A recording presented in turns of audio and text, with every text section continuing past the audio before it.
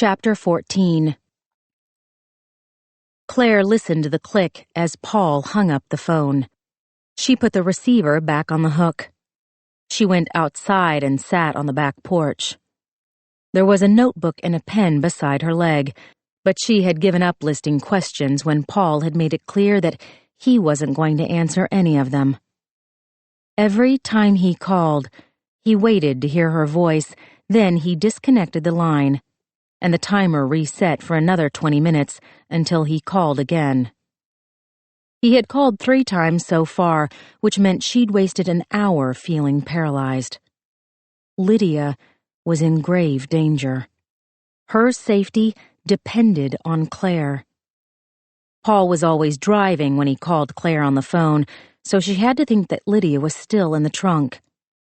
Whether or not that meant she was all right was debatable, because eventually, Paul would get to wherever he was going.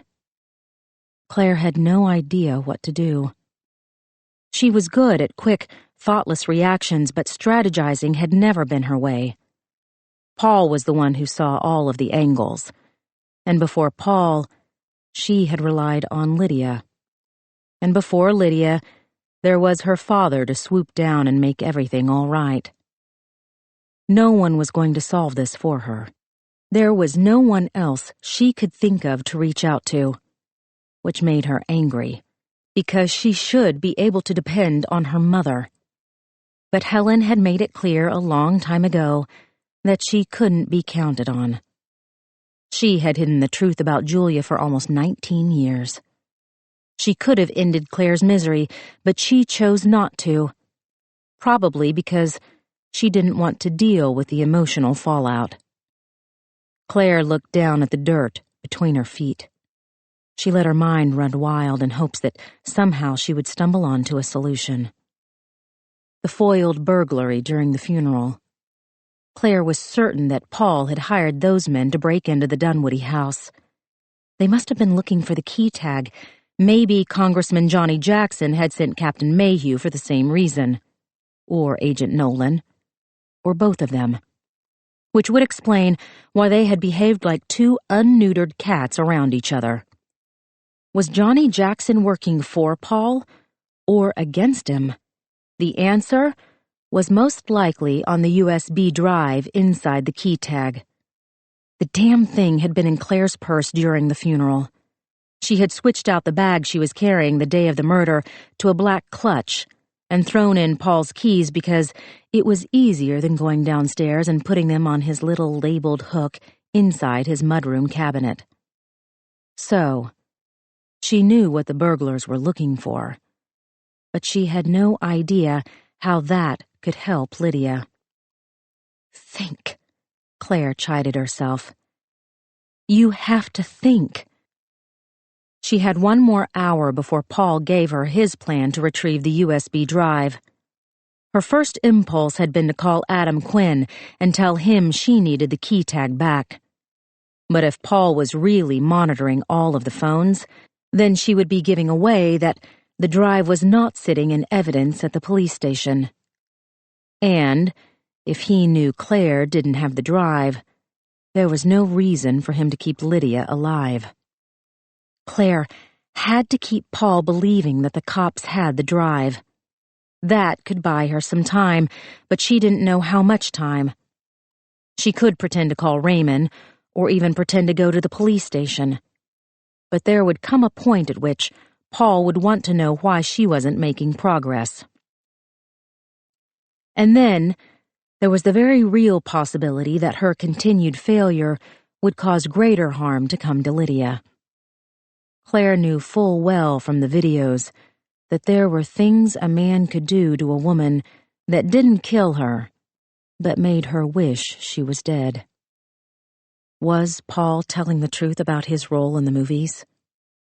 She would be a fool to take him at his word.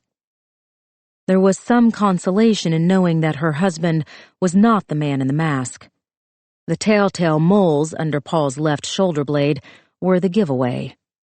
But someone had zoomed in that camera to get a close-up of the girls. Someone else had been in the room recording, witnessing every degradation.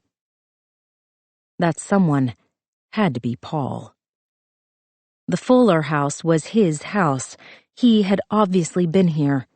No one else would bother to keep everything so clean and organized. Which meant that Paul knew the identity of the masked man. Her husband was friends, or partners, with a vicious psychopath who was stealing girls from their families and committing unspeakable horrors against them. Claire's body gave a violent, involuntary shudder at the thought. Was that what Paul had stored on the USB drive? Proof of the masked man's identity? Claire broke out into a cold sweat. Paul had said she was safe, but if he was threatening to expose the murderer, then that put everyone in danger. And it meant that yet again, Claire had caught her husband in another lie. Rick. Claire could call Rick Butler for help. He was Lydia's boyfriend. They had been together for 13 years. He was a mechanic. He looked like the kind of man who would know his way around a bad situation. According to Paul's files, he'd been in and out of jail. No. If Claire knew anything about her sister, she knew that Lydia would not want Rick involved. Bringing in Rick would mean bringing in her daughter. And then suddenly, Paul went from having one victim to ransom to having 3. And Claire could not help thinking that Dee Delgado looked exactly like the kind of girl who ended up in Paul's movies. Claire stood up. She couldn't sit anymore. She couldn't go back into the house because everything was monitored. Or maybe it wasn't monitored, and Claire was still as gullible as before. She put her hands on her hips and stared up at the sky. Asking herself what Paul would do had gotten her here in the first place. Maybe she should ask herself what Lydia would do. Lydia would want more information. When Claire had first opened the door to the garage, her gaze had instantly fallen on the rows of VHS tapes. But she knew there were other things in that room that might give her clues as to what Paul was really up to. There were metal shelves that held various computer-related equipment. There was a worktop in the corner with a large computer screen. That computer was probably connected to the internet. She went back inside the house. She tracked the hidden cameras with her eyes, first the one in the kitchen, then the one in the den, then the one mounted on a shelf at the end of the hallway that led to the one-car garage. Women had been savagely murdered in that garage. Countless, damaged women had been defiled while a camera recorded every bit of their agony. Claire pushed open the door. The stench of blood was overwhelming, but the side of the room was not. She was already habituated to the violence. Maybe that explained the cavalier way Paul had discussed the movies, as if he was talking about widgets instead of lives. How many women had been murdered in this room over the years before Paul became habituated to death? How long before the excitement of the kill was programmed into his brain? Claire stepped down into the garage. She rubbed her arms to fight the chill. She was struck by an intense unease. Her body had a visceral reaction to the evil that had happened inside this room. So many women had lost their lives. But it wasn't just that. The farther she went into the garage, the farther she was from escape. Someone could walk in on her. Someone could shut the door. Claire looked back at the empty doorway. Her mind flashed up a terrifying image of the masked man's wet smile filling the computer screen. And then she saw the mask for herself. It was hanging on a hook by the door. The eyes and mouth were unzipped. The rubber underwear Hung on another hook beside it, and on a shelf underneath both, was a large bottle of Johnson's baby powder and a small tube of wet personal lubricant. Claire forced herself to look away. The juxtaposition was too unsettling. Plastic slats took up the rest of the wall by the door. She recognized the tools of torture hanging from metal hooks. The cattle prod, the branding iron with a large X at the end, the machete. They were all hung the same distance apart. The machete blade was cleaned to a mirror finish. The charger for the cattle prod had the cord neatly coiled around the base. She might as well be standing in Paul's garage back home. A familiar gladiator workbench was set up in front of the metal garage door. Thick foam insulation panels were stuck to the back of the door. The whole room felt warm despite the chill in the air. She assumed Paul had insulated everything with spray foam, because that was what Paul did. Claire checked behind a loose black curtain, which could be pulled closed to hide the room from the road when Paul opened the garage door. Leaves had blown in under the lip of the door. It wasn't like her husband to let things like that go. Then again, maybe it was part of the scene he'd set. The garbage Claire had spied in the first movies was not really garbage. Paul had wadded up fast food bags and paper cups, but there were no grease stains or moldy dregs of soda. Even the blood stain on the mattress looked fake, which made sense because the movies Claire had seen always showed the woman chained to the wall.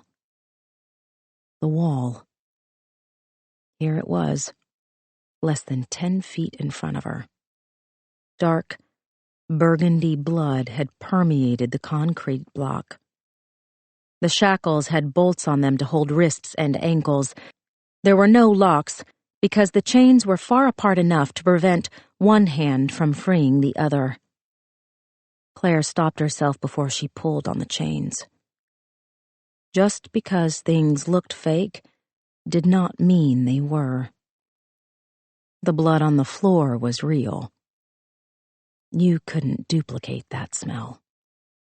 And if you were just doing it for the appearance of reality, you wouldn't use real blood. Claire lifted her foot. The toe of her shoe was sticky where she'd accidentally stepped in the blood. She waited for the repulsion to roll over her, but she was too numb to feel anything. Her sneaker made a Velcro tearing sound as she walked over to the computer. Bird computer speakers on delicate stands were perched on either side of the monitor. The finish was white, because that complemented the silver bezel around the monitor, just like the white amplifier completed the system. Claire turned the chair sideways so she could still see the door in her peripheral vision. If she was going to be attacked again, at least she would see it coming this time.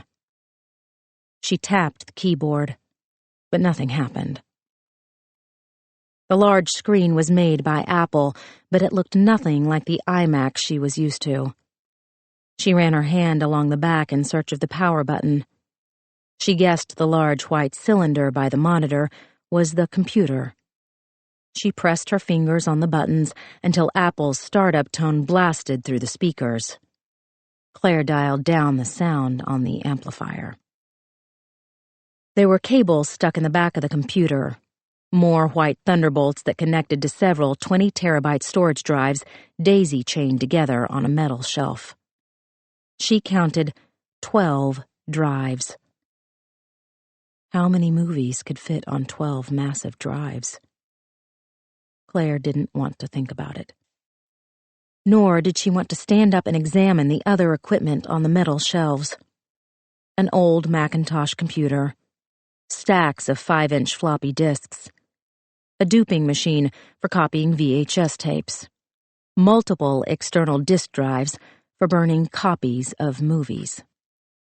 Typically, Paul was archiving the early artifacts from the family business. Everything would be internet-based now.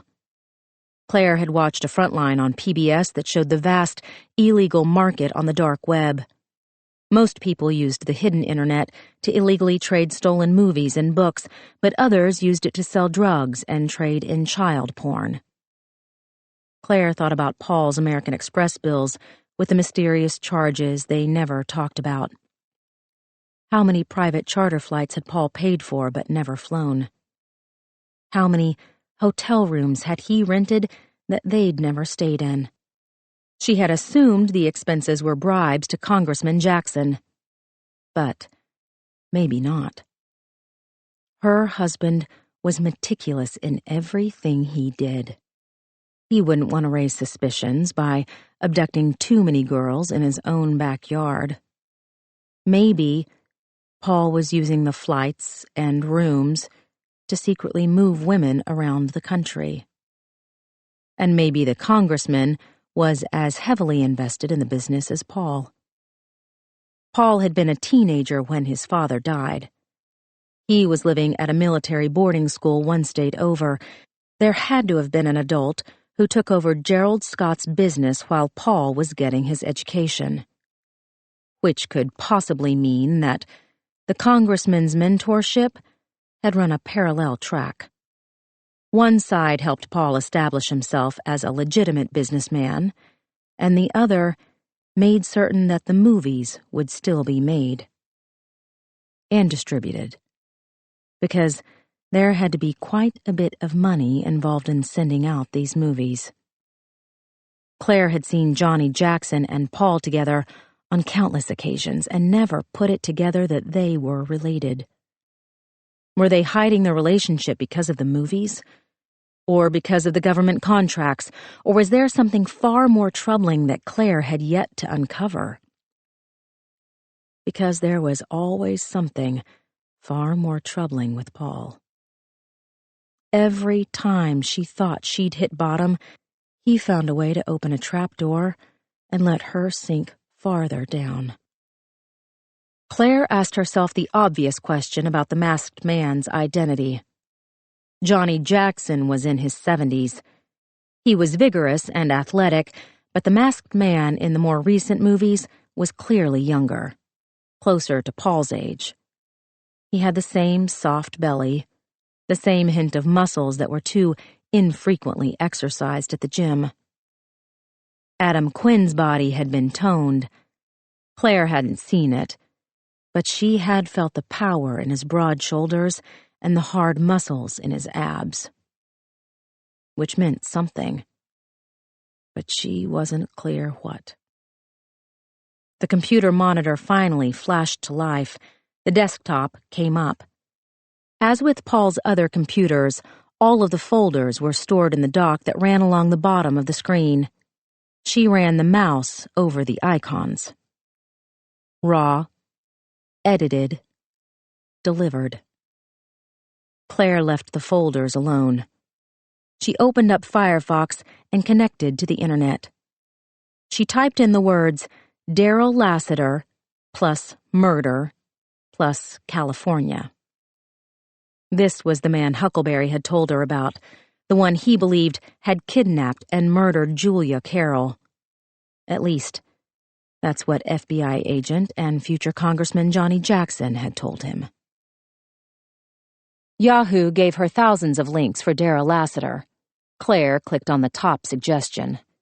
The San Fernando Valley Sun had a front-page article about Lassiter's murder during his transportation to death row. There were blurry photos of the 3 women he'd been convicted of killing, but nothing of Lassiter. Claire skimmed a lengthy bit about the history of California's death penalty, then found the meat of the story. Lassiter had abducted a woman off the street.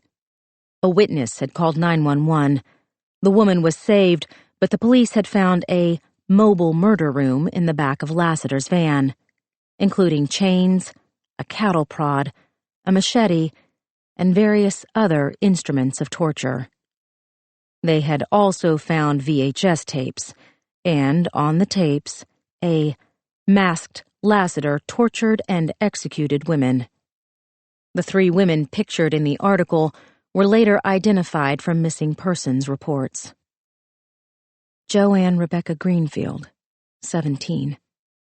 Victoria Catherine Massey, 19. Denise Elizabeth Adams, 16. Claire read each name and age aloud because they were human beings and because they mattered. All of the identified girls were from the San Fernando Valley area. Claire clicked through some more links until she found a photograph of Lassiter. Carl Huckabee had not had the internet at his fingertips back when Sam Carroll had killed himself. Even if he had, he wasn't likely to seek confirmation of what his friend, the FBI agent, had told him. That the man on the tape who murdered Julia Carroll was the same man they had caught in California. Which was why Huckleberry would have no way of knowing that while Darrell Lassiter was tall and lanky, he was also African American, with a tight afro and a tattoo of the Angel of Death on his muscular chest. Claire felt the last bit of her heart give way. Somewhere, somehow, she had been hoping against hope that Paul's father had not been the man in the tape.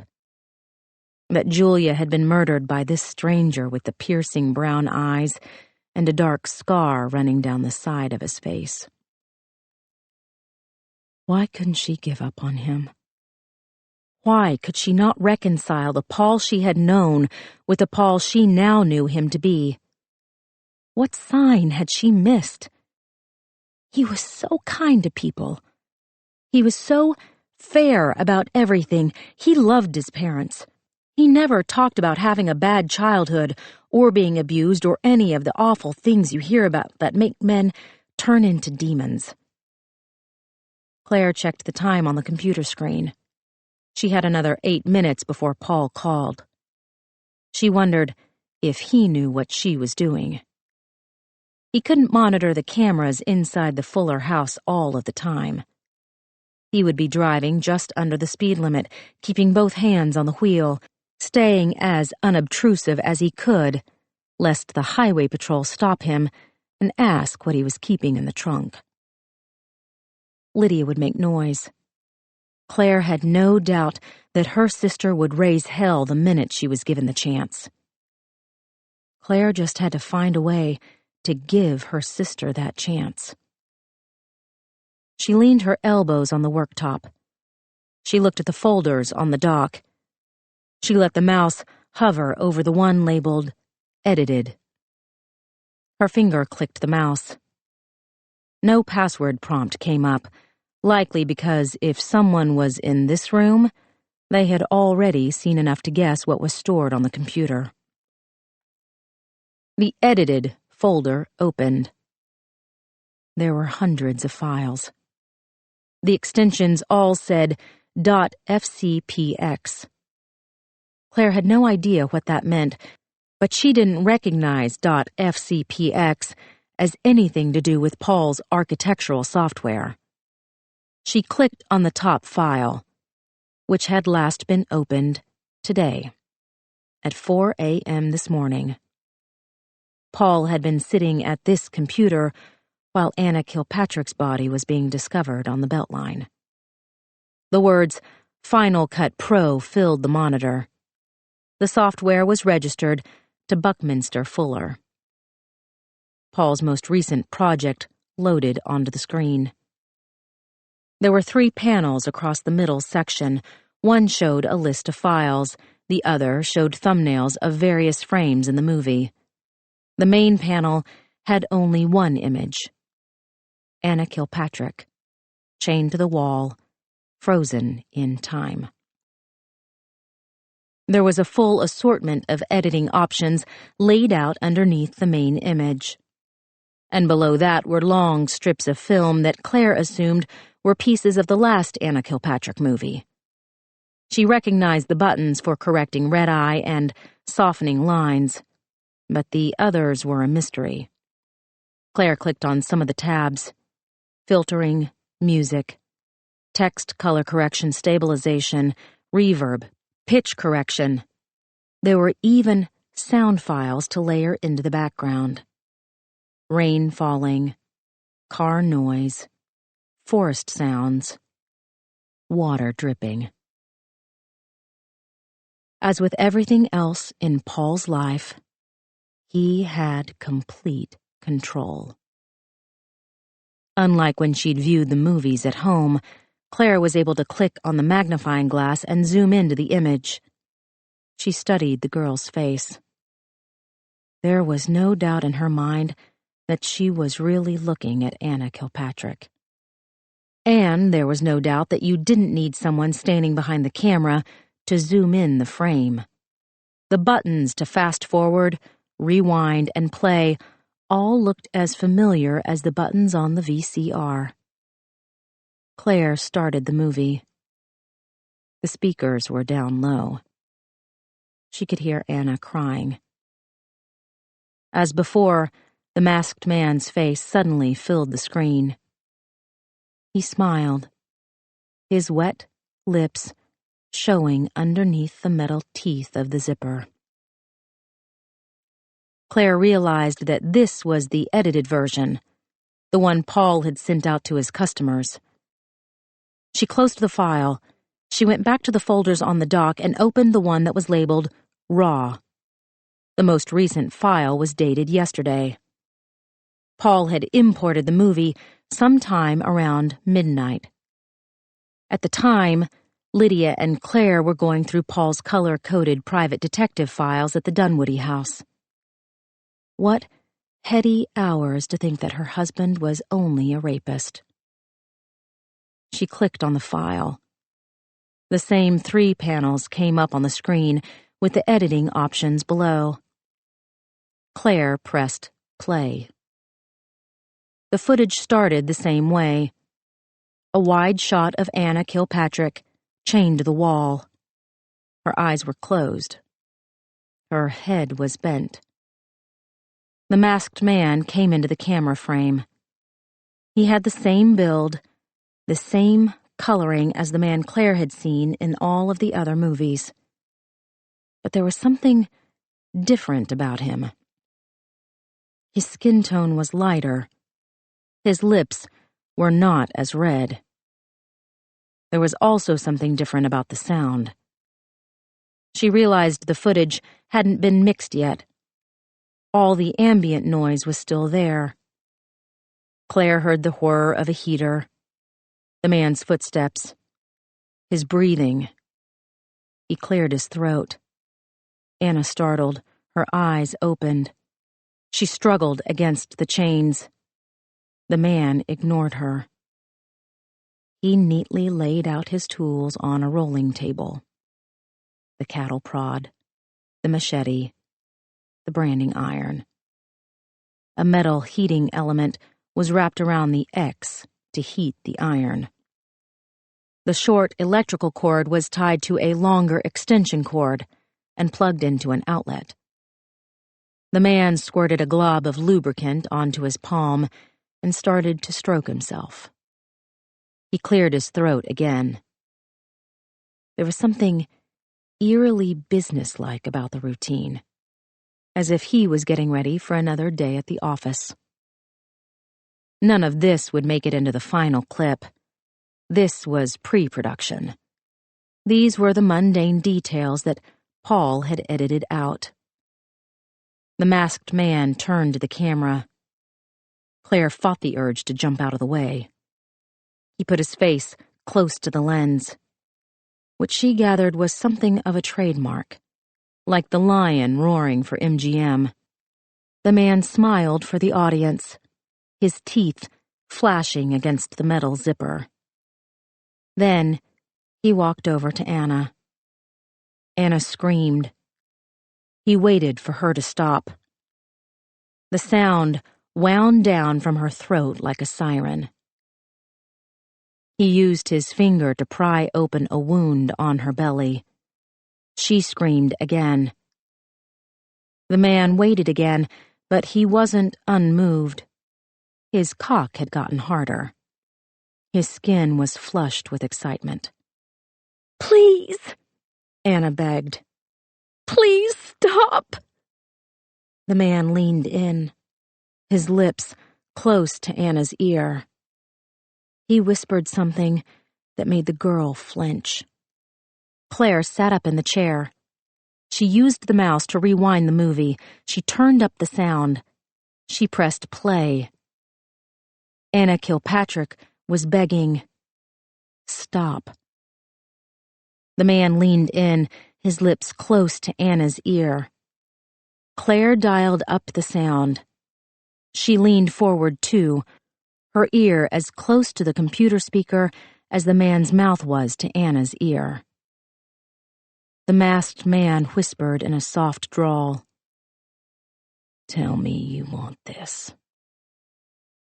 Claire froze. She stared blankly at the metal shelves with their ancient equipment. Her vision blurred. She felt a sharp, sudden pain in her chest. He repeated, "Tell me you want." Claire paused the movie. She didn't rewind. Instead, she clicked on the magnifying glass to manually zoom in on the masked man's back. This was the unedited footage. Paul hadn't yet filtered the light or corrected the sound, nor had he erased any identifying marks, like the constellation of 3 moles underneath the killer's left shoulder blade. The kitchen phone started to ring. Claire didn't move. The phone rang again, and again. She stood up. She left the garage. She pulled the door closed behind her. She walked into the kitchen and picked up the phone. "You lied to me," Paul said. "I had one of my people check the inventory from the crime scene. The key tag wasn't on there." Claire could only hear the words, "one of my people." How many people did he have? Were Mayhew and Nolan the tip of the iceberg? Paul said, "Where is it, Claire?" "I have it. Hidden." "Where?" Claire reached up and turned around the fake air freshener so she was out of view. "Claire?" "I'm leaving the house now. You are going to send me a photograph of Lydia every 20 minutes, and if I see that you've touched one hair on her head, I will upload the entire contents of the USB drive to YouTube." Paul scoffed. "You don't know how to do that." "You don't think I can walk into any copy store and find some pimply geek to do it for me?" He didn't answer. She couldn't hear road noises anymore. He had stopped the car. He was pacing. She heard his shoes crunching on gravel. Was Lydia still in the trunk? She must be, because Paul had abducted Lydia for leverage, and killing her would take everything away. Suddenly, Claire was struck by a thought. Why had Paul taken Lydia in the first place? If he was really watching the Dunwoody house, then he knew that Lydia had only entered the scene less than a day ago. Even without that, Claire was the one who knew where the USB drive was. Claire was the one who could get it for him. So why hadn't he taken Claire? She had no doubt in her mind that, under even the slightest threat of physical harm, she would have told Paul that Adam had the drive. But Paul hadn't taken Claire. He had made the wrong choice. He never made the wrong choice. "Listen." He was trying to sound reasonable again. "I need the information on that drive. It's important. For both of us, not just for me. Send me the first picture of Lydia unharmed, and we'll talk about it." I could cut her into 1,000 pieces before she dies. That voice. It was the same tone he'd used with Claire in the alley, the same sinister drawl she'd heard on the speakers before Paul could edit his voice into a stranger's. Claire tasted her heart in her mouth, but she knew she could not show this man any fear. She said, "You want me to go away with you." It was Paul's turn to be silent. She had found his weak spot, but not on purpose. Claire was just now seeing the motivation behind Paul's wrong choice. As usual, the answer had been right in front of her all along. He kept saying that he loved her. He had hit Claire, but not with all of his strength. He had sent the men to break into the house during the funeral, so Claire wouldn't be there. He had made the wrong choice and taken Lydia because the right choice meant hurting Claire. He might be able to punch his wife in the face, but he couldn't torture her. She said, "Promise me you didn't participate in any of the movies." Never. His hope was as tangible as a piece of string between them. "I never hurt them. I promise you on my life." He sounded so persuasive, so sincere that Claire might have believed him. But she had seen the uncut movies, the raw footage before Paul changed the sound and edited down the scenes and filtered the skin tones and distorted the voices and slyly altered blemishes so that the true identity of the masked man would remain unknown. Claire knew what her husband looked like when he neatly laid out his tools for a project. She knew the roll of his hand when he jerked himself off. She knew the 3 tiny moles under his left shoulder blade that she could feel when she lightly stroked his back with her fingers. Which is why she knew without a doubt that the masked man was Paul. Claire told him, "Send the pictures. I'll let you know what we're going to do when I'm ready." "Claire." She slammed down the phone. Part 6. "I am sorry my handwriting is so difficult to read, sweetheart. I've had a very minor stroke. I'm okay now, so please don't worry. It happened shortly after I finished my last letter. I went to sleep, scheming my great plans, and woke the next day to find that I could not get out of bed. I will admit only to you that I was frightened, though I am really okay now. I experienced a momentary blindness in my right eye. My arm and leg refused to move. Finally, after a great deal of struggling, I managed to rise. When I called your mother to wish her happy birthday, my speech was so unintelligible that she immediately called an ambulance. The doctor, who assured your mother that he was, in fact, old enough to shave, said that I had experienced a TIA, which, of course, further infuriated your mother. She has always been hostile to abbreviation. She coaxed him into speaking English, which is how we found out that a TIA, or mini-stroke, stands for Transient Ischemic Attacks. Attacks as in plural. Your mother clarified with the poor man, which explains some of the weakness and dizziness I've been experiencing for the last week. Or month, between you and me. Because now that I think back on my last visits with Ben Carver, I recall some odd exchanges that indicate there were times when my speech must have been unintelligible with him, too. So, perhaps we have our answer as to why Ben Carver stopped my visits and wrote that inscription in the Dr. Seuss book. His mother suffered a massive stroke a few years ago. He must have been attuned to the signs. There is kindness in so many unexpected places. Can you tell that I am the happiest I've been in a good long while?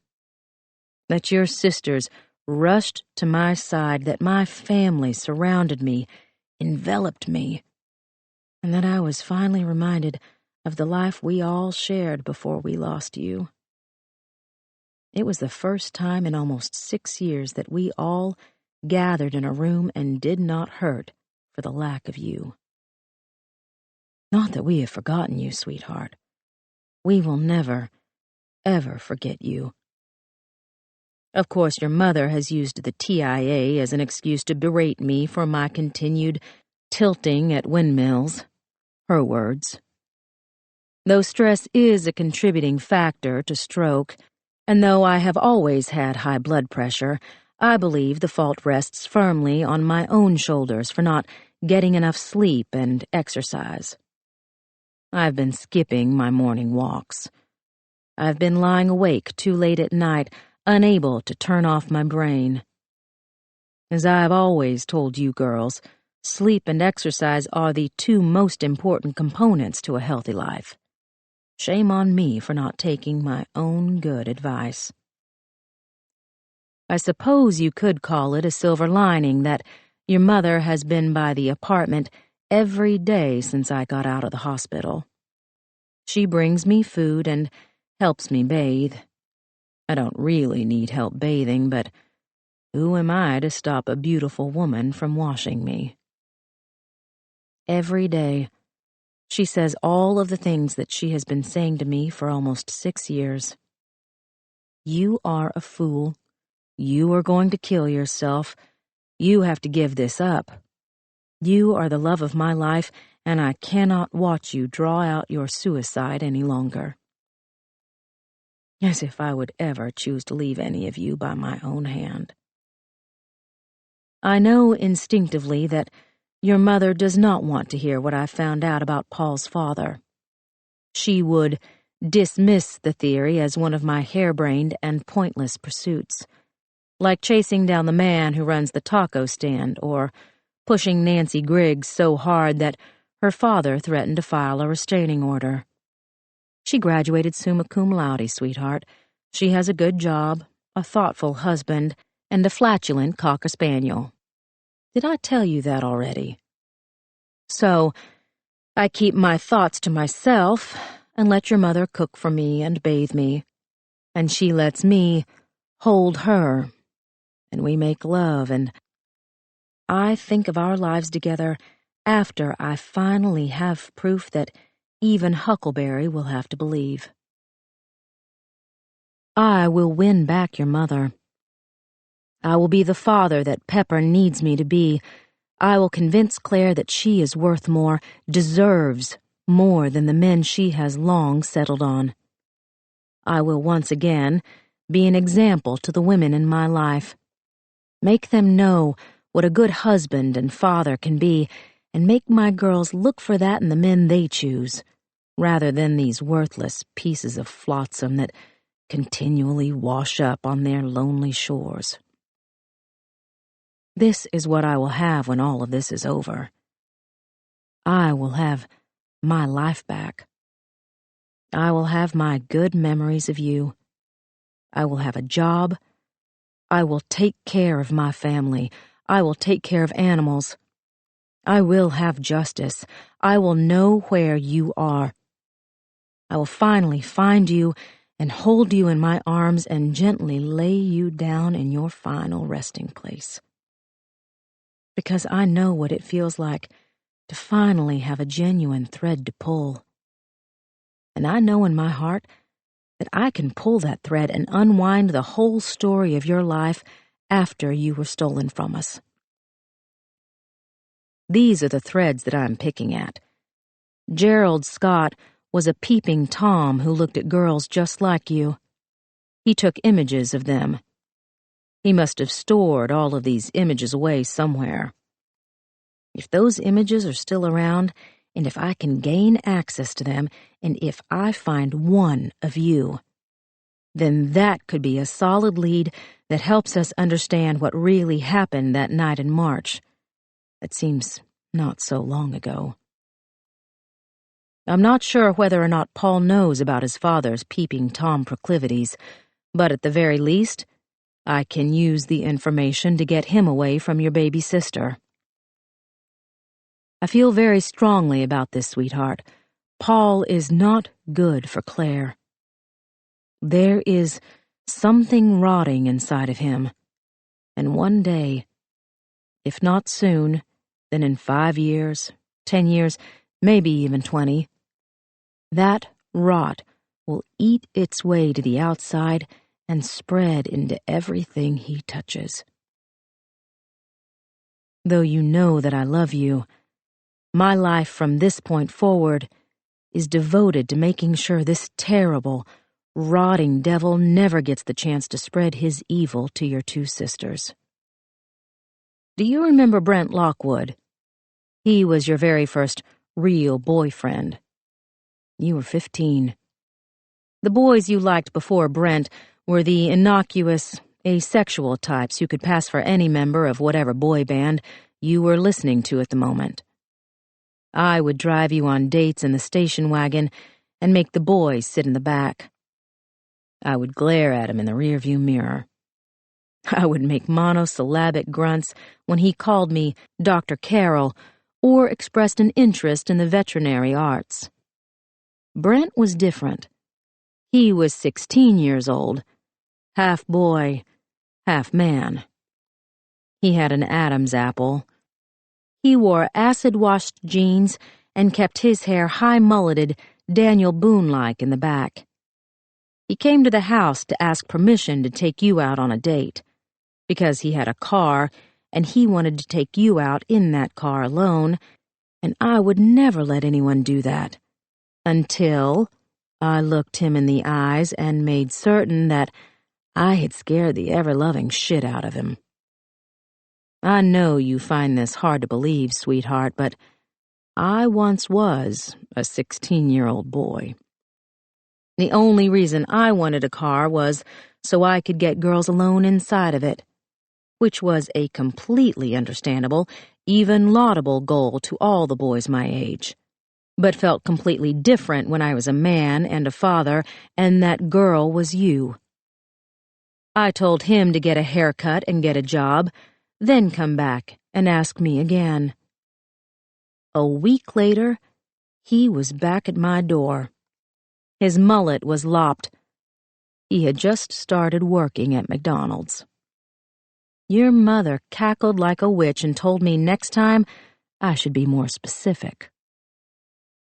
You spent hours in your room before that first date with Brent.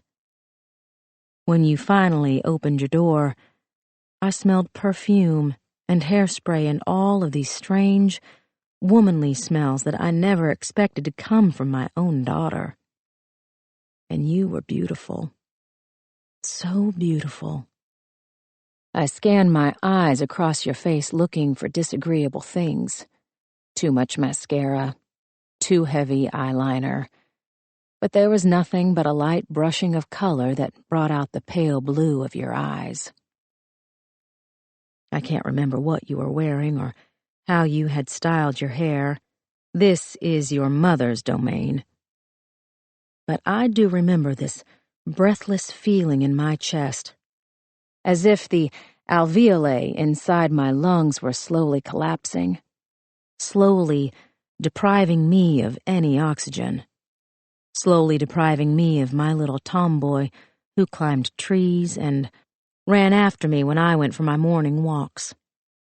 I now know what it feels like to have a real stroke, even a mini one.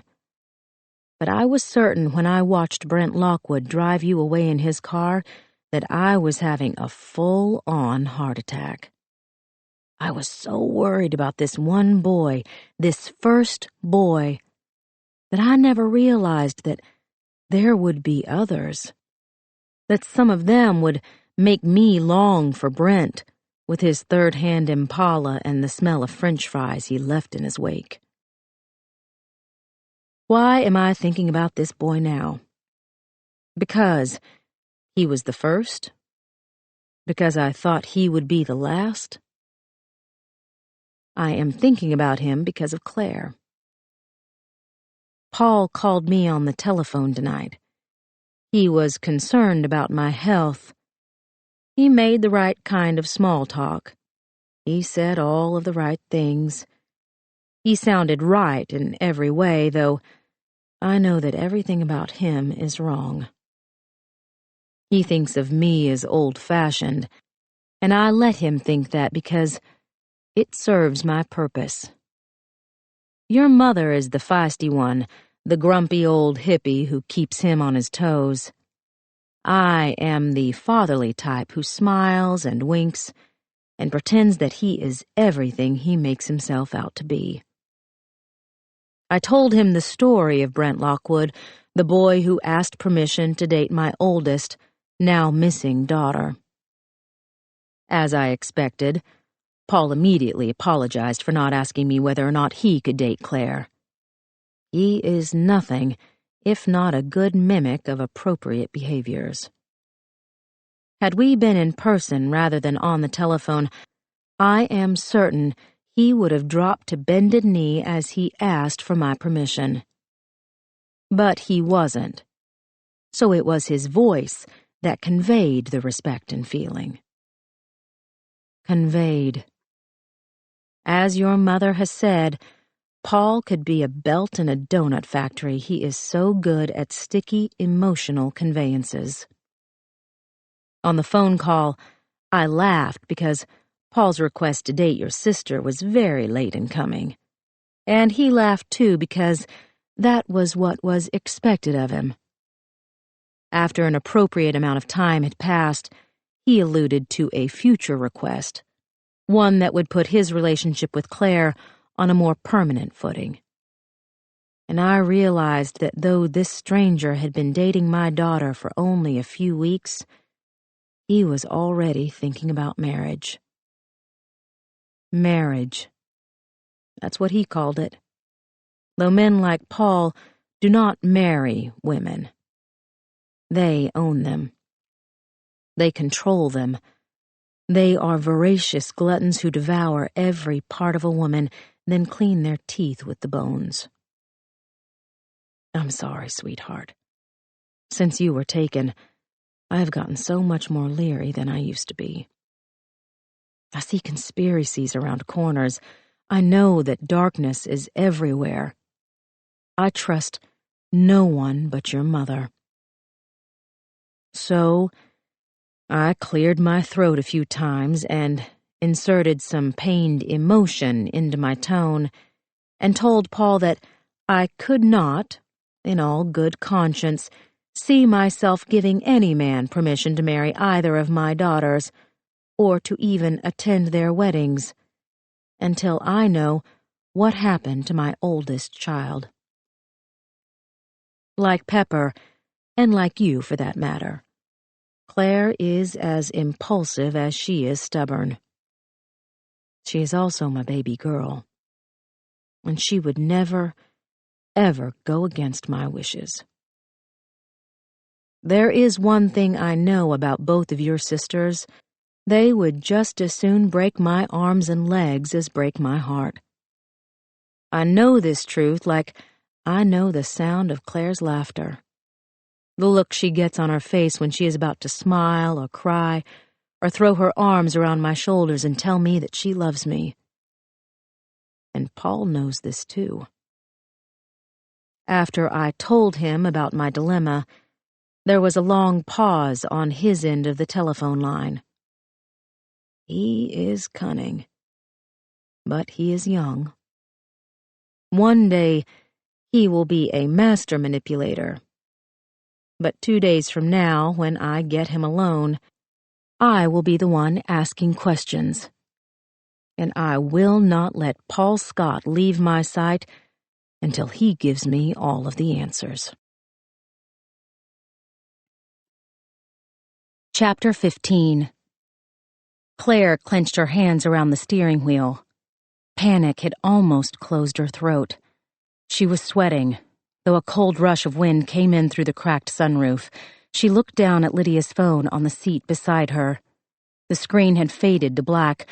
So far, Paul had sent 3 pictures of Lydia. Each one showed her from a different angle. Each photo brought Claire some amount of relief because there was no further damage to Lydia's face. Claire didn't trust Paul, but she trusted her own eyes.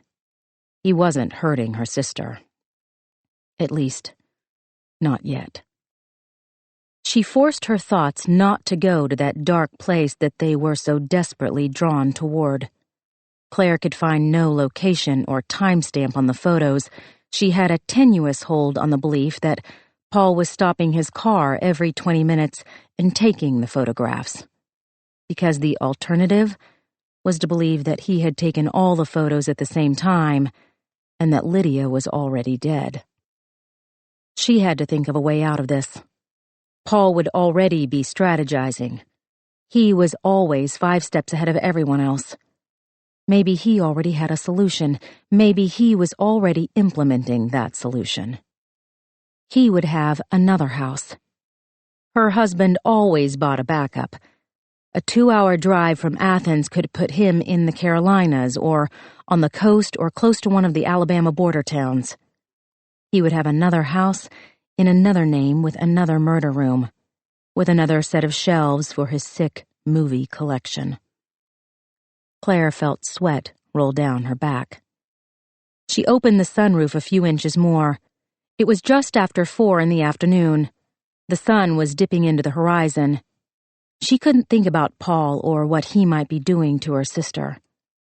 He had always told her that winners only competed with themselves. Claire had 1 more hour to figure out how she was going to get the USB drive back from Adam, how she was going to deliver it to Paul, and how in the hell she was going to save her sister in the process. So far, she had nothing but fear and the nauseating sensation that the hour would pass, and she would be just as helpless as when she'd first left the Fuller house. The same problems that had plagued her before were on an endless loop that took up every conscious thought. Her mother, persistently unavailable. Huckleberry, worthless. Jacob Mayhew, probably working for the congressman.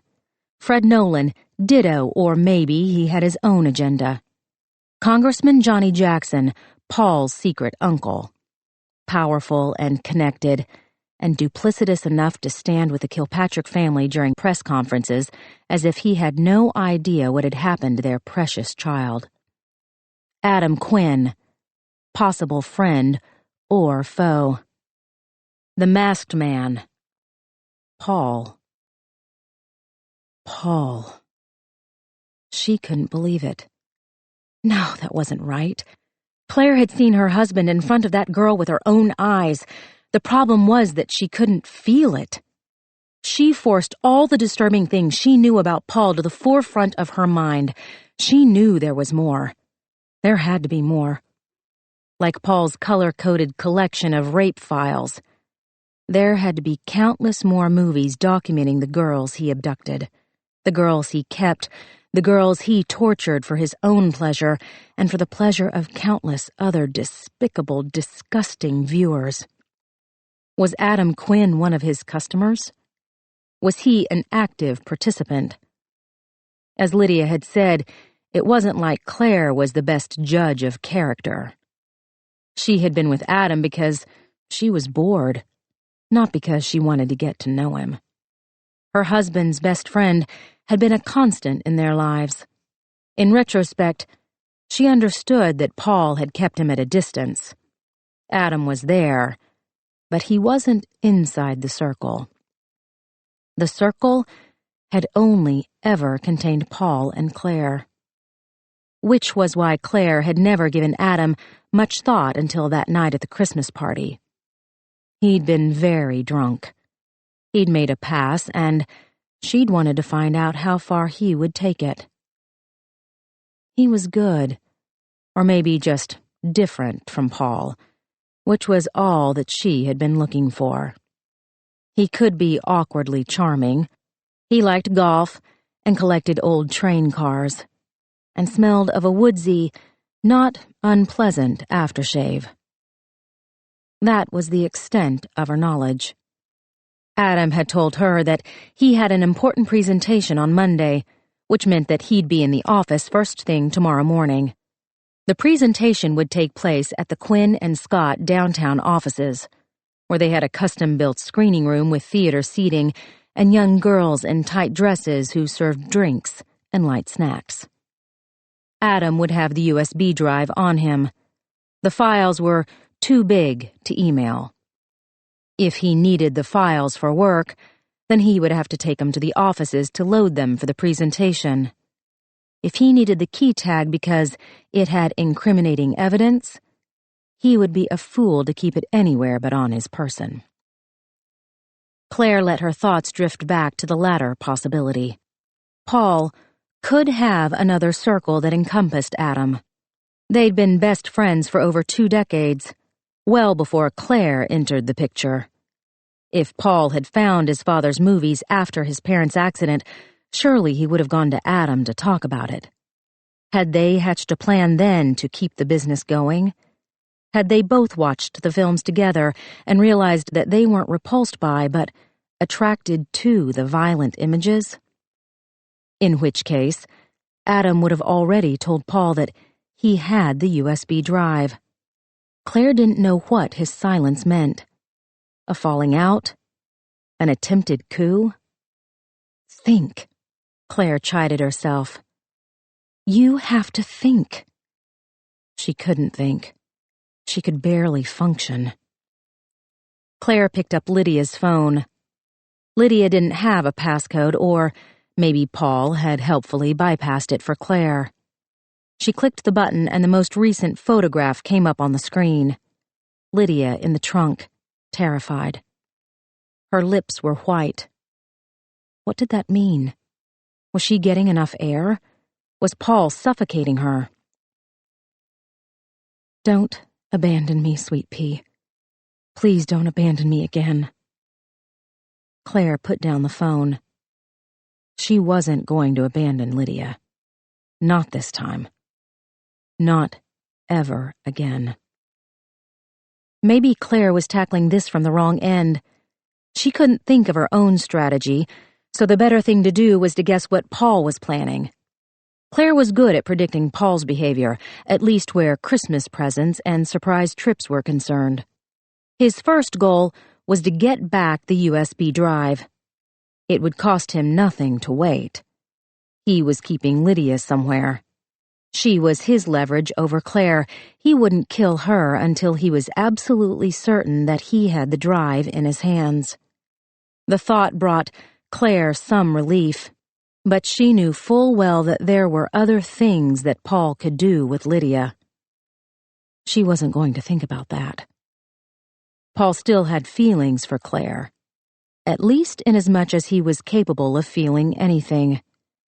He had put the pillow under her head. He'd slid her wedding ring back on her finger. He had taken off her shoes. He had charged the Tesla. All of these things had taken time, which meant that Paul placed importance on them. Instead of rushing Lydia out the door, he had risked exposure by taking care of Claire, which meant she had a slight advantage. Claire groaned. She could hear Lydia's voice in her head. So fucking what? The car's GPS told her to make a right turn up ahead. Claire didn't dwell on the relief she felt from having someone else tell her what to do, even if it was the onboard computer. Back in Athens, she had been overwhelmed with bad choices. She couldn't go home to her mother, who would only fret and take to her bed. She couldn't go to the police because there was no telling who was in cahoots with Paul. She couldn't go to the Dunwoody house because Nolan was probably looking for her. The only place she could go to was Lydia's. She was halfway to the house when she realized there was something at Lydia's that could possibly, maybe help her. Claire slowed the Tesla as she took in her surroundings. She had been thoughtlessly following the GPS commands. She hadn't realized until now that she was inside the caverns of an older suburban neighborhood. The houses lacked the uniformity of a new subdivision. There were shotgun-style cottages, Dutch colonials, and the brick ranch where Lydia lived. Claire didn't need the GPS to tell her that she'd reached her sister's home. She recognized the house from the photographs in Paul's files. The yellow numbers on the side of the mailbox were faded, obviously rendered by a child's hand. Claire pictured Lydia standing in the yard, watching her young daughter carefully paint the address onto the side. Lydia's van was parked in the driveway. According to Paul's detectives, Rick had lived next door to Lydia for almost 10 years. Claire recognized the garden gnomes by his front door. Rick's truck was parked outside the Dunwoody house, but he had a second car, an old Camaro, parked in front of his garage. She scanned both houses as she slowly drove by. Lydia's home was dark, but Rick had a few lights on. It was late afternoon on a Sunday. Claire imagined a man like Rick Butler would be watching football or reading a well-worn copy of The Hitchhiker's Guide to the Galaxy. Dee was probably at a friend's. According to the women in Claire's tennis team, teenagers were incapable of turning off lights when they left a room. Claire turned down the next road, a short dead end with a rundown-looking cottage at the end. She parked and got out of the car. She put Lydia's phone in her back pocket because she was owed another photo in 9 minutes. As usual, Paul was being punctual. Or he had programmed the phone to send out the pictures ahead of time. She opened the trunk of the car. She tossed her purse into the back because this was that kind of neighborhood. She found a collapsible snow shovel inside the emergency backpack that Paul had ordered for all of their cars, including Helen's. The shovel snapped open with a metallic clang. Claire waited for a porch light to snap on or a neighbor to call out, but nothing happened. She scanned the area to get her bearings. Lydia's home was 4 doors over, Rick's was 5.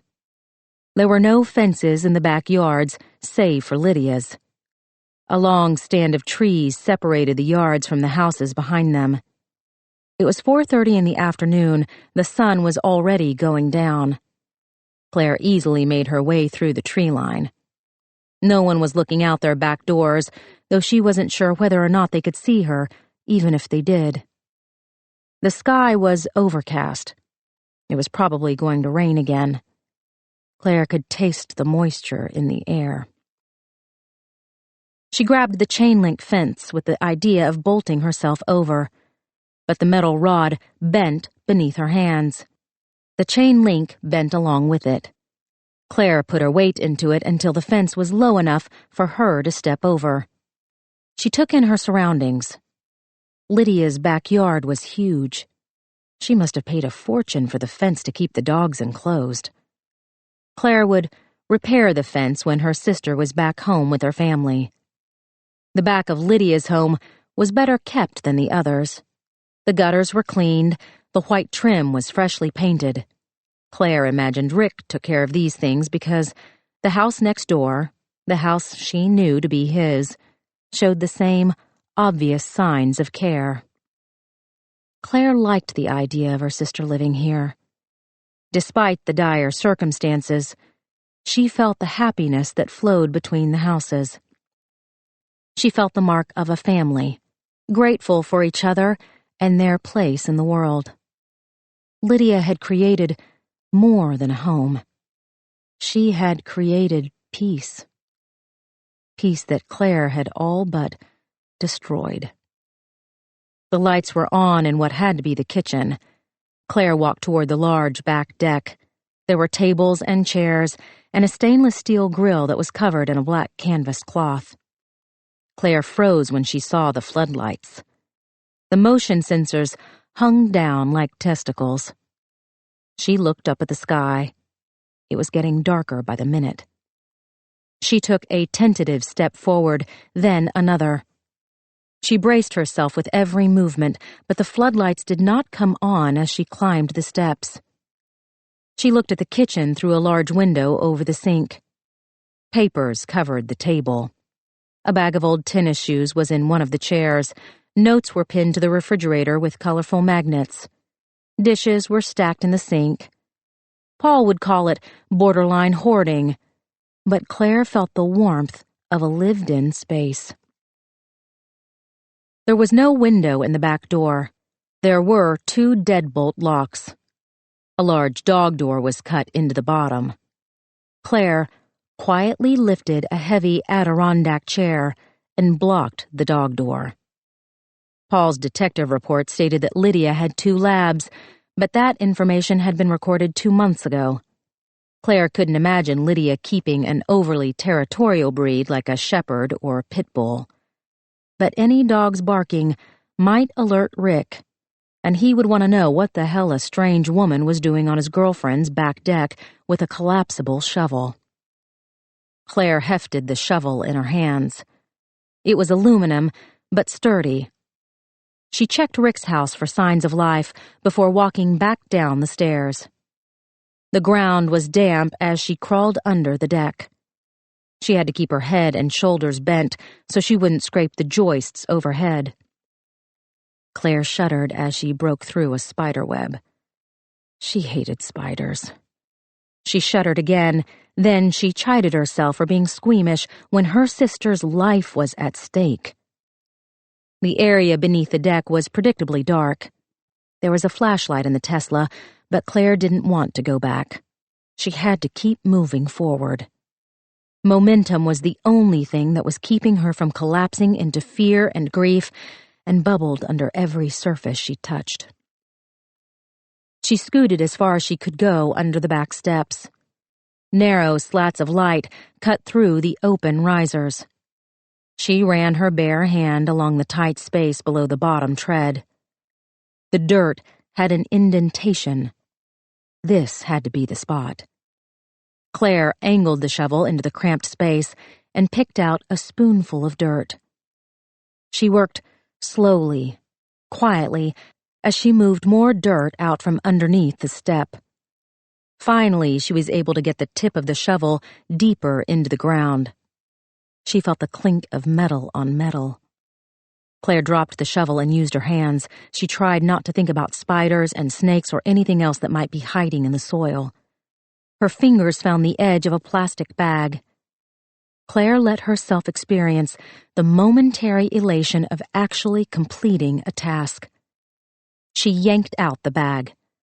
Dirt flew up around her. She coughed, then sneezed, then coughed again.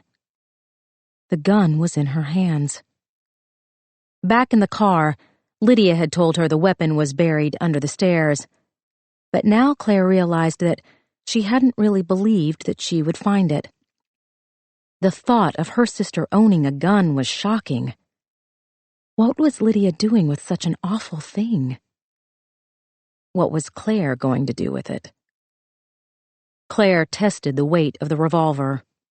She could feel the cold metal through the plastic Ziploc bag. She hated guns. Paul knew this, which meant that he would not be expecting Claire to pull one out of her purse and shoot him in the face. That was the plan. She felt it snap into her head like a slide loading into a projector. The plan had been there all along, propelling her toward Lydia's home, all the while niggling in the back of her brain while she let herself get wrapped up in the horrors of what her husband had done. Proactive interference, Paul would have explained. It's when previously acquired information inhibits our ability to process new information. The new information could not be any clearer. Paul was a cold-blooded murderer. Claire was an idiot if she thought that he was going to let Lydia walk away. She knew too much. She was expendable. She might as well have a timer over her head counting down the minutes she had left. So, this was Claire's next step. She was going to retrieve the USB drive from Adam Quinn, either by asking for it or by threatening him with the gun she now held in her hands. Claire had seen what a tennis racket could do to a knee. She could not imagine the damage a bullet could do. Lydia was right about seeking out as much information as possible. Claire had to find out why the contents of the drive were so important to Paul. Having that information would put the balance of power firmly back on Claire's side. Carefully, she removed the gun from the bag. The oily, metallic smell was familiar. 2 years ago, she had taken Paul to a gun range for his birthday. Paul had been pleased, but only because Claire had thought to do something so completely out of her comfort range. She hadn't lasted more than 10 minutes inside the range. The emotional toll of holding death in her hands had sent Claire out to the parking lot, where she had dissolved into tears. Paul had soothed her while he laughed, because it was silly. And Claire knew it was silly, but she had been absolutely petrified. The guns were loud. Everything smelled foreign and dangerous. Just holding the loaded Glock made her tremble. Nothing about Claire was equipped to use a gun. She didn't have the hand strength to reliably pull back the slide. The recoil was panic-inducing. She was afraid she would drop the gun and accidentally kill somebody or herself or both. She was afraid the discharged shell would burn her skin. Every time she pulled the trigger, her fear bumped up another notch until she was shaking too hard to keep her fingers wrapped around the grip. This had all come later. Before they stepped foot on the range, Paul had asked the rangemaster for a thorough explanation of all the weapons. Claire had been surprised by his request because she just assumed that her husband knew everything about everything. The rangemaster had taken them to a glass display that showcased the guns they could rent by the hour. Pistols, handguns, a few rifles, and most alarmingly, a machine gun. They had decided on the Glock because the brand was most familiar. The pistol was a 9mm. You had to pull back the slide to load the bullet into the chamber. With a revolver, you just dropped the bullets into the cylinder, clicked the cylinder into place, cocked the firing pin or hammer, then pulled the trigger. Of course, the key word here was bullets. Claire examined Lydia's revolver. Her sister would not be so stupid as to hide a loaded gun under her back porch. Still, Claire checked the cylinder. The 5 chambers were empty. She did a mental inventory of the cash in her wallet. She could go to a sporting goods store or a Walmart and buy ammunition with cash because a credit card transaction would show up somewhere. The floodlights came on.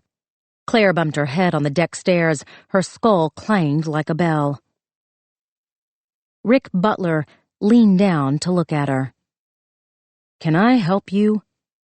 Claire put the gun back in the bag.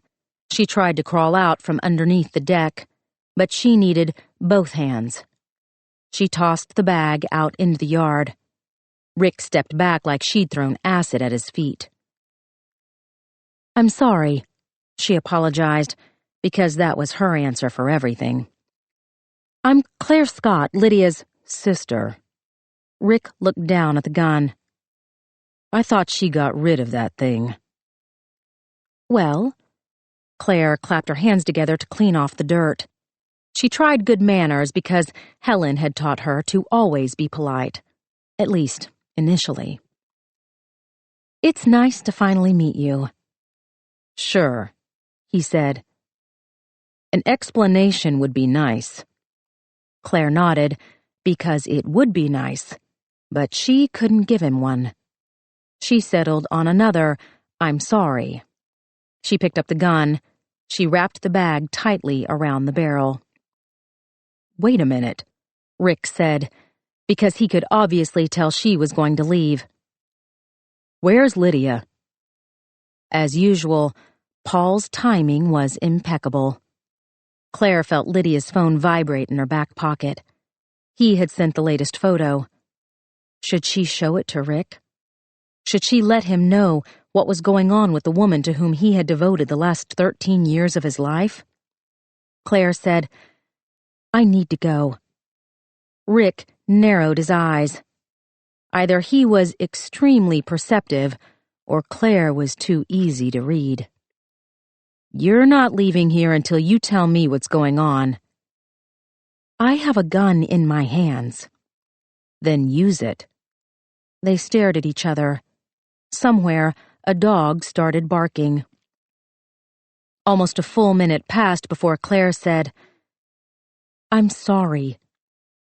"You keep saying that, but it doesn't seem like it."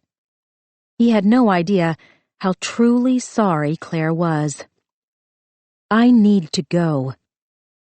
"With an empty gun that's been buried in the ground?" Rick shook his head. He didn't look angry anymore. He looked frightened. "Is Lydia okay?" "Yes." "Did she—" He rubbed the side of his jaw with his hand. "Did she slip?" Slip?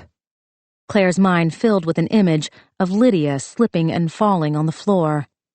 And then she understood what Rick Butler really meant. "Yes," she said, because Lydia would prefer this terrible lie over the truth. "She slipped. She drank some wine and then she took some pills and she wouldn't stop." "Why?" Claire had lived with Lydia's addiction for 6 years before their break. "Does there have to be a reason?" Rick looked devastated. He was an addict. He knew that addicts could always find a reason. "I'm sorry." Claire felt like an anvil was on her chest. What she was doing was awful, inexcusable. She could read the anger and disappointment and fear in every line of Rick's face. "I'm so sorry." "It's not your fault." His voice went up the way men's voices sometimes squeaked when they were trying to hold back emotions. "Why do you—" He cleared his throat. "Why do you need a gun?" Claire glanced around the backyard, as if an easy explanation would present itself. "You think she's going to come back here and try to hurt herself?" The alarm in his tone was heartbreaking. His throat still worked as he tried to quell his emotions. There were tears in his eyes. He looked like such a kind, gentle man. He was exactly the kind of person she had always hoped that her sister would end up with. And now Claire was breaking his heart. Rick asked, "Where is she?" "I want to see her, talk to her." "I'm going to check her into rehab. I'll pay for it. The facility is in New Mexico." Claire pressed her lips together. Why had she said New Mexico? Rick asked, "Is she in your car?" "The ambulance is taking her to the airport. I'll meet her there." Claire added, "Alone. She told me to tell you to keep Dee safe. She doesn't want you to see her like this. You know how proud she is." He slowly nodded his head. "I can't believe she lost her sobriety after so long." "I'm sorry." Claire was out of words. Her brain was so overtaken by Paul's lies that she was incapable of coming up with new ones on her own. "I'm sorry," she kept repeating. "I'm so sorry." Claire didn't know what else to say. She headed toward the backyard. She counted her footsteps to fill her head with something other than guilt. 5 paces. 10 paces. Rick stopped her at 20. "Wait a minute." Claire felt her shoulders hunch. She had never been good at hiding her guilt because with Paul around, she was always so easily forgiven. "You can't take the gun." Claire turned around. Rick was closing the gap between them. Her first thought was that she could not outrun him. Her second thought was that she couldn't think of another lie. She put the problem back on Rick. Why not? They're not going to let you take it on the plane. You can't just stash it in the car at the airport. He held out his hand. I'll hold on to it. Claire forced herself to look him in the eye. He smelled of car exhaust. She could see hard muscles under the sleeves of his flannel shirt. Even with the ponytail, he was a man in every sense of the word. He'd been in prison. He looked like he could handle himself. Claire wanted to let him help her. Every problem in her life had always been fixed by someone else. And look where that had gotten her. What's really going on here? Rick's posture had changed. He was looking at her differently now. His arms were crossed. His distrust was evident. Lydia warned me that you were a really good liar. Yeah, well. Claire let out a long sigh. I usually am. Is she safe? I don't know. Claire tightened her grip on the gun. She had to get out of here. If she stood in front of this man for too long, she would ask him for help. She would let him take over. She would get him killed. Take Dee away from here. Tonight. Don't tell me where you're going. What? She could read shock in every line on his face. Just take her somewhere safe. You need to call the police. His voice had gone up again, this time with fear. If there's something, the police are involved. The FBI, I don't know who else. He opened his mouth, then closed it, then opened it again. I'm sorry. Fuck your sorry, lady. What the hell did you get her caught up in? Claire knew she had to tell him something close to the truth. Something really bad. Lydia is in danger. You're scaring me. You should be scared. She grabbed Rick's arm. Don't call the police. They won't help. Take Dee and get her out of here.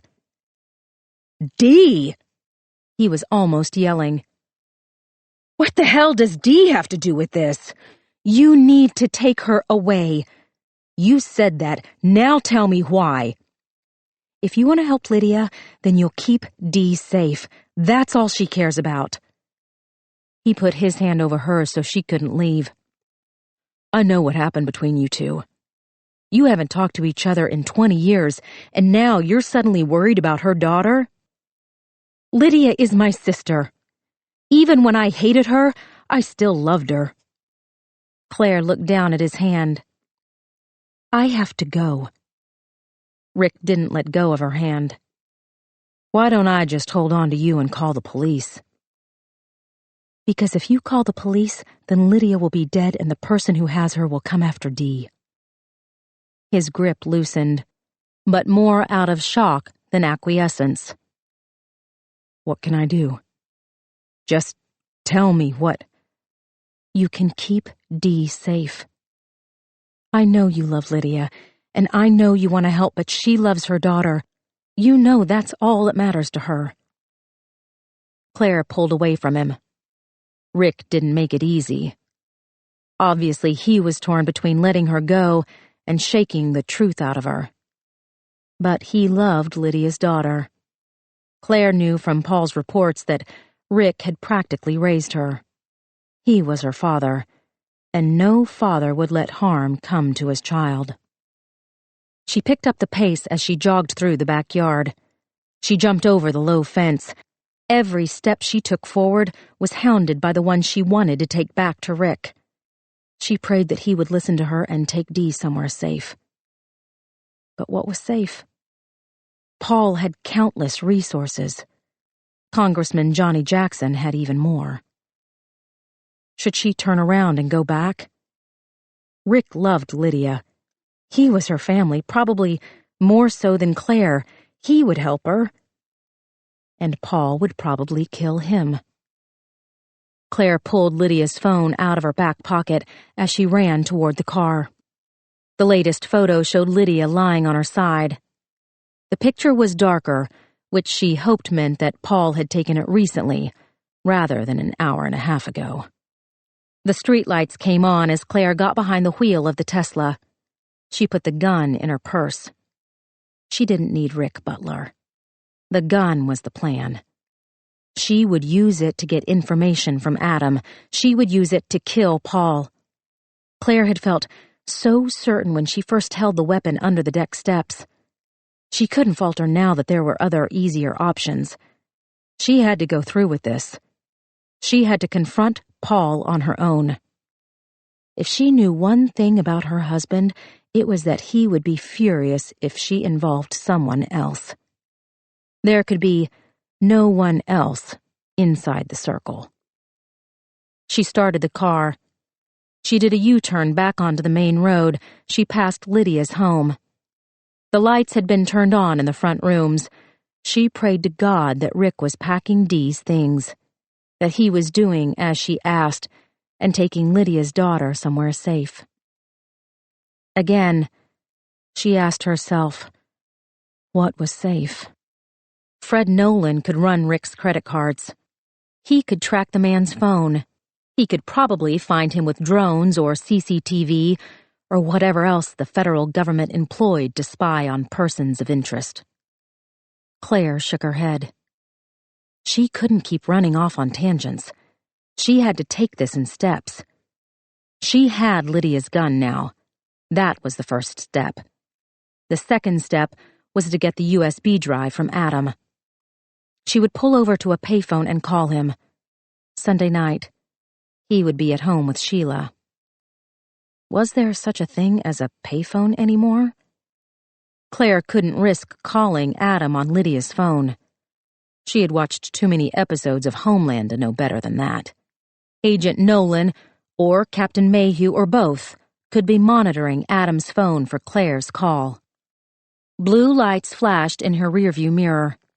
Claire instinctively slowed to get out of the cop's way, but the cop car slowed too.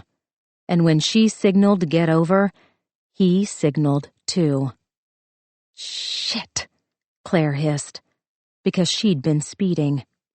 The limit was 35, and she was doing 50. And she had a gun in her purse. Claire was on parole. She had a weapon. She probably still had traces of drugs in her system. She had violated every single line item in her terms of parole, including ignoring a law enforcement officer's request for a meeting. The cop behind her made his siren whoop. Claire pulled over to the side of the road. What was she going to do? What the fuck was she going to do? The cop didn't park behind her. Instead, he pulled in front and angled his car so that the Tesla was blocked in. Claire put her hand on the gear. She could go into reverse. She could back up the car, and she could hit the gas, and she could probably go about 10 miles before every police officer in the vicinity was chasing her down the expressway. The cop got out of the squad car. He put on his hat. He adjusted his belt. Claire grabbed Lydia's phone. Paul. He would know what to do. Except she didn't have his number.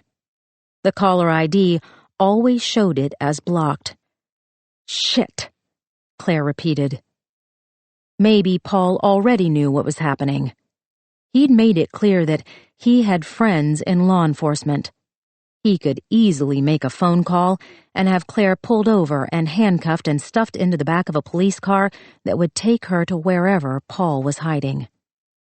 The cop hadn't come over. He was standing beside his car. He was talking on his cell phone. They were on the outskirts of Lydia's neighborhood. All of the surrounding houses were dark. The cop checked the empty road over his shoulder before walking toward the Tesla. Claire's fingers took over. She was dialing a number into Lydia's phone as the cop tapped on her window with the back of his wedding ring. Hello? The phone was answered with the usual breathless panic that always accompanied calls from unknown numbers. Was it Julia? Was it Lydia? Was it more bad news? "Mom?" Claire gulped back a sob. "Please, Mom. I really need you." Chapter 16. Lydia hadn't stood a chance against Paul.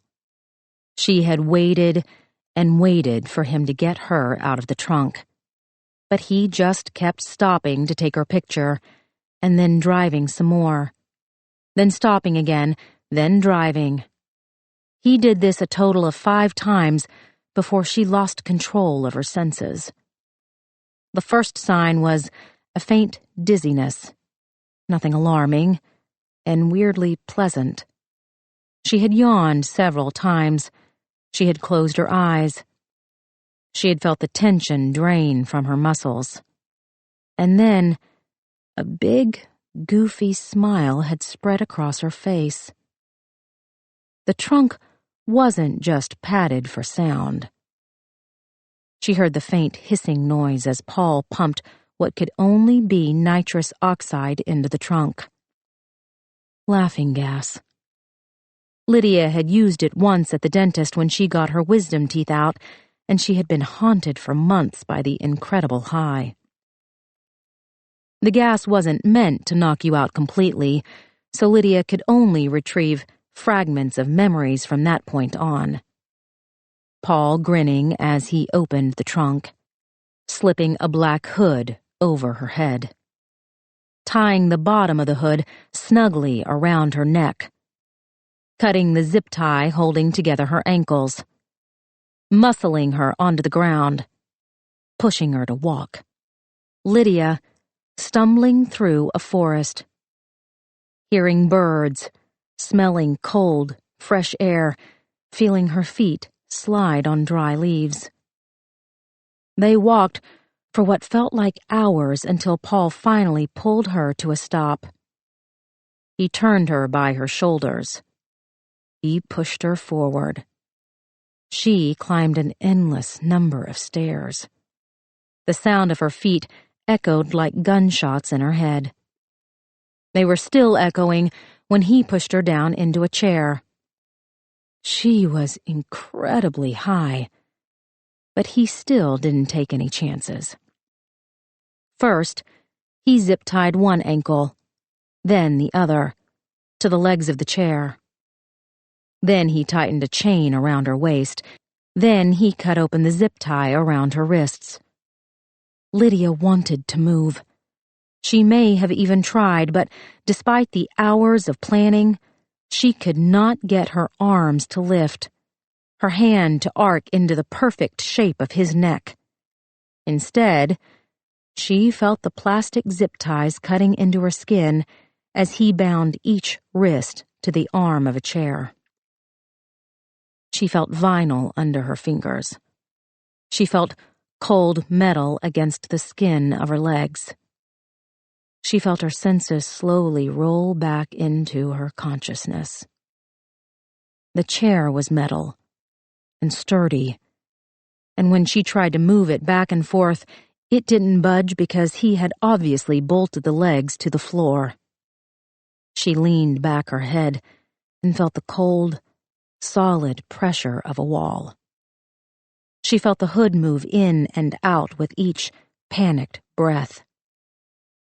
Like the car trunk, he had prepared the chair for a prisoner. Lydia stared into the blackness of the hood. The material was heavy cotton like a beefy t-shirt. There was a drawstring or elastic or both around the bottom. She could feel the material gripping tightly to her neck. In movies, people who were hooded could always see out. They found a sliver of light underneath the hood, or the material was too thin so they could see a billboard or the setting sun or something that let them know exactly where they were. No light bled through the hood. The cotton was so thick and impenetrable that Lydia had no doubt Paul had worn it himself to test for vulnerabilities before he used it on others. There were definitely others. Lydia could smell a faint trace of perfume. She never wore perfume. She had no idea what the scent was, but it had the sickly, sweet odor of something only a young girl would wear. How much time had passed since Paul had taken her out of the trunk? Lydia's brief affair with her dentist's laughing gas had lasted around half an hour, but it had felt like days. And that was with the gas mask over her face at all times. She had a clear recollection of the dentist adjusting the dosage up and down to keep her from coming fully awake. Which meant that the gas didn't last long. Which meant that she hadn't walked for hours in the forest. She had probably walked a few minutes tops, because the laughing gas was already wearing off by the time Paul had bound Lydia to the chair. Lydia pulled at the zip ties. She strained as hard as she could, but the only thing that broke was the skin around her wrists and ankles. She listened for sounds in the room. There was the distant chirp of a bird. The wind was blowing outside. Occasionally, she could hear the faint whoosh of a breeze cutting through the trees. She strained her ears, trying to pick out anything different. Airplanes overhead, cars passing by. Nothing. Did Paul have a cabin somewhere that Claire did not know about? There was so much that he had kept from her.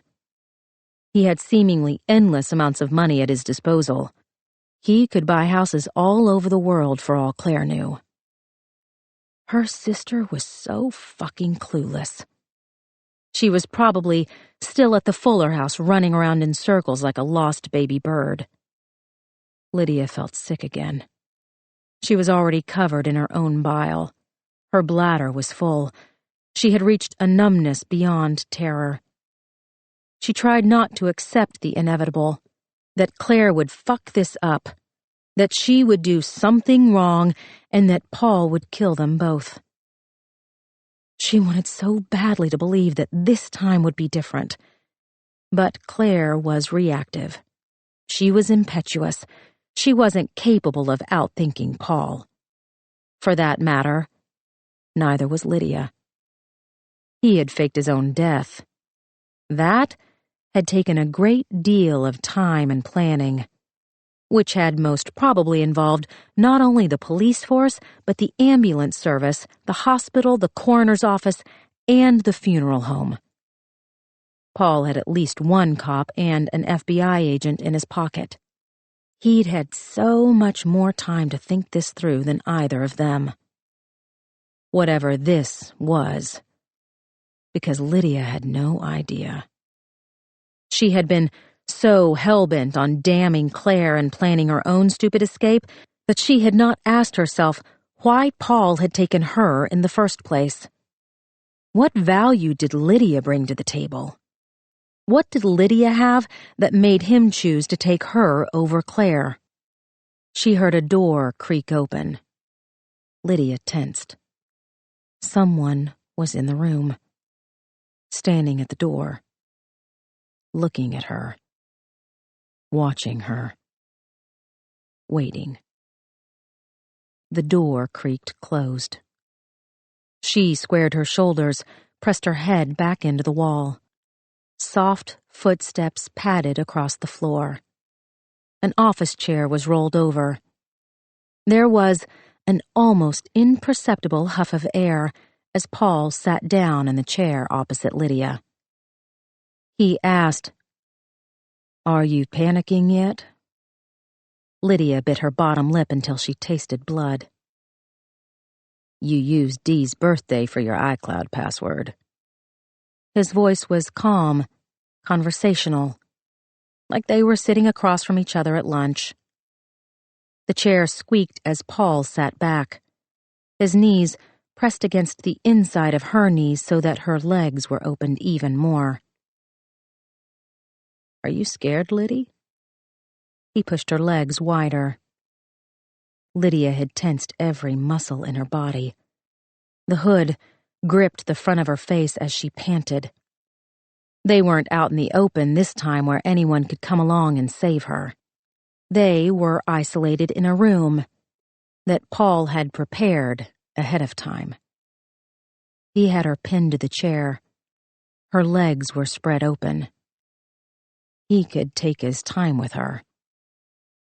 He could do anything he wanted. Paul said, "I've been tracking Claire with your Find My iPhone app." Lydia squeezed her eyes shut. She tried the Serenity Prayer, but she didn't get past the first line. She could not accept this thing that she could not change. She was helpless.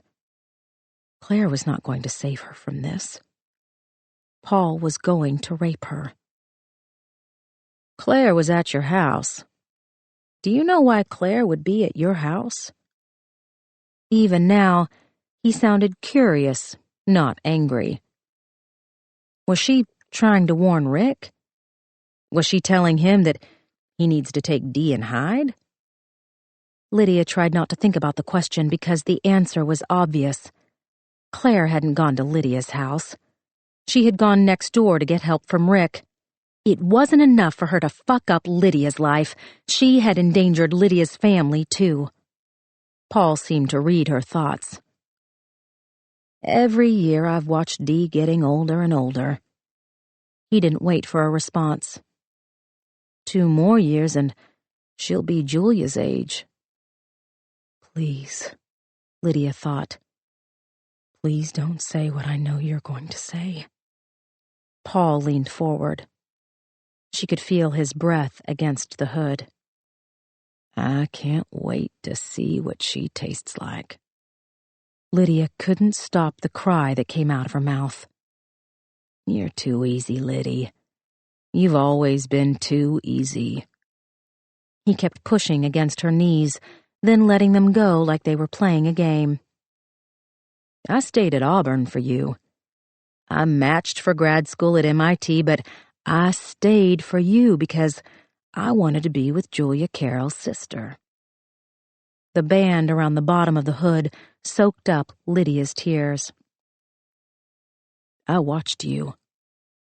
God knows how long I watched you. But you were sloppy and drunk all the time. Your dorm room looked like a pigsty. You didn't bathe. You were flunking out of your classes." Paul sounded disgusted. "I was about to give up on you. But then Claire came to visit. Do you remember that? It was fall of '96. Lydia remembered. Claire had visited the campus just after the Summer Olympics. Lydia was embarrassed because her sister was wearing a sweatshirt with Izzy, the stupid Atlanta mascot, on the front. Paul said, "Claire practically glowed when she walked around the campus. She was so happy to be away from home." His voice had changed again now that he was talking about Claire. "That's when I knew that I could still have Julia Carroll's sister." Lydia couldn't contradict him, because they both knew that Claire had curled herself up into the palm of his hand. Still, she tried. "She cheated on you." "I wouldn't call it cheating." He sounded unconcerned. "She fucked around, so what? I fucked around too, but we always came back home to each other." Lydia knew Paul hadn't just fucked around. She had seen the color-coded files. She had seen the murder room in the garage of the Fuller house. She knew that someone had sat behind the camera and zoomed in on the rapes and murders of countless young girls. Just like she knew that someone had to be Paul. Was he going to finally cross the line into murderer? Was that why he had Lydia bound and hooded? He said, "You know, the thing about Claire was that I couldn't figure her out. He laughed like he was still surprised by the fact. I never know what she's really thinking. She never does the same thing twice. She's impetuous. She has a hellacious temper. She can be crazy and passionate and funny. She's made it obvious that she's willing to try anything in bed, which takes all of the fun out of it. But sometimes, holding back can be just as much of a game as letting go. Lydia shook her head. She didn't want to hear this. She couldn't hear it. Every time I think I have her pinned down, she does something exciting. He gave another surprised laugh. Like, get this. I was sitting in a meeting one day, and I get this call on my cell phone, and the ID said it was from the Dunwoody police station. I thought it had to do with something else, so I go outside and I answer, and there's this recorded message asking if I'll accept a collect call from an inmate at the Dunwoody jail. Can you believe that? He waited, but surely he knew Lydia wouldn't answer. It was Claire. She said, "Hi, what are you doing?" She sounded completely normal, like she was calling to tell me to bring her home some ice cream. But the recording said she was an inmate in jail, so I told her, "The recording said you were in jail." And she said, "Yeah, I was arrested about an hour ago." So I asked her, "What did you get arrested for?" And do you know what she said? Paul leaned forward again. He was clearly enjoying this. She said, "I didn't have enough money to pay the hookers, and they called the police." Paul's laughter was filled with obvious delight. He actually slapped his knee. He asked Lydia, "Can you believe that?" Lydia had no problem believing the story. But she was chained up in an isolated cabin with a hood over her head, not talking to her brother-in-law at a barbecue. "What do you want from me?" "How about this?" He jammed his foot between her legs so hard that her tailbone slammed into the concrete wall. "Do you think this is what I want?" Lydia opened her mouth. But she didn't let herself scream. "Liddy?" He started to grind in his foot, using the treads of his shoe to press her open. His tone was still conversational. "Do you want me to tell you where Julia is?" She forced her mouth closed as the treads cut deeper into her. "Do you want to know where she is, Liddy? Don't you want to find her body?" She felt the skin sliding back and forth across her pubic bone. "Tell me you want to hear what happened." She tried to mask her terror. "I know what happened." "Yeah, but you don't know what happened after." His voice had changed again. He liked this. He liked seeing her squirm. He was absorbing her fear like a succubus. Lydia heard an echo of the last words Paul Scott had ever spoken to her. "Tell me you want this." Her whole body shuddered at the memory. "Are you scared, Liddy?" Slowly he removed his foot. She had a second of relief, but then his fingers brushed across her breasts. Lydia tried to jerk away.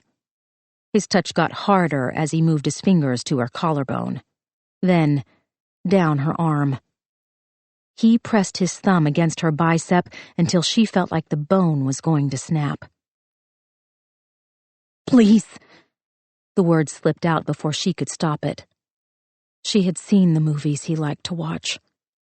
She had seen his files filled with women he had raped.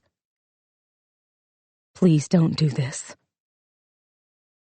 "How about this?" Paul grabbed her breast.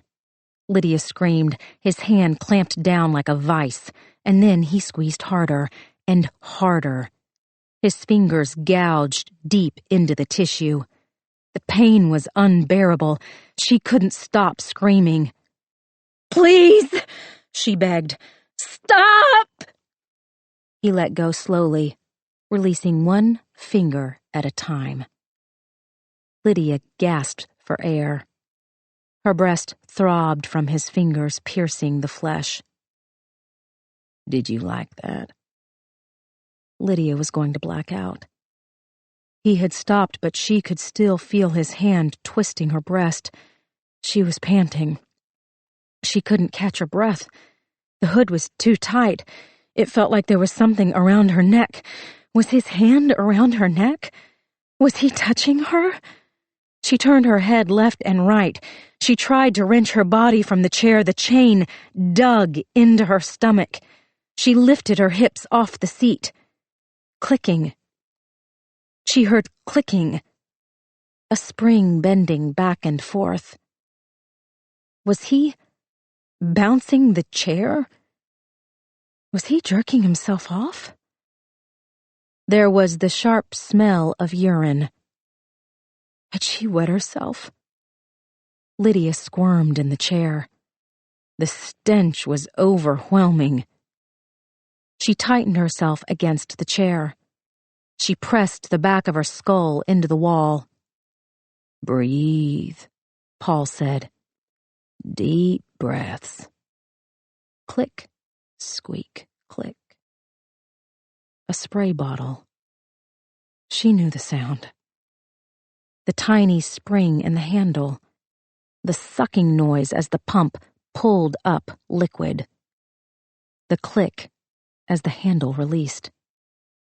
Paul said, "You're going to want to keep breathing." The hood was getting wet. The thick cotton was getting heavy against her mouth and nose. I like to think of this as my own special form of waterboarding.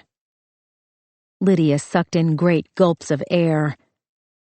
It was piss. He was spraying her with piss. She turned away her head. Paul followed her with the spray bottle. She turned the other way. He turned the bottle. "Keep breathing," he said. Lydia opened her mouth. He adjusted the nozzle so the spray turned into a stream. The wet cotton molded to her lips. The hood became soaked. The material clogged her nostrils. Claustrophobia took over. She was going to suffocate. She inhaled a spray of liquid. She coughed and sucked in a mouthful of urine. Lydia gagged. Urine washed down her throat. She started to choke. He kept spraying, angling the stream no matter which way she turned her head. He was trying to drown her. She was going to drown in his urine. "Lydia."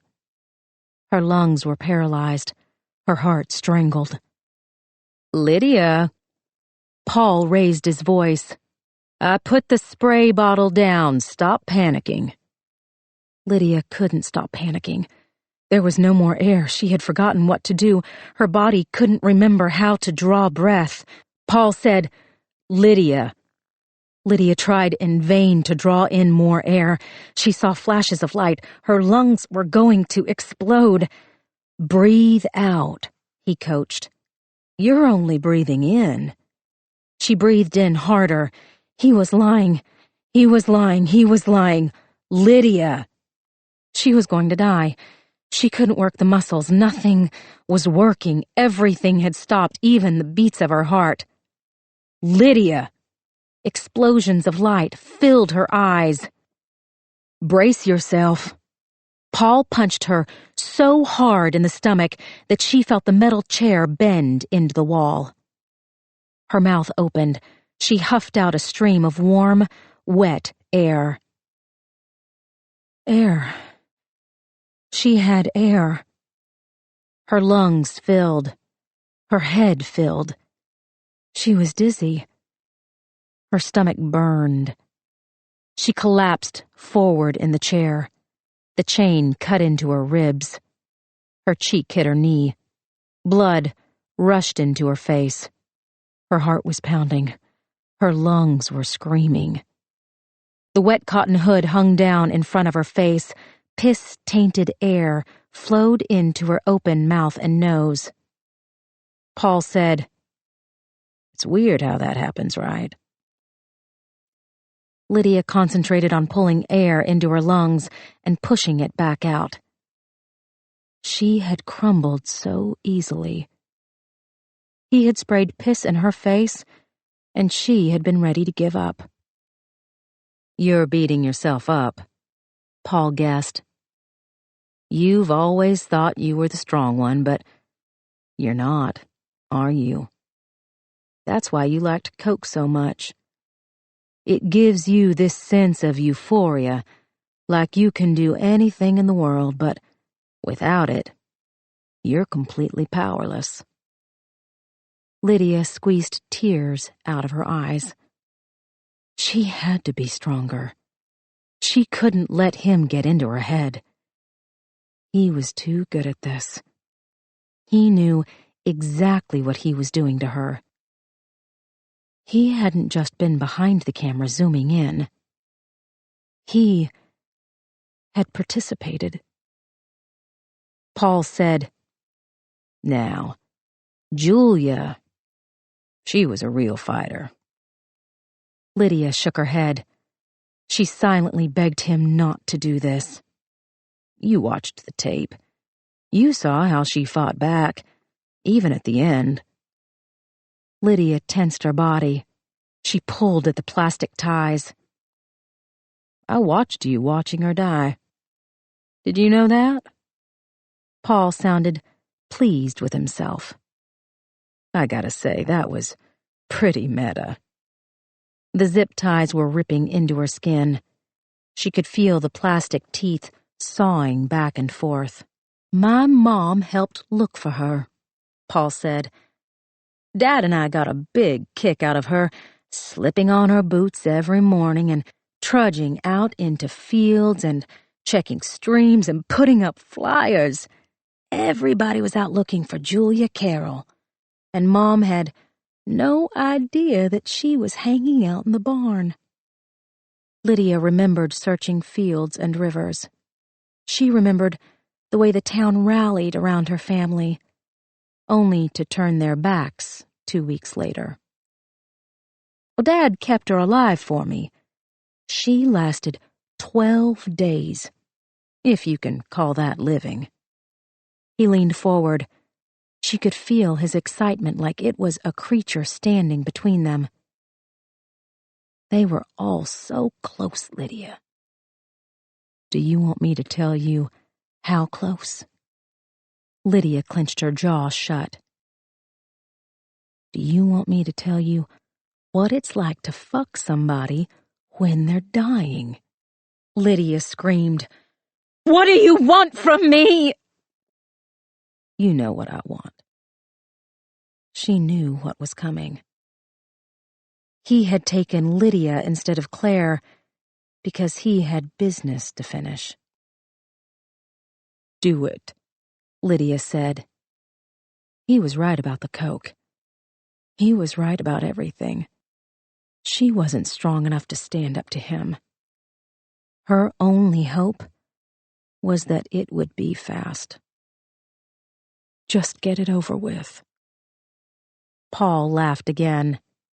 But it wasn't the delighted laugh he saved for Claire. It was the kind of laugh you gave when you thought someone was pitiful. "Do you really think I want to rape a fat 40-year-old? Lydia hated herself for feeling the sting of his words. "I'm 41, you stupid motherfucker." She braced herself for another punch, or a kick, or the spray bottle, but instead, he did something far worse than she could have ever imagined. He took off the hood. Lydia closed her eyes against the blinding light. She turned her head away, She hissed fresh air in and out between her teeth. Paul said, "You can't keep your eyes closed forever." She squinted, trying to get her eyes to adjust to the light. The first thing she saw was her own hands clutching the green vinyl pads on the arms of the chair. Then the concrete floor. Wadded up fast food bags. A stained mattress. Lydia looked up at Paul. He held out his hands like a magician finishing a trick. She had been tricked. The ambient sound was coming from a pair of computer speakers. The leaves under her feet were on the floor of the garage. The wall behind her was stained concrete block. They were not in an isolated cabin in the woods. Paul had brought her back to the Fuller house. Chapter 17. Fred Nolan said, "Tell me about your relationship with your husband." Claire looked away from his smug face. They were in a cramped interrogation room inside the downtown FBI field office. She had her legs crossed under a cheap plastic table. Her foot was shaking uncontrollably. There was no clock in the room. Hours had passed. Claire had no idea how many, but she knew her self-imposed deadline for telling Paul how to get back the thumb drive had long passed. Nolan asked, "Was he a nice guy? Romantic?" Claire didn't answer. She felt sick with fear. Paul wouldn't be sending pictures of Lydia anymore. There was nothing to keep him in check. Would he be anxious? Angry? Did he know that Claire was talking to the police? Was he taking out his fury on Lydia? Nolan said, "Me? I try to be romantic, but I always end up doing it wrong.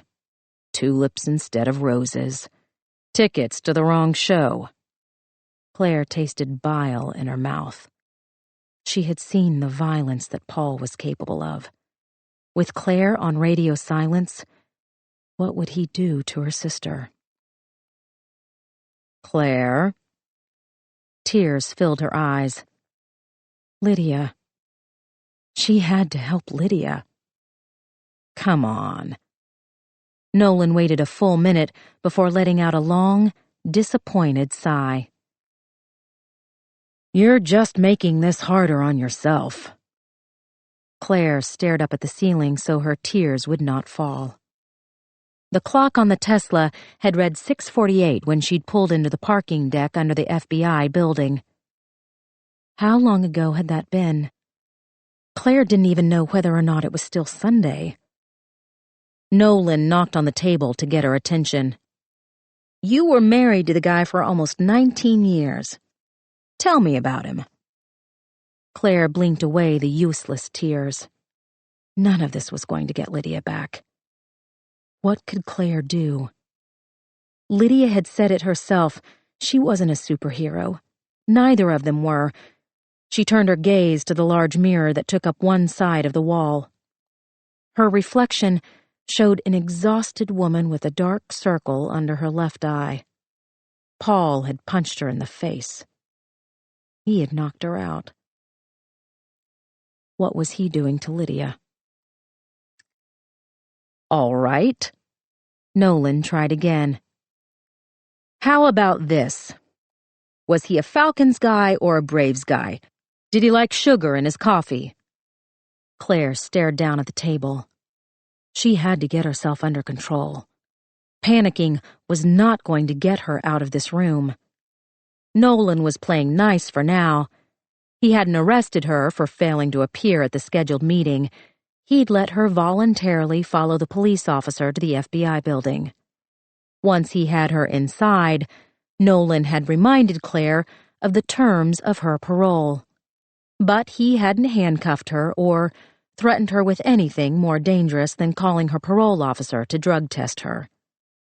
So, Did this mean that Nolan was clean?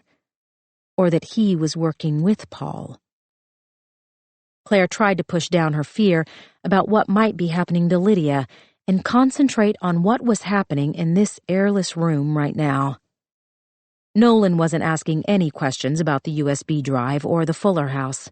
He hadn't stashed her in a dirty motel where he could beat the information out of her.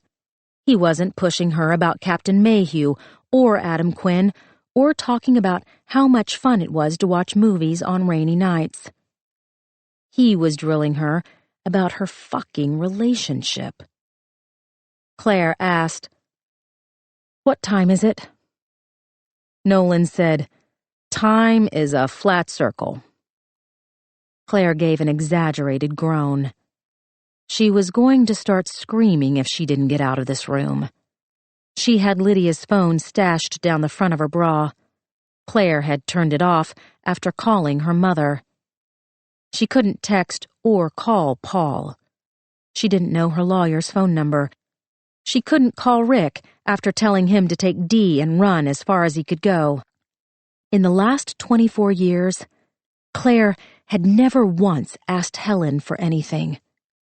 Why on earth had she thought that reaching out to her now was a good idea? "Claire." She finally looked at Nolan.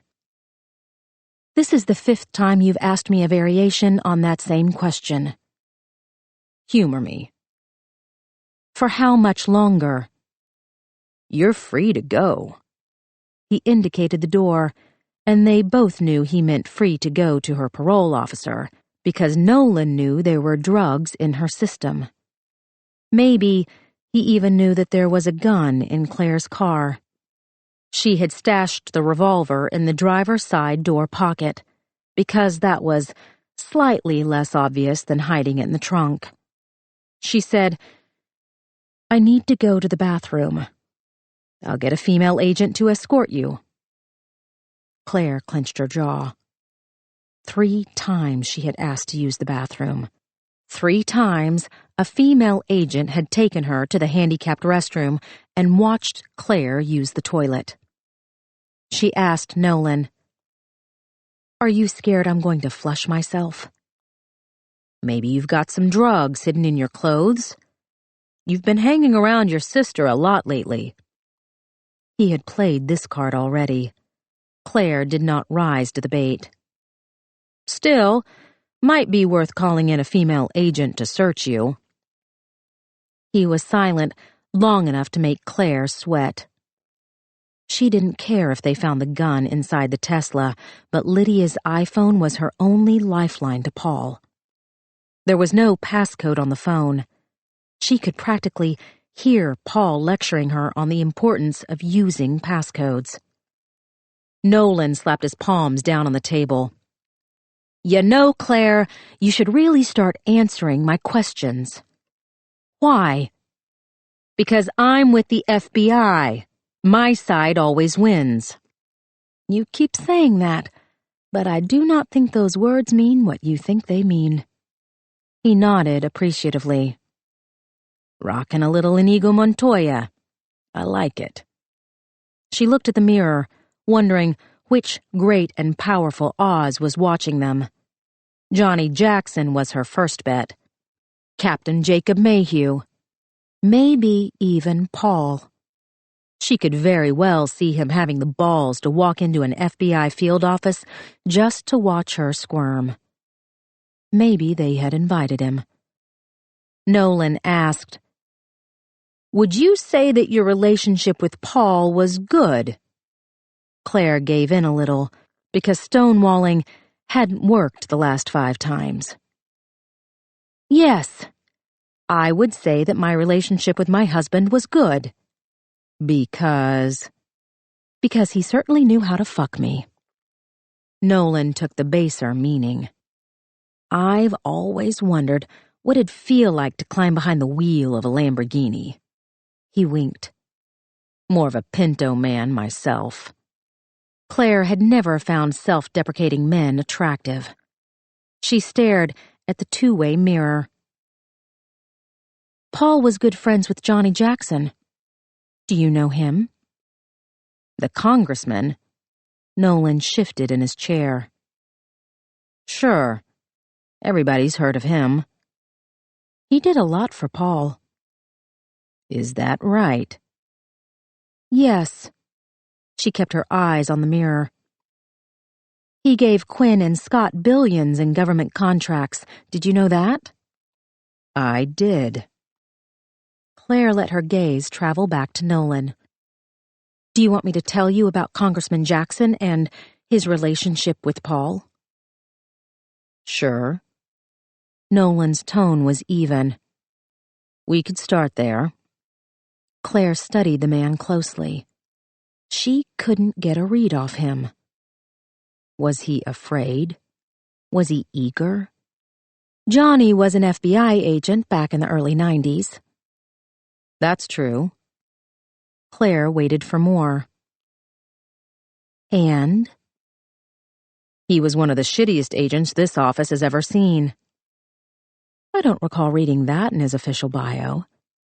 Nolan shrugged. He didn't seem afraid that Jackson would break through the mirror and strangle him. Claire said, He's been all over the press conferences with the Kilpatrick family. I said he was a shitty agent, not a shitty politician. Claire still couldn't read the man's expression. You don't sound like a fan. Nolan clasped his hands together on the table. On the surface, it seems like we're making progress, but when I think back on the last few minutes of our conversation, I get the feeling that you're questioning me instead of the other way around. You'll make a great detective one day. Fingers crossed. He flashed a grin. I want to tell you something about the FBI. You always win? Sure, there's that. And terrorists, of course. Kidnappers, bank robbers, pedophiles, nasty fuckers. But nuts and bolts, what we at the old FBI deal in day to day is curiosities. Did you know that? Claire didn't respond. He'd clearly given this speech before. Nolan continued. Local cops, they find something curious, they can't figure out, and they bring it to us.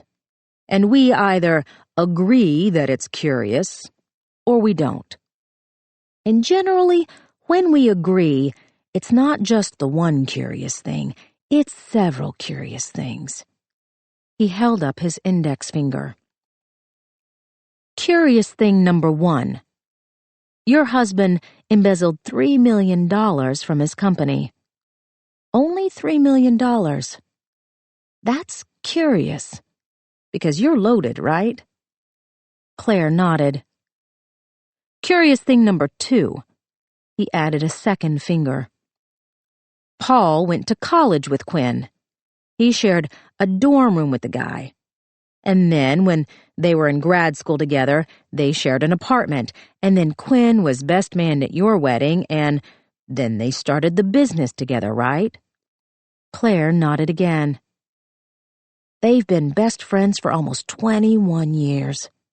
And it seemed curious to me that after 21 years, Quinn figures out his best buddy is stealing from their company.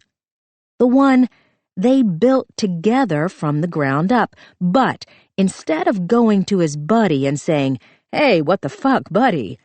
Quinn goes straight to the FBI. The way he put it together did seem curious. But Claire only said, Okay. Nolan held up a third finger. Curious thing number 3. Quinn didn't go to the cops. He went to the FBI. You have domain over financial crimes. You've been reading our website.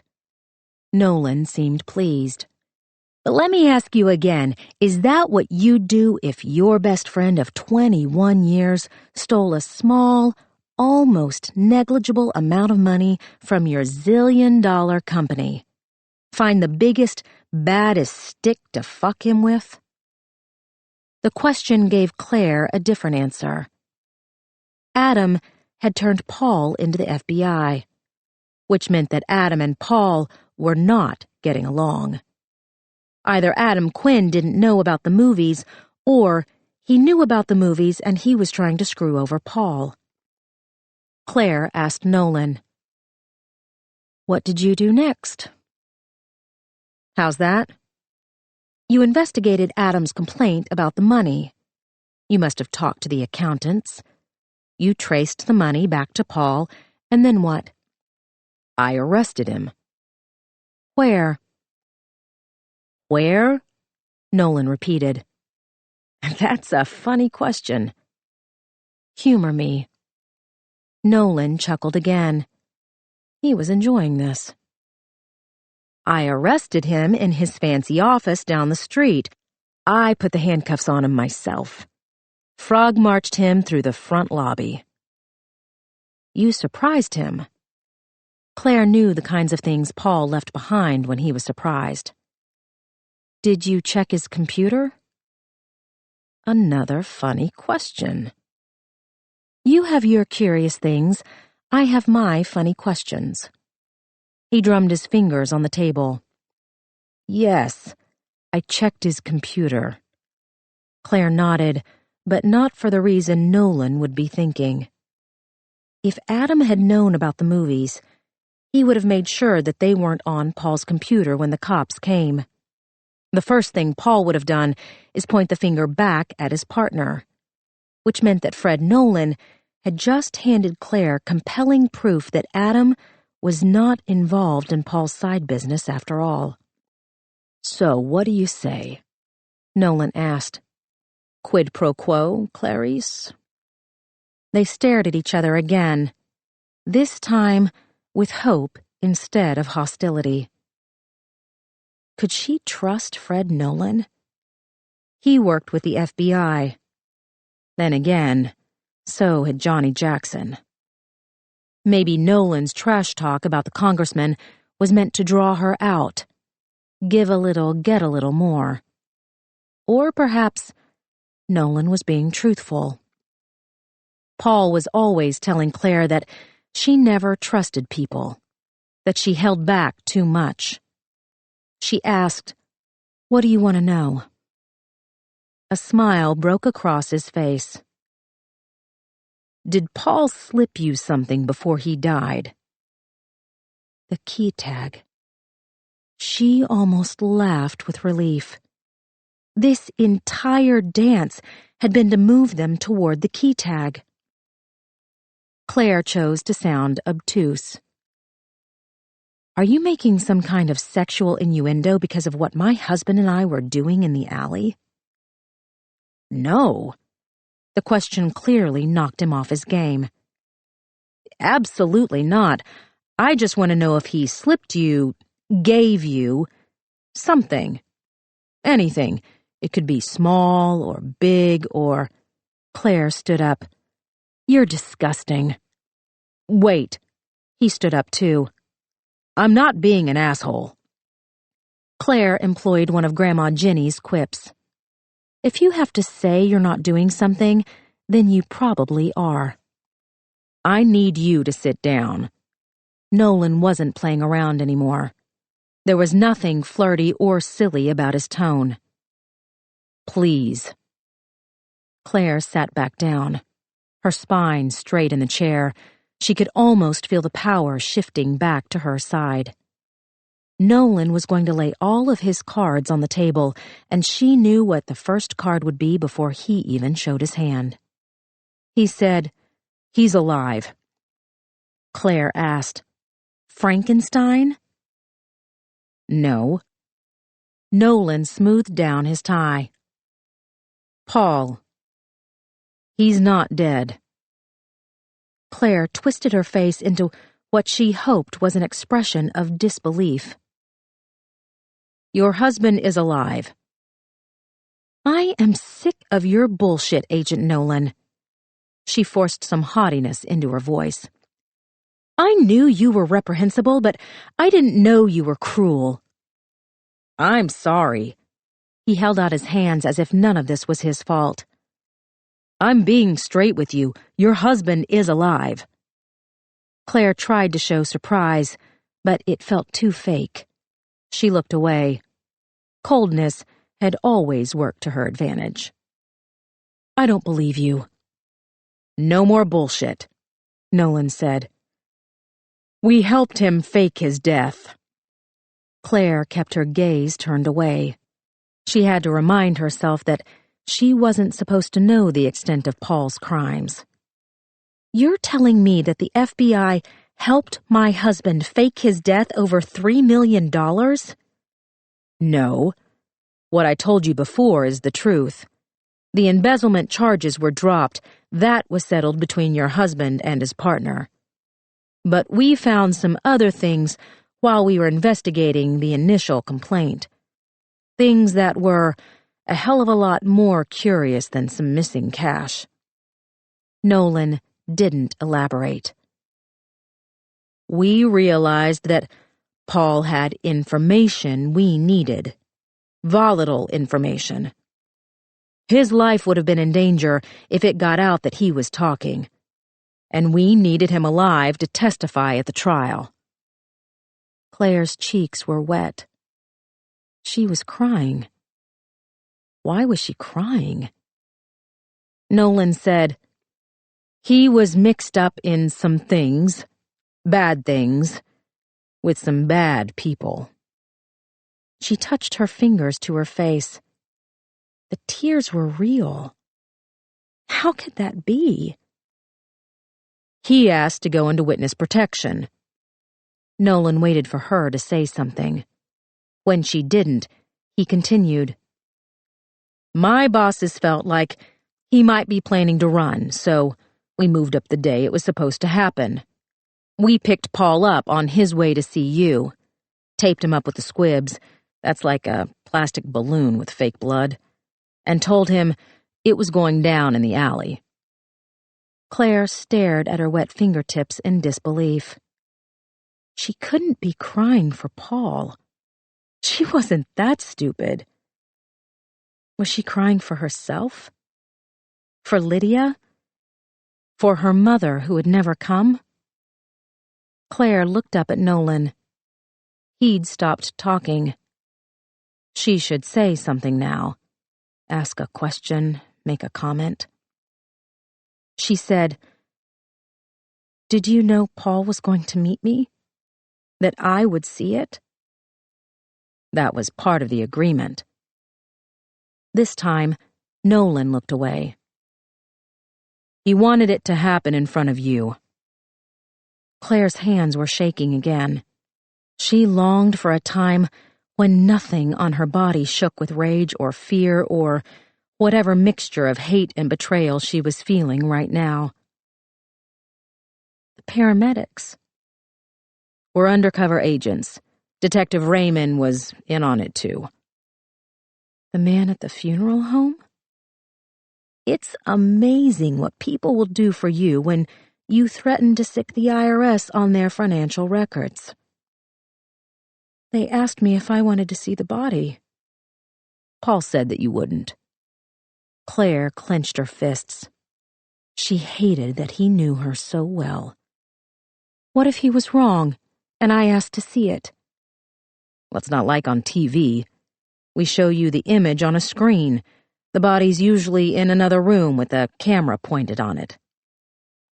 Claire shook her head. She couldn't fathom the level of deceit at play. All to help Paul. All to give him a new life without Claire. "I'm sorry." Nolan reached into his jacket. He handed Claire a handkerchief. She stared at the neatly folded white cloth. His initials were embroidered in the corner. She said the things she had wanted to say to Paul. I watched him die. He was in my arms. I felt his skin go cold. A lot can happen in your head when you're in a bad situation like that. You think I imagined those things? I saw blood pouring out of him. Yeah, We put 2 squibs on him. Probably could have gotten away with just 1. But the knife... The knife was fake too. Retractable. The plastic on the squibs only takes a little bit of pressure. The killer... Claire thought of the snake tattoo on the man's neck. He looked real. Yeah, well, he's a real bad guy. One of my confidential informants, a low-level drug dealer who'll do anything to stay out of jail. Claire put her hand to her head, where the snake man had nearly ripped open her scalp. Yeah, sorry. He got a little carried away, but Paul went off script, and my guy got pissed. That thing at the end where Paul turned into a Ninja Turtle, that was not in the program. She patted the edge of the handkerchief underneath her eyes. She was still crying. This was crazy. She wasn't in mourning. Why was she crying? Nolan said, "The ambulance brought Paul to the parking garage downstairs. He was supposed to have some information on him, but, surprise, he didn't have it." Nolan was obviously still angry about this part. "He told me it was in his car. We waited until nightfall, just me and him, very low-key. We were walking down the street talking about next steps. Your husband's all about the big picture. Then we get to his car, and he's rummaging around inside the glove box, and I'm thinking, what the fuck? Do I look like a fiddle that needs playing? And he says, 'Here it is.' And I'm thinking he's just being an asshole because the guy's a real asshole. And he comes out of the car, and I've got my hand palm up like some kind of stupid kid thinking he's gonna get some candy, and boom, the asshole cold cocks me." Claire looked at the yellow-purple swirl around Nolan's eye. "I know, right?" Nolan pointed to his eye. "Dropped me like a sack of hammers. I was seeing Tweety birds, and then I was seeing that asshole skipping up the street like a fucking schoolgirl. He turns around at the corner and gives me one of these." Nolan gave 2 thumbs up as he flashed a fake grin. "By the time I managed to peel my sorry ass off the sidewalk, turn the corner myself, he's in the wind." Nolan looked both annoyed and impressed. "I gotta say, it's not the only reason, but it's part of the reason I really, really want to find your husband." Claire shook her head. This still didn't make sense. Paul asking to be placed in witness protection? He would never hand someone else control over his life. They wouldn't let him be an architect in witness protection. They wouldn't let him draw attention to himself or his career accomplishments. There had to be something else he was trying to get out of the FBI. She was missing a detail or a stray word that would put together the puzzle. Nolan said, "Look, I know I've been a dick, but I wasn't sure whether or not you knew about your husband's extracurricular activities." "The embezzling?" "No, not that. Like I said, the money case is closed as far as we're concerned. I mean the other stuff." Claire stared in disbelief. How could anyone think she would know about the movies and sit idly by? But Nolan hadn't talked about the movies. He had only talked about Paul knowing some bad people who were mixed up in some bad things. She asked, "What else was he involved in?" "Maybe it's good you don't know," Nolan said. "I can tell he kept you in the dark. Think of it as a blessing. I see your hand shaking, the confusion in your eyes. But you need to understand that the man you loved, the guy you thought you were married to, is dead. He doesn't exist anymore. Hell, maybe he never existed." He wasn't telling Claire anything she did not know. "Why do you think that?" "We had a shrink take a look at him. WITSEC, that's Witness Security with the Marshals Service. They always want a profile of anybody they put into the system. Kind of like a cheat sheet so they can predict behavior. Claire doubted a stadium full of shrinks could predict her husband's behavior. And? He's a nonviolent, borderline psychopath. They were wrong about the nonviolent part. Borderline, she asked. Why did she want to hold on to that word? To think that Paul wasn't a total psychopath because he was still capable of loving her? Nolan said, "He's been living a parallel life. There's the guy who's married to this beautiful woman and has this successful career and lives in a $1 million mansion. And then there's the real guy who's not very nice." Not very nice, Claire echoed. What a massive fucking understatement. You said they found him nonviolent. They did, but I'm the dumbass who took a hit in the eye, so I'm bound to think otherwise. Why were you helping him if he's such a bad person? Because the real Paul Scott knows the identity of a very bad man who needs to be in prison for a very long time. Nolan glanced back at the mirror. That's all I can tell you. Straight up, no bullshit. That's how the system works. You can do something bad. We let you go if you can point us towards somebody doing worse. And believe me, this is a hell of a lot worse. Claire looked down at her hands. Clever Paul. He hadn't just fooled Claire with his movie editing skills. He had fooled the Federal Bureau of Investigation. They had found the disgusting movies on his work computer, and he had dangled the identity of the masked man in front of their faces in return for his freedom. She asked Fred Nolan a question she knew she would eventually ask herself. You said he wanted to go into witness protection. He was just going to leave me? Just like that? I'm sorry. But trust me, you're better off.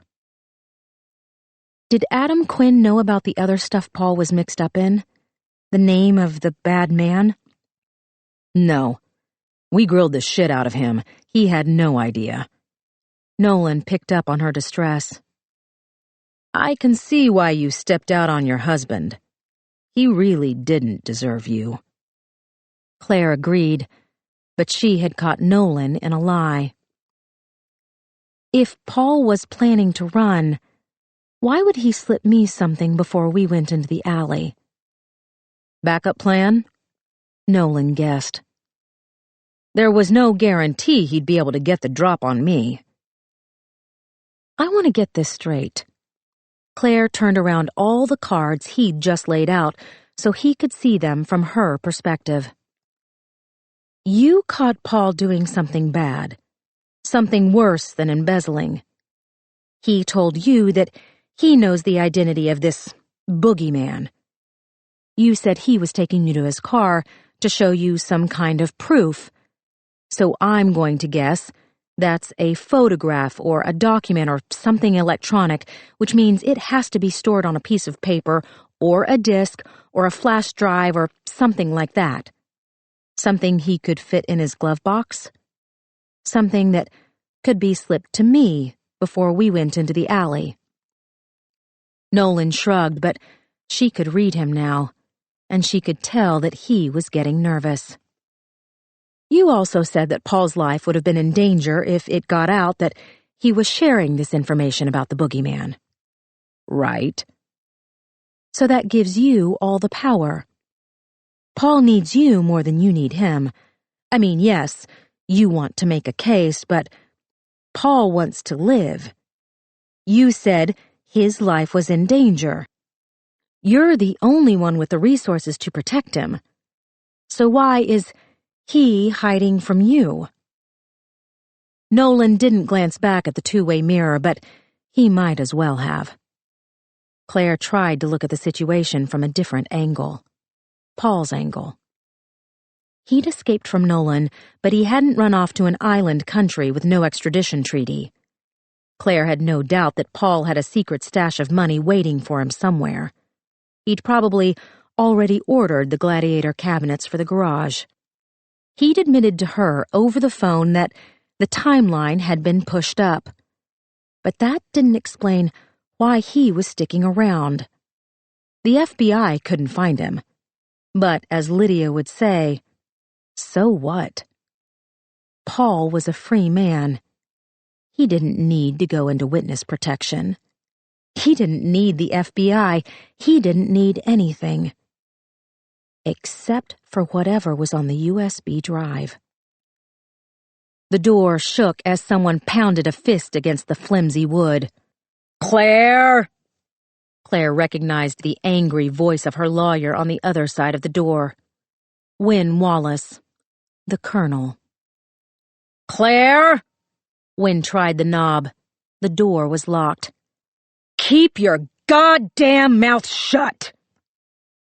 Nolan told Claire, "You can refuse his counsel." "So you can keep lying to me?" "Claire!" Wynne yelled. Claire stood up. "You're asking the wrong question, Fred." Wynne tried to shoulder open the door. There was a sharp crack. Nolan said, "Tell me the right question." "Paul didn't give you the information you wanted, therefore his life isn't in danger. He should be on a beach somewhere. Why is he sticking around?" Nolan hacked like a dog with a string down its throat. "You've seen him?" Claire opened the door. Wynne Wallace stormed into the room. "What the hell is going on here?" Nolan tried to stand up, but Wynne blocked him, demanding, "Who the hell are you? I want your ID number and your supervisor's name right now." "Claire," Nolan tried. "Don't go." Claire edged her way out the door. She fumbled for Lydia's phone in her bra. The metal was hot. She pressed the button to power on the phone. She stared at the screen, silently begging for a message from Paul. "Sweet pea?" Claire spun around. She wondered if she was hallucinating. "Mom?" Helen was near tears. "We've been halfway around the state. They wouldn't tell us where you were." She cupped her hand to Claire's face. "Are you all right?" Claire was trembling again. She couldn't stop. It was like she was standing on the beach in the middle of a hurricane. Everything was slamming into her at once. "Come with me." Helen took her hand. She pulled Claire down the hallway. They didn't wait for the elevator. Helen led her to the stairs. Claire looked down at the phone as she followed her mother. The signal was strong. No calls, no voicemail. There was one new text. A photograph that had been sent a few minutes after Claire turned off the phone. Lydia was still in the trunk. Her face didn't show any new cuts or bruises, but her eyes were closed. Why were her eyes closed? Helen said, "Just a little bit farther." Claire put the phone in her back pocket. Lydia had blinked when Paul took the picture. Or she was tired. She had closed her eyes against the sun. No, it was dark in the photo. Lydia was being contrary. She didn't want Paul to get his way. She was trying to make trouble because that's what Lydia did. Claire's knees felt weak. She almost stumbled. Helen helped her down another 2 flights of stairs. Finally, she saw the sign for the lobby. Instead of going through the marked door, Helen took her through the emergency exit. The sunlight was faint, but Claire still shielded her eyes with her hand. She looked around. They were standing on the corner of Peachtree and Alexander. Traffic was starting to fill the streets. She asked Helen, "What time is it?" 5:30 in the morning. Claire leaned back against the wall. She had been inside the building for almost 12 hours. What could Paul do to Lydia in 12 hours? Claire. She waited for her mother to lay into her, to demand an explanation for why she had to find a lawyer and rescue her daughter from the FBI. Instead, Helen stroked Claire's cheek and asked, "What can I do to help?" Claire was speechless with gratitude. She felt like decades had passed since someone had offered her something as simple and genuine as help. "Sweetheart," Helen said, "nothing is so bad that it can't be fixed." She was so wrong. But Claire forced herself to nod. Helen stroked back her hair. "I'll take you home, okay? I'll make you some soup and tuck you into bed and you can get some sleep, and we can talk this out. Or not. It's up to you, sweetheart. Whatever you need me to do, I'm here." Claire felt herself start to crack. She turned away from her mother's touch, because the only other option was to fall into her arms and tell her everything. "Sweet pea," Helen rubbed her back. "Tell me what I can do." Claire opened her mouth to tell her mother there was nothing that could be done, but she stopped because she saw someone familiar standing 50 feet away. Detective Harvey Falk. She recognized him from the Dunwoody police station. Captain Mayhew had called him in to help connect the massive hard drive to his computer so that he could tell Claire that the movies Paul had been watching were fake. Harvey was leaning against a railing. His suit jacket was open, showing his gun. He wasn't being shy about it. He was looking directly at Claire. His lips smiled under his bushy mustache. "Claire?" Helen sounded even more concerned. She had seen the man, too. "Who is—" "The Tesla is parked downstairs on the 3rd level." She took the key fob out of her pocket. "I need you to move it to the Marriott Marquis for me, okay? Visitors parking. Leave the ticket on the seat and hide the key fob behind the parking pay machine in the lobby." Miraculously, Helen still did not demand an explanation. "Is there anything else you need?" "No." She squeezed Claire's hand before leaving. Claire waited until her mother disappeared into the FBI building. She walked down the street.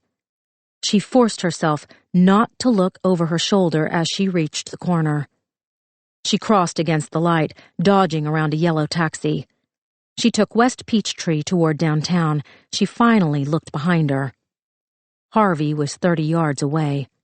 His arms were bent at the elbows as he tried to catch up with her. His jacket billowed out. His gun was dark and menacing against his white dress shirt. Claire picked up the pace. She regulated her breathing. She tried to keep her heart rate under control. She looked behind her. Harvey was 20 yards away. Lydia's phone started ringing. Claire pulled it from her back pocket as she started to jog. She looked at the screen. Unknown number. Paul said, "Did you enjoy your time at the FBI?" "Is Lydia okay?" "I'm not sure." Claire crossed the street again.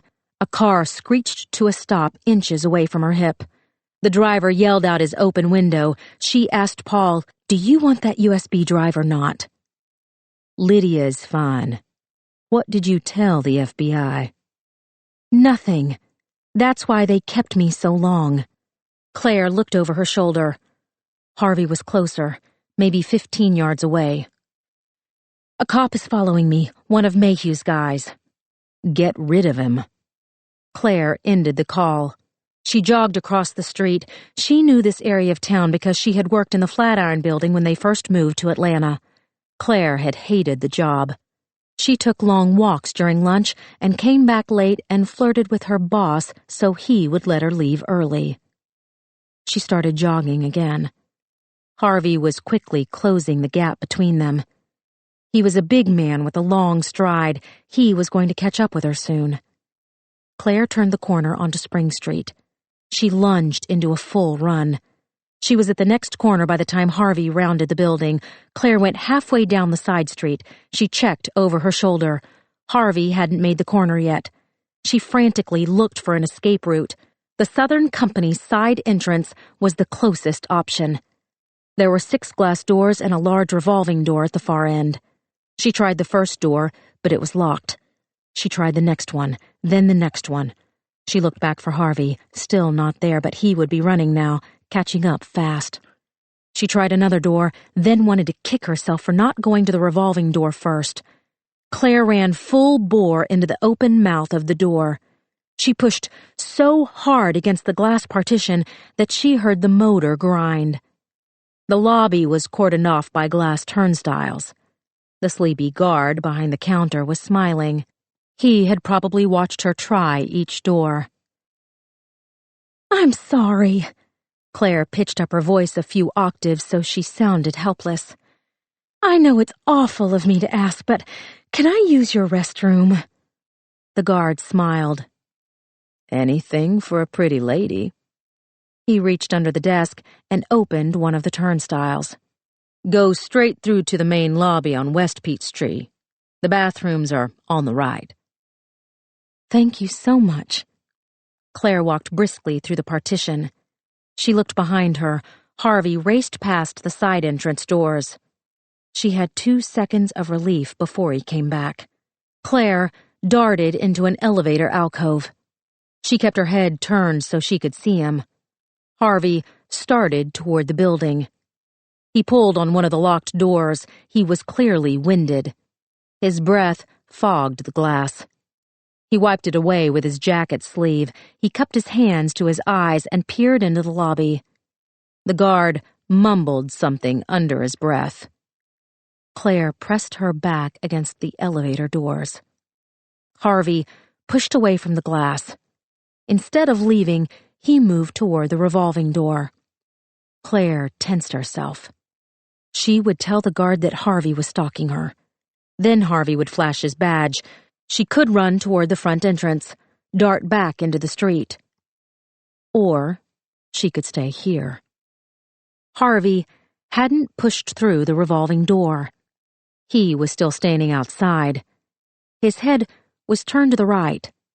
Something on West Peachtree had caught his attention. Claire held her breath until he ran off toward whatever had distracted him. She peeled herself away from the alcove. She went back out the glass turnstile. She told the guard, "Thank you." He tipped his hat. "You have a blessed day." Claire pushed open the door. She knew better than to think she was safe. She ran back toward Spring Street. She hooked a left onto Williams. Her feet pounded against the cracked sidewalk. There was a mist of rain in the air. Claire scanned the area behind her as she kept running. She tried to orient herself. Staying on the street was not an option. There had to be somewhere to hide, but it was too early for any of the cafes to be open. Lydia's phone rang. Claire didn't slow as she answered. "What?" Paul said, "Take a left. Go to the Hyatt Regency." Claire kept the line open. She took the left. She saw the Hyatt in the distance. Her knees hurt. Her legs were screaming. She was used to running on the treadmill, not up and down hills and over cracks in the concrete. Sweat dripped from her scalp and down her back. The waist of her jeans was starting to chafe. She gripped the phone in her hand as she ran. How was Paul tracking her? Was Mayhew tag-teaming Harvey? Were they trying to funnel her into a location where they could grab her? The bellhop outside the Hyatt opened the door when he saw Claire round the drive. If he thought it was odd that a grown woman dressed in jeans and a button-down shirt had gone for a run at 6 a.m, he didn't say. Inside the building, Claire slowed her pace. She followed the signs to the women's restroom. She pushed open the door. She checked the stalls to make sure they were empty. Claire locked the last stall door. She sat down on the toilet. She was panting for breaths when she said, "Let me speak to Lydia." "I can let you hear her scream." Claire put her hand to her mouth. What had he done? 12 hours. He could have Lydia in Key West or New Orleans or Richmond by now. He could be torturing her and beating her and... Claire couldn't let herself think of the "and." Paul asked, "Still there?" She fought back the overwhelming agony that came from knowing exactly what her husband was capable of. "You said you weren't going to hurt her." "You said you were going to call me back." "I will drive over that fucking USB drive with a Mack truck." Paul had to know that Claire would do it. She had never been averse to burning bridges she was still trying to cross. He asked, "Where is it?" Claire tried to think of an area she was familiar with, but Paul was not. "It's at the Wells Fargo on Central Avenue." "What?" He sounded concerned. "That's a very dangerous area, Claire." "Are you really worrying about my safety?" "You need to be careful," he warned. "Where is the bank exactly?" "Near the main post office." Claire had driven to the post office several times to drop off mailers for the Humane Society. "I'll go get it right now. We can meet somewhere and it's almost 6 a.m. The bank won't be open until 9. Claire waited. "You can't leave now. You'll get carjacked if you park the Tesla on Central for that long." She could practically hear the wheels turning in his head. "Stay in the hotel. At 8:30, drive down to Hapeville. That should get you there right when the bank is opening." "Okay." "Traffic will be bad coming back. Get on 75 and wait to hear from me." Claire didn't ask how he would know where she was because she was beginning to think Paul knew everything. "Nolan told me what you did." "Is that right?" Claire didn't elaborate, but they both knew Nolan had only seen what Paul wanted him to see. "He said you wanted to be in witness protection." "That wasn't going to happen." "He said you wanted me to watch you die." Paul was quiet for a moment. "It had to seem real. I was going to come back for you. You know that." Claire didn't respond. Paul said, "I'm going to take care of this. You know, I always do." Claire took a stuttered breath. She couldn't stand the soft, reassuring tone of his voice. There was still an infinitesimal part of her that wanted her husband to somehow make it all better. But Fred Nolan was right. The Paul she had known was dead.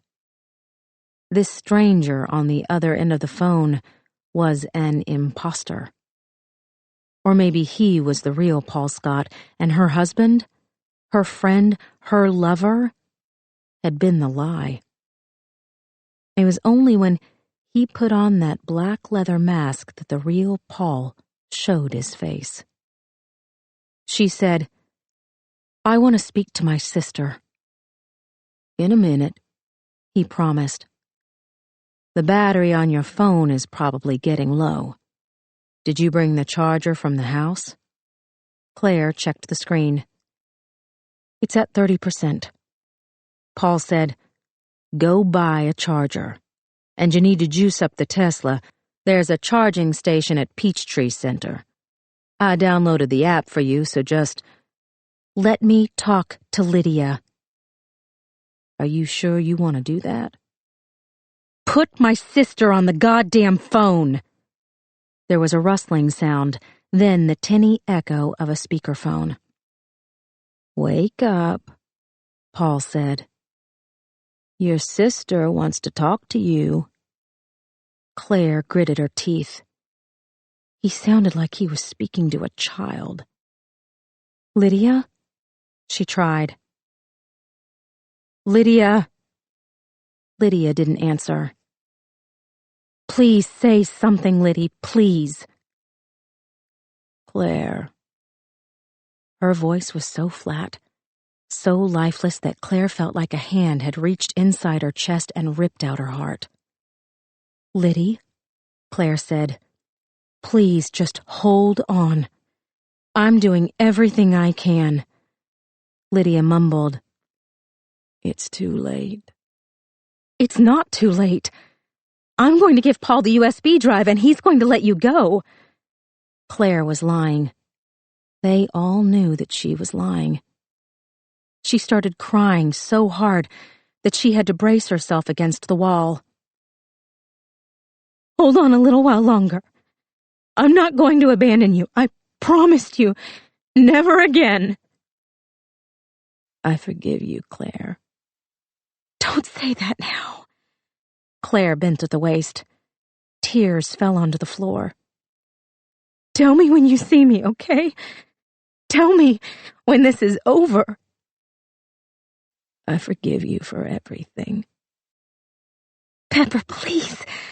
I'm gonna make this right. I'm gonna make everything all right.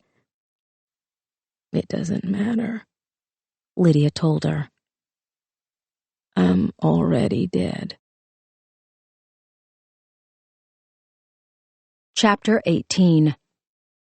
Paul was smiling when he put the phone down on the table beside the black hood. Lydia didn't look at the phone, which she could not reach, but at the soaked black hood next to it, which she knew would eventually be wrapped around her head again. The spray bottle was empty for the third time. Paul was drinking filtered water so he could fill it back up again. When he was ready, he would make her watch him fill up the bottle. Then he would put the hood back over her head. Then he would start spraying. Seconds before she passed out, he would shock her with a cattle prod, or whip her with a leather belt, or punch her, or kick her until she gasped for breath.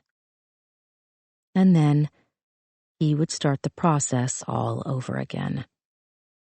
He said, She sounds good, right, Claire? Lydia looked away from the hood. There was a computer on a workbench like the one Paul had in his garage. Metal storage shelves. Old computers. She had cataloged everything in her head because she had been here almost 13 hours. Paul updated her with the time every half hour, and the only thing that was keeping her from going insane was reciting the inventory like a mantra while he tried to drown her in his piss.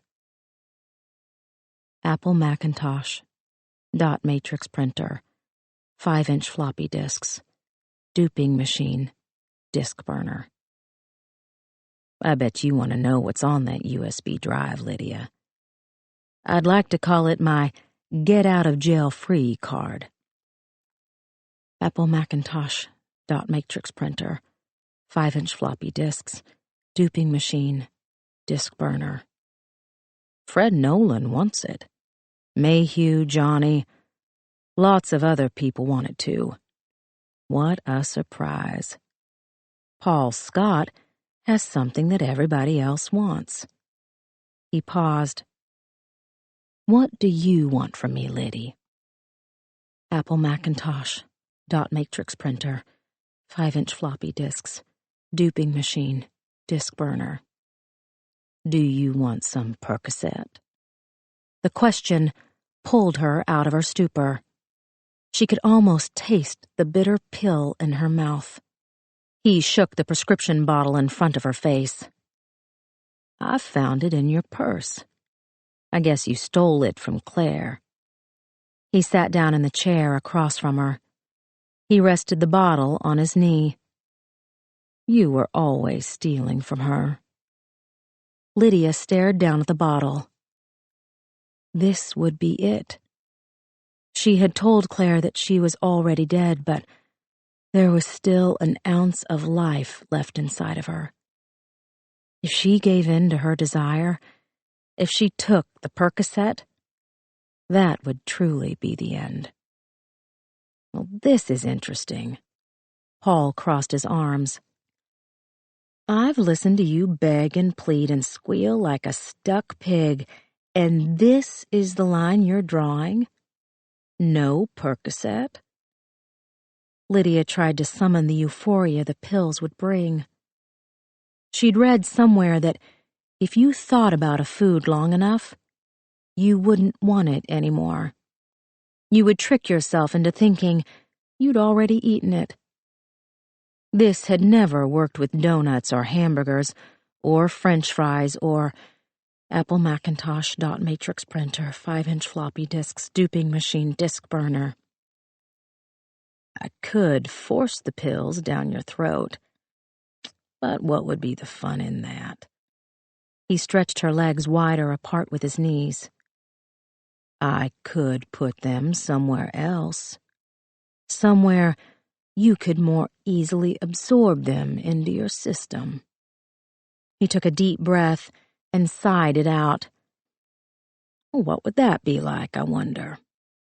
Would it be worth fucking you if I could use my cock to shove all of these pills up your fat ass? Lydia's mind started to go blank. This was how it happened. Paul would push her, and she would get too scared or too broken, and she would just shut down. His hand went to her thigh. His fingers drilled toward the bone. Don't you want the pain to go away? Lydia was too exhausted to cry out. She wanted him to get it over with.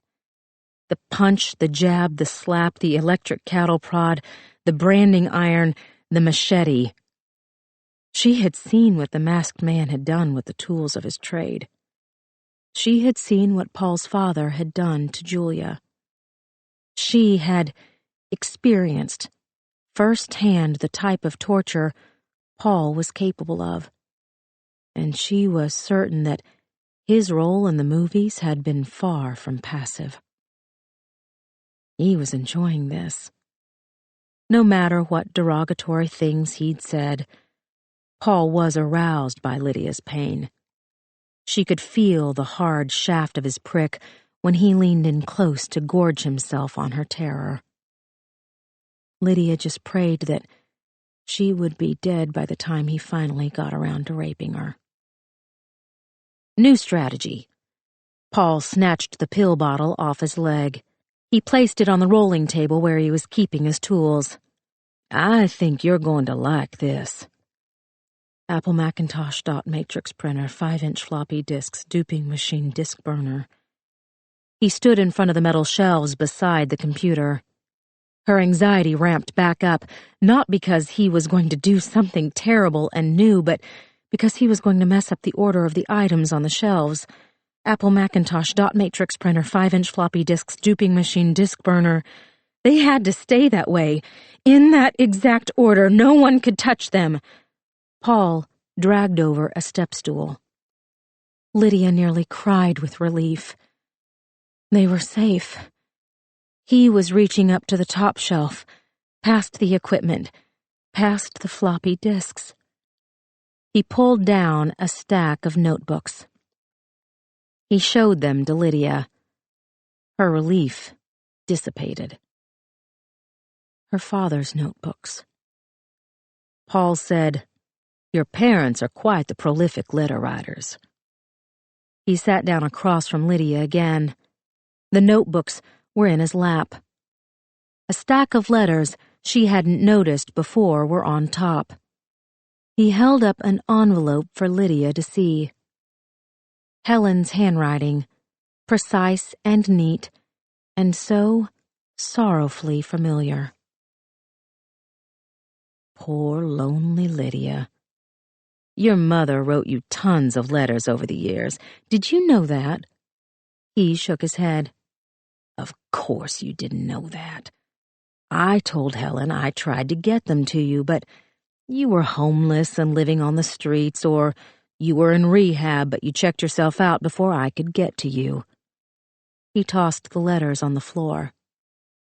I actually felt bad every time Helen asked me if I'd heard back from you, because, of course, I had to tell her that you were still a fat, worthless junkie sucking cock for Oxy. His words had the opposite effect. Helen had written to her. There were dozens of letters in the pile. Her mother still cared. She hadn't given up. Helen would have been a great grandmother to Dee. Dee. Lydia couldn't even summon her face. She had lost all images of her daughter the second time Paul had electrocuted her with a cattle prod. I wonder if she'll check out when Dee goes missing the same way she did after Julia was gone. He looked up. You wouldn't remember this, but Claire was all alone after Julia. Lydia remembered it. She had been there. Every night. Poor little Claire was all by herself in that big house on Boulevard, listening to your worthless piece of shit mother cry herself to sleep. No one cared if Claire cried herself to sleep, did they? You were too busy stuffing every hole in your body.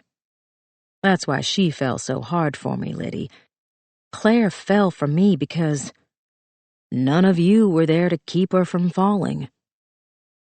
Apple Macintosh, dot matrix printer, 5-inch floppy disks, duping machine, disk burner. These. Paul held up one of her father's notebooks. Your dad didn't care about Claire either. All of his letters were to Julia. Claire read most of them, at least the ones he wrote before she went to college. Think about how that made her feel. Her mother was a borderline alcoholic who couldn't get out of bed. Her father spent hours writing to his dead daughter while his living daughter was standing right in front of him. Lydia shook her head. It hadn't been like that. At least, not entirely. Helen had eventually pulled herself out of her depression. Sam had tried so hard with Claire. He had taken her shopping and to see movies and to visit museums. No wonder she didn't want to go see him after he had the stroke. Paul thumbed through the pages. I made her go. I told her that she would regret it if she didn't. And she listened to me. Because she always listens to me. But the funny thing is, I really liked your dad. He reminded me of my own father. Lydia felt her jaw ratchet down so she wouldn't scream at him. You never know with parents, do you? They can be selfish bastards. For instance, I thought Dad and I were close, but he took Julia without me. Paul looked up from the notebooks. He obviously liked what he saw in Lydia's surprised expression. I gotta say, I was upset about that. I got home from spring break, and there your big sister was in the barn. He hadn't left much of her for me to enjoy. Lydia closed her eyes. Apple Macintosh. What came next? She couldn't look at the shelves. She had to think of it on her own. Apple Macintosh. He said, Sam was smart. I mean, a lot smarter than any of us gave him credit for. He would have never found Julia's body. I'm the only person left alive who knows where she is. But your father was on to me. He knew about my dad. He knew that I was somehow involved. Did you know that? Lydia had become anesthetized to surprises. Sam asked me over to his apartment. He thought he was going to trick me. But I did some reconnaissance before we were supposed to meet. He held up her father's notebooks like a trophy. My advice? If you're trying to trick somebody, don't leave your playbook lying around. Lydia gripped the arms of the chair. Shut the fuck up. Paul smiled. There's my little fighter. What did you do to my father? I think you know what I did. Paul shuffled through the stack of notebooks. He checked the front pages. He was looking for something. I arrived at his apartment at the requested hour. I poured us some drinks so we could talk like men. Your father liked doing that, didn't he? Making sure we knew who the men were and who were the boys. Lydia could hear her father's voice in his words. Sam drank his vodka. He called himself a social drinker, but we know he drank himself to sleep at night, don't we? Just like Helen did while poor Claire was sitting alone in her room wondering why no one in her family noticed that she was still alive. Lydia swallowed. She tasted the sour burn of his piss.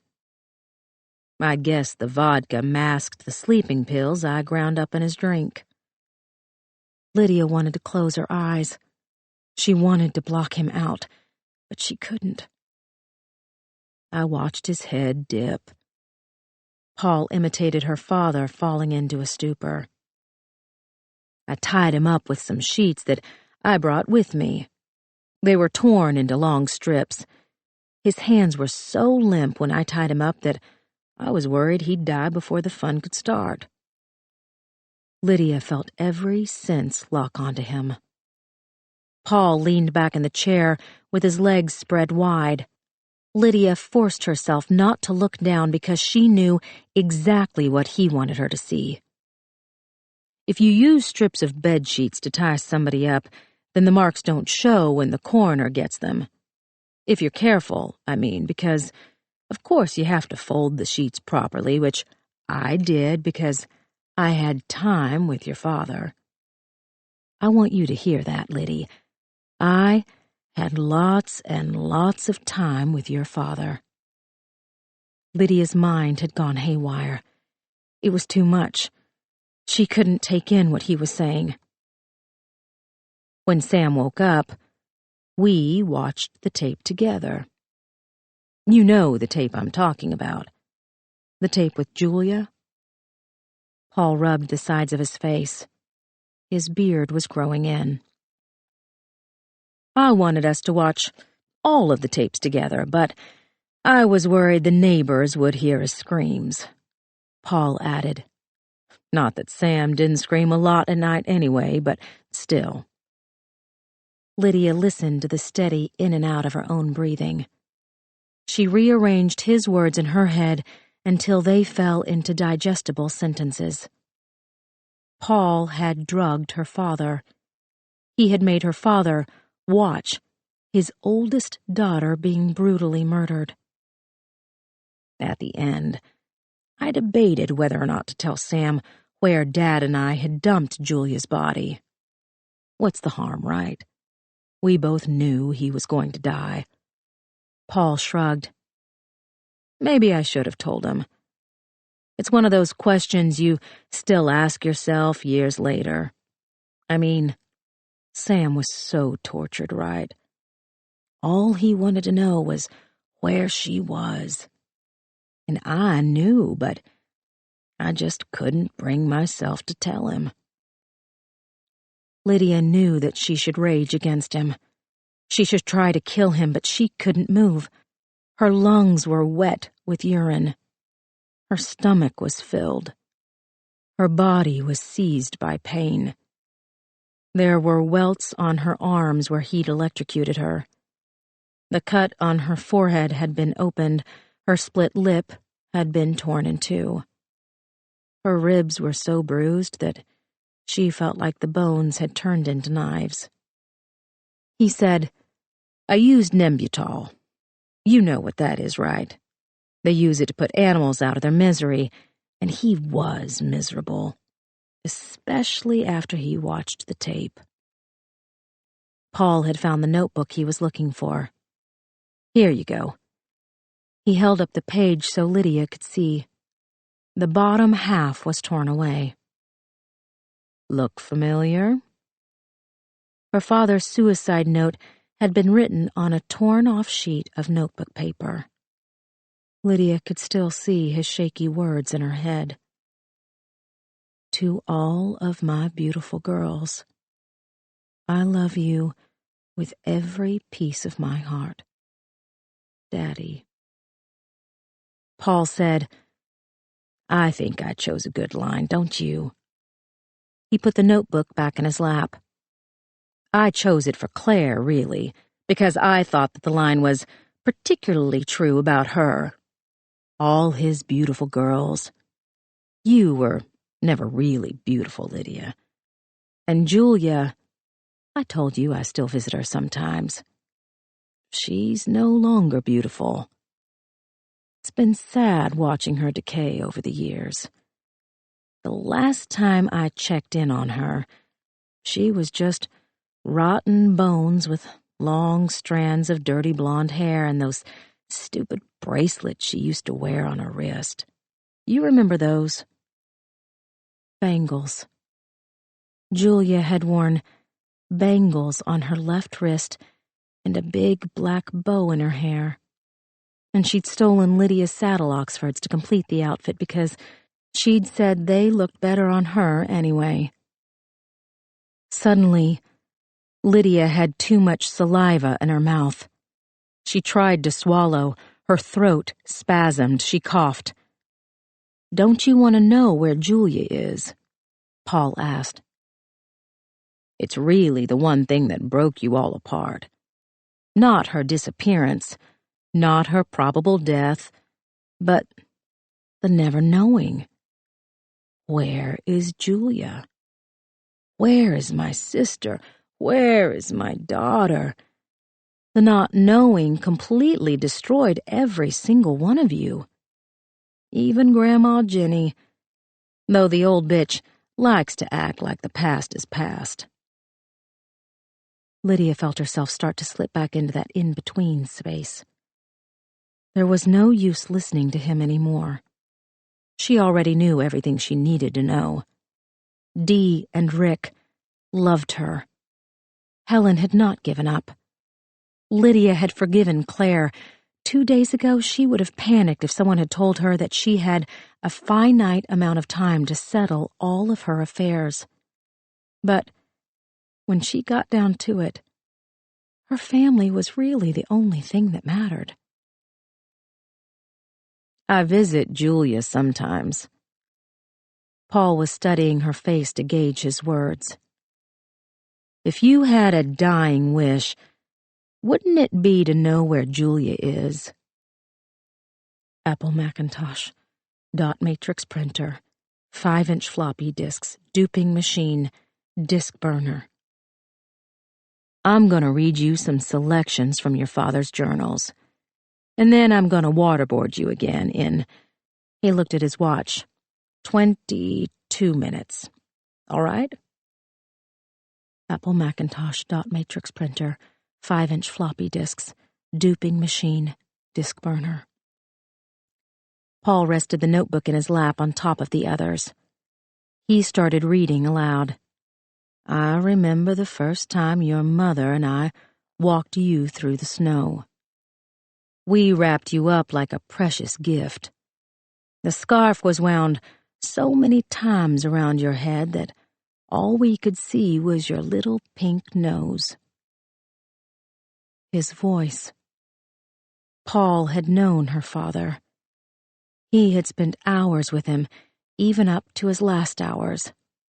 And he knew how to read Sam's words with the same soft cadence that her father had always used. "We were taking you to see your Grandma Jenny. Your mother, of course, was not pleased with this particular errand." "Yes," Lydia said. Paul looked up from the page. "Yes, what?" "Give me the Percocet." "Sure." Paul dropped the notebooks on the floor. He unscrewed the top from the spray bottle. "But first, you have to earn it." Chapter 19. Claire sat on the toilet with her elbows on her knees and her head in her hands. She had cried herself out. There was nothing left inside of her. Even her heart labored to beat in her chest. The slow thumps were almost painful. Every time she felt the pulse, her brain silently said the word, "Lydia. Lydia. Lydia." Her sister had given up. Claire could hear it in Lydia's voice, which had no tone except the tone of complete and utter surrender. What terrible thing had Paul done that made Lydia believe that she was already dead? Thinking about the answer to that question would only drive Claire deeper into despair. She rested her head against the cold wall. Her eyes closed. She was punch drunk with exhaustion. The God's honest truth was that Claire desperately wanted to give up too. She felt the desire with every fiber of her being. Her mouth was dry. Her vision was blurred. There was a high-pitched tone ringing in both of her ears. Had she slept inside the interrogation room? Could she count being knocked out by Paul as resting? All that Claire knew was that she had been awake for almost 24 hours. The last time she'd eaten was when Lydia made her egg bread yesterday morning. She had 2.5 hours before she was supposed to go to the bank in Hapeville. For what? Adam had the USB drive. He was the one Claire should be talking to. The Quinn and Scott offices were 10 blocks away. Adam would be there in a few hours for his presentation. Claire should be waiting in front of the office doors, not sitting on the toilet in the Hyatt. If her Hapeville lie had been designed to buy more time, then she'd bought herself another useless 4 or 5 hours. She still didn't know what she was going to do. Her mind was refusing to run around in the familiar circles. Mayhew, Nolan, the congressman, the gun. What the hell was she going to do with the gun? All the certainty from before had drained away. Claire could not rekindle the steely resolve she'd felt when she first held Lydia's revolver. Could she really shoot Paul? A better question might be, could she shoot him and actually hit him? She wasn't Annie Oakley. She would have to be close enough to hit him, but not so close that Paul could take the gun away. And she would have to throw it at his head because she didn't have any fucking bullets. The bathroom door opened. Instinctively, Claire pulled up her feet and rested her heels on the toilet bowl. She heard the light tread of soft-soled shoes on the porcelain floor tiles. Harvey? Claire assumed such a large man would have a more lumbering tread. A stall door was pushed open, then another, until Claire's locked door rattled. Claire recognized the shoes. Brown, Easy Spirit loafers for walking through the stacks. Light tan pants that wouldn't show dust from old magazines and paperbacks. Mom. Claire unlocked the door. What are you doing here? How did you find me? I looped back around the building after I got rid of your tail. You what?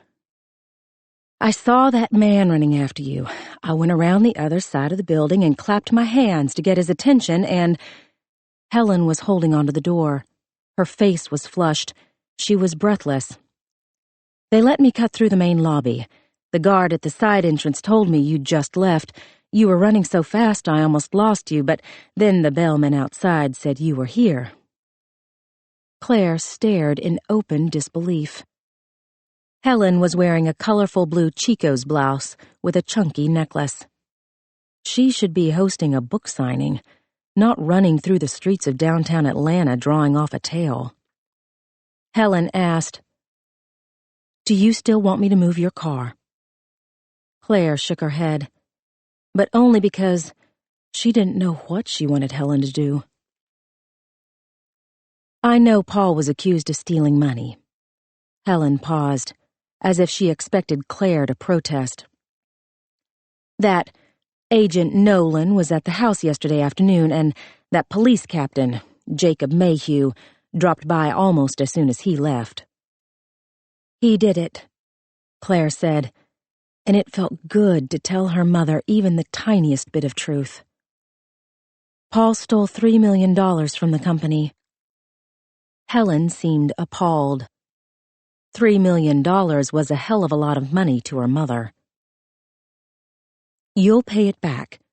You'll move in with me. You can get a job teaching art at the school." Claire laughed because she made it sound so simple. Helen pressed together her lips.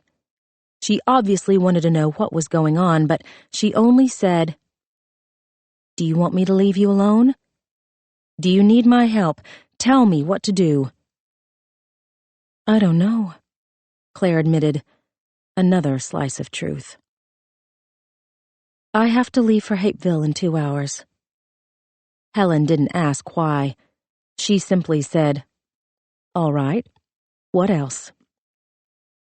"I need to charge the Tesla. I need to get an iPhone charger. I have one in my purse." Helen unzipped her purse, which was brown leather with flowers embroidered around the strap. She told Claire, "You look awful.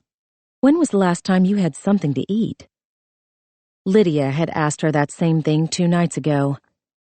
Claire had let her sister take care of her, and now she was Paul's captive, his bargaining chip, his victim.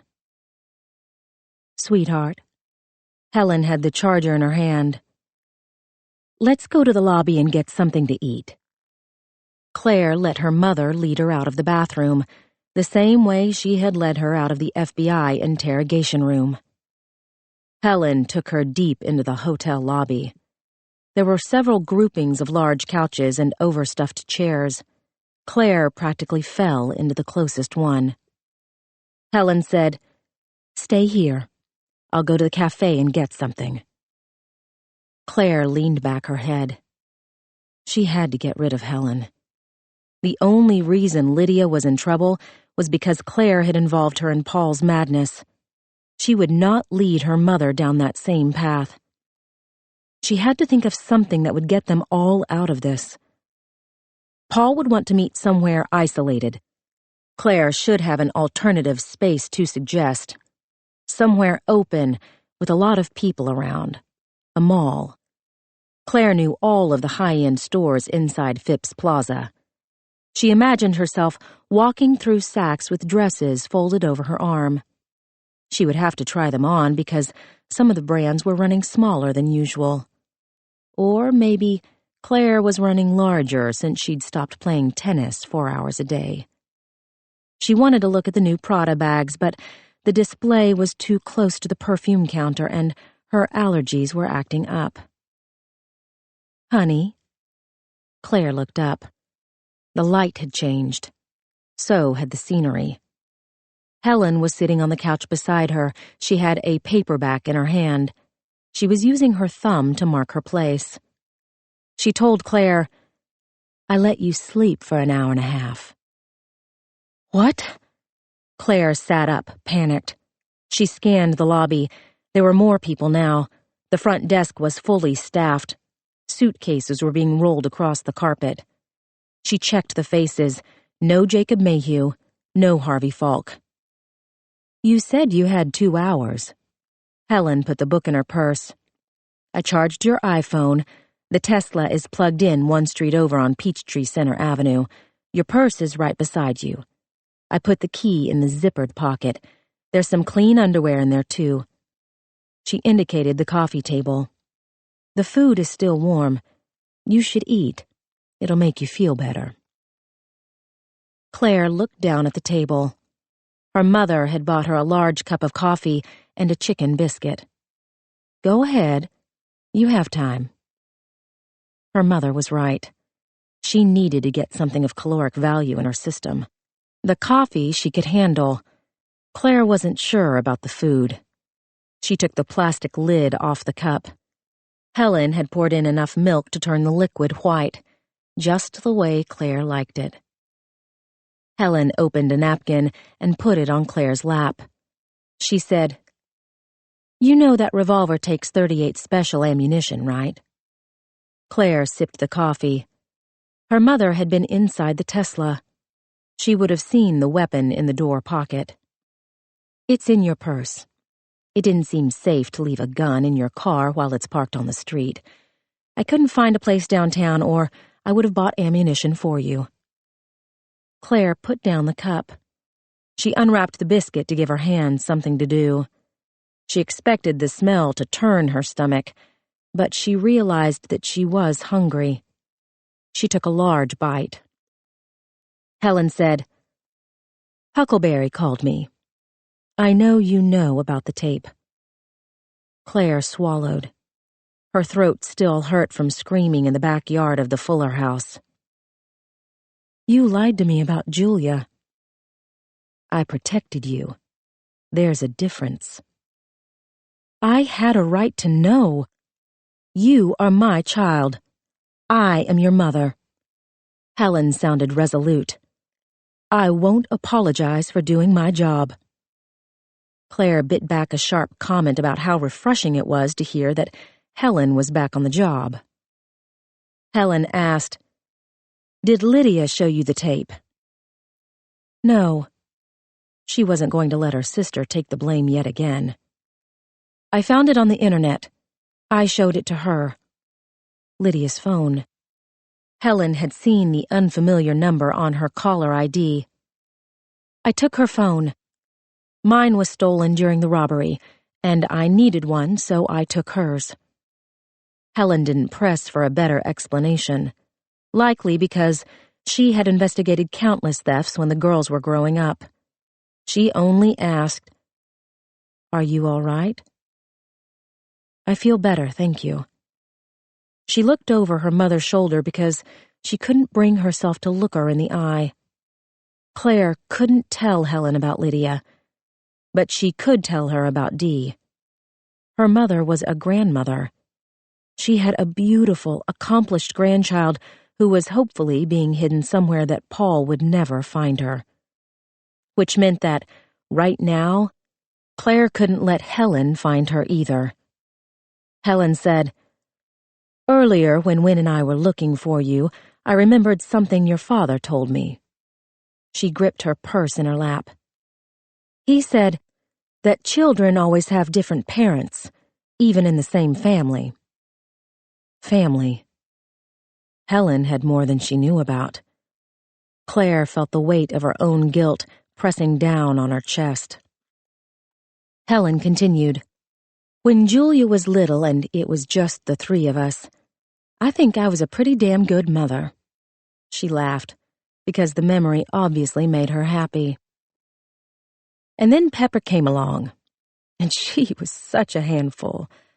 But I loved every frustrating, challenging minute of it because she was so opinionated and strong-willed, and she knocked against Julia all the time." Claire nodded. She could remember the screaming arguments between her older sisters. They were too much alike to get along for more than a few hours at a time. "And then there was you." Helen smiled sweetly. "You were so easy compared to your sisters. You were quiet and sweet-natured, and your father and I used to sit up at night and talk about how different you were.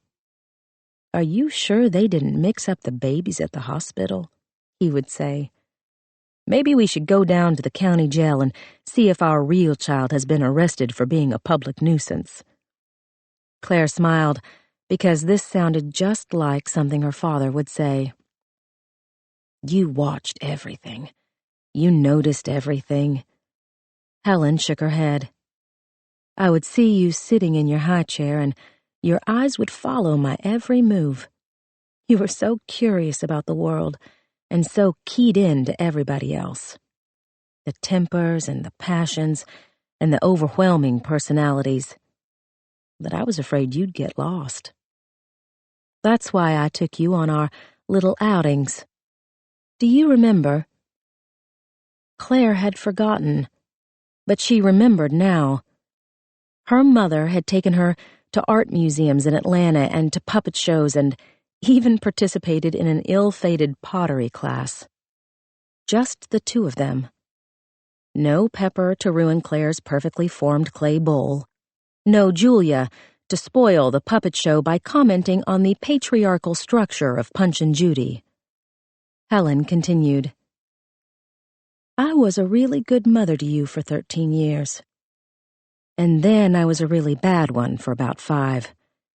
And I feel like I've spent every day since then trying to find my way back to that place where you see me as a good mother again. Claire had been either seeking or avoiding this conversation with Helen for the last 20 years, but she knew if they had it now, she would fall apart. So she asked, What did you think of Paul? Helen twisted the ring on her finger. Paul had been wrong. Claire twisted her own ring because she had seen her mother do it so many times. She said, You won't hurt my feelings. I want to know the truth. Helen didn't hold back. I told your father that Paul was like a hermit crab. They're scavengers. They don't have the ability to make their own shells, so they cast around until they find abandoned shells, and then they move in. Claire knew better than anyone that her mother was right. Paul had moved into her shell, the one that had been abandoned by her grief-stricken family.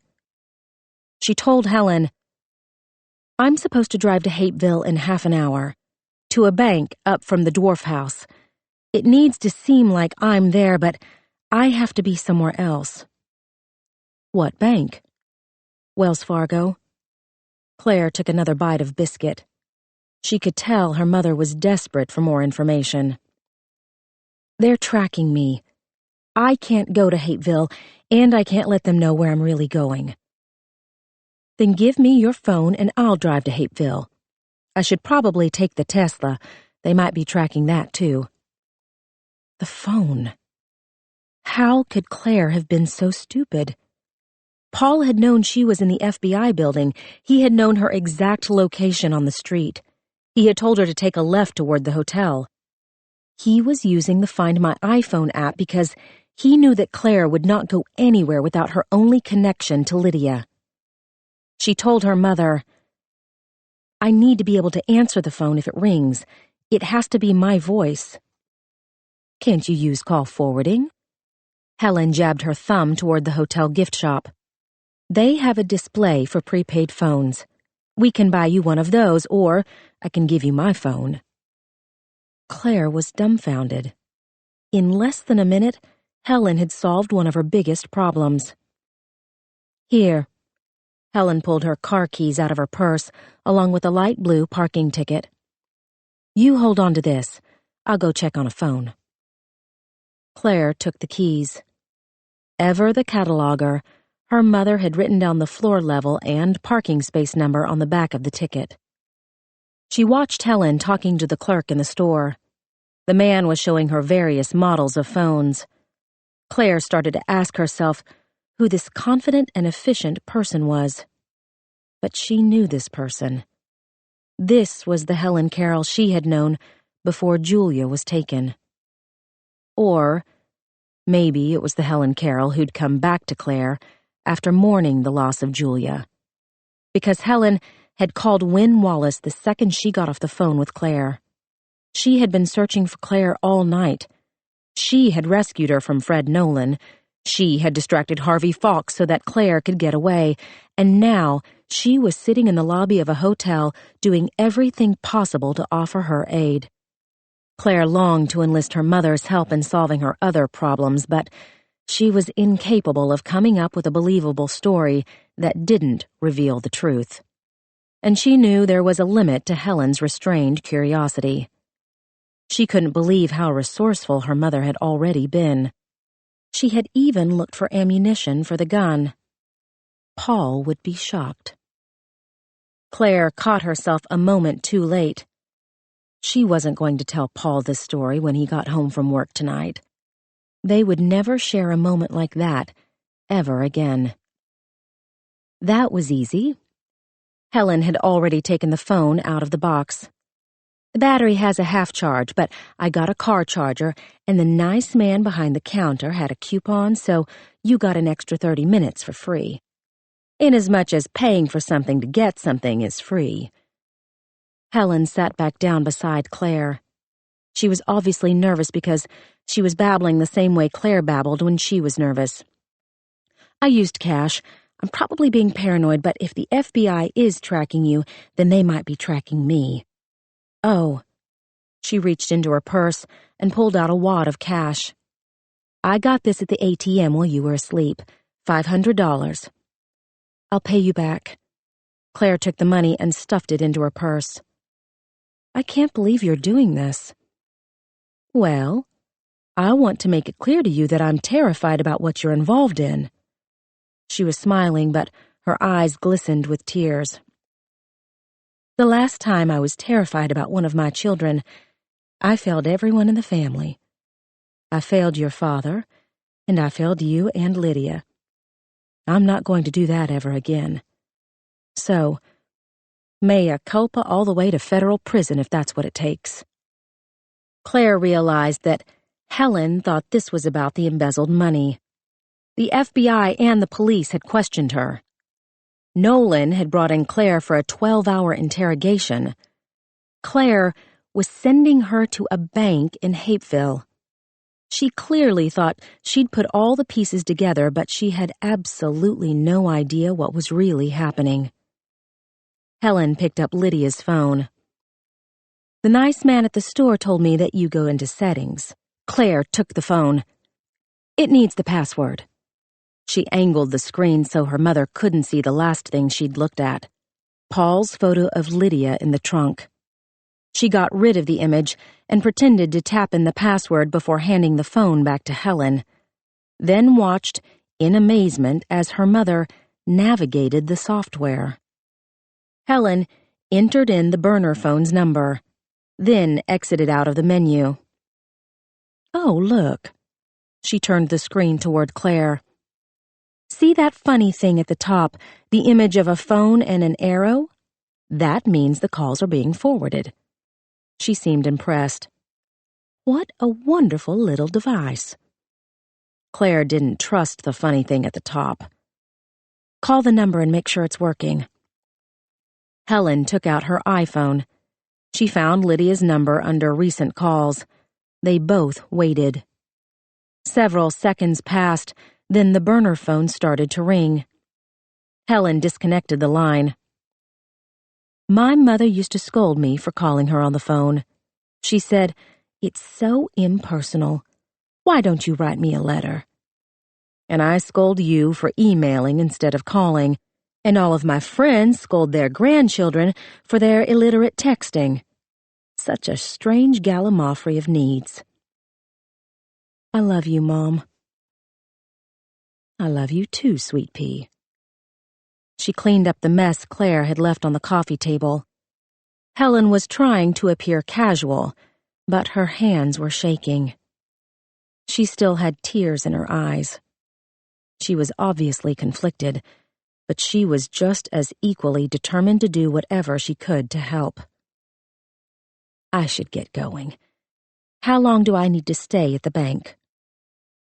Claire had no idea how long it took to access a safety deposit box. At least half an hour. And then? Get back on 75. I'll call you on your phone and let you know. She remembered what Paul had said. "Be careful. That's not a great area, especially in the Tesla. The bank will have a security guard in the parking lot." Helen touched Claire's cheek. There was still a slight tremor in her hand. "We'll have dinner after this is over, with drinks. Lots of drinks." "Okay." Claire checked the time so she didn't have to watch Helen walk away. Adam Quinn had said his presentation was first thing this morning. The offices opened at 9, which meant that Claire had half an hour to walk 10 blocks. The burner phone went into her back pocket. Her purse went over her shoulder. She finished her coffee as she walked back toward the bathroom. Claire's appearance had not improved since she'd seen her reflection in the mirror behind Fred Nolan. Her hair was plastered to her head. Her clothes were a mess. She probably smelled sweaty from running full bore through the city. The cut on her cheek was still tender. The dark circle under her eye was turning into a full-on black bruise. Claire touched her fingers to the skin. Paul had punched Lydia, too. He had made her forehead bleed. He had made her eyes swell shut. He had done other things, too. Things that had made Lydia give up. To believe that, no matter what Claire did, she was already dead. "You are not dead, Lydia." Claire spoke the words aloud for her own sake as much as her sister's. "I am not going to abandon you." Claire ran water in the sink. She couldn't go to Adam Quinn looking like this. If Adam was clueless as to what Paul was really involved in, then he'd be much more likely to help Claire if she didn't look like a homeless person. She washed her face and then quickly took a whore's bath. The underwear Helen had bought came up past Claire's belly button, but she was in no position to complain. She slicked back her hair with water, then fingered it into a soft wave to dry.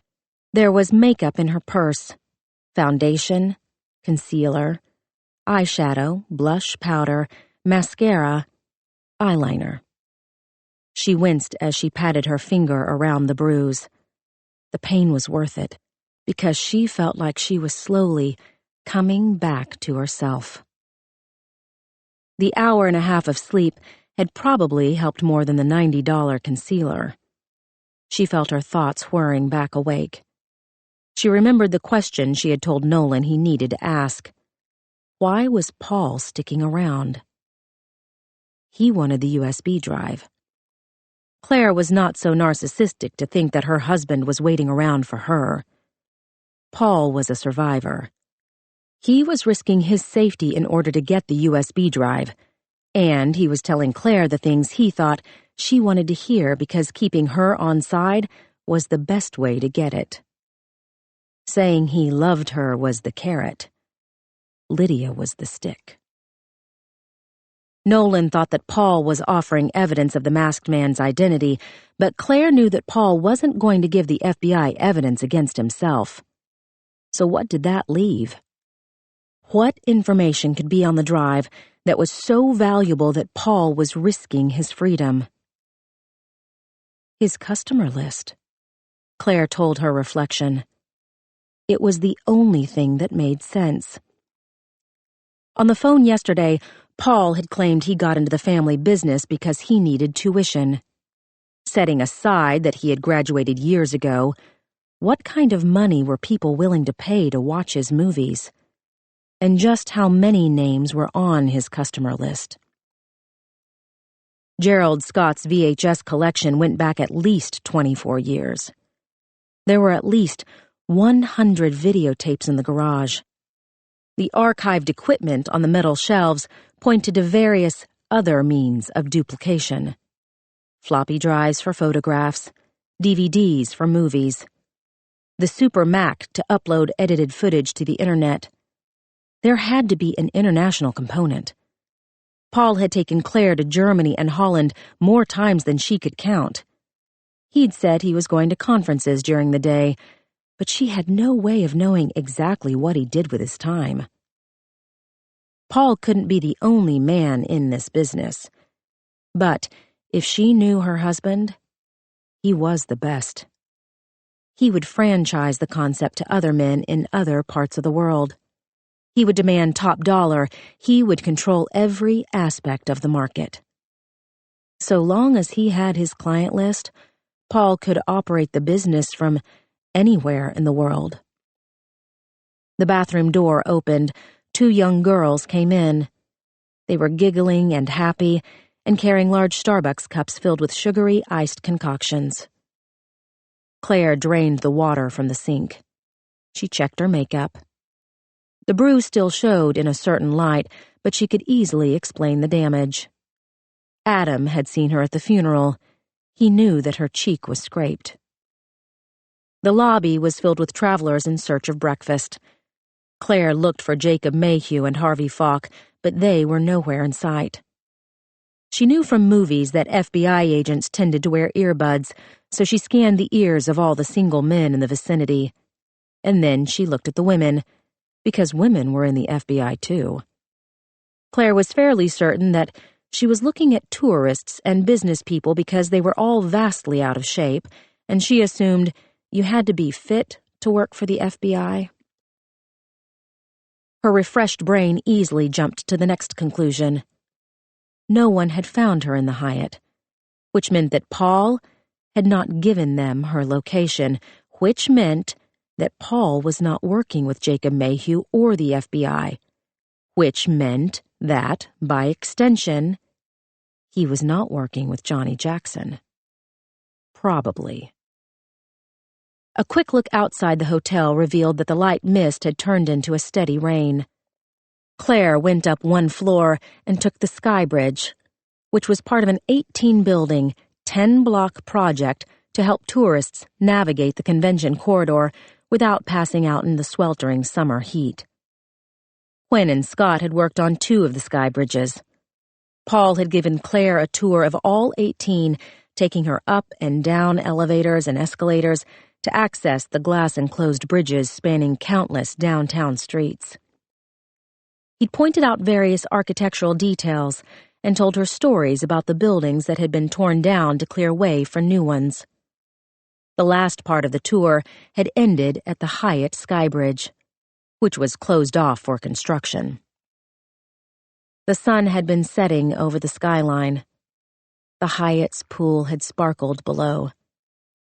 They'd had a picnic on a blanket with chocolate cake and champagne. Claire looked away from the pool as she walked across the bridge toward the Marriott marquee.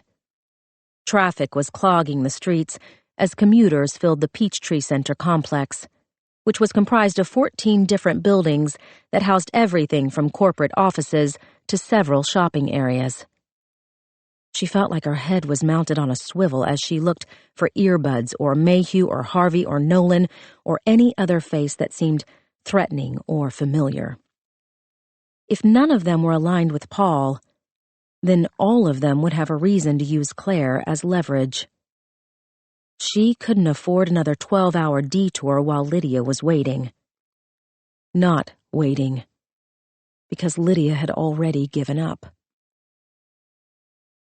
Claire jogged down another set of escalators as she headed toward the next skybridge. She couldn't let herself dwell on what was happening to Lydia. Claire was making progress. That was what mattered right now. She had to focus on the task at hand, which was getting the USB drive from Adam. She kept reminding herself of something Nolan had revealed during the interrogation.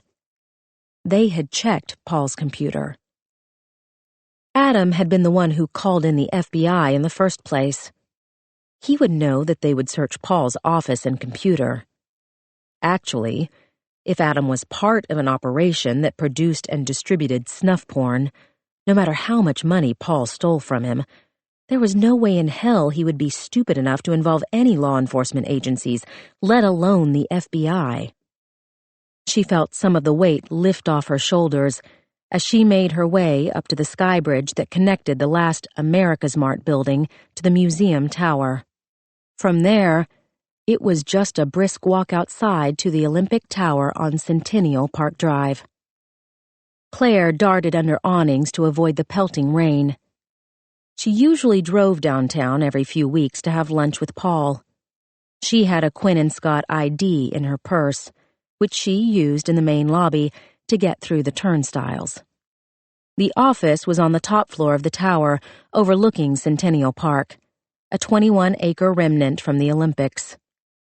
As part of a fundraising effort, the Olympic Committee had sold personalized engraved bricks that lined the walkways.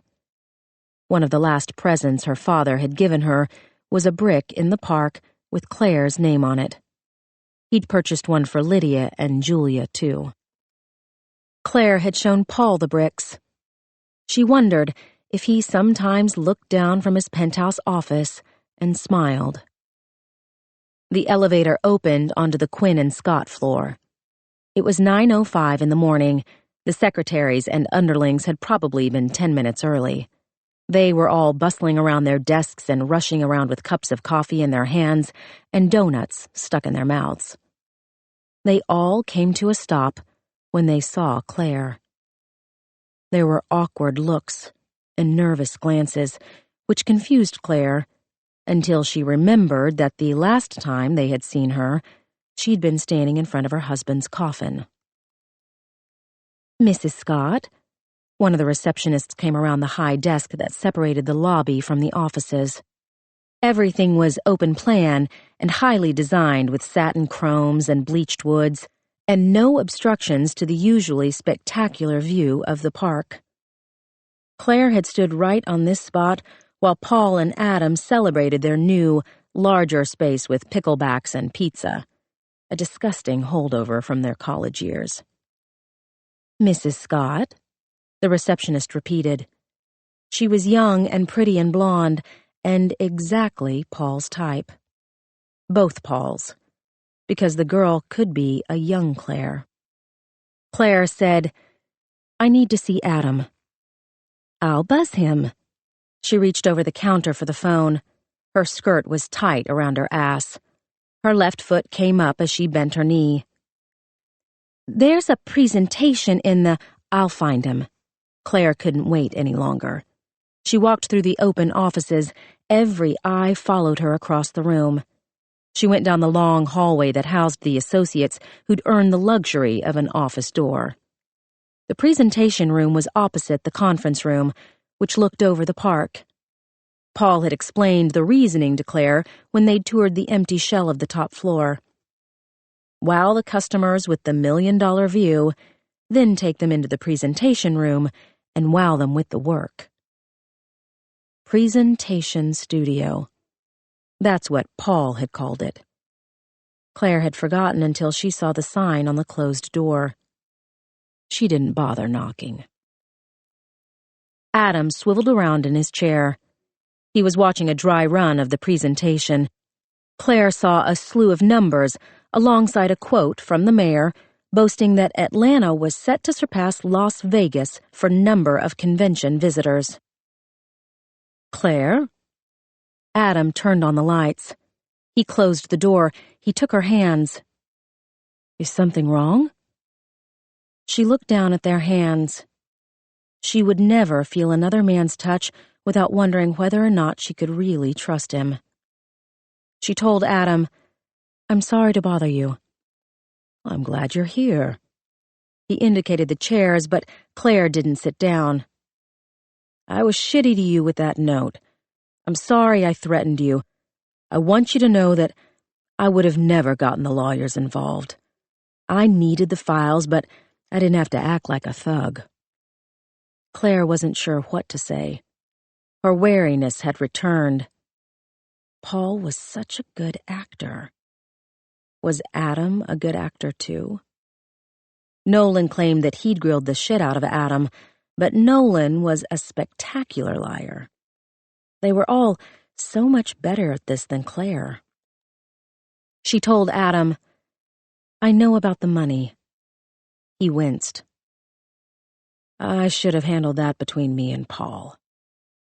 "Why didn't you?" He shook his head. "It doesn't matter. Just know that I'm sorry." "Please." Claire touched his hand. The touch turned into a stroke, and his demeanor softened as easily as if she had pressed a button. She said, "I want to know, Adam. Tell me what happened." "Things haven't been good between us for a while. I guess that's partly my fault. That whole thing with you was crazy," he assured Claire. "Not that it wasn't good, but it wasn't right. I love Sheila. I know you loved Paul." "I did," she agreed. "I thought you did too. You've known him for 21 years. Adam went silent again. She touched her fingers to his cheek so that he would look at her. "Tell me." He shook his head again, but he said, "You know he had his moods, his bouts with depression." Claire had always thought that Paul was the most even-keeled person she had ever known. She guessed. He got it from his dad. Adam didn't disagree with her. "It seemed like lately he couldn't climb out of it. I guess it's been a year, maybe 2, since I felt like we were really friends. He always kept me at arm's length, but this was different. And it hurt." Adam did, in fact, look hurt. "I acted out. I shouldn't have called the FBI, and believe me, I'm processing through it with my therapist, but something made me snap." Claire was reminded of one of the reasons she had never seen herself in anything long-term with Adam Quinn. He was constantly talking about his feelings. He said, "I wasn't just pissed off about the money. It was one more thing on top of the mood swings and the temper tantrums and his need to control everything, and I never meant for it to escalate. When that asshole from the FBI handcuffed him and walked him out of the office, I knew that was it. The look on Paul's face, I've never seen him angry like that. He just kind of turned into this guy I'd never seen before." Claire had seen what that guy was capable of. Adam was lucky Paul had been in handcuffs. "You dropped the charges. Was that because Paul paid the money back?" "No." He looked away from Claire. "I paid it back." Claire was sure she'd heard wrong. She had to repeat his words to make sure. "You paid back the money." "He knew about us. The 3 times. The 3 times. Claire had been with Adam Quinn 3 times. At the Christmas party, during the golf tournament, and in the bathroom down the hallway while Paul was downstairs waiting for them to join him for lunch. Fred Nolan had the answer to his first curious thing. Paul had stolen $1 million for each time Adam had fucked her. "I'm sorry," Adam said. Claire felt foolish, but only because she hadn't figured it out on her own. Paul and Adam had always been driven by money. "He took enough money to get your attention, but not enough to make you call the police. Except that you did. You called in the FBI." Adam nodded sheepishly. "Sheila pushed me into doing it. I was pissed off. I mean, why? And then it snowballed into them arresting Paul and searching his office, and..." His voice trailed off.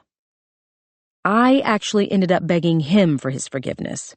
I mean, yeah, what I did was wrong, but we're partners and we had to find a way to be able to work together again, so..." "You paid him a $3 million penalty." Claire didn't have the luxury of processing her feelings. "I guess if I'm going to be a whore, at least I'm not a cheap one. Hey, I need the USB drive back, the one I left for you in the mailbox." "Of course." Adam walked over to the projector. His briefcase was open beside it. She supposed this was the last bit of proof she needed that Paul had hidden his sick venture from his best friend. Or former best friend, as seemed to be the case. Adam held up the key tag. "I already downloaded the files I needed. Can I help you with..." Claire took the drive out of his hand. I need to use the computer in Paul's office. Sure, I know where it is. Claire walked down the hallway with the key tag clenched in her hand. She had Paul's customer list. Claire was sure of it. But she couldn't get Fred Nolan's words out of her head. Trust, but verify. The lights were off in Paul's office. His chair was tucked under his desk. The blotter was clear. There were no stray papers. The stapler was aligned to the pencil cup, was aligned to the lamp. Anyone would assume that his office had been cleaned out, but Claire knew differently. She sat in Paul's chair. The computer was still on. She stuck the USB connector into the back of the iMac. Paul hadn't logged out of the system. She could picture him, sitting behind his desk when Fred Nolan came to tell him that it was time to fake his death. Paul wouldn't have been able to do anything but stand up and leave.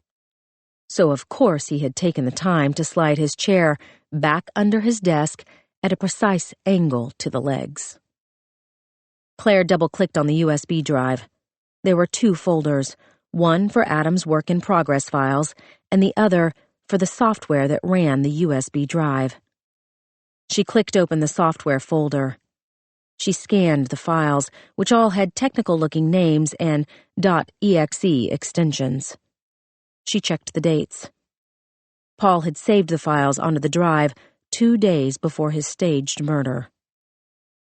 Claire scrolled to the bottom of the list. The last file Paul had saved was a folder titled ffn.exe.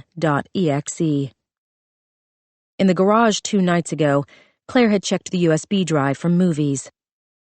But that had been before she discovered the true depth of her husband's depravities. She knew better than to take things at face value now. She also knew that folders didn't require extensions. FFN. Fred F. Nolan. Claire had seen the man's initials on his handkerchief. She clicked open the folder. A prompt came up asking for a password. Claire stared at the screen until the prompt blurred. She had guessed the other passwords with the notion that she knew her husband. This password had been set by the Paul Scott she had never met, the one who donned a mask to film himself raping and murdering young women, the one who charged his best friend $1 million a pop to fuck his wife, the one who had found his father's stash of movies and decided to scale up the business.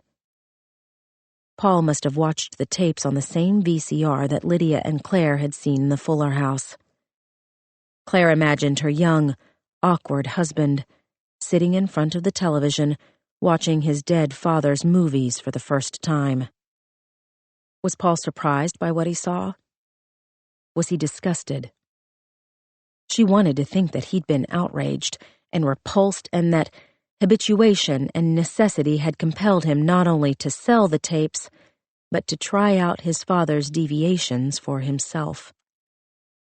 But then, less than 6 years later, Paul was meeting Claire in the math lab. Surely he knew exactly who Claire was, exactly who her sister was. Surely he had watched Julia's movie dozens, maybe hundreds of times by then. Claire's hands were surprisingly steady on the keyboard as she typed in the password.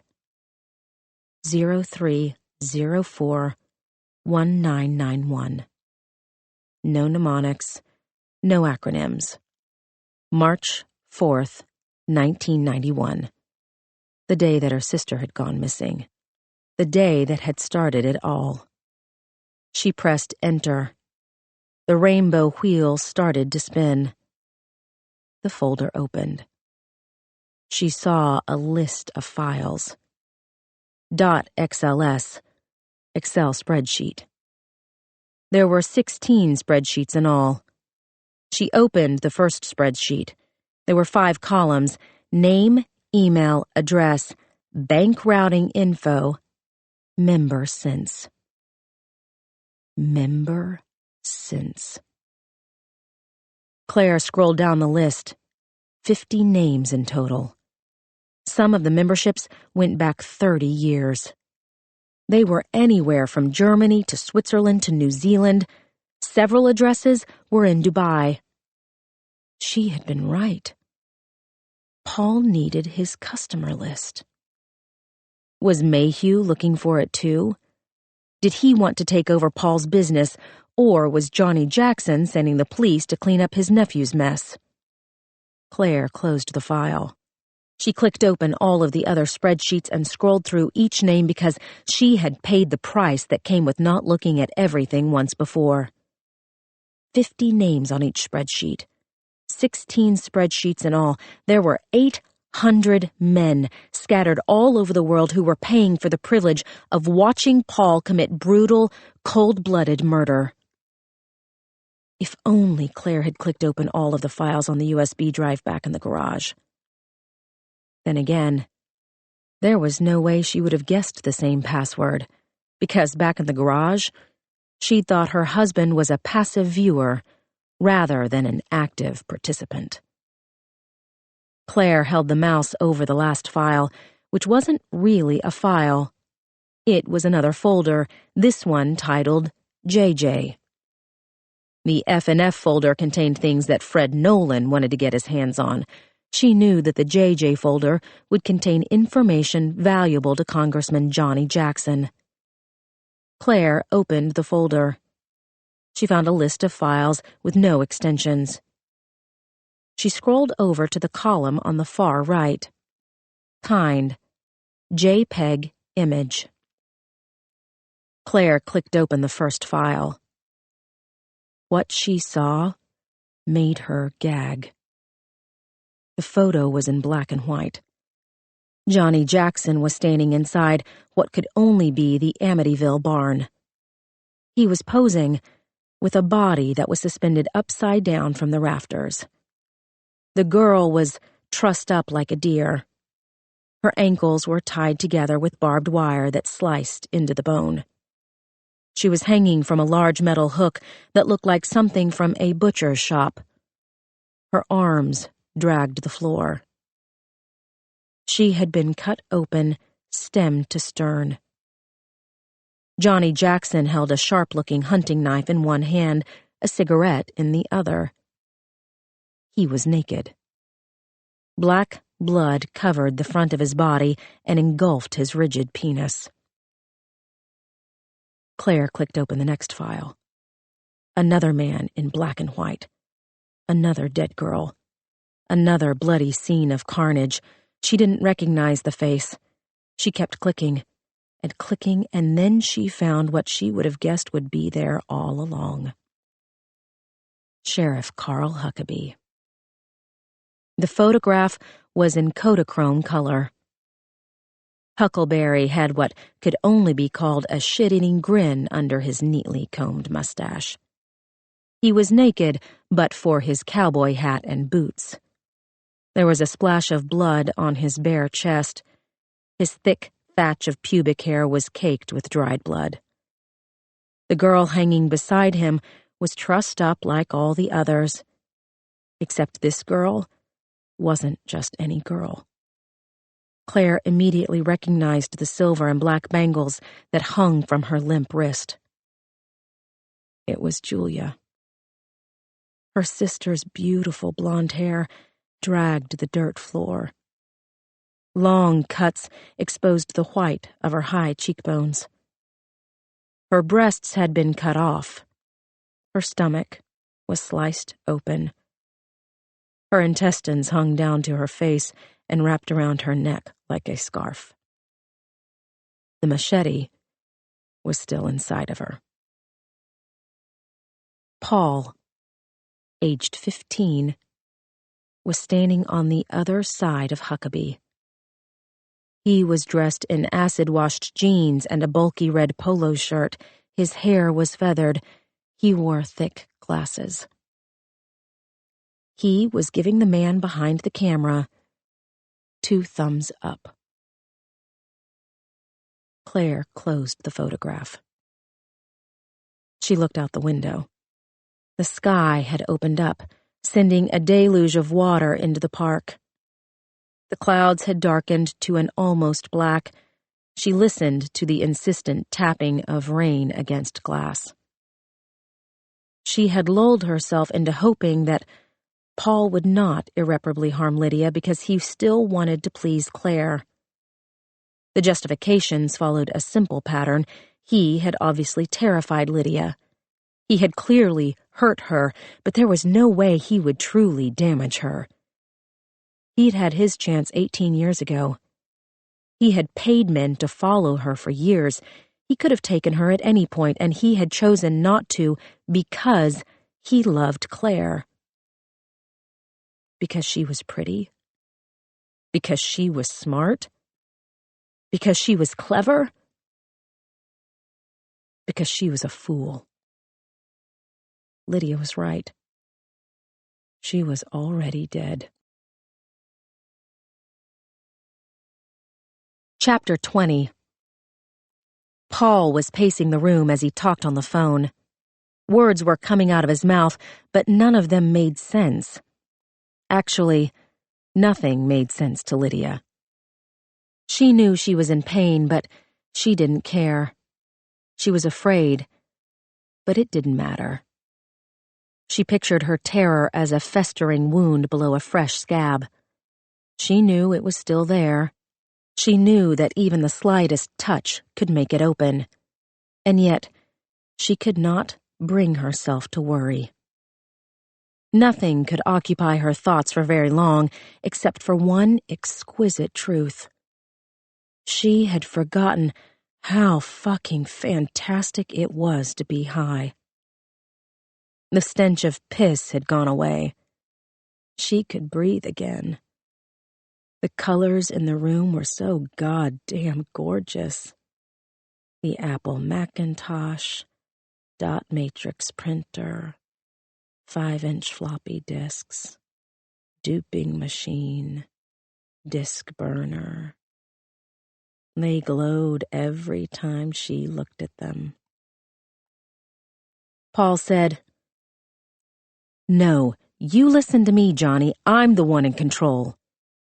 Johnny Appleseed. Johnny Jack Corn, and I don't care.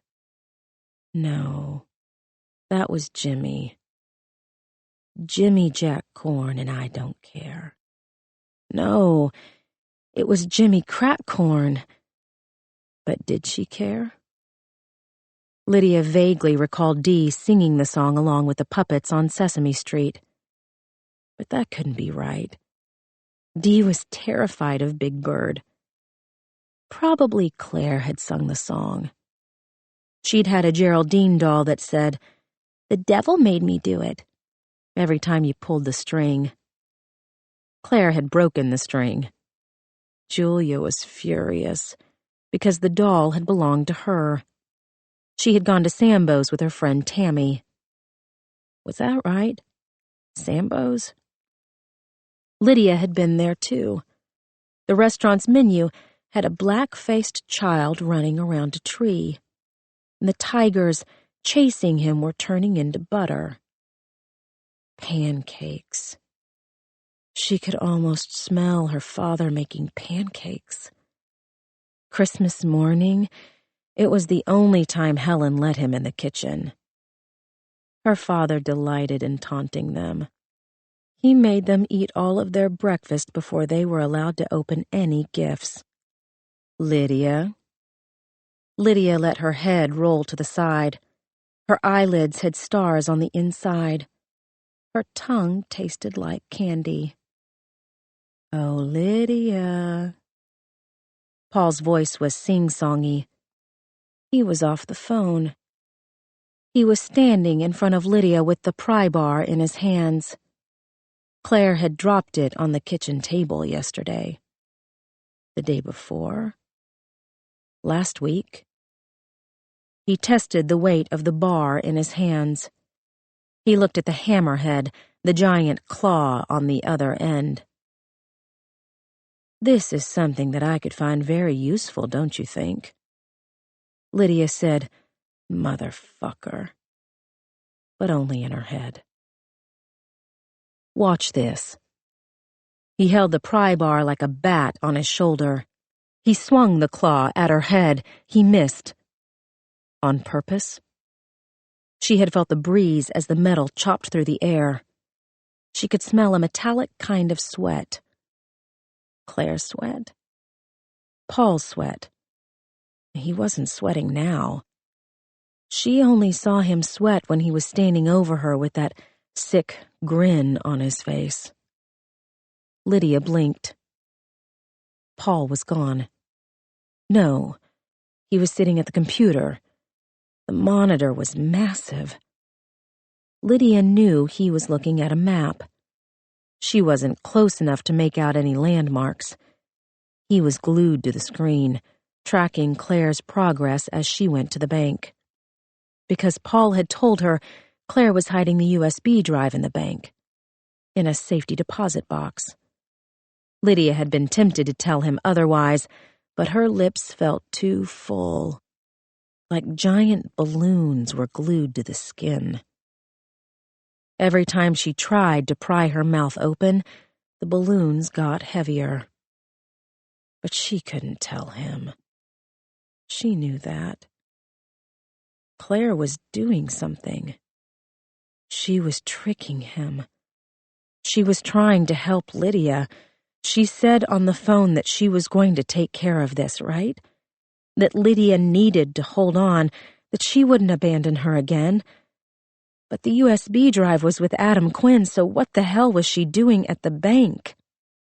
Adam Quinn has the USB drive, Lydia told Paul. But the words were only in her head, because her mouth was taped shut, because she had finally managed to say some things to Paul that he did not want to hear. Claire hates you now. She believes me. She will never, ever take you back. We are never, ever, ever getting back together. Taylor Swift. How many times had Dee played that song after she caught Heath Carmichael cheating? This time I'm telling you. Lydia. Paul was standing beside her. She looked back at his computer monitor. When had he moved? He had been looking at the computer. He was saying something about Claire leaving the bank. How was he standing beside her now when he was at the computer? She turned her head to ask Paul. Her vision staggered through each frame. She heard the bionic sound like Steve Austin made in The $6 Million Man. Ch-ch-ch-ch. Paul wasn't there. He was standing in front of the rolling cart. He was replacing the old items with new ones. His movements were slow and precise. Ch-ch-ch-ch.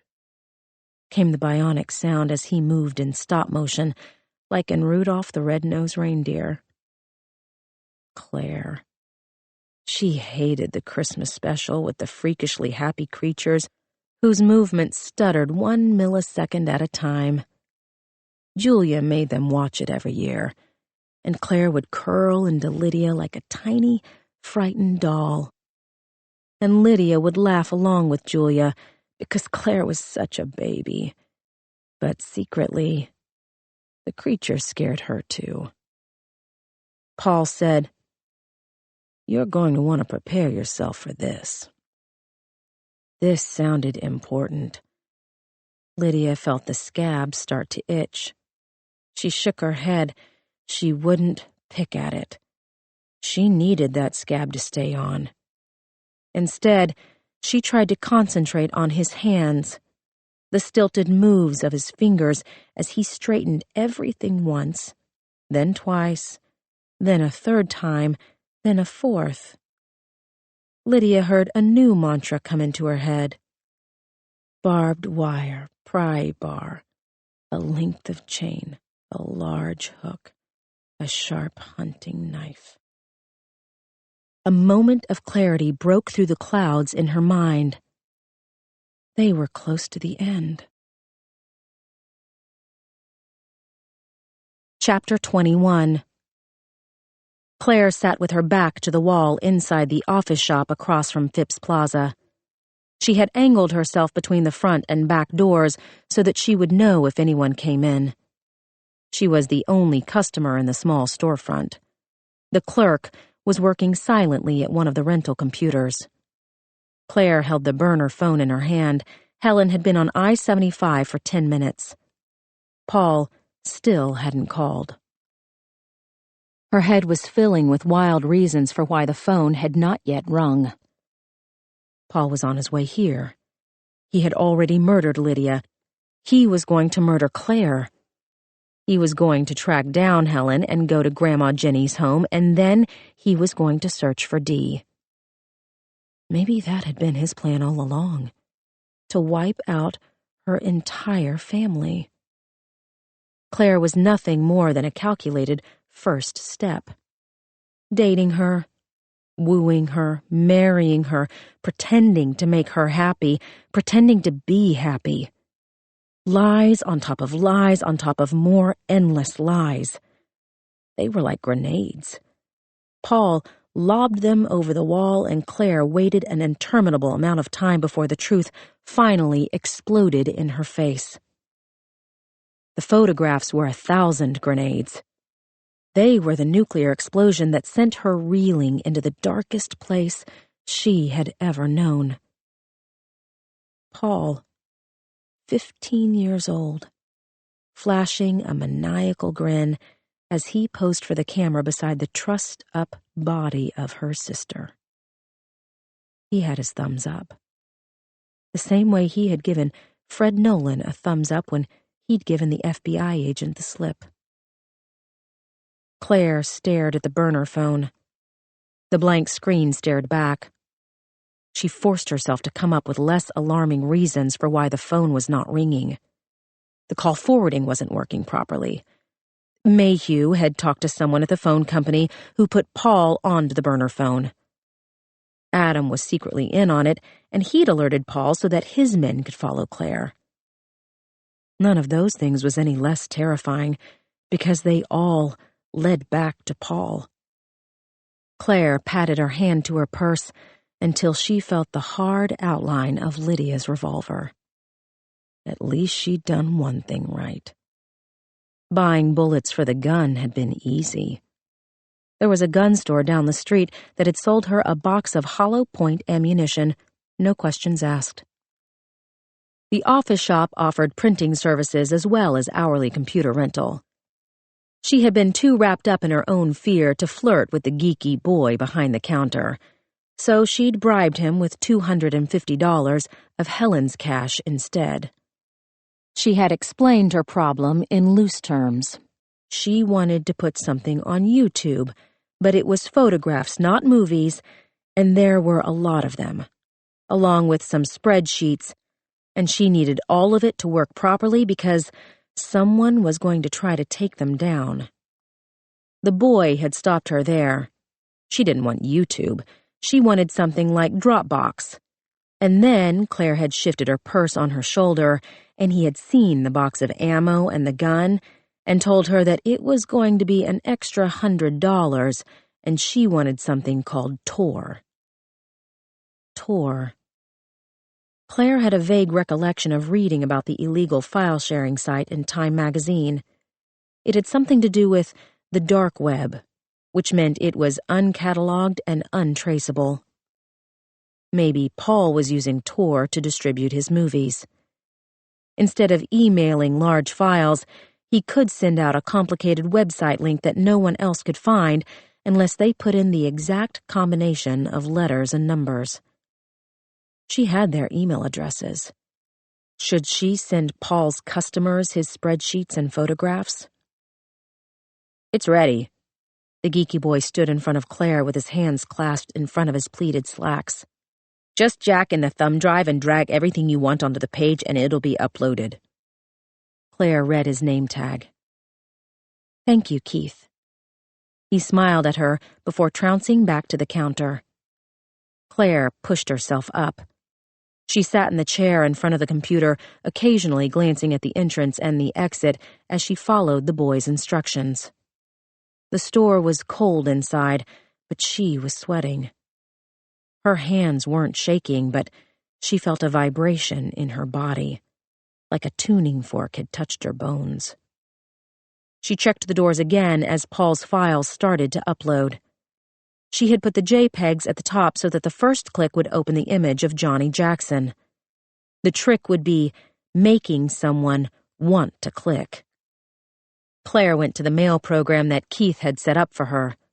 She had a new email address that came with the ability to schedule the exact time and date that emails were sent out. She started to type. My name is Claire Carol Scott.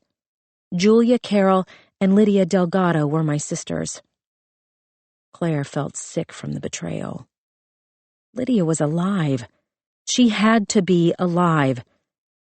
She hit the backspace key until the last sentence was deleted.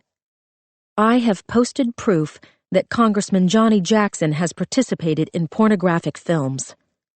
Claire stared at the words. This wasn't entirely true because it was more than porn.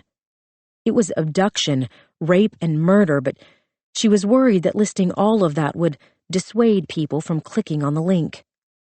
She was sending this to every media outlet and government agency who listed a contact address on their website. Most likely, the accounts were monitored by young interns who hadn't any idea who Johnny Jackson was, or who had grown up around email and therefore knew not to click anonymous links, especially ones that connected to Tor. Claire opened a new browser window. She found Penelope Ward's email on the Westerly Academy PTO page. Lydia's nemesis looked just as candy apple fake as Claire would have guessed.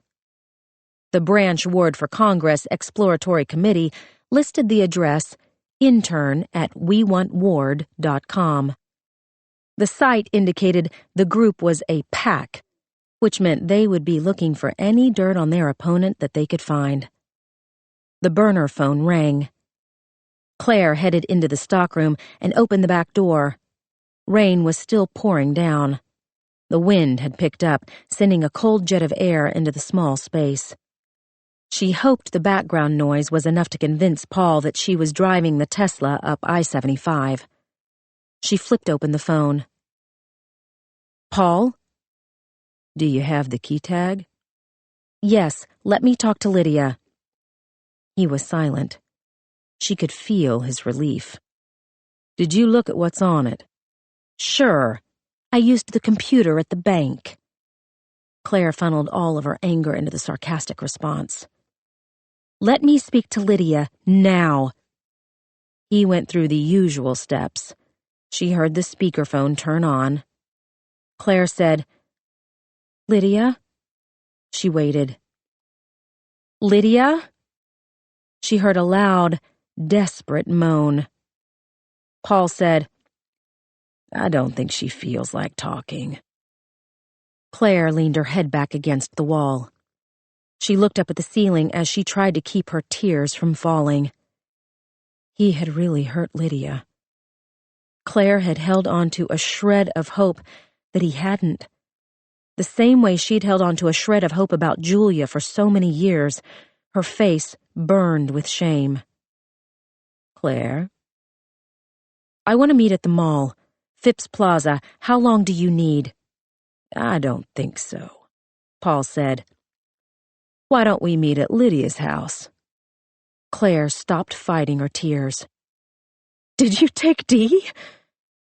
I haven't taken her yet, but I know you went to Lydia's house to warn her redneck boyfriend. He took Dee to a fishing shack off Lake Burton. Haven't you figured out by now that I know everything? He didn't know about the gun. He didn't know about the office shop. He said, Drive back to Watkinsville. I'll meet you at my parents' house. Claire felt her stomach drop. She had seen what Paul did to prisoners inside the Fuller house. Still there?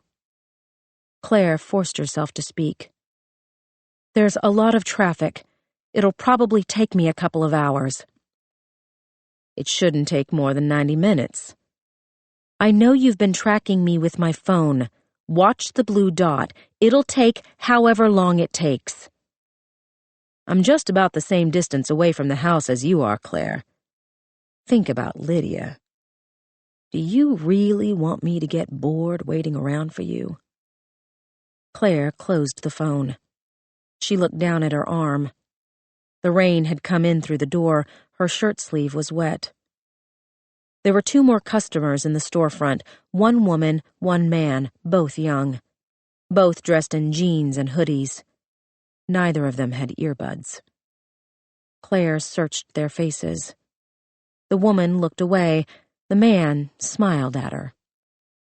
Claire had to get out of here. She sat back down at the computer. The files had finished uploading. She checked the link to make sure it worked. The monitor was turned away from the other patrons, but she felt a rush of heat as she made sure that the photograph of Johnny Jackson was on the server. Should she leave it open on the monitor? Should she let Keith find out what he'd unwittingly been a part of? Claire had already hurt enough people. She closed the photograph. She didn't have time to wax eloquent in her email. She wrote out a few more lines, then pasted the tour link underneath. She double-checked the scheduled time for the emails to be sent out. In 2 hours, anyone with internet access would know the true story of Paul Scott and his accomplices. They would see it in the pictures of his uncle and father passing down the family's bloodlust. They would see it in the almost 1,000 email addresses that gave his customers true identities and locations. They would know it in their guts when they saw picture after picture of young girls who had been abducted from their families over the course of more than 4 decades. And they would understand how Carl Huckabee and Johnny Jackson had exploited their law enforcement careers to make sure that no one ever found out. Until now. Claire pulled the USB drive out of the computer. She made sure there were no copies left on the computer desktop. The drive went back into her purse. She waved to Keith as she left the store. The sky had opened up again, pouring rain down on her head. She was soaked by the time she got behind the wheel of Helen's Ford. Claire turned on the windshield wipers. She pulled out of the space. She waited until she was safely down Peachtree Street before she called her mother. Helen's voice sounded strained. Yes? I'm okay. She was becoming just as adept at lying as Paul. I need you to keep driving to Athens. I'm about 20 minutes ahead of you right now, so I need you to go slow, no more than the speed limit. Am I going home? No, don't go home.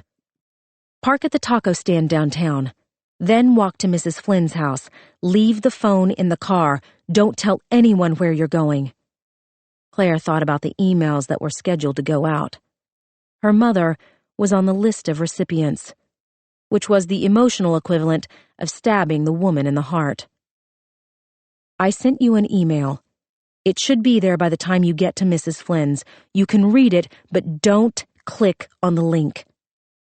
If you haven't heard from me in 3 hours, I want you to take it to your friend who works at the Atlanta Journal, the one who writes books. She's retired now. She'll still know people. It's very important, Mom. You have to get her to click on the link, but don't look at what she sees. Helen was obviously scared, but she didn't say anything else but, Claire. Don't trust Huckleberry. He lied to you about Julia. I saw what was on the tape. Helen paused before continuing. That's why I never wanted you to see it, because I saw it myself. Claire didn't think she was capable of feeling any more pain. How? I was the one who found your father. She stopped for a moment. The memory was clearly difficult. He was in his chair. The TV was on. The remote control was in his hand. I wanted to see what he'd been looking at, and... She stopped again. They both knew the last images that Sam Carroll had seen.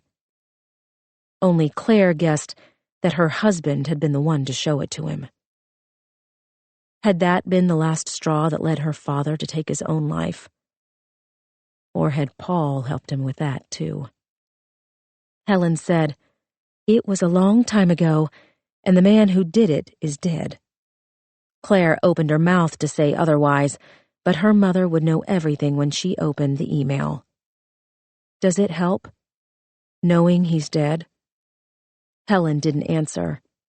She had always been against the death penalty, but something told Claire her mother had no problem with someone other than the government putting to death the man she believed had killed her daughter.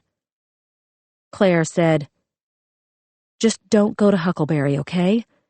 You'll understand later. I need you to trust me. He's not a good man." "Sweet pea, I've been trusting you all day. I'm not going to stop now." Again, Claire thought about Dee. Helen was a grandmother. She deserved to know, but Claire knew it wasn't just a matter of telling her mother. Helen would want details. She would want to meet Dee, talk to her, touch her, hold her. She would want to know why Claire was keeping them apart. And then she would start asking about Lydia. "Honey?" Helen asked. "Is there something else?" "I love you, Mom." "I love you, too." Claire flipped the phone closed. She tossed it onto the seat beside her. She grabbed the wheel with both hands. She looked at the clock on the dashboard and gave herself 1 full minute to let out the grief and despair that she hadn't had the wherewithal to express at her father's funeral. "Okay," she told herself. "Okay." The grief would help her. It would give her the strength she needed to do what she had to do. She was going to kill Paul for showing her father the tape of Julia. She was going to kill him for what he'd done to them all. Rain pelted the windshield, almost blinding her, but she kept driving because the only thing she had on Paul was the element of surprise. Exactly how that surprise would play out was still a mystery. Claire had the gun. She had the hollow point bullets that could tear a man in half. She remembered that long ago day that she'd taken Paul shooting. The first thing the range master had said was that you should never point a weapon at another person unless you were willing to pull the trigger. Claire was more than willing to pull the trigger. She just didn't know how she was going to find the opportunity to do it. There was a chance she could get to the Fuller house ahead of Paul. She could park her mother's car in the stand of trees beside the house and walk on foot to the back door. There were several places she could lie and wait, in one of the bedrooms, in the hallway, in the garage. Unless he was already there. Unless he was lying to her again, and he'd been there this whole time. She had assumed he had another house, but maybe the Fuller house was the only house Paul needed. Her husband liked for everything to stay the same. He was a slave to routine. He used the same bowl for breakfast, the same coffee cup. He would wear the same style black suit every day if Claire let him. He needed structure. He needed familiarity. There was a chiming sound coming from the dashboard. Claire had no idea what the noise meant. She slowed her mother's car. She couldn't have the engine stall on her. She frantically searched for warning lights on the dashboard, but the only yellow light was the gas can over the fuel gauge. No, no, no. The Tesla never needed gas. Paul topped up the tank in Claire's BMW every Saturday. She couldn't remember the last time she'd been to a gas station for anything but Diet Coke. Claire checked the signs on the interstate. She was 45 minutes from Athens. Several exits went by before she saw a Hess sign. She was coasting on fumes by the time she pulled into the gas station. The rain had let up, but the sky was still dark with thunderclouds, and the air had turned bitter cold. Claire took the last of Helen's cash into the store. She had no idea how many gallons her mother's Ford Focus took. She handed the guy behind the counter $40 and hoped for the best. A young couple was standing by a beat-up sedan when Claire got back to the car. She tried to ignore them as she gassed up the Ford. They were fighting about money. Claire and Paul had never fought about money because Paul always had it. Their early arguments were mostly because Paul was doing too much for her. There wasn't one need she had that Paul did not meet. Her friends over the years had always said the same thing. Paul took care of everything. The pump handle clicked. Shit. Gas had spilled all over Claire's hand. The smell was noxious. She popped the trunk because Paul had put the same emergency supplies in Helen's trunk that he'd put in all their cars. She dumped out the backpack and retrieved a packet of hand wipes. There were scissors, but Claire used her teeth to open the foil wrapper. She looked at the spilled contents in the trunk as she scrubbed the gas off her hand. Early in their marriage, Paul had had a recurring nightmare. It was the only time Claire could think of that she'd actually seen her husband afraid. No, that was wrong. Paul hadn't been afraid. He'd been terrified. The nightmare didn't come often, maybe 2 or 3 times a year. But Paul would wake up screaming, his arms and legs clawing at the air, his mouth gasping for breath, because he dreamed that he was burning alive the same way his mother had burned alive in the car accident that had taken both his parents' lives.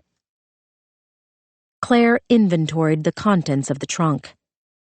Emergency flares, a paperback, a book of waterproof matches, a 4-gallon gas can, a paperback to read while waiting for help. Paul really did take care of everything. Now, it was Claire's turn to take care of him. Chapter 22. The rain had not yet touched Athens by the time Claire drove through downtown. Strong winds gusted down the streets. Students were bundled up in scarves and coats as they grabbed lunch between classes. Most of them were running to beat the coming storm. They could all see the darkness on the horizon, heavy black clouds making their way over from Atlanta. Claire had called Helen to see how much time she had. Her mother was somewhere near Winder, around 30 minutes away. There had been an accident on 75 that bought an extra 10 minutes. Fortunately, Helen had told Claire about it immediately. So when Paul called, she could tell him truthfully why Lydia's iPhone had stopped moving. She took the same route to Watkinsville that she and Lydia had taken the day before. Claire almost missed the turnoff to Paul's road. She drove slowly, because it wasn't just Jacob Mayhew and Harvey Falk she had to worry about. Carl Huckabee was still county sheriff. He would have deputies, though there was no telling which side of the law they were on. He was also intimately familiar with the goings-on at the Fuller house. Claire knew better than to leave the car out in the open. She angled the Ford off the road and drove into the thick stand of trees. The wheels popped and protested against the rough terrain. The side view mirrors clapped inward. Metal squealed as pine bark scraped off the paint.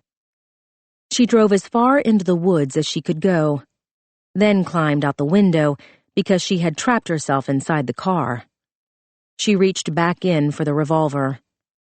The gun felt heavier somehow, deadlier. She left the open box of ammunition on the roof of the car. She picked up one bullet at a time and carefully slotted them into the cylinders. "For Julia," she said on the first one. "For Daddy. For Mom. For Lydia." Claire studied the last bullet in the palm of her hand. This one felt heaviest of all. Shiny brass, with a menacing black tip that would flare out once it hit soft tissue. "For Paul," she whispered, her voice sounding hoarse and desperate. The last bullet would be for her husband, who had died a long time ago, back when he was a boy and his father had taken him out to the barn for the first time. Back when he'd told Claire that he'd had a happy childhood. Back when he'd stood in front of the Justice of the Peace and sworn to love and cherish her for the rest of his life. Back when he'd so convincingly held on to her hand as he pretended to die in the alley. No pretending this time. Claire clicked the cylinder into place. She tested the gun, holding the barrel straight out in front of her, curling her finger around the trigger. She practiced pulling back the hammer with her thumb. This was the plan. She was going to pour gasoline around the Fuller house, just the bedrooms, the front porch, and under the bathroom, because she was betting that Paul was keeping Lydia in the garage, and she wanted to stay as far away from her sister as possible. Then she was going to light the gasoline. Then Paul would smell the smoke or hear the flames. He would be terrified, because fire was the only thing that ever really scared him. As soon as he ran out of the house, Claire would be waiting with the gun in her hands, and she would shoot him 5 times, 1 for each of them. Then she would run into the house and save Lydia. The plan was risky, and most likely crazy. Claire was aware of both of these things. She also knew that she was literally playing with fire.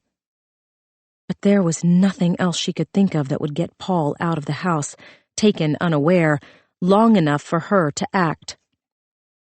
And she knew it had to happen quickly, because she wasn't sure that she could pull the trigger if she gave herself too long to think about it. Claire was not her husband. She could not so casually take another human life, even if that life had been drained of its humanity. She tucked the gun into the front of her jeans. The barrel wasn't long, but the cylinder dug into her hip bone. She moved it to the center, just along the zip, but that was worse. She finally shifted the weapon to the small of her back. The granny panties her mother had bought bunched up around the cylinder. The barrel went down the crack of her ass, which was mildly unpleasant, but none of her pockets were deep enough, and she knew that she would be screwed if Paul saw the gun. She opened the trunk. She unzipped the backpack and searched for the Mylar emergency blanket. The packet the blanket came in was small, but when she unfolded it, she saw it was the size of a large cape. The waterproof matches were on top of the flares, which were all on top of a thick paperback.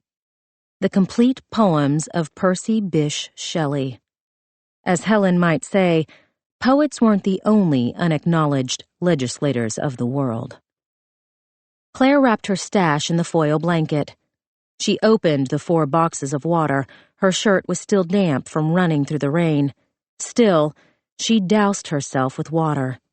The chill struck her immediately, but she made sure she covered her head, back, and every inch of her shirt sleeves down to the buttoned cuffs. She poured the rest of the water on the legs of her jeans. She grabbed the blanket and the 4-gallon gas can. Gas sloshed around inside the large plastic can as she lugged it through the forest. A permanent mist of rain seemed to be trapped under the tree canopy.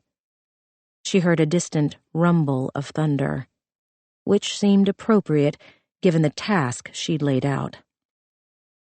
Claire squinted ahead. The sky was getting darker by the minute, but she could make out a powder blue Chevy parked behind a row of trees.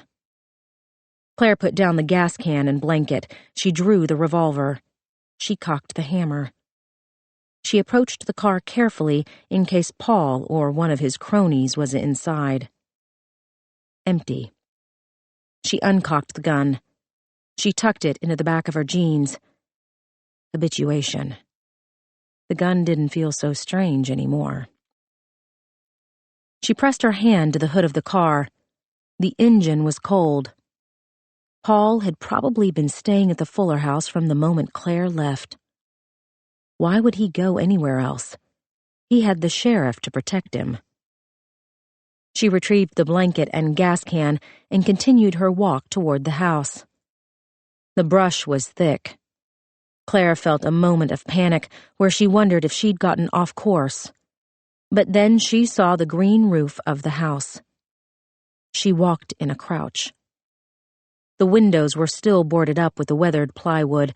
Claire stayed low anyway, because she knew that there was a slit in the den windows that showed the driveway, so it followed that there would be others. The overgrown backyard hadn't had time to absorb the slow, sloppy rain. Claire heard dry grass crackle under her feet.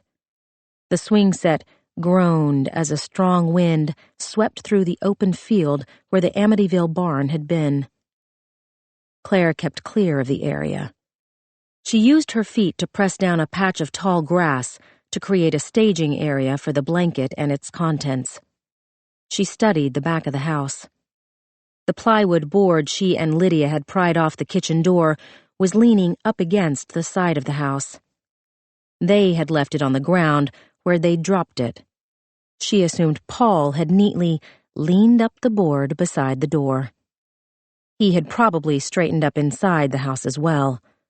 Or maybe he'd left the silverware strewn across the floor as a sort of alarm so that he would know if someone tried to enter the house. Claire was more worried about getting Paul out of the house than her going in. She bent down to the gas can and took the cap off the flexible spout. She started to the left of the small back porch, off the kitchen, dripping gasoline down the slats of wooden siding that covered the exterior of the house. Claire worked carefully so that the gas got into the seams between the boards. She raised up the can every time she passed a window, soaking the plywood as much as she could without making too much noise. Claire's heart was pounding so loudly when she walked up the front porch steps that she was afraid the noise would give her away. She kept her eyes on the garage. She tried not to think about Paul in there with Lydia. The roll-up metal door was still padlocked from the outside. The hasp was secure. His murder room. Lydia was locked inside his murder room. Claire turned back around. Quietly, she made a half-loop back around the house, double-checking her work underneath the boarded-up windows. By the time she was finished, she'd poured a crescent of gasoline around the left side of the house, covering the front porch, the bedrooms, and the bathroom. Only the kitchen and garage were left untouched. Step 1. Complete. Claire returned to the foil blanket. She knelt down. She was sweating, but her hands were so cold she could barely feel her fingers. She said a silent apology to her mother, the librarian, as she ripped apart the Shelley collection. She wadded and rolled together the pages into a long wick. She unscrewed the spout from the gas can. She shoved the wick inside, leaving around 6 inches of exposed paper. Step 2. Ready. There were 2 long flares from the backpack. Claire kept both in her hand as she walked to the front of the house. She stood underneath the sewing room. The empty street was behind her. At the gas station, she had read the instructions for lighting the flare. It worked the same way as striking a match. You pulled off the plastic cap and struck the sandpaper side to the top of the flare. Claire pulled off the plastic cap. She looked up at the house. This was the moment. She could stop now. She could go back to her car. She could call the FBI in Washington, D.C., Homeland Security, the Secret Service, the Georgia Bureau of Investigation. How many hours would it take for them to get to the house? How many hours would that give Paul alone with her sister? Claire struck the top of the flare. She jumped back because she hadn't anticipated such an immediate blazing plume of fire. Sparks dripped at her feet. The flare made a spurting sound like a faucet turned on full blast. She felt a quiver of panic at what she was doing. She thought there would be more time. But the fire was rapidly eating away the seconds. The gasoline had caught. Reddish-orange flames licked up the side of the house. She dropped the flare. Her heart was in her throat. She had to move quickly. This was happening now. There was no going back. Claire jogged around to the side of the house. She struck the other flare and dropped it underneath the master bedroom. There was a whooshing sound. A puff of hot wind, and the flames roiled along the gas trail up to the plywood boards covering the window. The heat was intense, but Claire was shivering. She ran back to her staging ground and wrapped the mylar cape around her shoulders. The crinkly material barely covered her upper body. She looked up at the sky. The clouds were moving fast. The rain had gone from a fine mist to big, fat drops. Claire hadn't counted on the rain. She watched the side of the house to make sure the fire was taking. White smoke spiraled high into the air. Orange flames licked out from behind the plywood. Step 3. In progress. Claire grabbed the gas can and walked toward the back porch. She stopped 10 feet away, perfectly in line with the steps. She put down the can. She took out the revolver. She held the gun at her side, barrel pointing toward the ground. She waited. The wind shifted. Smoke blew into her face. The color had changed from white to black. Claire didn't know what that meant. She recalled a television show where the color difference was an important plot point. But then she also recalled an article that said the color of smoke varied depending on what was burning. Was anything burning? Claire couldn't see any more flames. There was only a steady plume of black smoke as she waited for Paul to run screaming from the house. A minute passed. Another. She gripped the revolver in her hand. She swallowed down a cough. The wind shifted back toward the road. Another minute. Another. She listened to the rushing sound of blood in her ears as her heart threatened to beat out of her chest. Nothing. Shit, she whispered. Where was the fire? There wasn't enough rain to wet the grass, let alone snuff out a burning house. Even the emergency road flare was sputtering out. Claire kept her eye on the back door as she shuffled a few feet over to check out the side of the house. Smoke rolled out from underneath the plywood like a coal fire plant. Was the fire inside the walls? The wood siding was old and dry.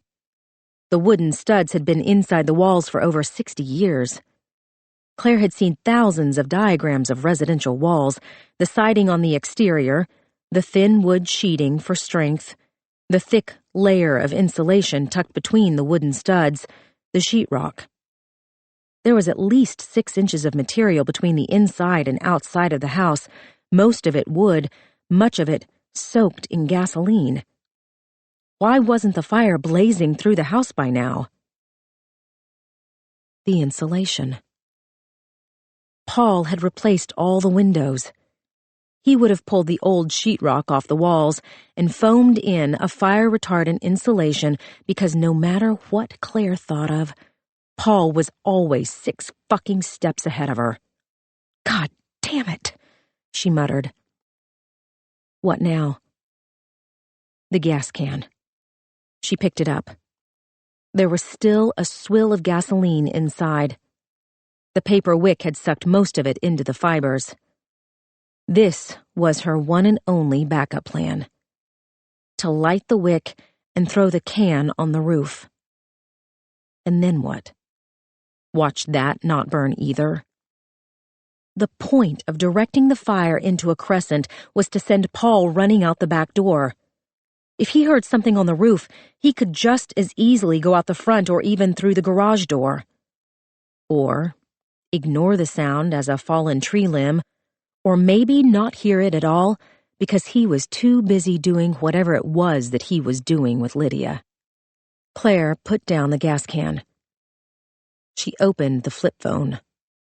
She dialed information and got the home number for Buckminster Fuller. She pressed the key to connect the call. Inside the house, the kitchen phone started ringing.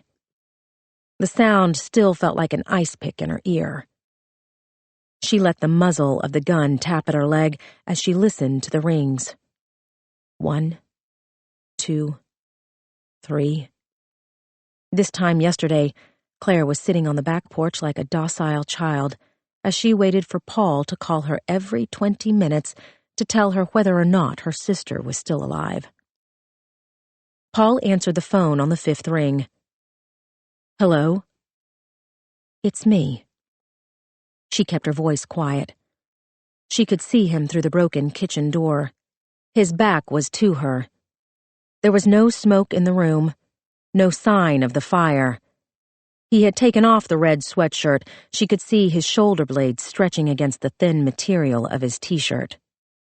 He said, Why are you calling on this phone? Where is Lydia?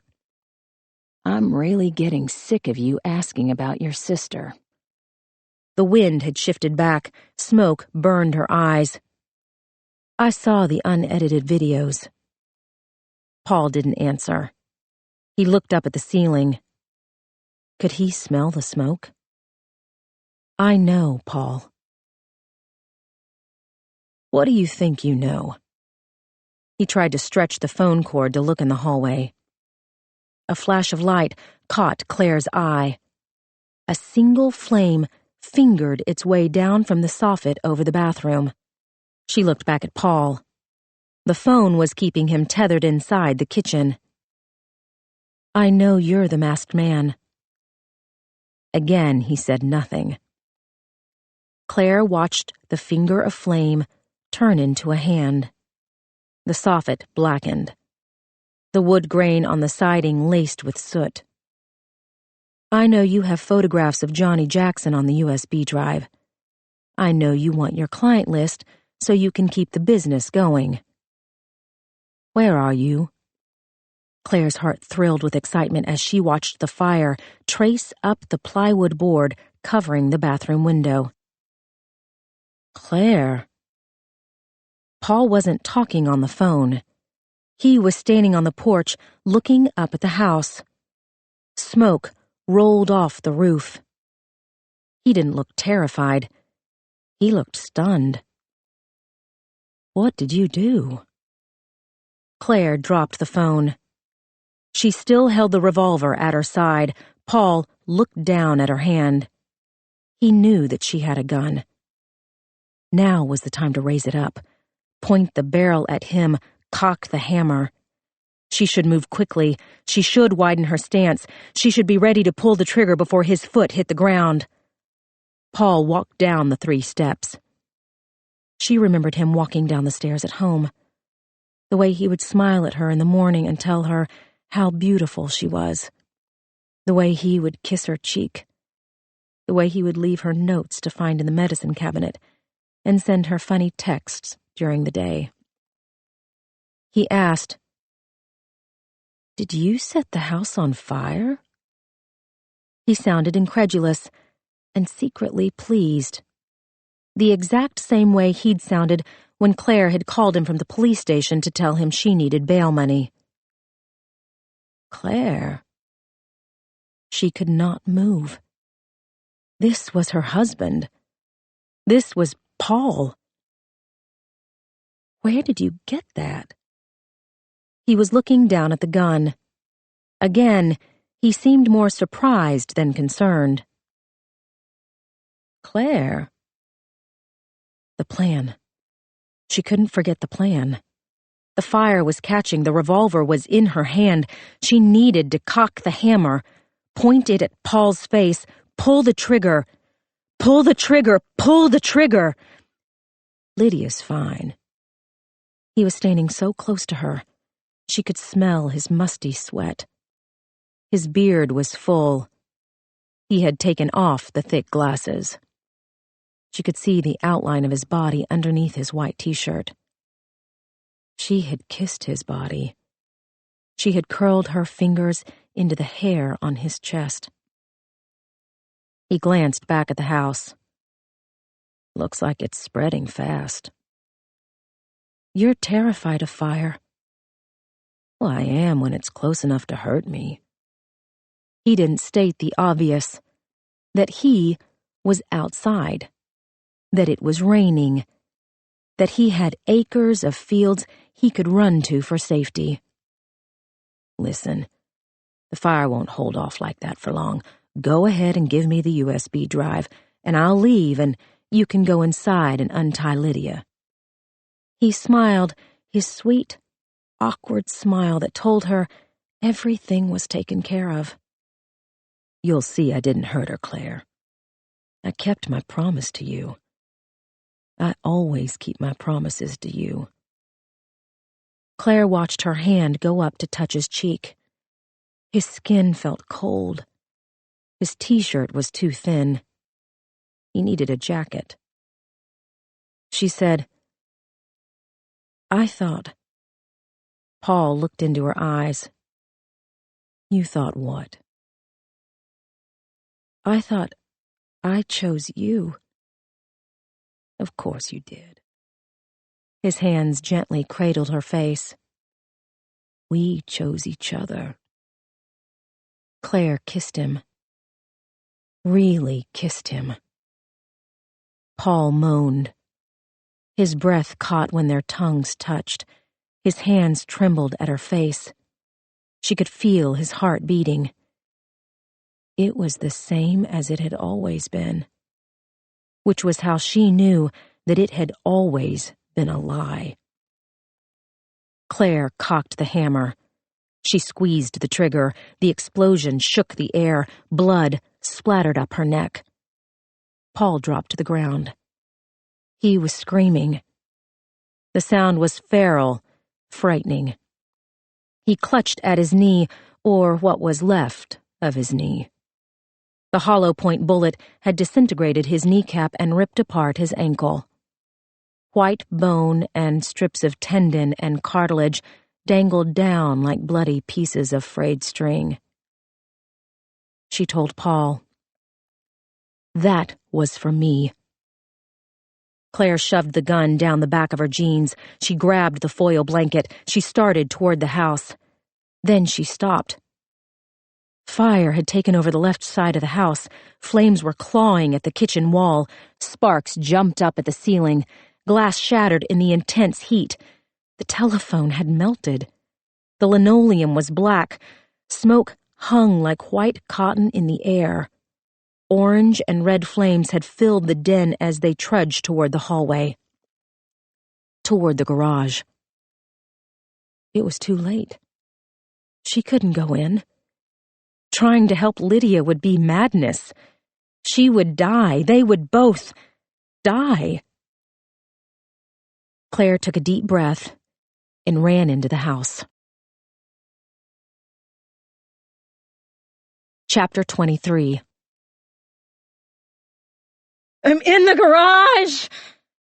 Lydia pulled uselessly at her restraints as bright red flames licked at the mouth of the hallway.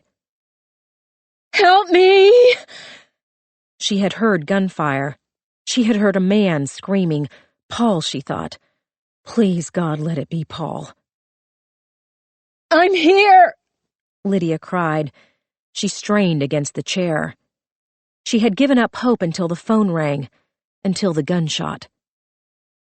Help! She screamed. Did they know about the fire? Were the police handcuffing Paul when they should be running into the house? He had left the door to the house open. She had a front row view to the changing nature of the fire.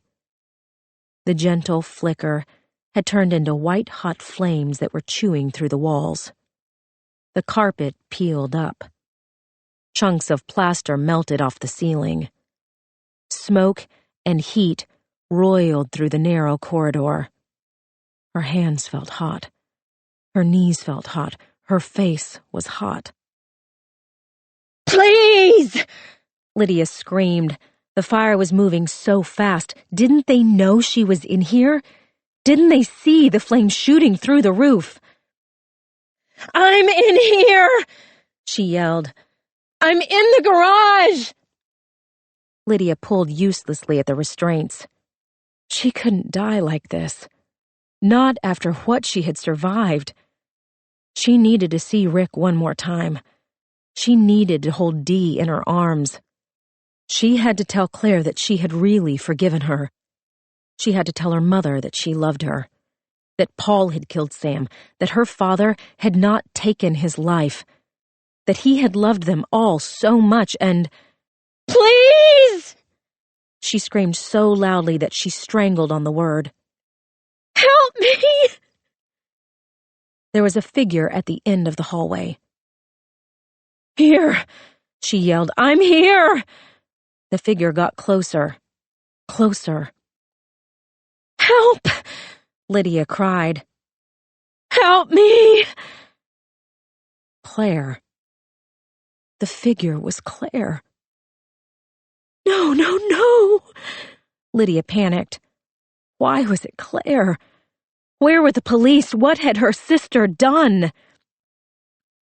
"Lydia." Claire was running at a crouch, trying to stay below the smoke.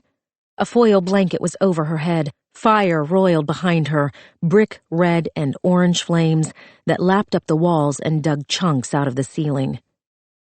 Why was it Claire? Where were the firemen? Where were the police?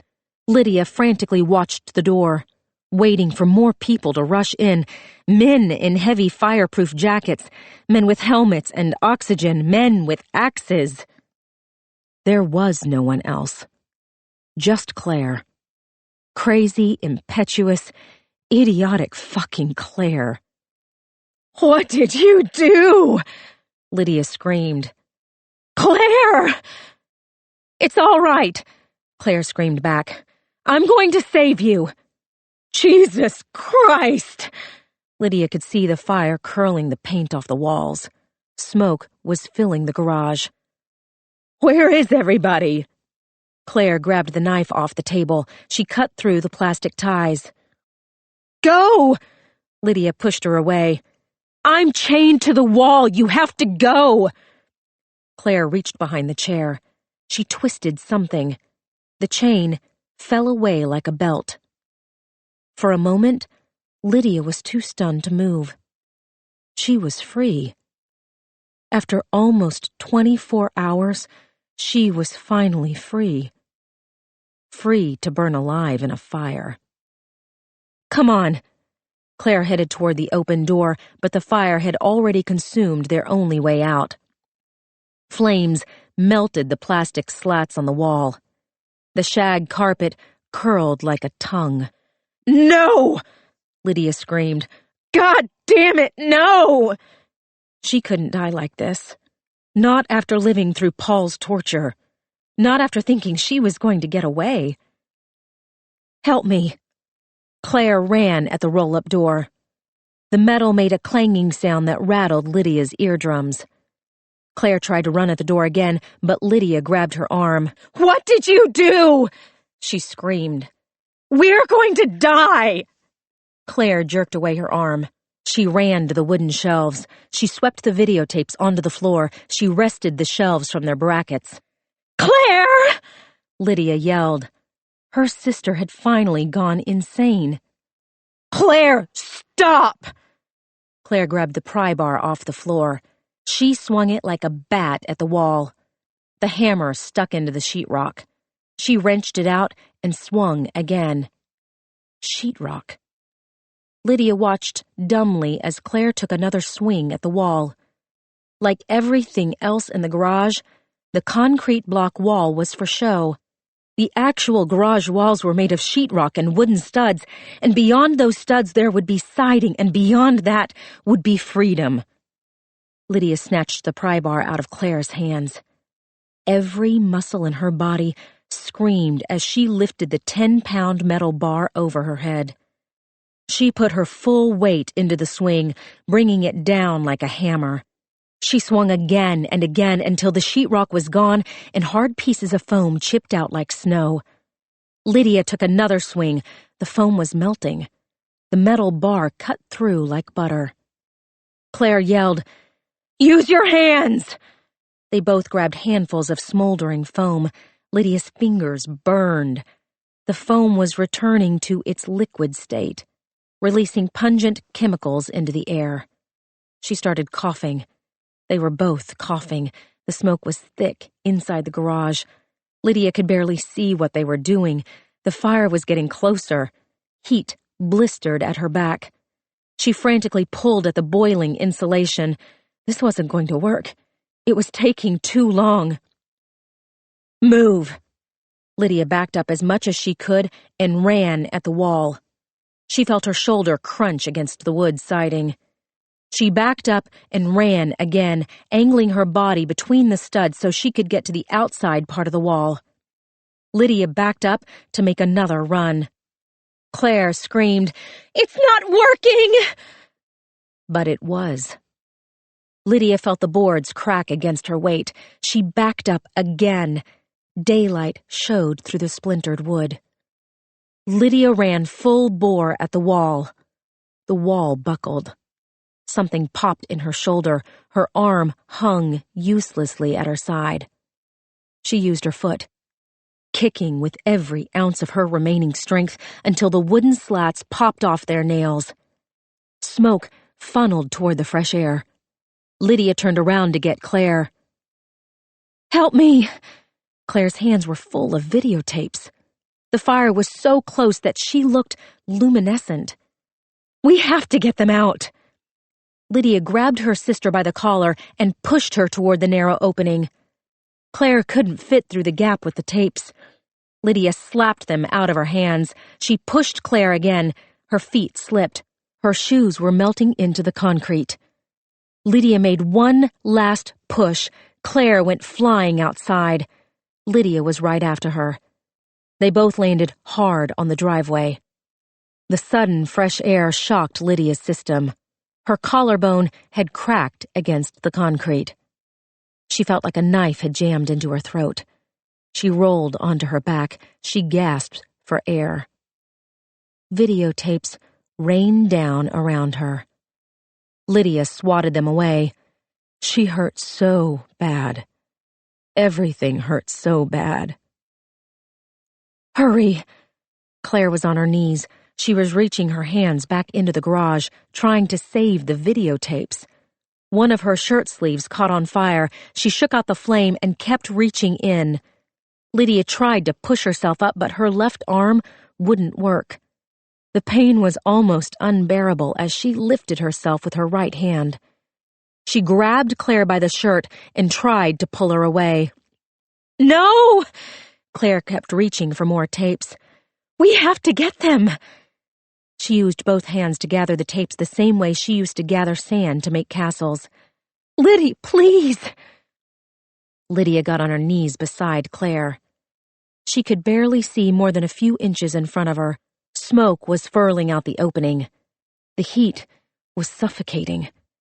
She felt something drop on her head. Lydia thought it was a spark from the fire, but it was rain. "There's just a few more."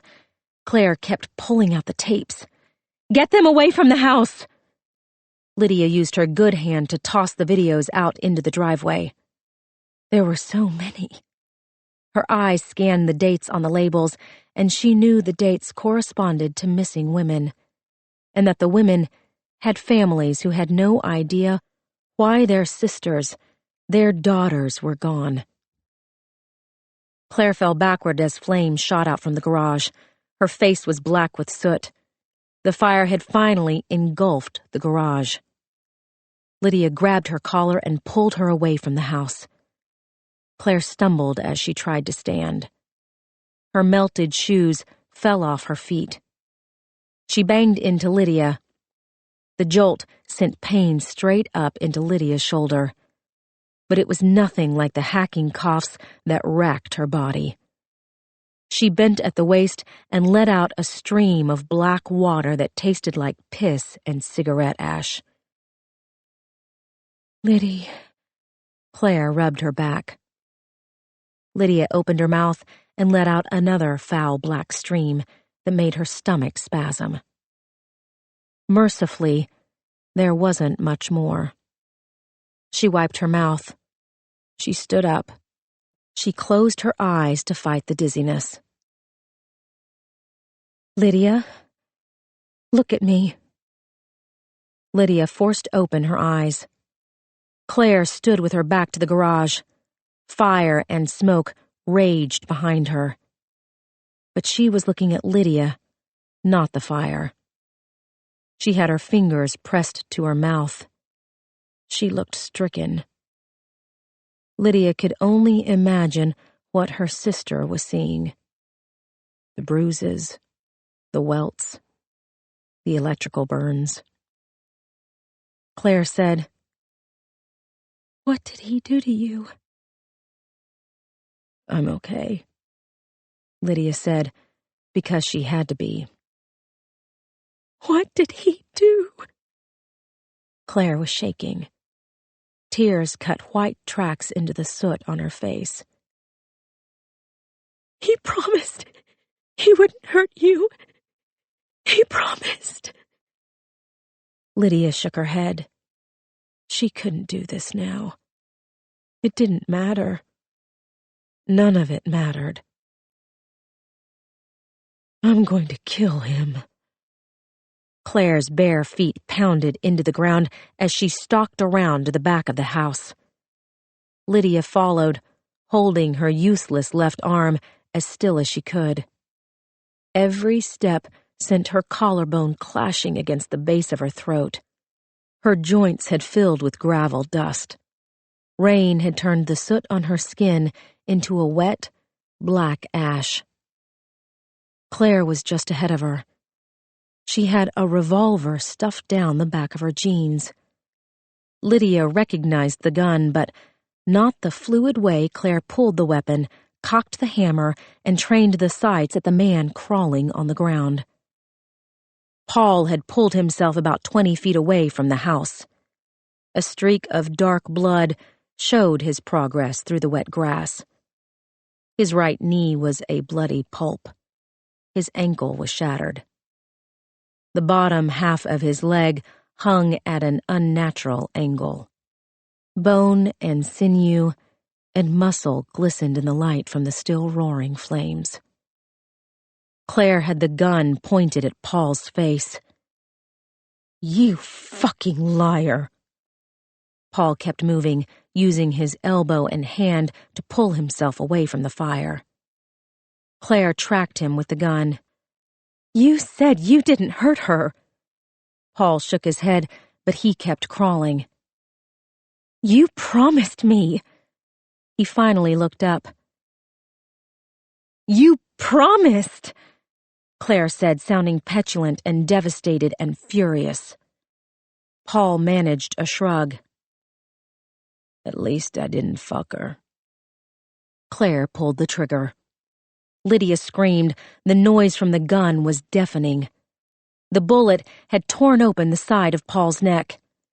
His hand clamped down on the wound. He fell onto his back. Blood seeped between his fingers.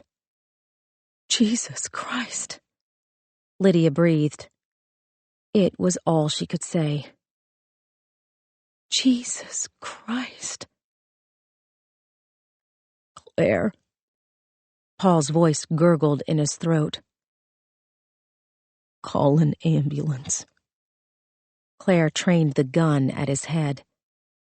She looked down at him with an utter lack of emotion. "You lying piece of shit." "No!" Lydia grabbed Claire's hand just as she pulled the trigger. The shot went wild. She could feel the recoil travel through Claire's hand and up her own arm. Claire tried to aim the gun again. "No." Lydia forced her hand away. "Look at me." Claire wouldn't let go of the gun. Her eyes were glazed. She was somewhere else. Somewhere dark and menacing, where the only way out of it was to murder her husband. "Look at me," Lydia repeated. "He knows where Julia is." Claire wouldn't look away from Paul. "Claire." Lydia spoke as clearly as she could. Paul knows where Julia is. Claire shook her head. He told me, Lydia said. He told me in the garage. He knows where she is. She's close by. He told me he still visits her. Claire shook her head. He's lying. Paul said, I'm not lying. I know where she is. Claire tried to move the gun back to his head, but Lydia stopped her. Let me try, okay? Just let me try, please. Please. Slowly, Claire slackened the tension in her arm as she gave in. Still, Lydia kept an eye on her sister as she struggled to kneel down. The pain nearly took her breath away. Every movement sent a sharp knife into her shoulder. She wiped the sweat from her brow. She looked down at Paul. Where is Julia? Paul wouldn't look at her. He was only interested in Claire. Please, he begged her. Call an ambulance. Claire shook her head. Lydia said, Tell us where Julia is, and we'll call an ambulance. Paul squinted up at Claire. The rain was pelting his face, spraying his face, streaming into his face. Call an ambulance, Paul repeated. Please. Please. How many times had Lydia begged him in the garage? How many times had he laughed at her? Paul said, Claire. Where is she? Lydia repeated. You said she was close. Is she in Watkinsville? Is she in Athens? He said, Claire, please, you have to help me. This is serious. Claire held the gun limply at her side. She was looking back at the house, staring into the fire. Her lips were in a tight line. Her eyes were still wild. She was going to crack. Lydia just couldn't tell which way. She looked back down at Paul. Tell me. She tried to keep the begging tone out of her voice. You said you know where she is. You said you visited her.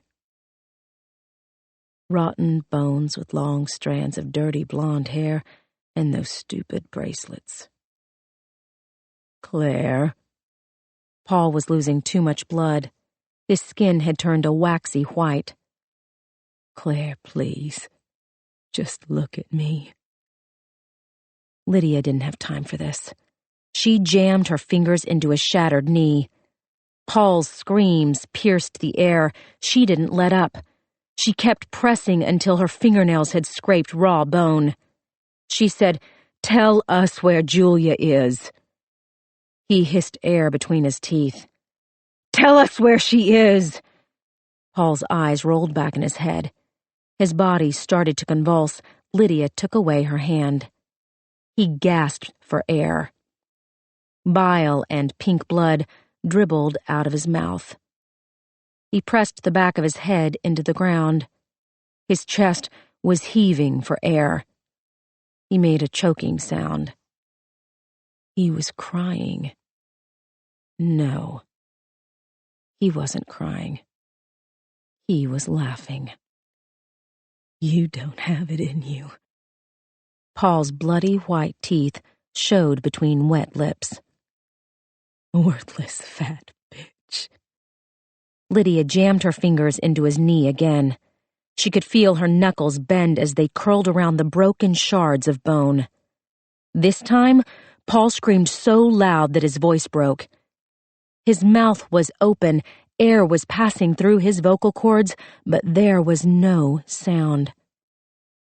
His heart would be shaking. His bladder would be releasing. His bowels would be liquid. His soul would be dying. Lydia knew, because Paul had made her scream the same way inside the garage. He started to convulse again. His arms were stiff. His grip tightened around the wound in his neck. She saw dark red blood dripping between his fingers. Claire said, "I have a first aid kit in the car. We could patch up his neck and make this last longer." Her tone was conversational, almost the same as Paul's had been inside the garage. "Or we could burn him alive. There's some gas left in the can." Lydia knew that her sister was deadly serious. Claire had already shot him twice. She would have executed him if Lydia hadn't stopped her. Now she wanted to torture him, to burn him alive. What was Lydia doing? She looked down at her hand. The fingers had all but disappeared inside what was left of Paul's knee.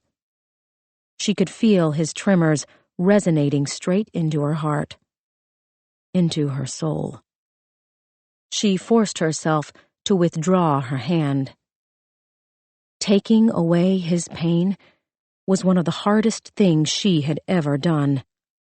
But no matter what hell Paul Scott had visited on Lydia and her family, she wasn't going to turn into Paul. And she sure as hell wasn't going to let her baby sister. "Where is she, Paul?"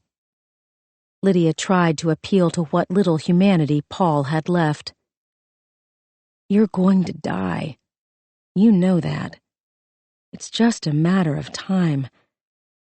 Tell us where Julia is.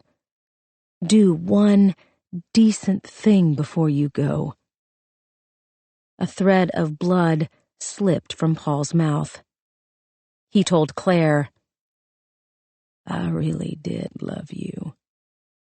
Lydia asked, "Where is she?" Paul would not look away from Claire. "You were the only good thing I ever did." Claire tapped the muzzle of the gun against her leg. He said, "Look at me. Please, just one more time." She shook her head. She stared out at the field behind the house. He said, "You know that I love you. You were the only part of me that was normal." Claire shook her head again. She was crying. Even in the rain, Lydia could see the tears streaming down her face. "I was never going to leave you." Paul was crying too. "I love you. I promise, Claire. I love you with my dying breath." Claire finally looked down at her husband. Her mouth opened, but only to take in air. Her eyes tracked back and forth like she couldn't quite understand what was in front of her. Was she seeing the old Paul in this moment? The insecure grad student who so desperately wanted her to love him? Or was she seeing the man who had filmed those movies? The man who, for 24 years, had kept the dark secret that had haunted her family? Paul reached up to Claire. "Please, I'm dying. Just give me this. Please." She shook her head. But Lydia could tell her resolve was breaking. So could Paul. He said, "Please." Slowly, reluctantly, Claire knelt down beside him. She let the gun fall to the grass.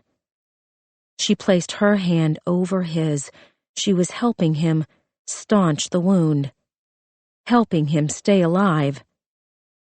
Paul coughed. Blood spit between his lips. He tightened his grip on his wounded neck. "I love you. No matter what, always know that I love you." Claire held back a sob. She stroked his cheek. She brushed the hair out of his eyes. She gave him a sad smile and said, "You stupid asshole. I know you put Julia in the well." Lydia would have missed Paul's shocked look if she hadn't been watching his face. He quickly rearranged his expression into one of open delight. "My God, you were always so clever." "I was, wasn't I?" Claire was still leaning over him. Lydia thought she was going to kiss him, but instead, Claire peeled his hand away from his wounded neck. Paul struggled to resist, to stop the flow of blood, but Claire held tight to his hand. She pushed him onto his back. His strength was gone. He couldn't stop the blood. He couldn't stop Claire. She straddled his waist. She pinned down both of his wrists. She kept looking him in the eye, drinking in every change that crossed his face, the disbelief, the fear, the desperation. His heart was frantically pounding. Every beat sent out a fresh spray of arterial blood. Claire did not look away when his mouth gaped open, or when the rain thumped the back of his throat. She held his gaze as the spray from his neck turned into a steady flow, as his hands unclenched, as his muscles relaxed, as his body slackened. Even when the only indication that Paul was still alive was the heavy wheeze of his breaths and the pink bubbles between his lips, Claire did not look away. "I see you," she told him. "I see exactly who you are." Lydia was dumbstruck. She couldn't believe what was happening right in front of her, what she had allowed her sister to do. They couldn't come back from this. There was no way Claire would ever come back from this. "Come on." Claire was talking to Lydia. She stood up.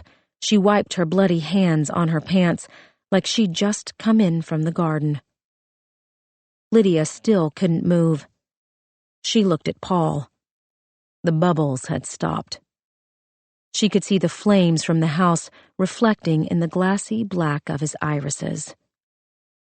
A drop of rain hit his eyeball. He didn't blink. "Liddy." Lydia turned away. Claire was in the backyard. The rain was really coming down now. Claire didn't seem to notice.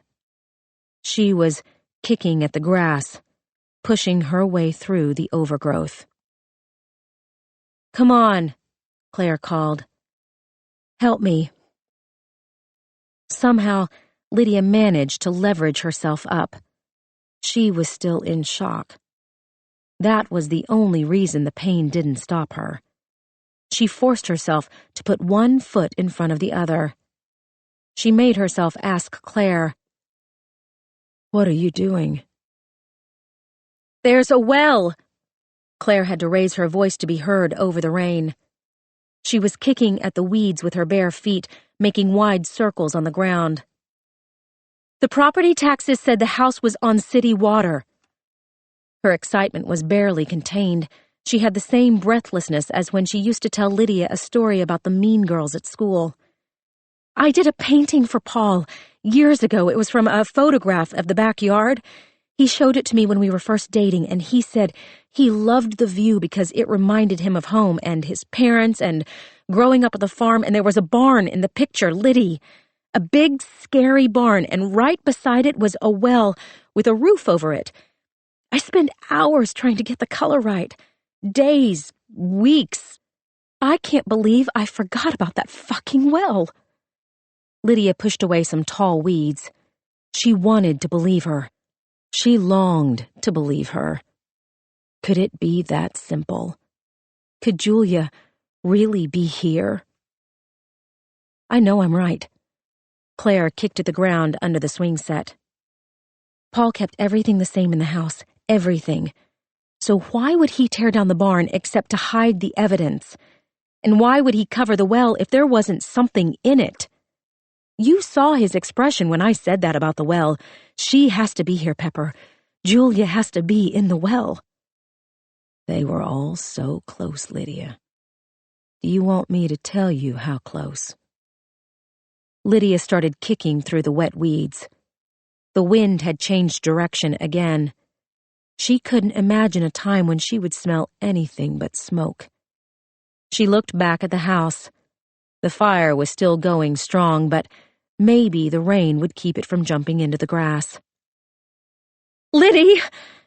Claire was standing under the swing set. She banged the ground with her heel. A hollow sound echoed up from deep in the earth. Claire dropped to her knees. She started digging her fingers into the earth. Lydia dropped down beside her. She used her good hand to feel what her sister had found. The wooden cover was heavy, about an inch thick and 3 feet round. This has to be it, Claire said. It has to be it. Lydia grabbed handfuls of dirt. Her hand was bleeding. There were blisters from the fire, from the melting foam. Still, she kept digging. Claire finally moved enough dirt to wedge her fingers underneath the cover. She squatted down like a weightlifter and pulled so hard that the muscles on her neck stood out. Nothing. Damn it. Claire tried again. Her arms shook from the effort. Lydia tried to help, but she couldn't make her arm move in that direction. The rain was doing them no favors. Everything felt heavier. Claire's fingers slipped.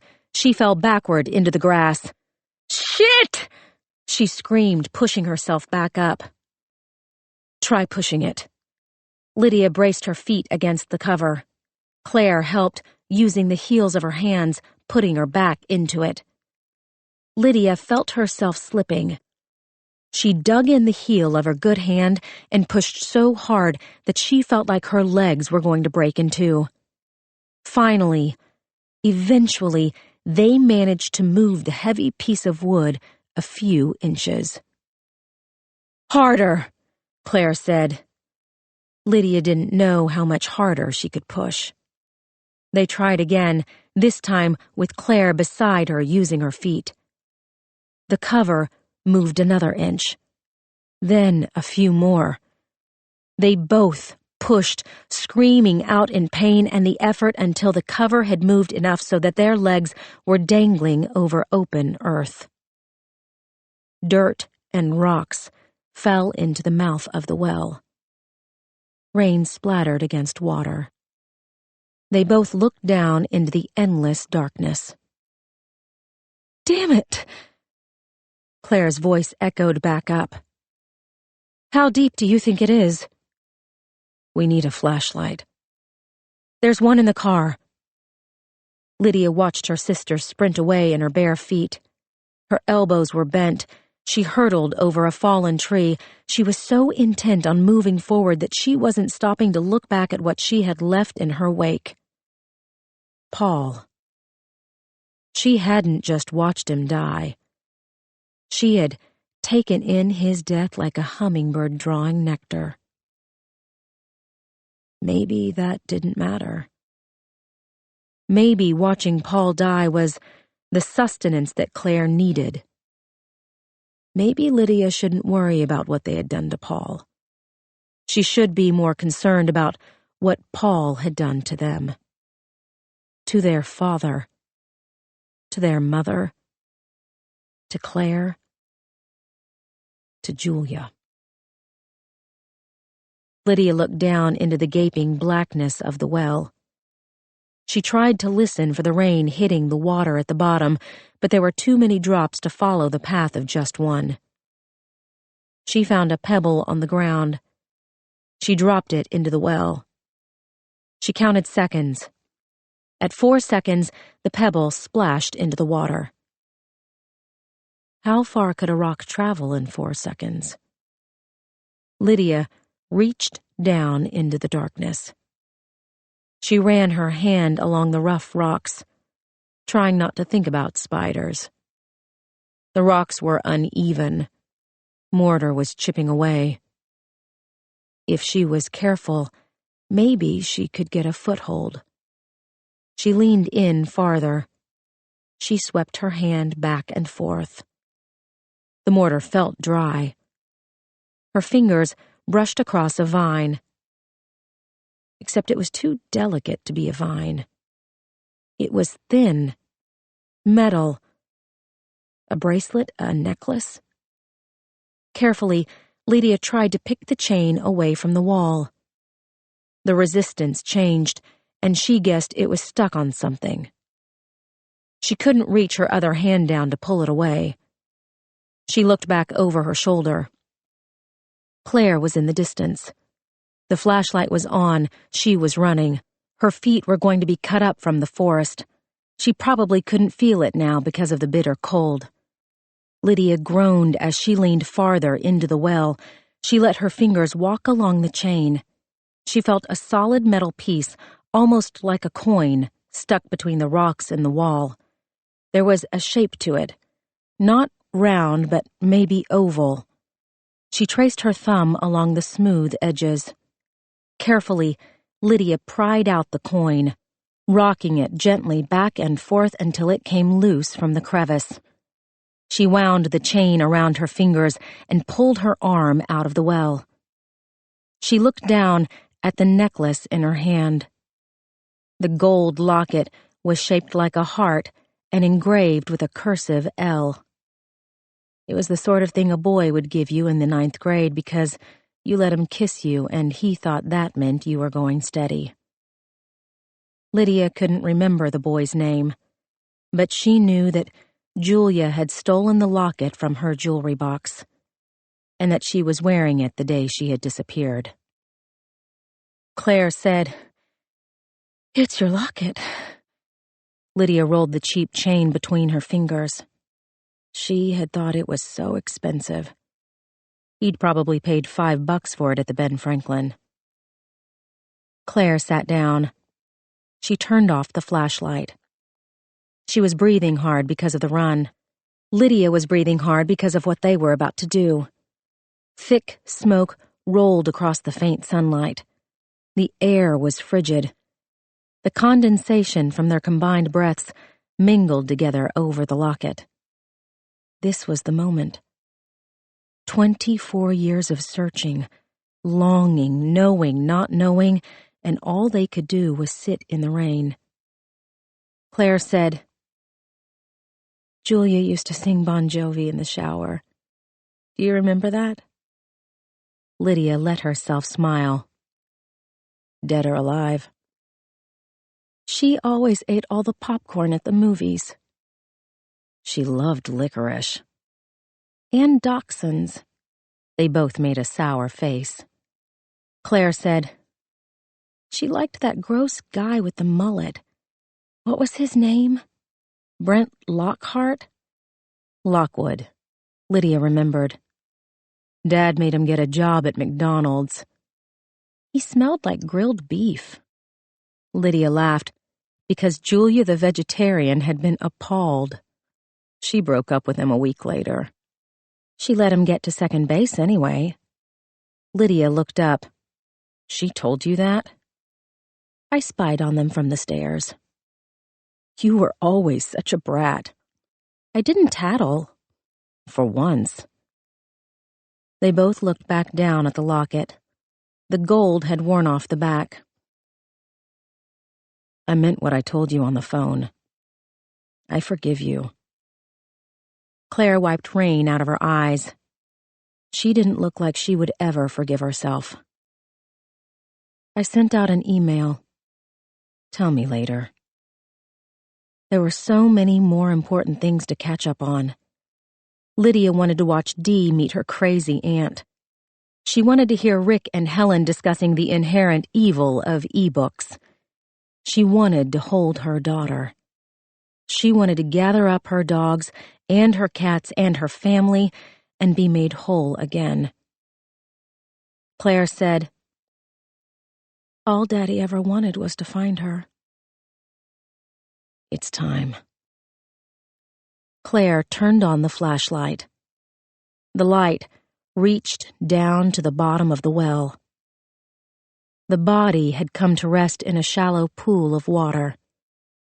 The skin had fallen off. No sunlight had bleached the bones. The locket, the long blonde hair, the silver bangles. Julia. Chapter 24.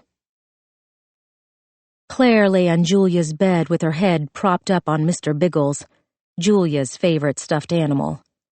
The ancient, shaggy dog had barely survived their childhood.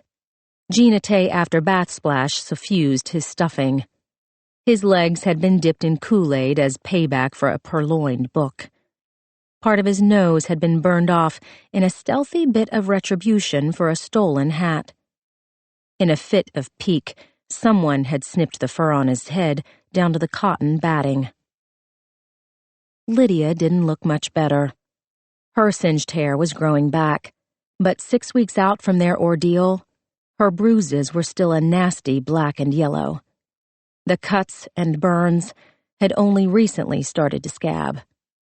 The area around her fractured eye socket was still red and swollen.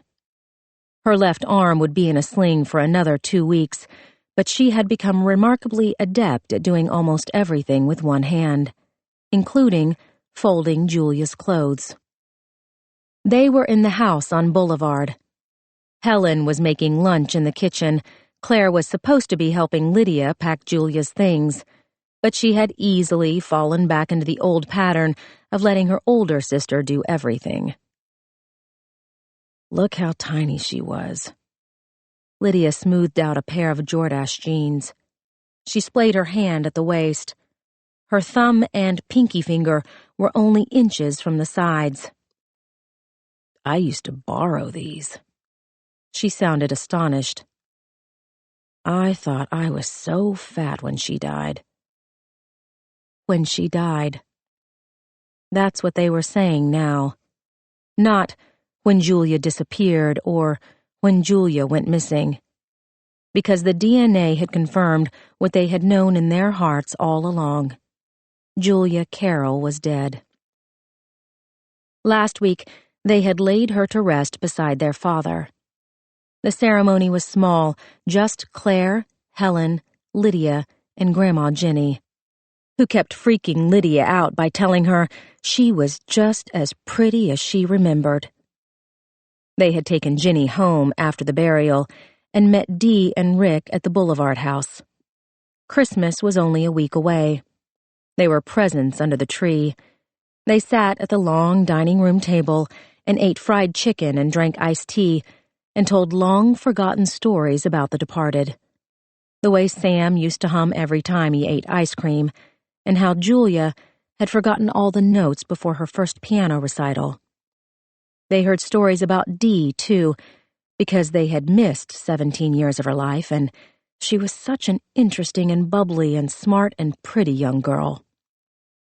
She was clearly her own person, but she was so much like Julia that Claire still felt her heart skip a beat every time she saw her. Hey, lazy butt. Lydia dumped a drawer full of socks on the bed beside Claire. Make yourself useful. Claire sorted the socks with a deliberate slowness so that Lydia would get annoyed and take over. Julia had loved little girl patterns with pink hearts and red lips and various breeds of dogs. Someone would get good use out of them. They were donating their sister's clothes to the homeless shelter, the same shelter she had volunteered for the day Gerald Scott had decided to take her away from them. And Paul, because the photograph in the barn proved he was an active participant in their sister's murder. Lydia had relayed all the other details that Paul had confessed to in the garage. They knew about their father's staged suicide. They knew about the notebooks. the letters Helen had written to Lydia that were never delivered. Paul's plans for Dee when she turned 19. At some point, Claire had chosen to pull a Helen and stop asking questions because she did not want to know the answers. There was no difference between the blue pill and the red pill. There were only degrees of suffering. Paul had been a violent psychopath. He was a torturer. He was a murderer. His color-coded files had been investigated and he'd been proven to be a serial rapist.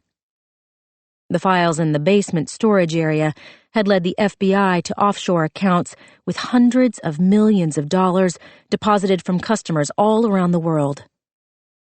Claire had guessed correctly about Paul's franchising the system. There were other masked men in Germany, France, Egypt, Australia, Ireland, India, Turkey. Past a certain point, more detailed knowledge about the volume of her husband's sins could not make Claire's burden feel any heavier. "I think this is yours." Lydia held up a white t-shirt with "Relax" written in black letters across the front. The collar had been cut out, Flashdance style. Claire said, "I used to wear that with the most amazing pair of rainbow-colored leg warmers." "Those were my leg warmers, you brat." Claire caught the shirt Lydia threw at her head. She held it up in front of her. It was a good shirt. She could probably still wear it. "Have you thought about what you're going to do?" Claire shrugged. This was a common question. Everyone wanted to know what Claire was going to do. She was living with Helen at the moment, not least of all because her mother's neighbors were much less likely to talk to the press. Which is what everyone in Dunwoody who'd ever met Claire or even seen her cross a room was doing. The women on her tennis team sounded devastated for the cameras, yet they all somehow managed to get their hair and makeup professionally done before appearing on film. Even Allison Hendrickson had joined the fray, though no one had yet made the obvious joke about Claire's violent propensity toward kneecaps. At least, no one had but Claire. Lydia said, "That teaching job at the school sounds nice. You love art." "Wynn thinks I'll be all right." Claire rolled onto her back. She stared up at the Billy Idol poster taped to the ceiling above the bed. "You'll still need to get a job." "Maybe." Paul's assets had been frozen. The Dunwoody house had been seized. Wynne Wallace had explained that sorting out the ill-gotten gains from Paul's legitimate business holdings would take years and likely consume millions in legal fees. Of course, Paul had obviously considered that when he structured his estate. Claire told Lydia the life insurance policies were owned by an irrevocable trust that Quinn and Scott paid for. There's a clear paper trail. I can draw from it any time. Lydia stared at her. "You can collect on Paul's life insurance policies?" "Seems only fair. I'm the one who killed him." "Claire," Lydia warned, because Claire wasn't supposed to joke about getting away with murder. And as far as she knew, Claire had certainly gotten away with it. Not to brag, because Lydia wouldn't let her do that either, but if Claire had learned one thing from her previous sojourn into the criminal justice system, it was that you didn't have to talk to the police unless you wanted to. Claire had sat in an interrogation room and remained silent until Wynne Wallace had arrived at the Georgia Bureau of Investigation's regional office and helped her come up with a legally sound defense for arson and murder. Good thing, because apparently, committing a felony in the act of a murder generally meant you ended up on death row. Claire had ended up in the passenger seat of Wynne Wallace's Mercedes. Paul had started the fire. Claire had shot him in self-defense. Lydia was the only witness, but she'd told the investigators that she'd blacked out, so she had no idea what happened.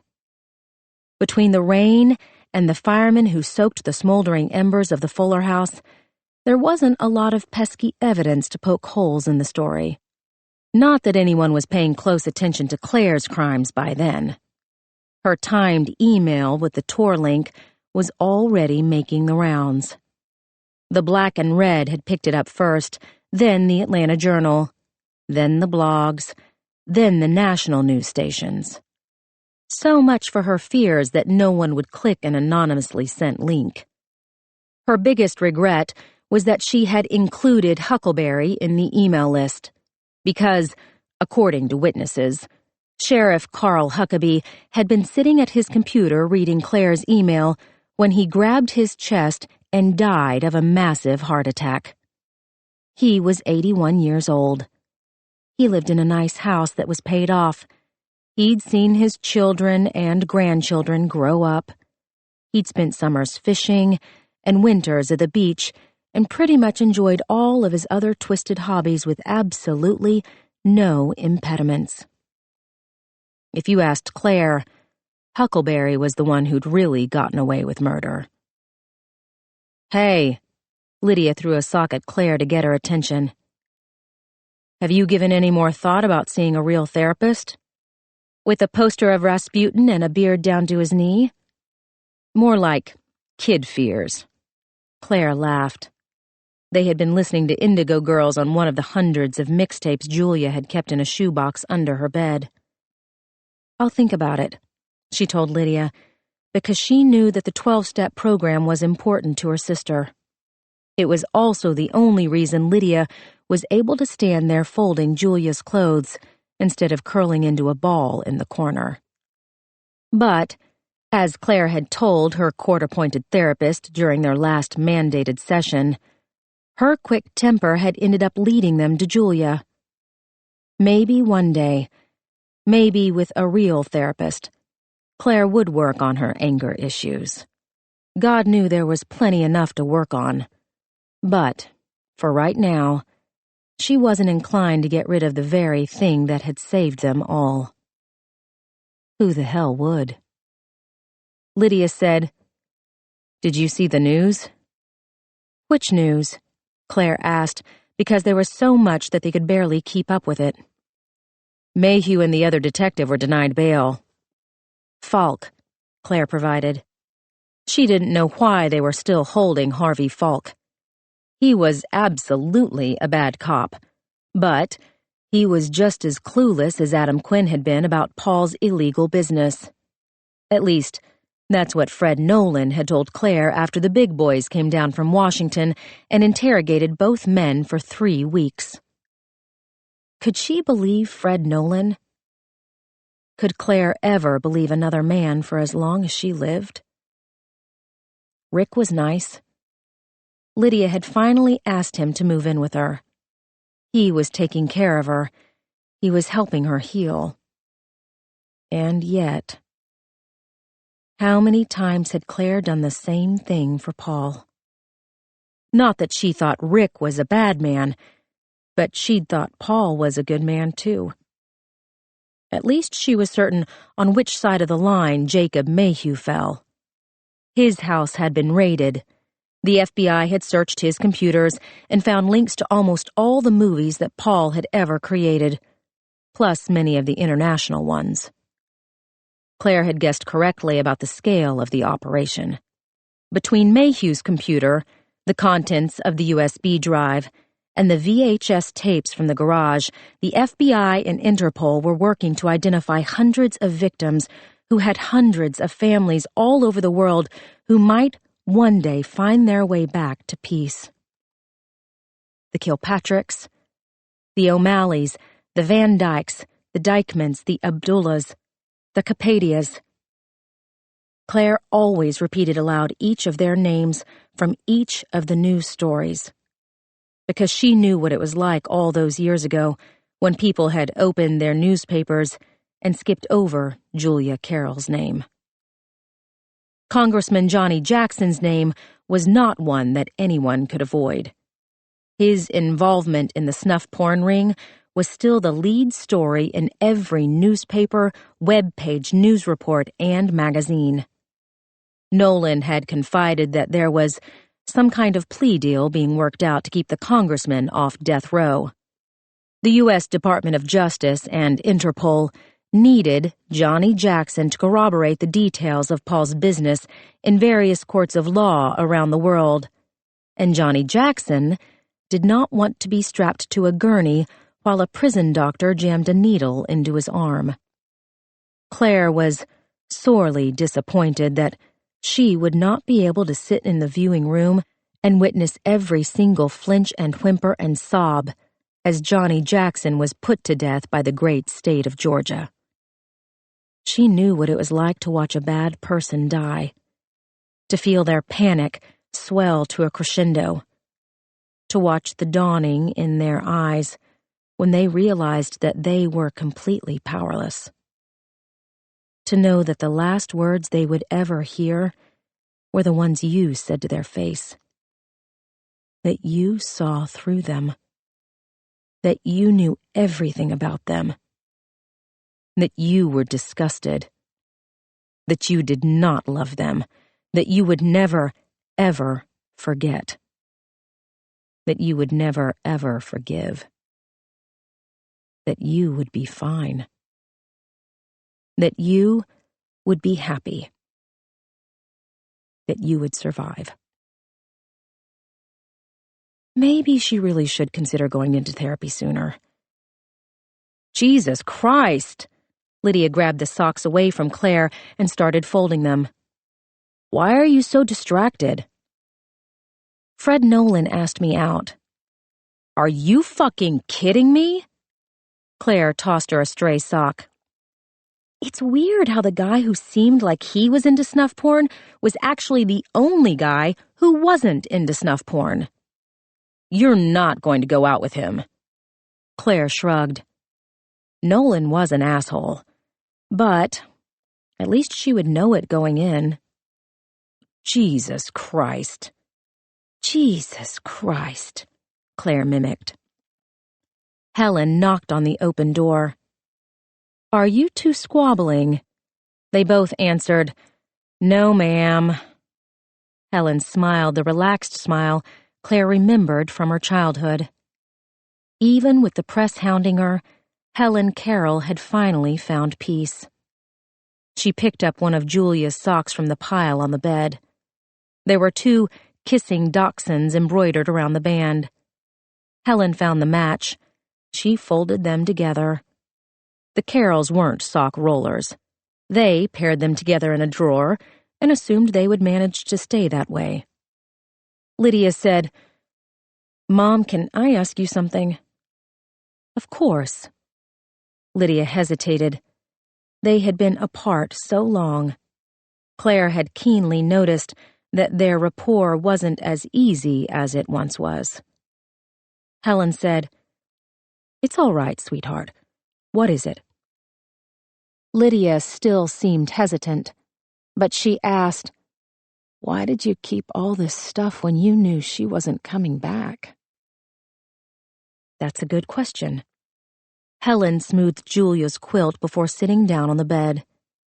She looked around the room. Lilac walls, rock posters, Polaroids stuck in the mirror over the dresser. Nothing had changed since Julia had left for college.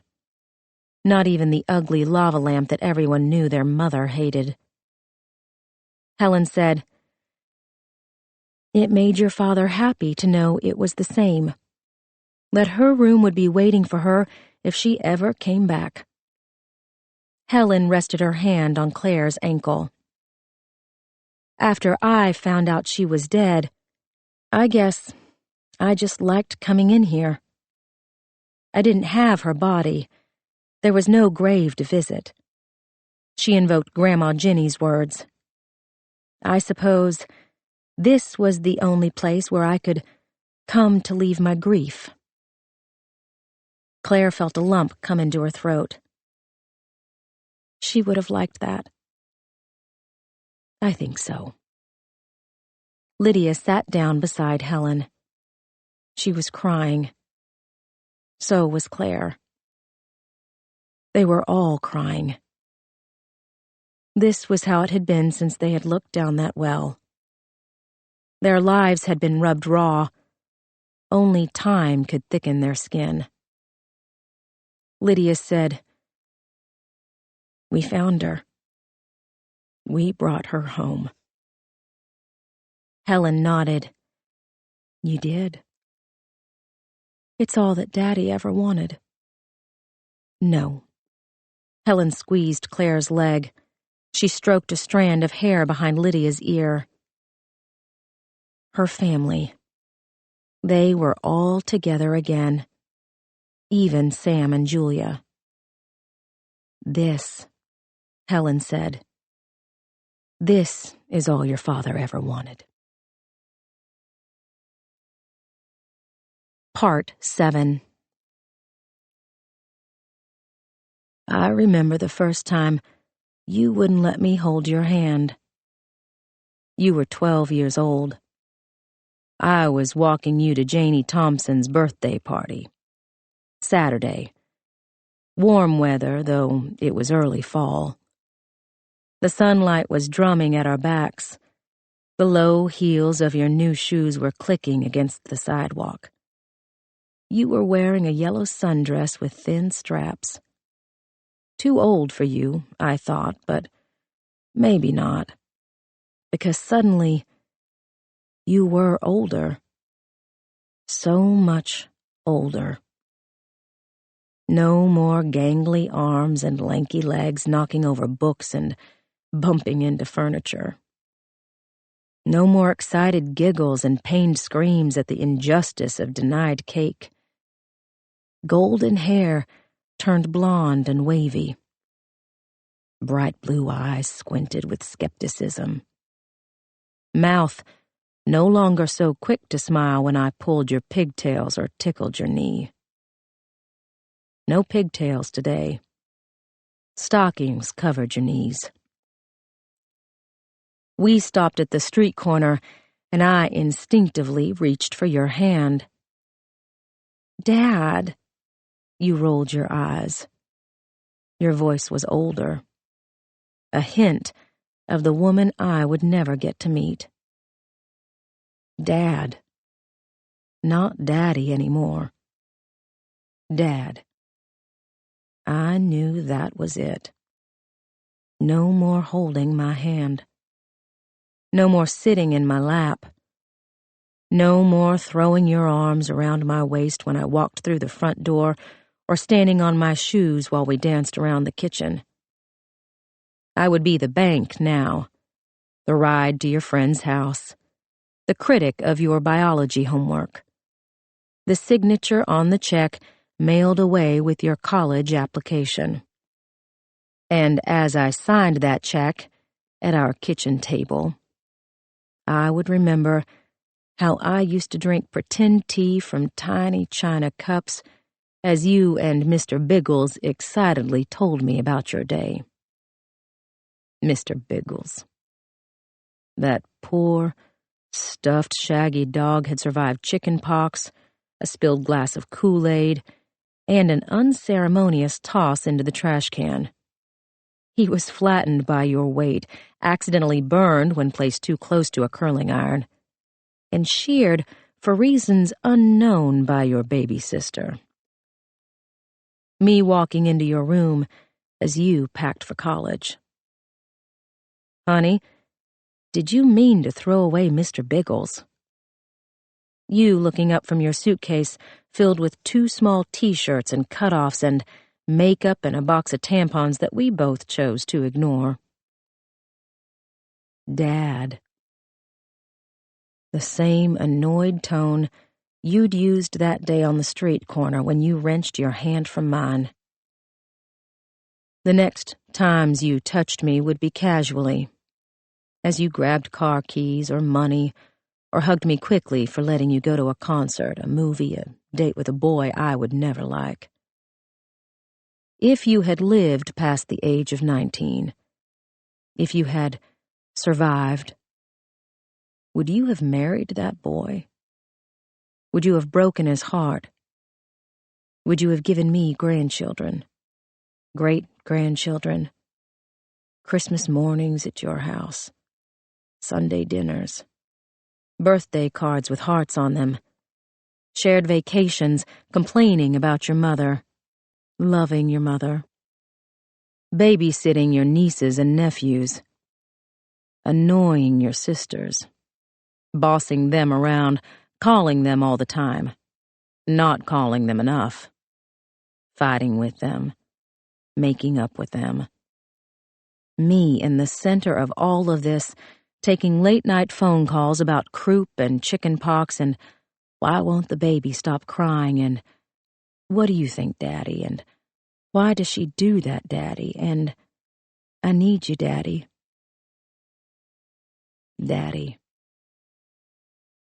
I found one of your scrapbooks the other day. You and your sister spent the 15th year of your brief life planning your dream wedding. The dresses and the cake, the handsome grooms and their sophisticated brides. Luke and Laura, Charles and Diana. You and Patrick Swayze or George Michael or Paul McCartney, though he was much too old for you, your sisters agreed. Last night, I dreamed of your wedding. The wedding you never had. Who would have been waiting for you at the end of the aisle? Sadly, not that purposeful young man you met at freshman orientation, or the pre-med student who had a 10-year plan. It's more likely you would have chosen that slouchy, feckless boy with the floppy hair who so proudly declared his major was undeclared. Since this wedding that never happened is my fantasy, that boy is clean-shaven on your special day, hair combed neatly, slightly nervous as he stands by the preacher, looking at you the way I always wanted a man to look at you. Kind, loving, slightly in awe.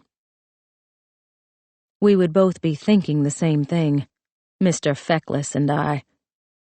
Why on earth did you choose him?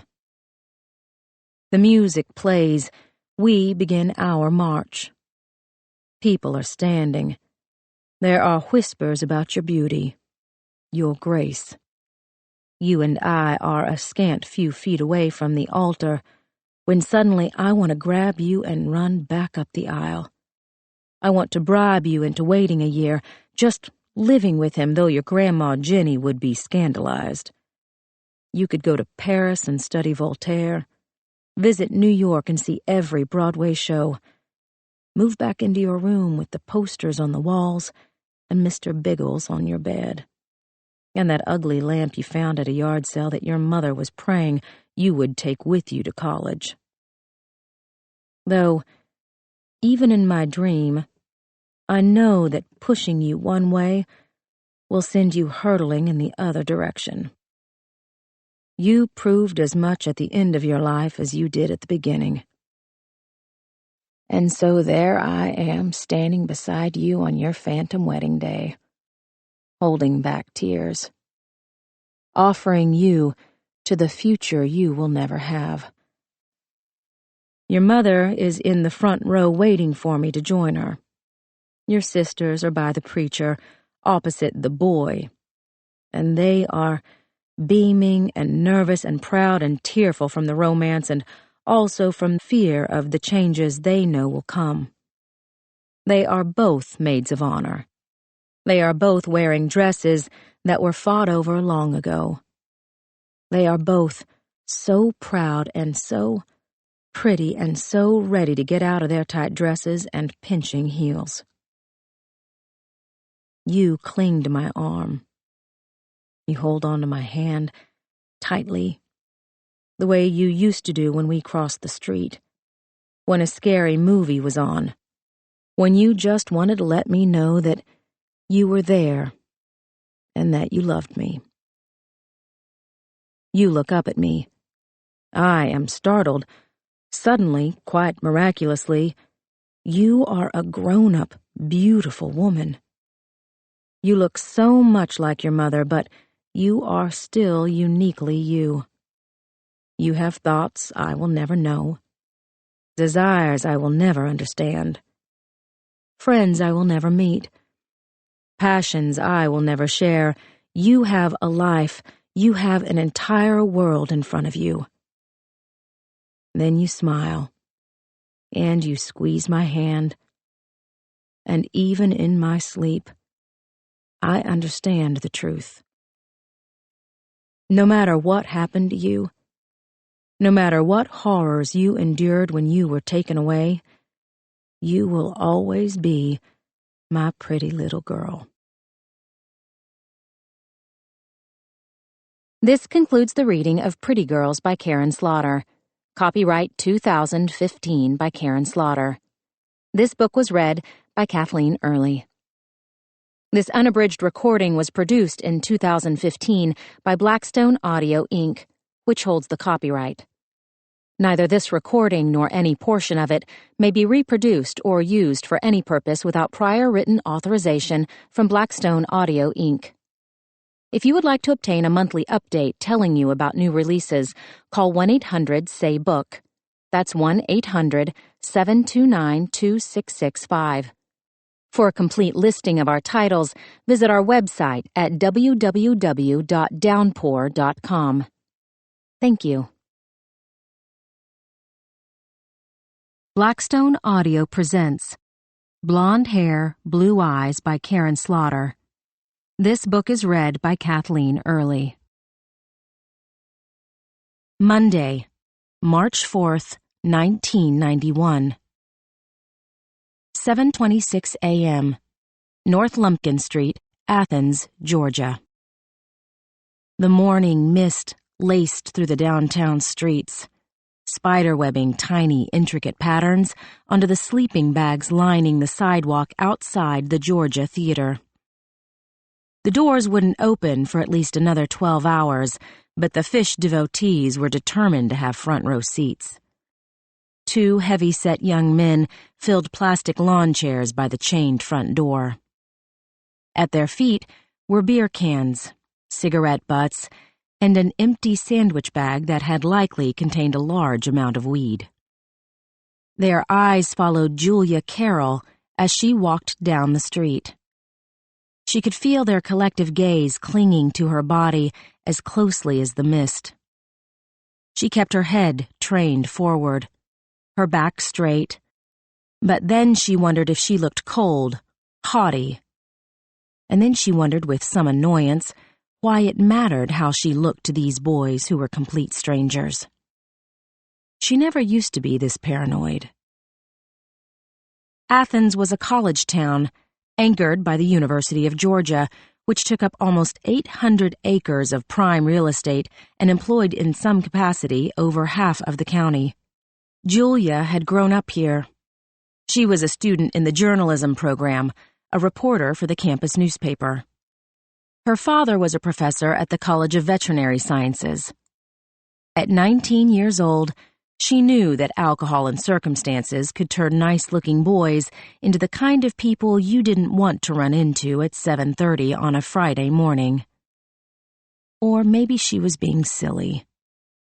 Maybe this was like the time she was walking late at night in front of Old College and she heard footsteps behind her and saw a looming, speeding shadow, and her heart flipped, and she wanted to run, but the scary man had called out her name, and it was only Ezekiel Man from biology class. He had talked to her about his brother's new car, then started quoting Monty Python lines, and Julia had picked up her pace so quickly that they were both jogging by the time they reached her dorm. Ezekiel had pressed his hand against the closed glass door as she'd signed herself into the building. "I'll call you," he practically yelled. She had smiled at him and thought, "Oh, God, please don't make me hurt your feelings," as she'd made her way toward the stairs. Julia was beautiful. She had known this since she was a child, but rather than embrace the gift, she had always seen it as a burden. People made assumptions about beautiful girls. They were the icy, backstabby bitches who always got their comeuppance in John Hughes movies. They were the trophies that no boy in school dared to claim. Everyone took her shyness for aloofness, her mild anxiety for disapproval.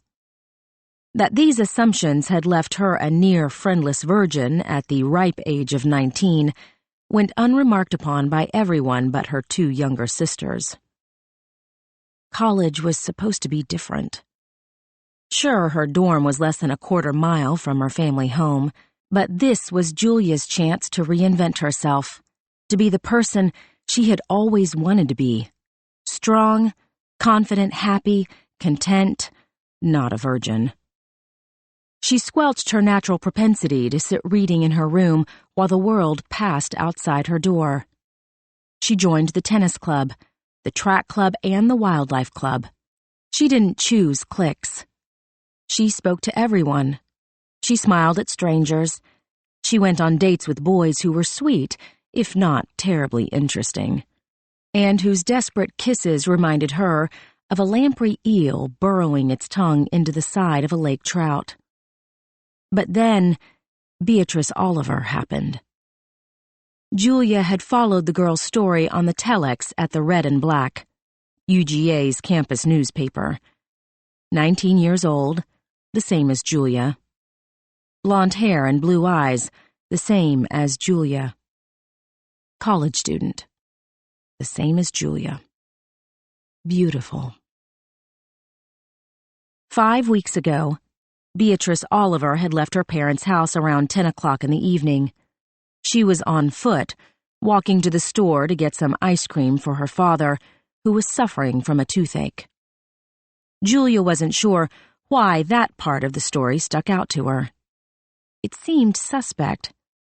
Why would you want something cold on an aching tooth? But that was what both parents had told the police, so that detail was in the story. And the story was on the telex because Beatrice Oliver had never come home. Julia was obsessed with the girl's disappearance. She told herself it was because she wanted to cover the story for the Red and Black. But the truth was that it scared her to death to know that someone, not just someone, but a girl her own age, could walk out the door and never come back again. Julia wanted to know the details. She wanted to talk to the girl's parents. She wanted to interview Beatrice Oliver's friends, or a cousin, or a neighbor, or a coworker, or a boyfriend, or another boyfriend, or anyone who might offer an alternate explanation other than that a 19-year-old girl with her entire life ahead of her had just vanished into thin air. "We are looking at a likely abduction," the detective in the first story had been quoted as saying. All of Beatrice's personal belongings were accounted for, including her purse, the cash she kept in her sock drawer, and her car, which was still parked in the family's driveway. The most chilling statement came from Beatrice Oliver's mother. "The only reason my daughter has not come home is because someone is keeping her." Keeping her. Julia shuddered at the thought of being kept. From her family, from her life, from her freedom. In her childhood books, the boogeyman was always scraggly and dark and looming. A wolf in sheep's clothing, but clearly, if you looked carefully, still a wolf. She knew that real life wasn't like those fairy tales. You couldn't easily spot the telltale mustache and goatee that indicated the wolf was a bad man. Whoever had Beatrice Oliver could be a friend or a coworker or a neighbor or a boyfriend or another boyfriend. All of the people that Julia wanted to interview face to face. Alone, with just a pad and pen. Talking to a man who might at the very moment be keeping Beatrice Oliver somewhere awful. Julia put her hand to her stomach to calm the churning. She checked behind her, left and right, her eyeballs feeling jittery in her head. She tried to logic down some of her anxiety.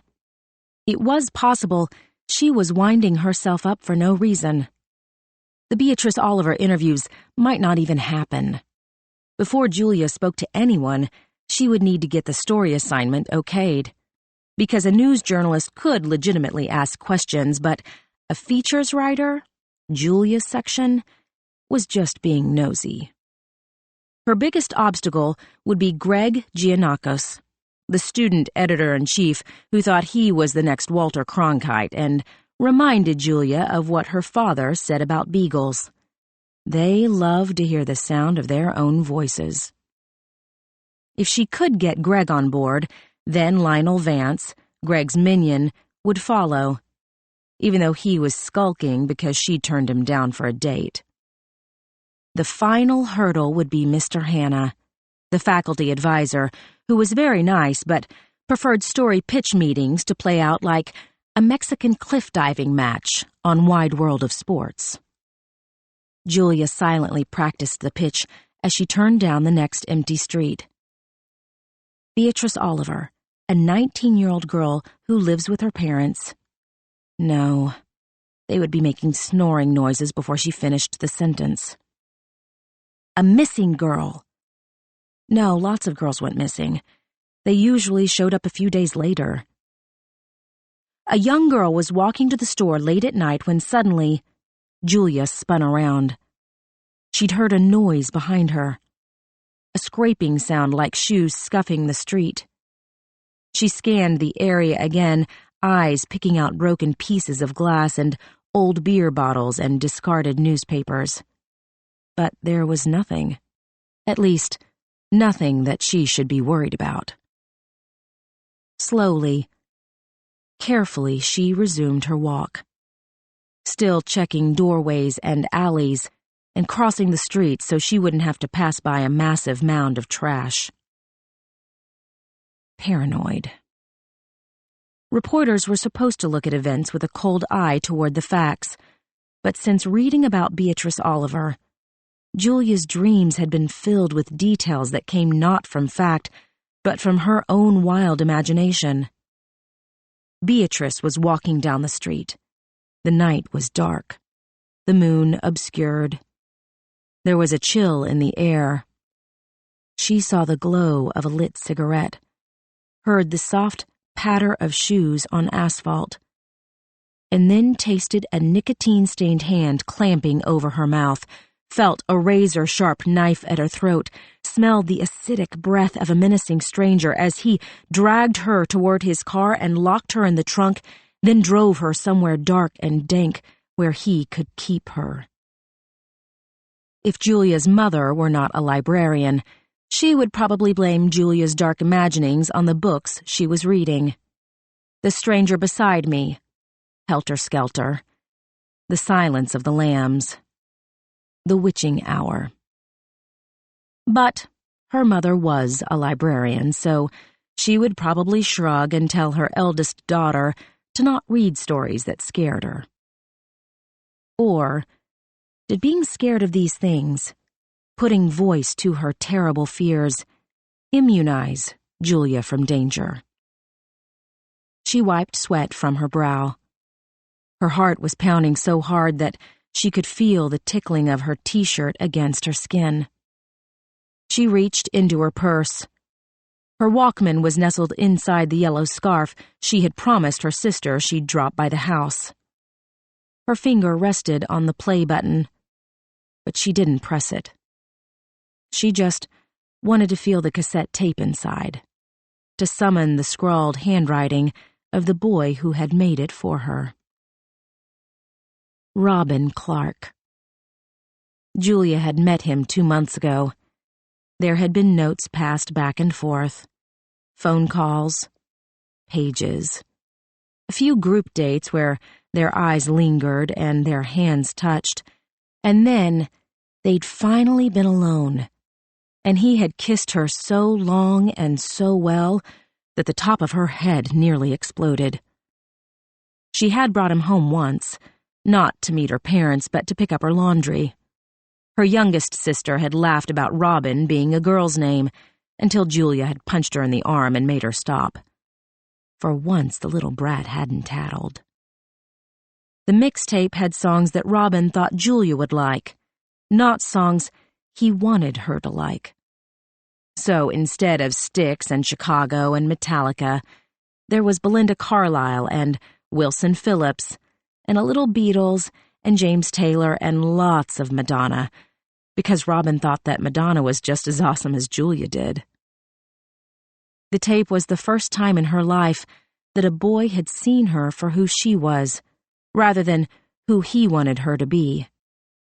Julia had spent so many years pretending to like drum solos and screechy guitars and bootlegged copies of artists who had tragically died before they could prove to the world, and not just the boy who'd made the mixtape, how cool they were.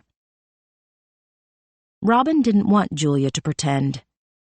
He wanted her to be herself, and her women's studies professor would have probably had a heart attack to learn that Julia finally wanted to be herself, but only because she'd found a boy who wanted that too.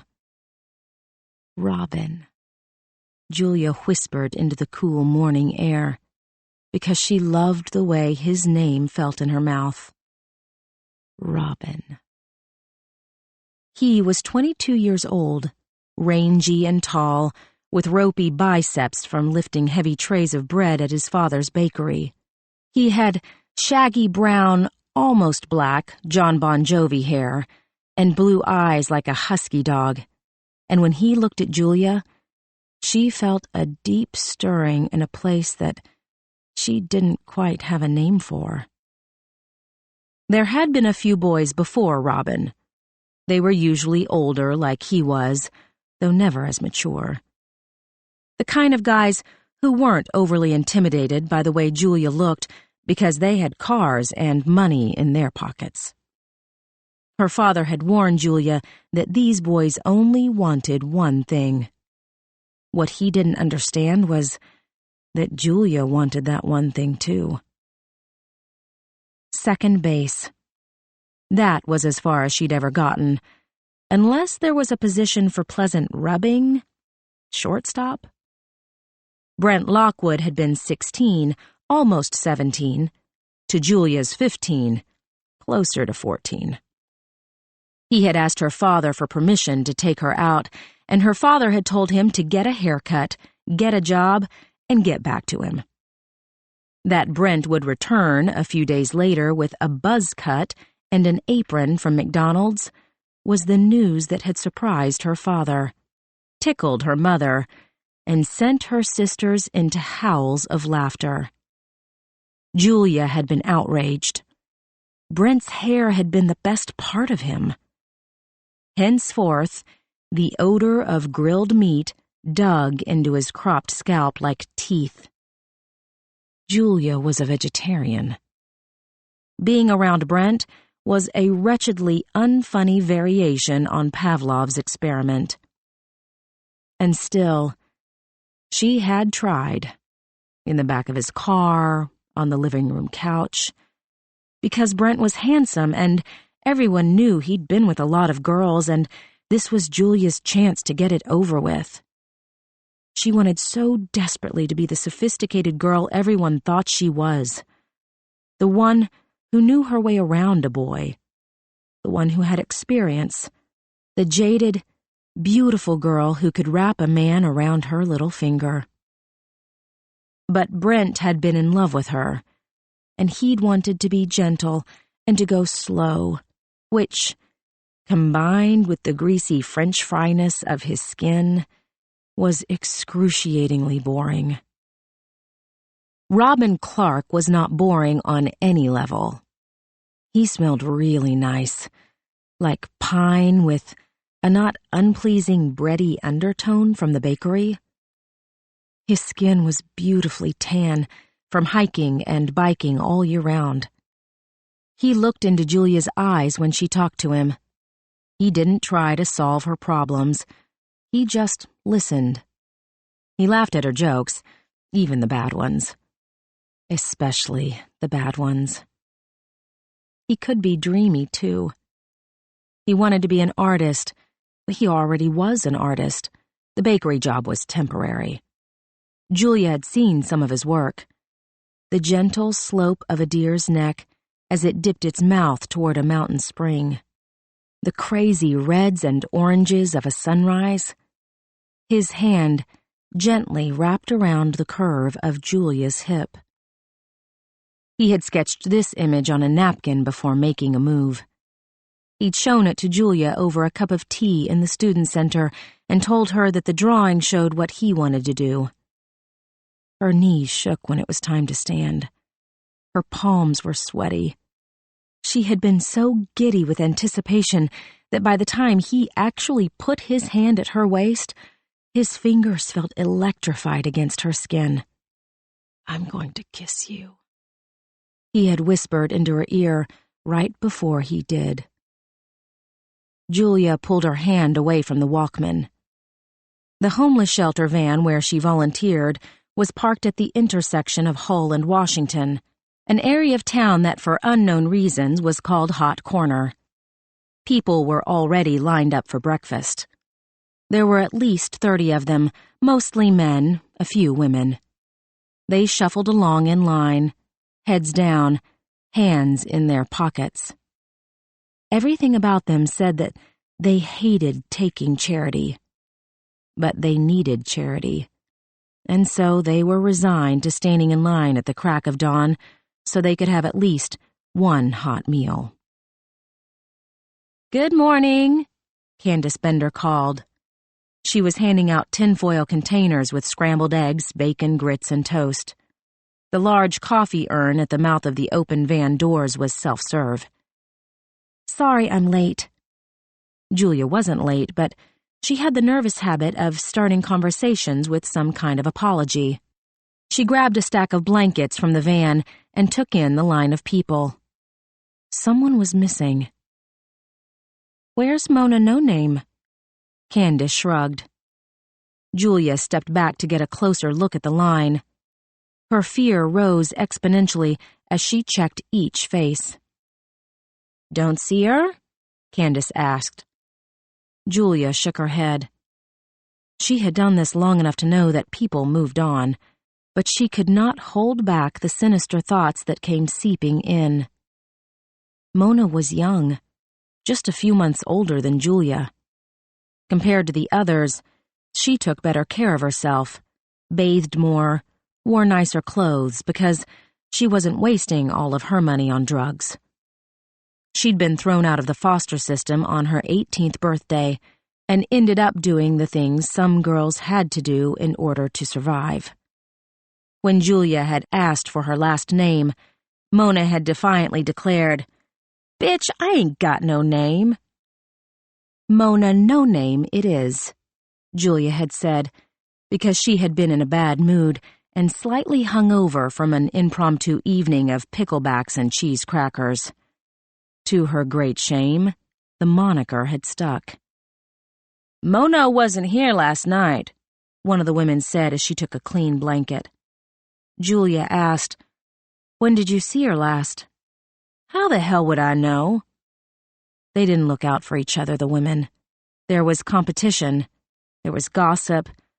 What passed for a social scene reminded Julia of high school because they created the same roles. The whore, the teacher's pet, the good girl, the bitch, the nerd.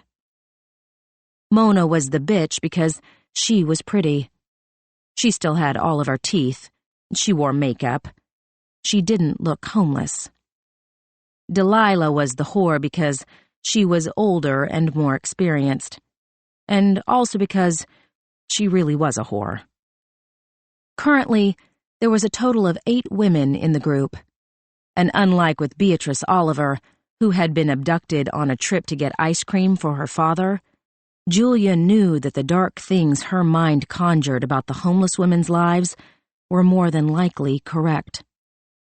Prostitution, drugs, hunger, sickness, fear. Loneliness, because most homeless people, Julia had discovered, were incredibly, achingly, heartbreakingly lonely.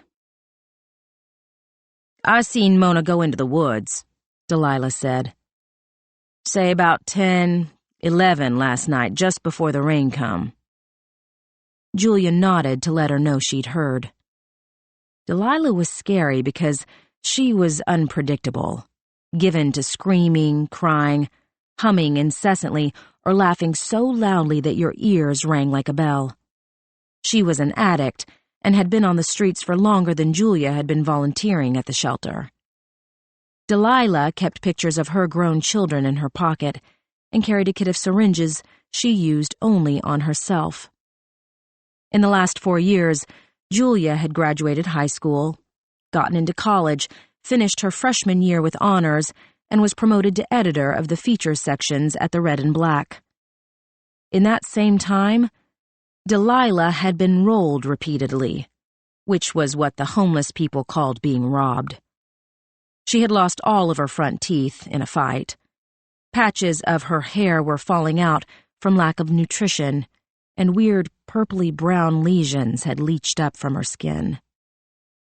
AIDS, Julia thought, though no one said the word aloud because AIDS was a death sentence. "There's a group of people living in the woods," Candace told Julia. "I went out there yesterday to see if they needed help, but apparently they're living outdoors because they think it's fun, not out of any dire circumstance." Julia handed a blanket to a man wearing army fatigues. His black ball cap said, "Vietnam MIA, never forget." She asked Candace, "Choosing? Like camping?" Robin was camping with his family this week.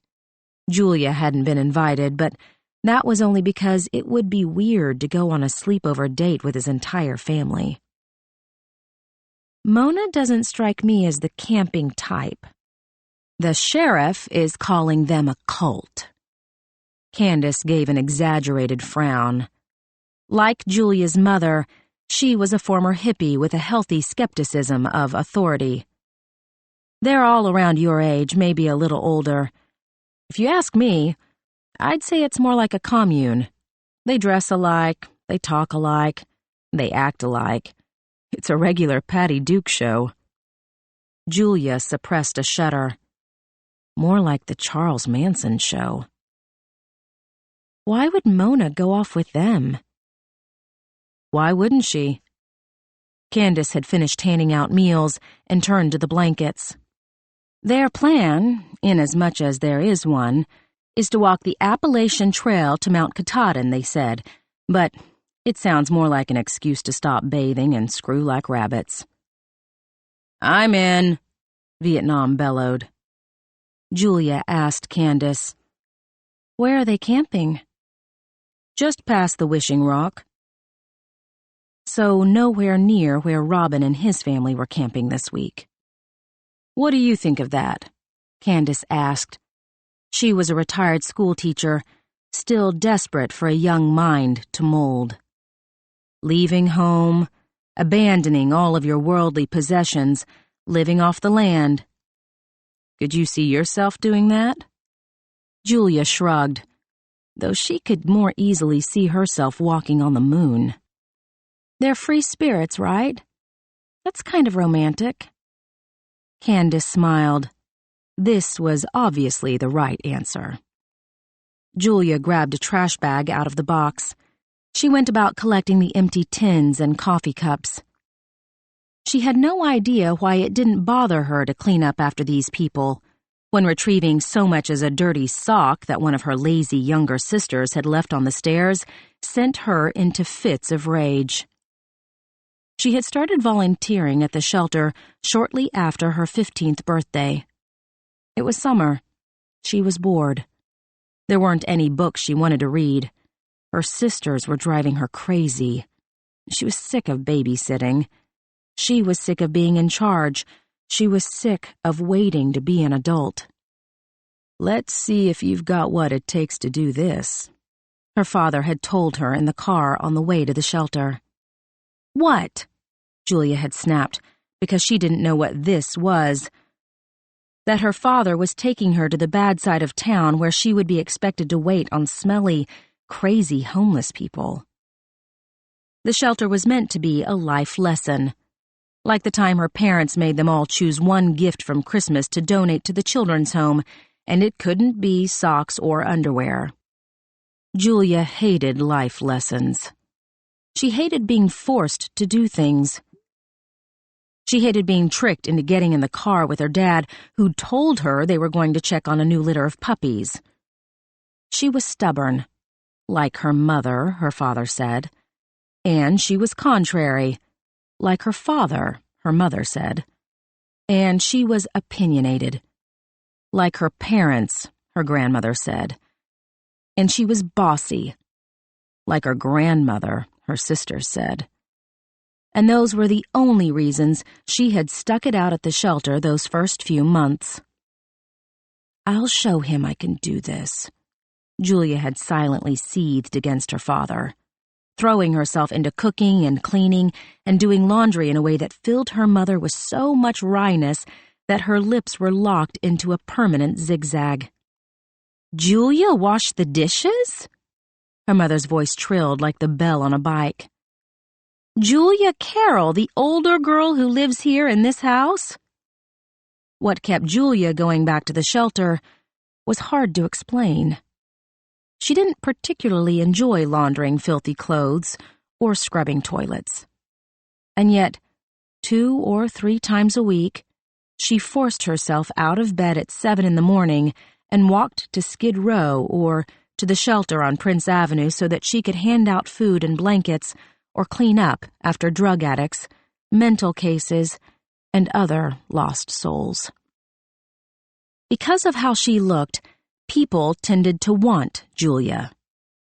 The people she served through the shelter needed her. Candace asked, "Mind finishing up for me, kiddo? I have a meeting with the mayor." "Of course." Julia tossed the trash bag into the van. She grabbed some pens and a stack of papers from the front seat, forms that needed to be filled out, requests for disability and veterans benefits and Medicaid. For the next few hours, Julia did paperwork and made phone calls to state agencies on the stinky payphone and talked to some of the group about what they were going to do with their lives. Many of Julia's friends scoffed at her volunteer work. They thought homeless people were lazy. But what they did not understand was that people generally ended up living on the streets not through some deep character flaw, but through a cascading series of seemingly minor bad choices. Pissing off the wrong cop, hanging out with the wrong people, missing school or work or a parole meeting because they had been too exhausted to remember to set their alarm clock. Julia wasn't a psychiatrist, but many of them clearly had some underlying mental health issue, whether it was mild paranoia, depression, or full-blown delusions. "Reagan," her mother had said when Julia had first brought this phenomenon to her attention. "What did he think would happen when he cut federal aid to mental hospitals? They're all either living on the streets or in prisons." Beatrice Oliver, the girl who went to get ice cream and was never seen again. She had been treated for depression, which was an actual mental illness. Julia had read as much on the telex. The Associated Press had sent a reporter to talk to the parents while they searched for their daughter, looking for her body, but no one said it. And the mother had admitted that Beatrice had once been treated for depression. Julia had seen a psychiatrist her freshman year of college. She hadn't told anyone because it was embarrassing to admit that living away from her family wasn't as easy as she'd thought it would be. Toward the end of the session, the shrink had actually yawned, which had helped Julia more than his generic advice: join a group, try a new activity, get a new hairstyle, smile more. Because it showed her that her problems were mundane, that the kids around campus who seemed to have all of their shit together were probably suffering from the same boring anxieties too. But it also made her wonder, if Julia went missing one day, or, God forbid, she was taken, would a reporter find out that she had talked to a shrink? And would talking to a shrink signify some kind of mental illness? "She was took," Delilah's harsh voice jolted Julia out of her thoughts. Mark my words, sister woman." Julia looked up from the letter she was writing to Delilah's daughter. The girl never wrote back, which seemed to disappoint Julia more than Delilah. "She was took," Delilah repeated. "Mona No Name? She was took by a man." "Oh," was all Julia could think to say. "Not like that," Delilah said. "He took her like—" Delilah grunted, circling her arms in a grabby, menacing hug. Julia pulled in her own arms as if the man was grabbing her. "She's walking down the street," Delilah said. "She gets past that old-timey car, and this black van pulls up and the door slides open, and this man, big man, white dude, he reaches out and—" She made the grabbing gesture again. Julia rubbed her arms to soothe the chills. She saw the black van, the door sliding open, the blur of a clean-cut, all-American boy emerging from the pitch darkness. His arms were out. His fingers turned into claws, his mouth contorted into a snarl that showed razor-sharp teeth. "Listen to me, girl." Delilah's voice was a menacing growl. "She was snatched. Any one of us could get snatched. Any one of you." Julia put down her pen. She stared into Delilah's roomy yellow eyes. Heroin. That's what the needles in Delilah's kit were for. Kaposi sarcoma, that's what the skin lesions were from. Julia had written several articles about HIV and AIDS for the Red and Black. She knew that the rare cancer could spread to the organs, causing lesions on the brain. Delilah wasn't lucid in the best of times. Was she relaying some sort of vision or fever dream? It didn't seem possible that someone could just be snatched off the street in the middle of downtown Athens. Then again, it didn't seem possible a girl could be snatched walking from her parents' house to get ice cream for her dad. Not just snatched. Kept. Still, Julia gently reminded Delilah.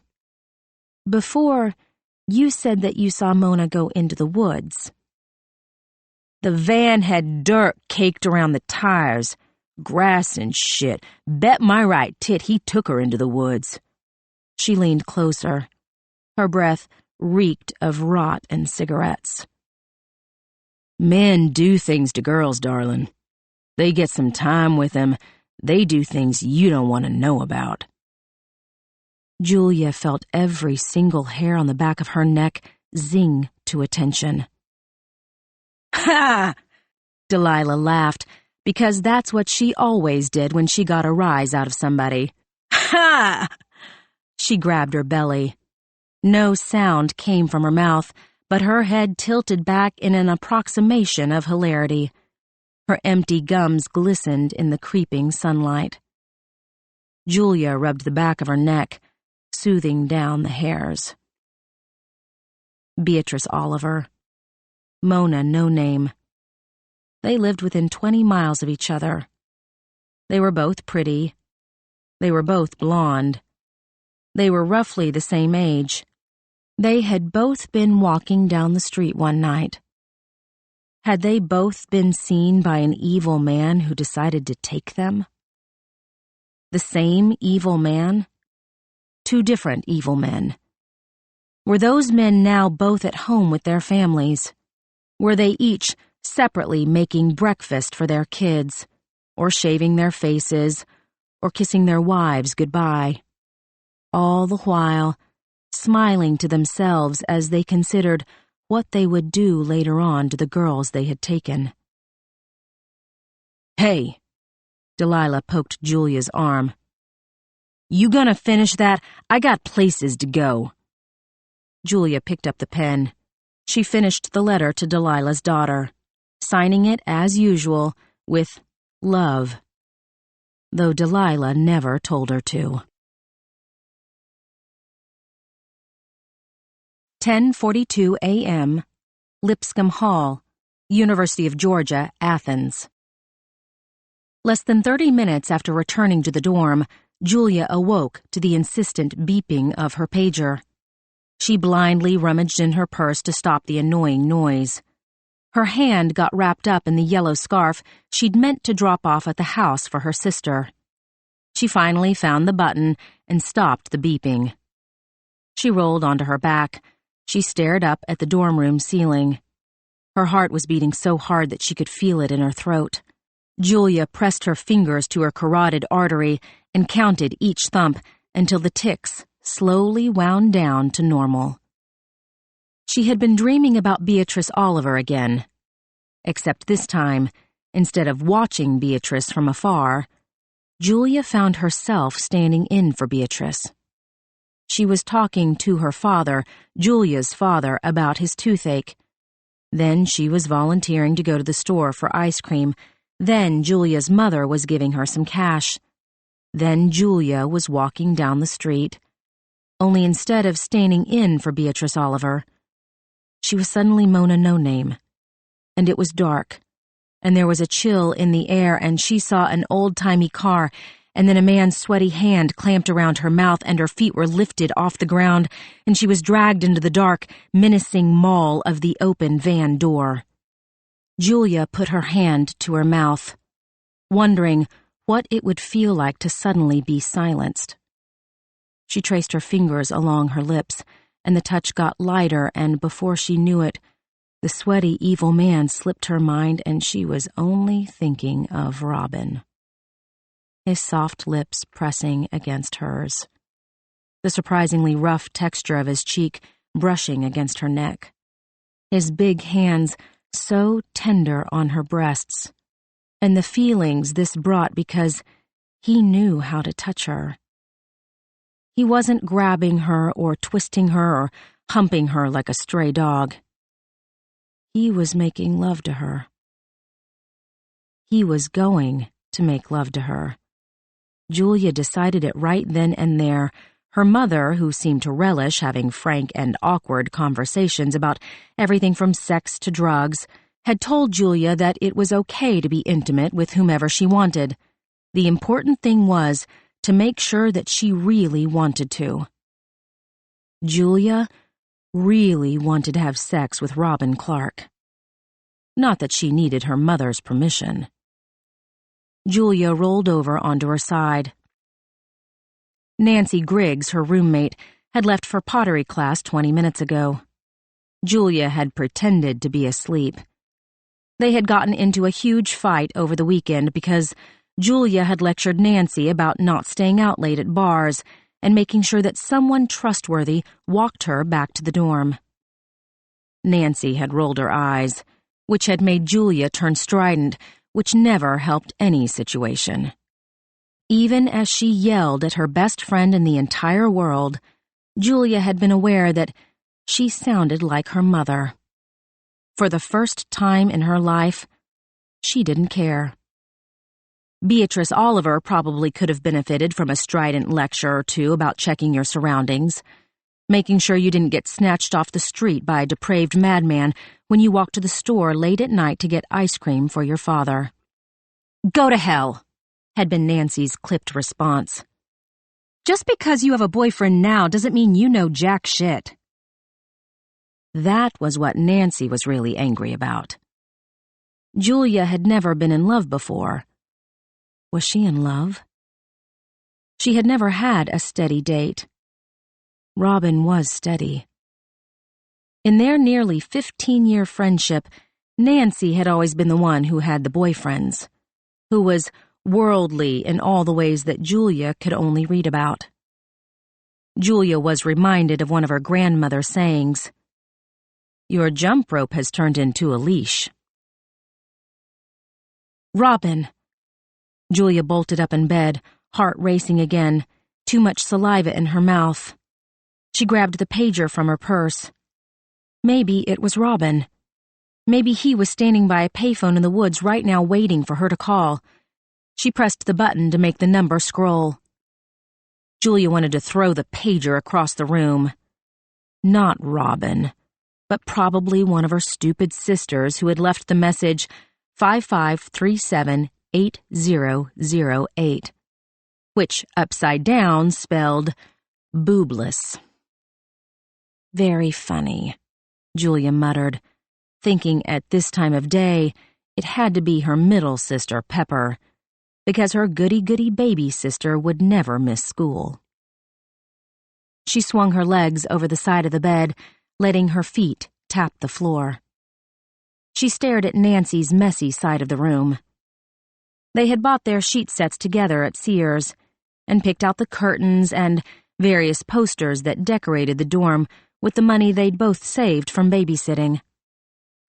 Julia could remember how adult they'd felt. They were out on their own, spending their hard-earned money, taking care of themselves like real adults. And then Julia had gone back home and eaten Chinese takeout her parents had paid for and washed the clothes they had paid for in the machine they owned and felt terrified because she really didn't have the ability to support herself at all. Julia walked 2 steps and sat down at her desk. She stared at the sheet of notebook paper where she'd started to write a love letter to Robin. She had quoted the Madonna song about kissing in Paris and holding hands in Rome. Should she really have sex with him? Was Robin the right guy to do it with? This time last year, Julia would have given it up to just about anybody. Why was it suddenly so special? She used her pencil to trace the song lyrics. Kiss you in Paris. Now probably wasn't the best time for a love letter, especially since Robin wouldn't be back until the end of the week. She couldn't be one of those silly girls who dropped their entire lives for a boy. She should be studying for her massive psych final. She should reread her Spencer paper for her noon class with Professor Edwards. She should be honing her story pitch for the Red and Black because 5 weeks had already passed since Beatrice Oliver had been abducted, and Julia would have a hard enough time convincing Greg and Lionel and Mr. Hannah that the story was still news. She tapped her pencil against her mouth. She stared at the Polaroids taped to the wall in front of her. Nancy shooting a bird. Her sisters doing bad cartwheels in the park. Her parents dancing at a party. Slow dancing, but it looked romantic instead of weird. A shot of their turtle, Herschel Walker. An underappreciated Mother's Day gift. Sunning himself on the front porch. A beautiful young girl was walking down the street when suddenly, Julia felt shaken by a thought. Was Beatrice Oliver a virgin too? Was the person who took her, who was keeping her, the first person she would ever have sex with? Would he be the last person too? Shut up! A girl yelled down the hallway. Her Alabama twang was muffled through the closed wooden door. She sounded like she was teasing someone, and Julia felt an instant, almost visceral dislike without even laying eyes on her. No, you did it, you goose. Julia jumped when the door shook. Someone was knocking with a fist. Hello, Alabama called. The dorm was not co-ed. Julia didn't bother to grab her robe, though she was only wearing a t-shirt and underwear. She regretted the omission when she realized she had never seen the girl before in her life. That didn't stop the stranger from pushing her way into the room. What a mess! Y'all need a maid service. Alabama looked under Nancy's bed, then checked the space beside her desk. She went to the closet next. I'm sorry, Julia said. Do I know you? I'm a friend of Nancy's. The girl opened up Nancy's closet. She said I could borrow her. There it is. She yanked out a leather satchel, displacing piles of shoes. When she turned around, her eyes took in Julia in a slow, head-to-toe takedown. Nice socks. She left, leaving a sour air of disapproval behind her. Julia looked down at her socks. They were gray with black and tan dachshunds stitched into the material. She wanted to run into the hall and ask the girl what was wrong with her socks. But she knew that the statement was not about the socks. It was about how the girl could put Julia in her place. Julia understood these games, but she was at a loss as to how to play them. She looked at her watch. Her Spencer class didn't start until noon. She still needed to drop off the yellow scarf for her sister. There were also some printouts that her mother had promised to leave on the kitchen table. The sun was shining. The weather was crisp. Maybe a bike ride would clear some of the demons from her head. Julia pulled on her jeans, threw on a sweater over her t-shirt, grabbed her purse, and loaded up her book bag. She had already locked the door when she realized she should have brushed her teeth and run a comb through her hair. But she could do that when she got home. To her parents' home, she meant, because the house on Boulevard wasn't technically where she lived anymore. Outside the dorm, she wrestled with the lock on her bike, grinding the key through a layer of rust. The morning mist had completely burned off by the time she rode her bicycle past the black iron arch that marked the entrance to the North Campus. She probably should have brought her jacket, but she was all right as long as she stayed in the sunshine. She weaved through the students milling around the center of Broad Street. Their moods seemed light. The weather was caught between winter and spring, and any day that promised sunshine was a day to be celebrated.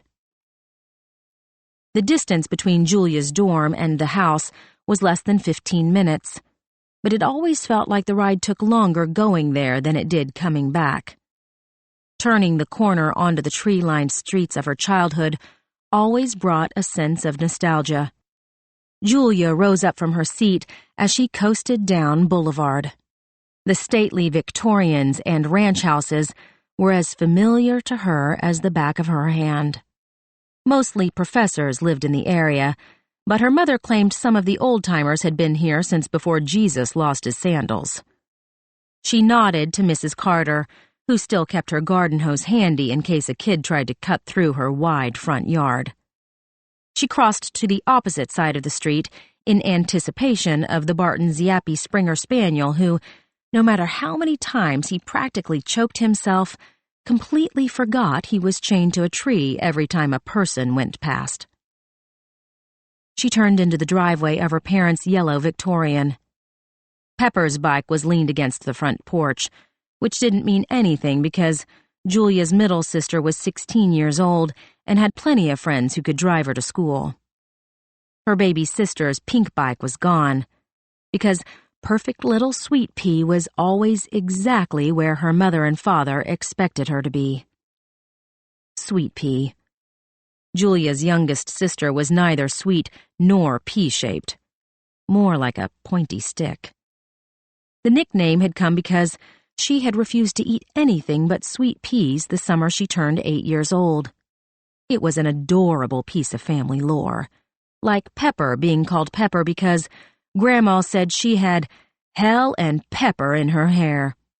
But Julia was the one trapped all summer cranking open a can of peas every time the little brat bellowed for more. Not to mention what happened to the peas on their way out. You would have thought the stupid twerp would have disappeared into a puddle of green diarrhea, but no, she was still around. Julia felt guilty for that last thought. She should be kinder to her little sister. But it was hard, because she had it so much easier than Julia did, as if the 5-year age difference had worn her parents down from hard, unmovable boulders into tiny pebbles you could skip across the creek. Of course Julia loved Sweet Pea. They were sisters after all. But sometimes she wanted to strangle her. They were sisters after all. To assuage the guilt, Julia reminded herself of the times that they all came together. Like on the rare instances that their parents really argued. Really argued, because they had heated discussions about a lot of things. And all 3 girls would sleep in the same bed, as if being together would protect them from the shouting. Or when Grandma told Pepper she needed to lose her baby fat and Sweet Pea called her a sour old biddy. Or when Julia got arrested the first time she ever tried to smoke pot and both of her sisters stood vigil outside her bedroom door until her parents had finished yelling at her.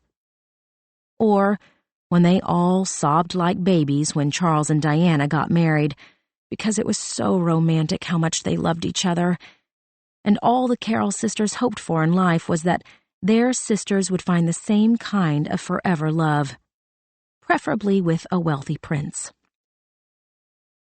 The memories made Julia feel nostalgic as she made her way up to the house. She skipped over the broken porch step, the one her mother yelled at her father to fix, and dodged the pot of dying crocuses, the ones her father yelled at her mother to replant. The front door was unlocked, as usual. No one was sure where a key was, and her mother was reasonably certain that any thief would see the tattered state of their living room furniture and decide there was nothing worth stealing. Julia's father was a vet. He was constantly bringing home strays, and when her mother put her foot down, Julia and her sisters would start bringing them home. It was not without mild disapproval that the yellow Victorian was known around the neighborhood as the Dr. Dolittle house. As if on cue, a brown tabby of unknown ownership tangled itself into Julia's legs as she struggled to put down her book bag. There was a low woof from the couch where Mr. Peterson, a maimed terrier, was recuperating on his back. Ms. Crabapple, a golden lab with memory issues, was on the floor beside him. The gentle ruminations of a convalescing toucan came from the sunroom. "Girls, I want you to meet Signora Pinch-Your-Fingers from the family Rhamphostidae," her father had told them, introducing the bird with the usual formality he reserved for patients. "Ay caramba," her mother had mumbled, then disappeared into the basement for the rest of the night. Julia gave the dogs a pet before heading into the kitchen, which was its usual mess. Breakfast plates and dishes were waiting for her sisters to get home from school and wash them. Sweet Pea would do it so slowly that finally Pepper would take over. An unfamiliar orange cat jumped onto the counter, a clear violation of her mother's only rule for cats. Julia picked him up and placed him on the floor. The cat jumped back up, but she'd figured she'd done her part. She spotted the stack of printouts on the kitchen table. She had asked her mother to find any articles about missing girls in the state of Georgia over the most recent 12 months. The handwriting at the top of the first page was as precise as a kindergarten teacher's, which meant her mother had gotten one of the junior librarians to run the microfiche machine. The woman had written a note. These are the articles that had no follow-up story, a return. Julia layered some peanut butter onto a banana as she read the first printout. 2 months ago, the Clayton News Daily had run a front-page story about a girl who had gone missing from the junior college campus. The photograph had printed too dark to get any idea of what the girl looked like, but the description said she was brunette and pretty. Julia turned the page. The Statesboro Herald. Another missing girl, this one last seen at a movie theater. Described as athletic and attractive. The next article was from the News Observer. A missing girl last seen near the Fannin County Fairgrounds. Tall, with long dark hair and striking features. The Tri-County News. Eden Valley girl reported missing. Blonde hair, blue eyes, former beauty queen. The Telegraph. Headline, Mercer's student's roommate. She never came home. The student's pastor was quoted in the story. She is a beautiful, godly young woman, and we all just want her back. Pretty, striking, beautiful, young. Like Beatrice Oliver. Like Mona No Name. The 2 recent disappearances hadn't been archived to the microfiche yet. but in a few months, they would join the inauspicious club. Julia checked the datelines. None of the stories were from Athens, which was a relief for the obvious reason as well as because it meant that she hadn't missed something during her daily read of the Athens Clark Herald. Julia stacked the printouts together. The stories had gotten to her. She felt her pulse racing again. The room had turned stuffy. She fanned herself with the papers. They flipped back and forth, offering flashcards of grieving parents and school photos and candid shots taken during summer vacations. All those pretty girls, all missing, or taken, or being kept. Or maybe their bodies just hadn't been found. An index card fell out of the pages. This note was in her mother's handwriting, not an admonition for requesting such dark reading material, but a dated invoice from the library. 28 printouts at 5 cents each. Julia fished $2 bills and 2 quarters out of her purse. Annoyingly, her mother would go out of her way to make change. She left the money with the invoice on the table. Her gaze picked out today's date, March 4th. Her grandmother's birthday was coming up. Again, Julia dug around in her purse. She found the card she'd bought before Grandma had remarked that Julia looked like she couldn't lose the last 5 pounds of her freshman 15. "She's calling you fat," Sweet Pea had said helpfully. Julia tapped the sealed envelope on the table. She had written some nice things inside the birthday card. Nice things that she no longer felt. Could she steam open the envelope and change the sentiment? In the end, Julia left the card on the table. Maybe this was what taking the high road felt like, but it sure sucked that no one else would ever know about it. She went into her bedroom, which was on the first floor because her father's upstairs office was too messy to move when Sweet Pea had come along. She stood in the doorway, feeling like a stranger, even though nothing had changed. The walls were still lilac. Her rock posters were still there. Indigo Girls, REM, Billy Idol on the ceiling so that he was the last thing she looked at when she went to bed at night. Polaroids of high school friends were still stuck in the mirror frame over her dresser. Mr. Biggles was still on the bed. Julia picked up the decrepit stuffed dog and kissed his head, saying her billionth silent apology for accidentally throwing him away the day she packed for college. Thank God her father had saved him. She smoothed back what was left of Mr. Biggles' mangy, patchy fur. The poor thing had suffered his share of slings and arrows. Julia had slept on him so much that he was almost one-dimensional. Sweet Pea had trimmed off his hair after a not-so-accidental Kool-Aid spill.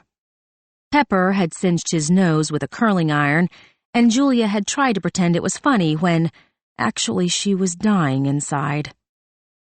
Mr. Biggles was gently returned to his rightful place. Julia used the sleeve of her sweater to wipe some dust off the ugly blue lava lamp that she knew her mother despised, which is why Julia had left it here. The orange cat jumped on her bed. Julia ran her hand along his back, then realized that this was a second orange cat. His right leg was shaved where an IV had been inserted. His purr sounded like the vibrating teeth of a comb. Julia found the yellow scarf in her purse and climbed the stairs to Pepper's bedroom. As usual, the place looked like a bomb had gone off inside. Clothes covered the floor.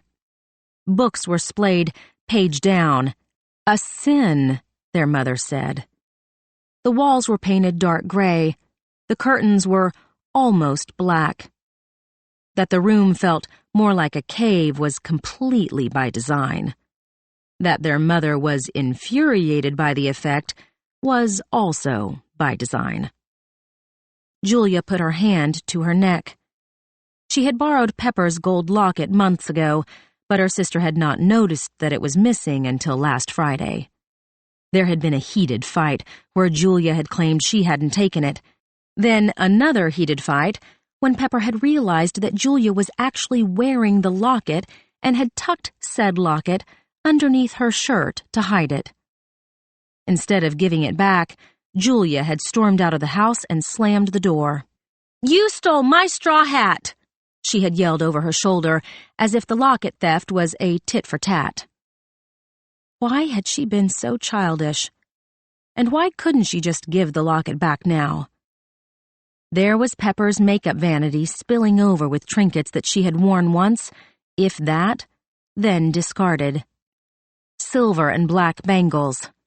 A large black bow that actually belonged to Julia. Several t-shirts ripped Flashdance style at the neck. Rainbow-colored leggings. Black tights. More eyeshadow and powders and blushes than Julia would ever know what to do with. Not that her sister needed makeup.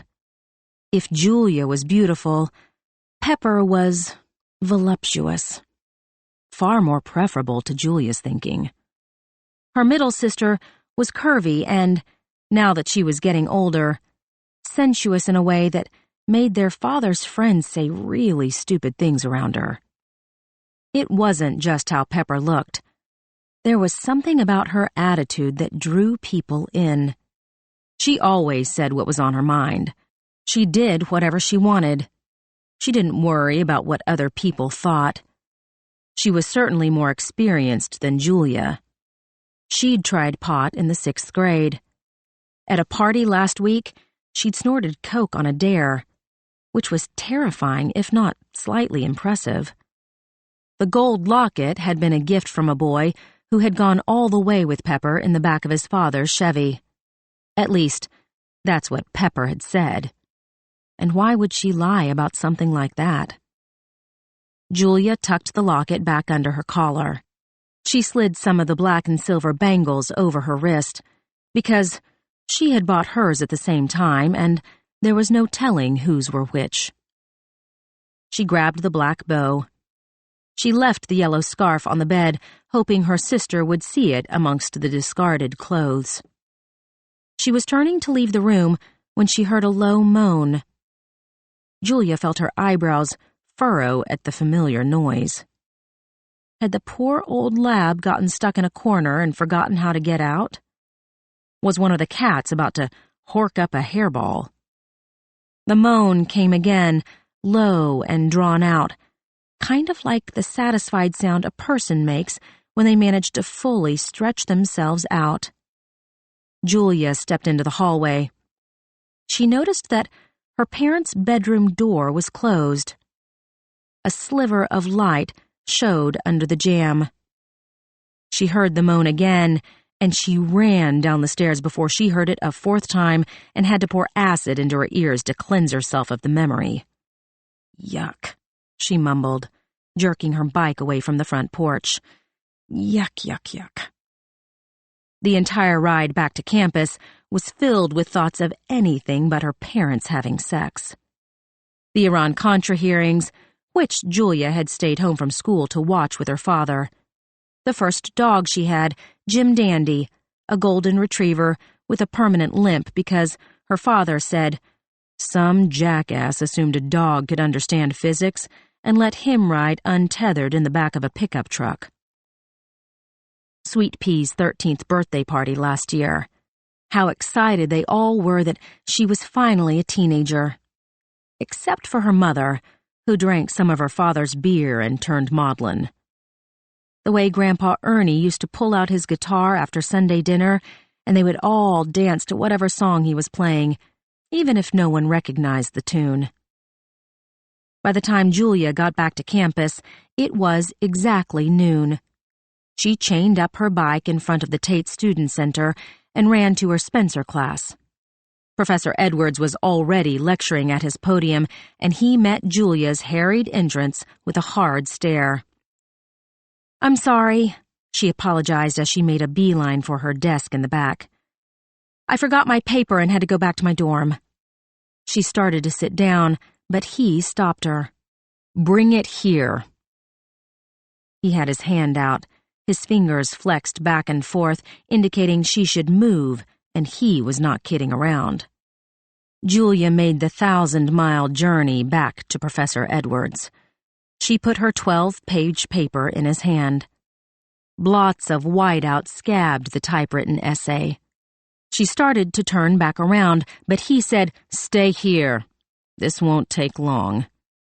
She stood in front of his podium while he read her work. She shifted back and forth from foot to foot. She wrung together her hands. She didn't look at any of the sniggling classmates behind her. Professor Edwards, in turn, did not look at Julia. He had his head down.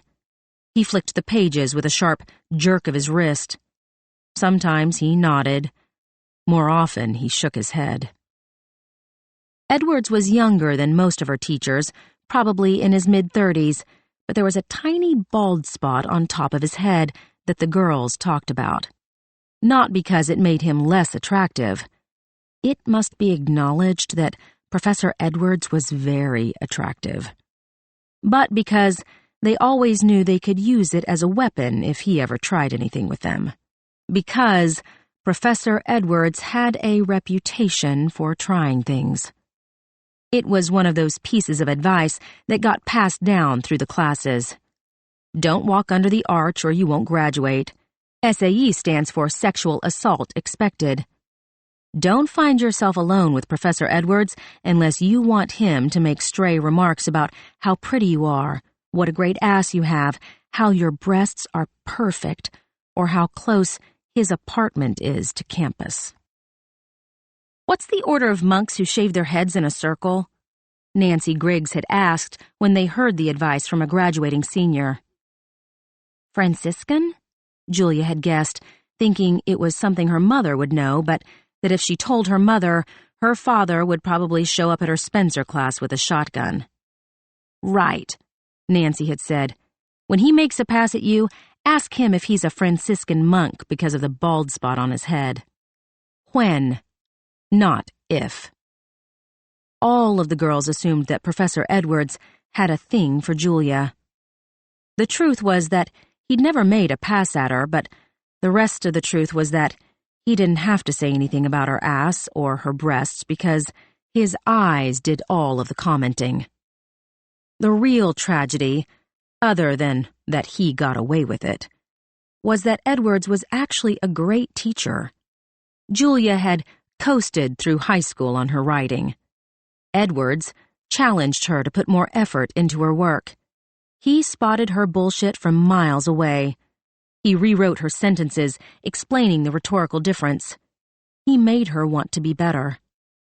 And, at the same time, he made her extremely uncomfortable. Edwards finally looked up from her essay. "I like where you're going with this, but you know it needs work." "Yes, sir." He held her gaze. Her paper was still on the podium, one of his big hands holding it down in case she tried to take it. Julia gripped together her hands.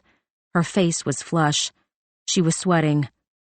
She hated any kind of attention, and the worst part was that she sensed that Professor Edwards understood this and was torturing her for it just because he could. "All right."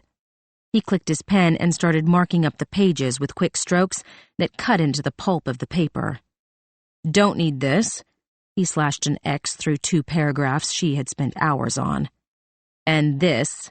He circled another paragraph, then drew an arrow up to the top of the page.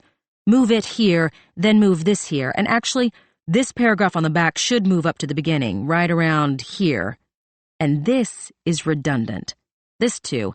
This I like, but just barely." By the time he was finished, both Julia and her paper were reminiscent of an Escher clock spiraling into despair. "Understand?" Edwards asked. "Yes, sir." She understood that she was never to be late for another class ever again. Julia took the paper. He held on to it a second longer than necessary, so when she finally wrested it from his grip, the pages fluttered. She pretended to thumb through his notes as she walked back to her desk. She could feel Edwards watching her every move, and he even gave a weird grunt when she sat down at her desk, like he was mimicking the opening of an Al Green song. 1:20 p.m. The Tate Student Center, University of Georgia, Athens. Julia sat across the table from Veronica Voorhees, who was supposed to be sharing her salad but had already eaten over half of it. Julia didn't care. Her stomach was upset from the run-in with Professor Edwards. Not the one at the beginning of the class, but the one after class was over. Julia had been the last to leave the room. Suddenly, Edwards was right behind her, so close that she could feel his hot breath on her neck when he whispered, "Extra credit if I see you at my lecture tonight." "Oh," she said, momentarily stunned by the closeness. "Okay." "South Campus. We could get coffee afterward, maybe talk about your paper some more." Sure." She had stuttered like an idiot. And then she'd felt his palm smooth the curve of her ass the same admiring way that she'd seen men at livestock auctions run their hand over an animal's flank. Julia was 2 floors down the stairs before she started to brim with should-haves. She should have slapped away his hand. She should have asked him what the hell he was doing. She should have told him to leave her alone, that he was disgusting, that he was cruel, that he was a really good teacher, so why the hell did he have to make everything gross by being such a creep? "What are you so pensive about?" Veronica asked. Salad fell out of her mouth. She reminded Julia of how Mona No-Name ate the first day she showed up at the shelter. She had shoveled in so much food that she started to choke. Mona. Julia had been so wrapped up in her petty problems with Professor Edwards that she had forgotten all about the missing homeless girl. Was Mona really missing? Had a man really snatched her off the street and dragged her into his van? Had that same van pulled to a stop behind Beatrice Oliver 5 weeks ago? Whoever took either or both women knew what he was doing. He wasn't a boogeyman or a cartoon wolf. He was a shark with razor-sharp teeth who snatched helpless women from the surface and dragged them down to a dark place where he could devour them. "Julia!" Veronica knocked on the table for attention. "What's going on with you, kid?" "Just tired." Julia took a bite of grilled cheese sandwich to give her mouth something to do. She tried to banish the shark images from her mind by letting her thoughts return to Professor Edwards. She could report him, but whoever took her complaint would give Edwards a chance to respond. Julia had no doubt he would have a good response. She ticked all of the boxes quickly. "She's mad because I gave her a bad grade on her paper. This is payback because she threw herself at me and I said no. She's crazy. She's a bitch. She's a liar. She's been in trouble before." That last bit was actually true. Julia had been detained by the campus police last year.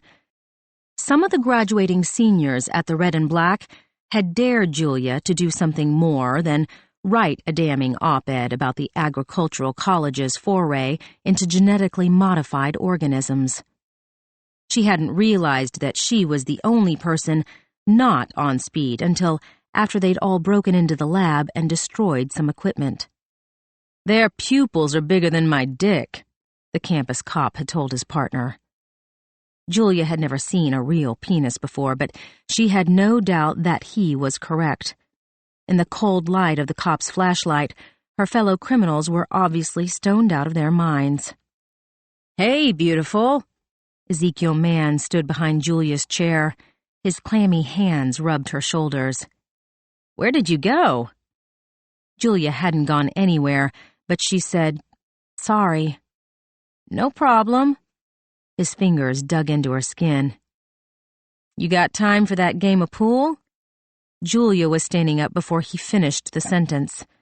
She had been manhandled enough for the day. "Ladies first."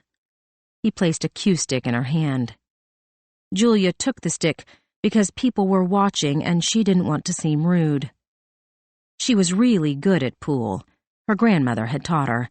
But she purposefully missed even the easiest shots so that Ezekiel wouldn't be embarrassed. The only saving grace was David Conford, sitting on one of the tweedy, overstuffed couches, who called the game like he was Howard Cosell. "Julia Carroll, a young kid with a glint in her eye, leans across the table. Will she go for the 6 or the 10? David stopped to drink from his bottle of Coke. He dropped out of character. "You know, Julia, you're really bad at this." Ezekiel said, "She's pretty. She doesn't need to be good at anything." Julia changed her angle and banked the 6 and 10 balls into the corner pocket. "Down goes Frazier!" David clapped his hands together. "The comeback kid stuns the crowd." To David's further delight, Julia sank the last 4 balls, then put the 8 in the side pocket while Ezekiel stood slack-jawed, his cue stick in front of him like a scaled-down petard. Julia sat by David on the arm of the couch. "That was fun." Ezekiel jammed his stick into the rack and stomped away. David laughed good-naturedly at his departing friend. He told Julia, "Hey, Fast Eddie, give me a heads up next time so I can place a smacker on the game." She laughed because David was one of those boys who was effortlessly funny. He said, "I hear Michael Stipe is going to be at the Manhattan tonight." Right. There were daily rumors that the lead singer of REM was going to be in this bar or the next one tonight, or this weekend, or maybe he was already there. I thought he was on tour.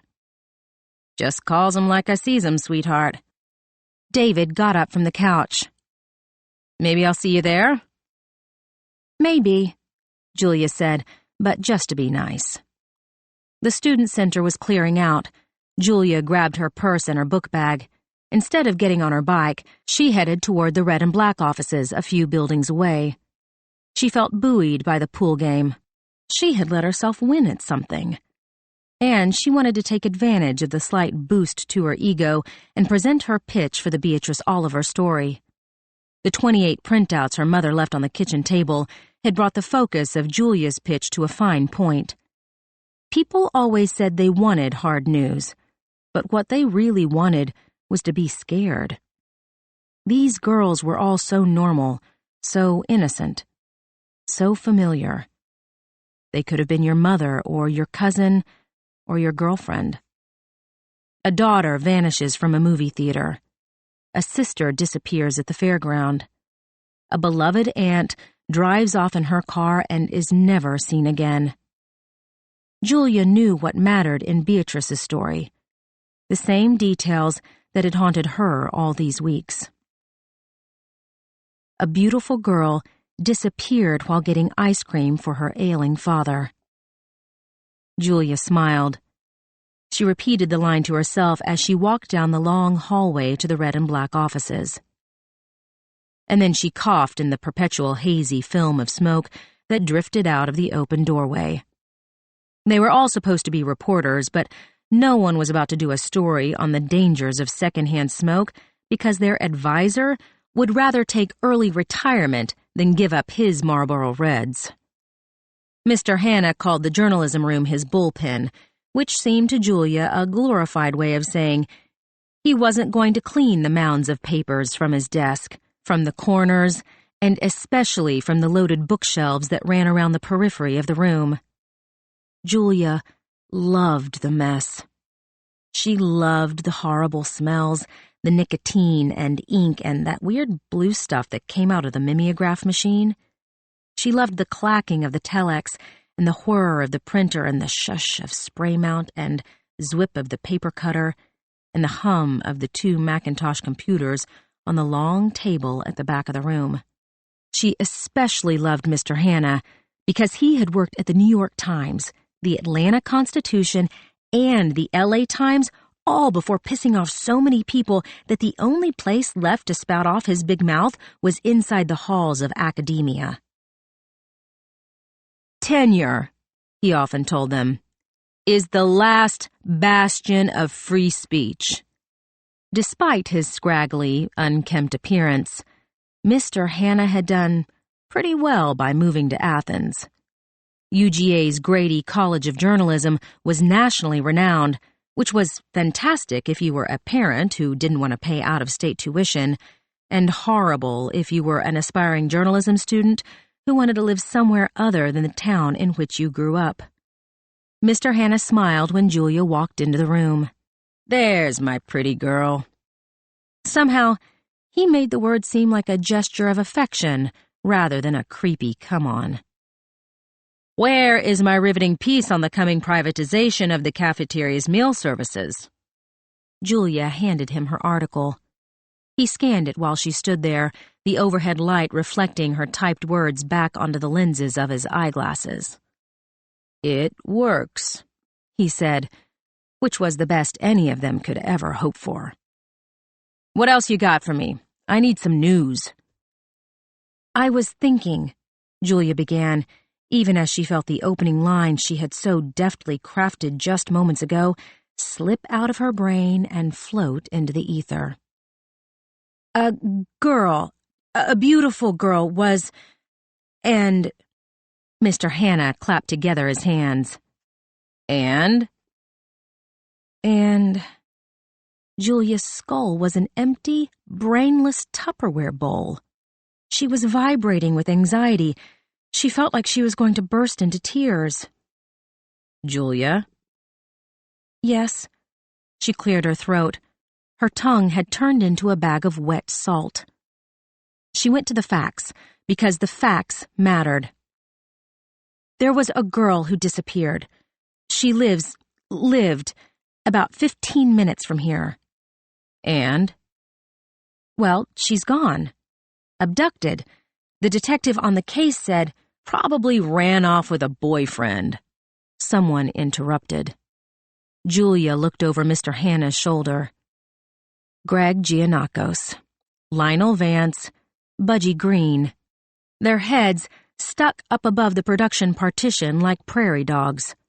They all had cigarettes dangling from their mouths, and all were on their way to becoming as flabby and bleary-eyed as their mentor. The only difference was that they looked at her with a marked absence of Mr. Hanna's kindness. "Ignore them, kid," Mr. Hanna coaxed. "Pitch me a story I can put on the front page." "Okay," Julia said, like it was that easy to recapture her earlier certainty. What was the heart of the Beatrice Oliver story? What was the hook? Julia thought about the terror that had gripped her when she first read about the girl's abduction on the telex. The menace she had felt this morning when she walked down streets that were as familiar as her childhood home. The fear summoned by the article she'd read in her mother's kitchen. She had to distill for Mr. Hanna what really bothered her about the Beatrice Oliver abduction. It wasn't just that the girl was snatched off the street. It wasn't just that she was being kept. It was why she had been taken in the first place. She told Mr. Hanna, "Rape." "Rape?" He was obviously surprised. "What about it?" "She was raped," Julia said, because why else would a man abduct a woman less than 2 blocks away from her family home? Why else would he keep her? "Are you talking about Jenny Loudermilk?" Greg Giannakos stood up from his desk. He crossed his arms over his broad chest. "No way you can squeeze more than a paragraph out of that." Julia shrugged, but only because she had no idea who Jenny Loudermilk was. Apparently, neither did Mr. Hanna. "Fill me in." "Sophomore," Greg said, though Mr. Hanna had directed his request to Julia. "Good-looking blonde, wrong place, wrong time." Lionel Vance took over. I heard she was pretty sloppy, spent most of the night looking for the bottom of a PBR. Yeah, everybody knows sophomores are cheap drunks. Greg was clearly annoyed at having a story stepped on. Anyway, the gal was pouring her way down Broad Street and some guy grabbed her, took her into an alley, and raped her. Mr. Hanna patted his pockets for his cigarettes. Nobody wants to read about rape. Say assaulted or attacked or threatened if she wasn't hit. He asked Julia. That's the story you want to tell? Well, She won't talk to you, Lionel said. The victim, they never talk, so what's your story? Some girl gets drunk and goes off with the wrong guy? Like Greg said, that's barely a paragraph. I wouldn't even put it on the back page. Mr. Hanna lit his cigarette. He asked Julia, You agree? Disagree? I think it's an anomaly, Greg interrupted. If your story is that suddenly the world is filled with rapists, you're wrong. And a university campus is statistically one of the safest places to be. Mr. Hanna blew out a stream of smoke. Statistics, huh? Greg said, Look, Jules, don't let your emotions cloud your judgment. Yes, what happened to Jenny shouldn't have happened, but a reporter only reports the facts. And you won't get any facts here because the victim already scurried off home. The guy who did it certainly won't talk, and the cops won't discuss a case that's never going to be prosecuted. Julia's fingernails dug into her palms. She thought about the stack of printouts in her purse. She wanted to throw them in Greg's smug face, but they would only prove his point. 28 women in a state with a population of almost 6.5 million was hardly a significant number. He seemed to read her mind. Jenny Loudermilk was one girl out of approximately 15,000 female students. That's an outlier. Julia tried. It doesn't always get reported. Because half of them got drunk and changed their minds. I meant reported in the newspaper. She remembered that the articles were about missing women, not women who had been raped, assaulted, attacked. Or reported to the police, or reported to anybody. For good reason. Greg lit a cigarette. This is the story. That the campus is safer for women than it's ever been. That the world is safer for women than it's ever been. Is that right? Mr. Hanna crossed his arms over his chest. He was grinning like a maniac. Back that up, hotshot.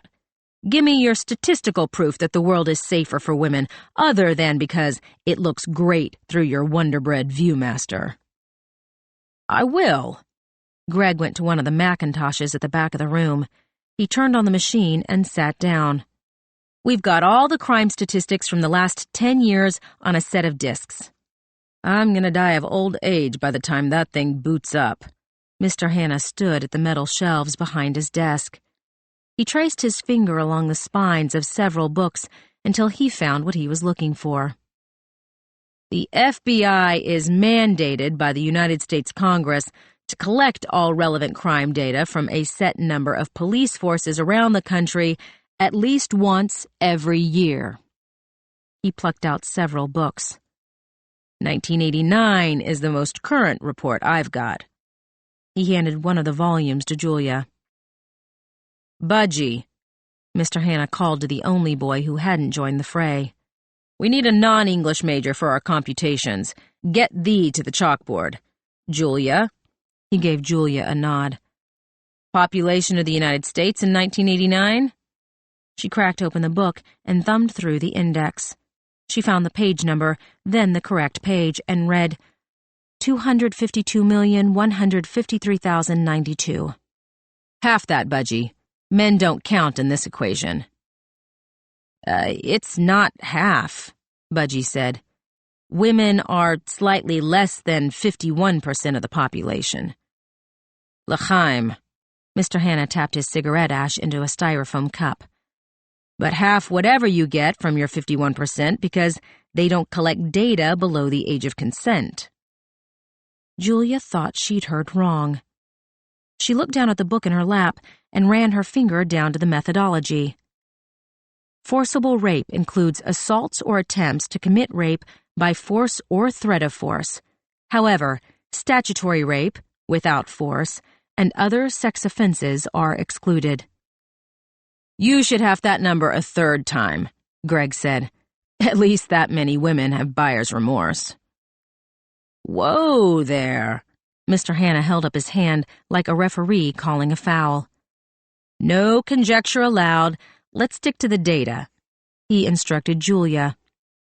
So, in your story, you'll say, extrapolating from the FBI's uniform crime reports, blah, blah, blah, right? Julia nodded, but this had stopped being her story a while ago. Mr. Hanna asked, Number of reported assaults in 1989, Julia? Oh, sorry. Julia looked for the correct column. Forcible rapes, 106,593. 106,593. Mr. Hanna repeated, making sure Budgie got the number right. That's probably pretty consistent across the last 5 years, but we'll need to verify that. Julia stared at the board, boggled by the figure. The population of Athens, Clark County was less than 100,000. The statistic was greater than every single person in town. Man, woman, and child. Come on, Budgie, work the chalk. Mr. Hanna clapped his hands to get Budgie moving. Round up, son, we don't have all day. Julia checked the data a second time, certain she'd seen it wrong. There it was.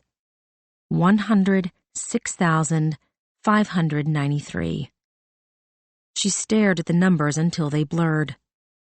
Over 100,000 women.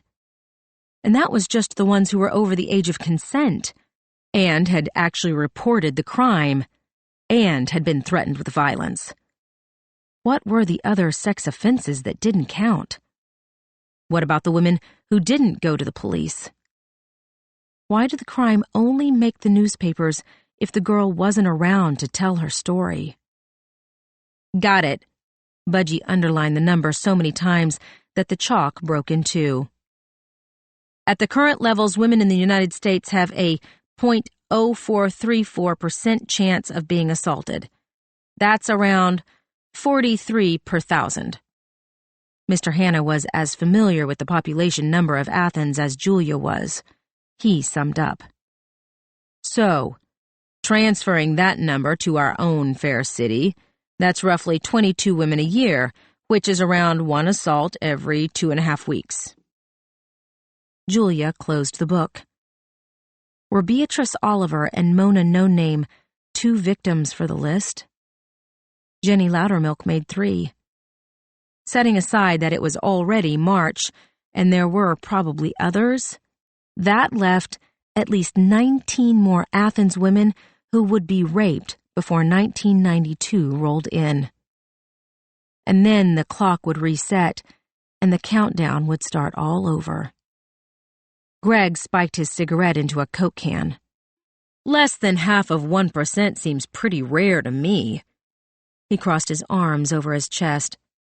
You'd have a better chance getting struck by lightning or winning the lottery. Budgie laughed. You sure about that, Einstein? Figure of speech. Greg waved away the sarcasm, asking Julia, Why did you want to do this story again?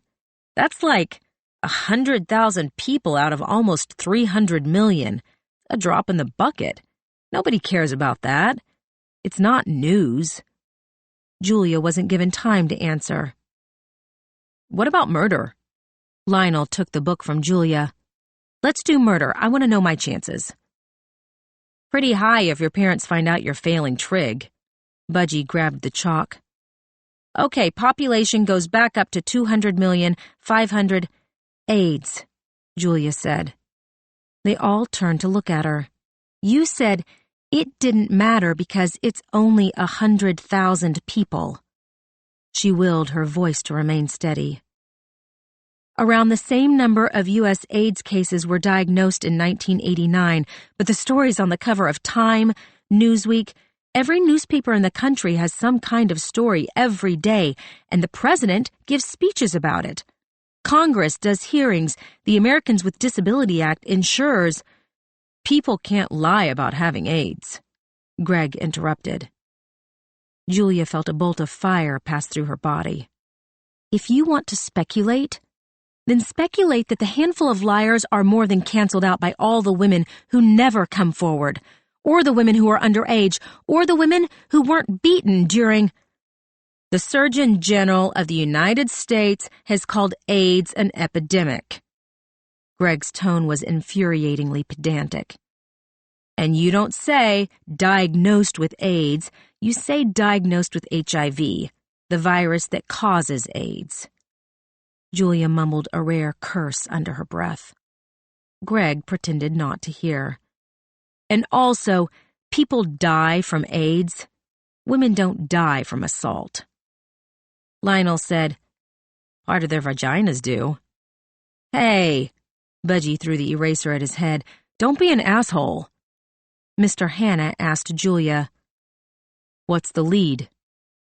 She didn't have to think about it this time. Something horrible happens to at least 100,000 American women every single year, and no one seems to care about it. Greg snorted. I'm sure Cosmo is all over it. Mr. Hannah made a swipe of his hand to shut him up.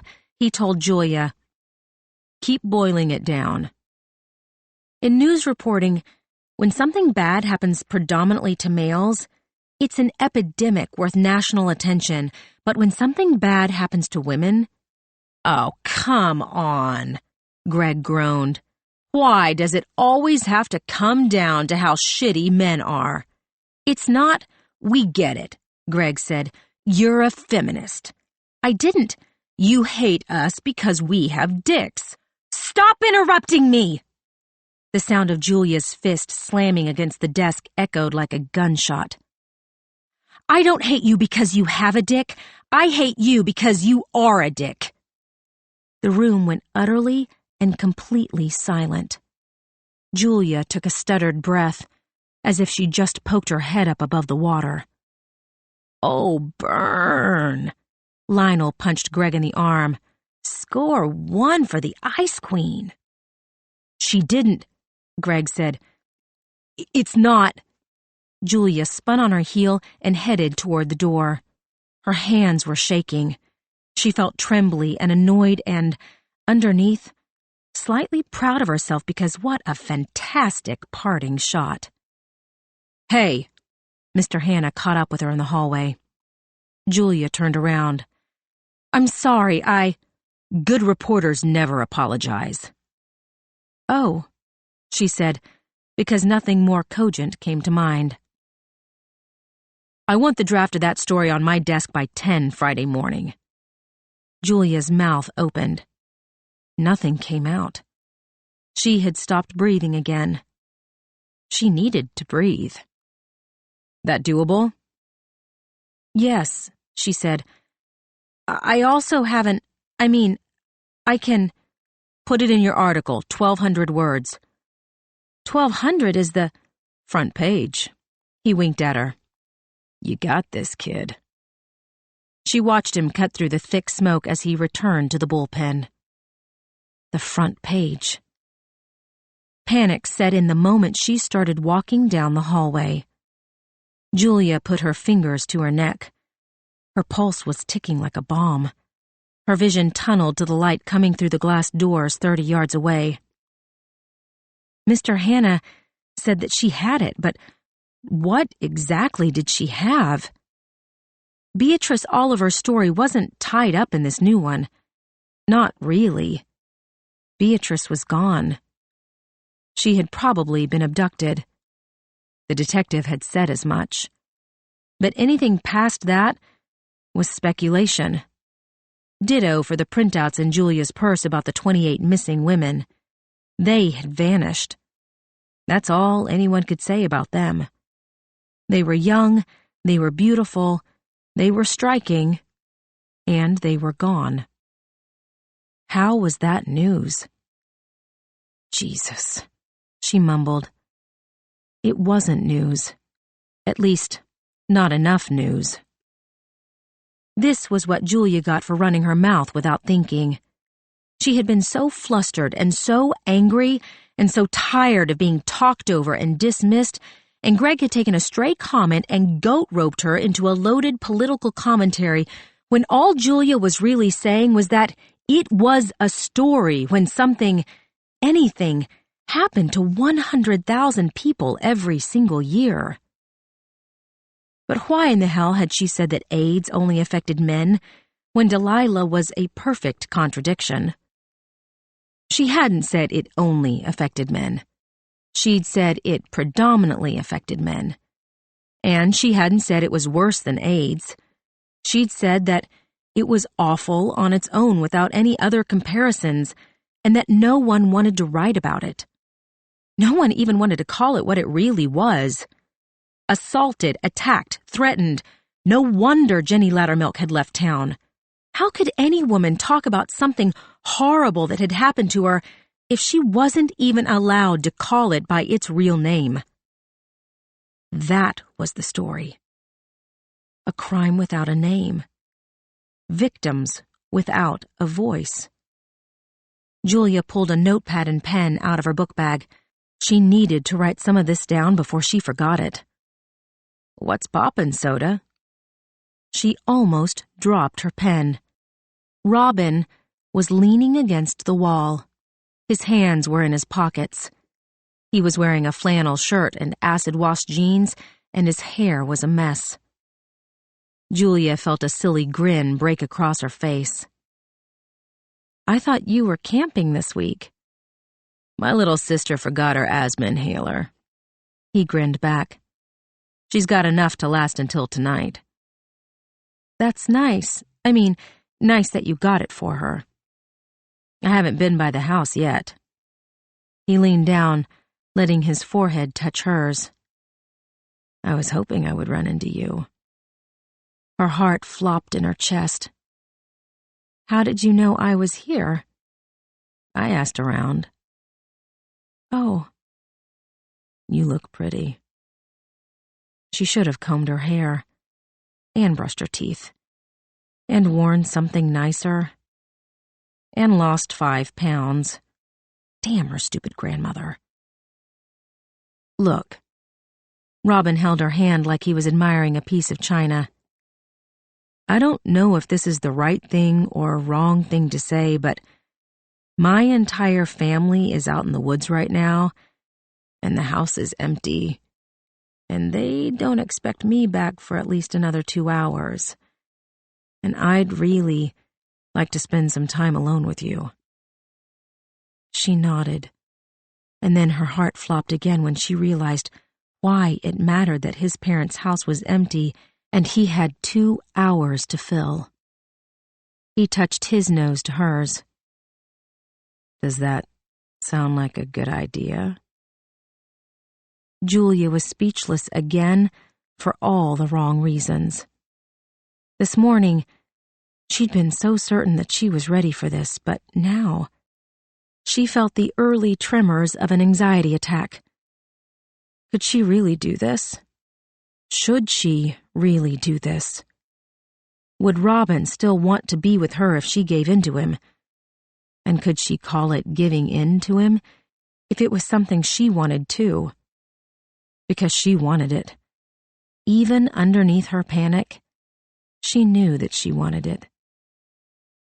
So did that mean she was a bad girl, or a liberated woman, or a prick tease, or a slut? This was so much more than sex. It was about whether she did too much or didn't do enough, or knew how things worked, or didn't know what went where. Okay, that was crazy.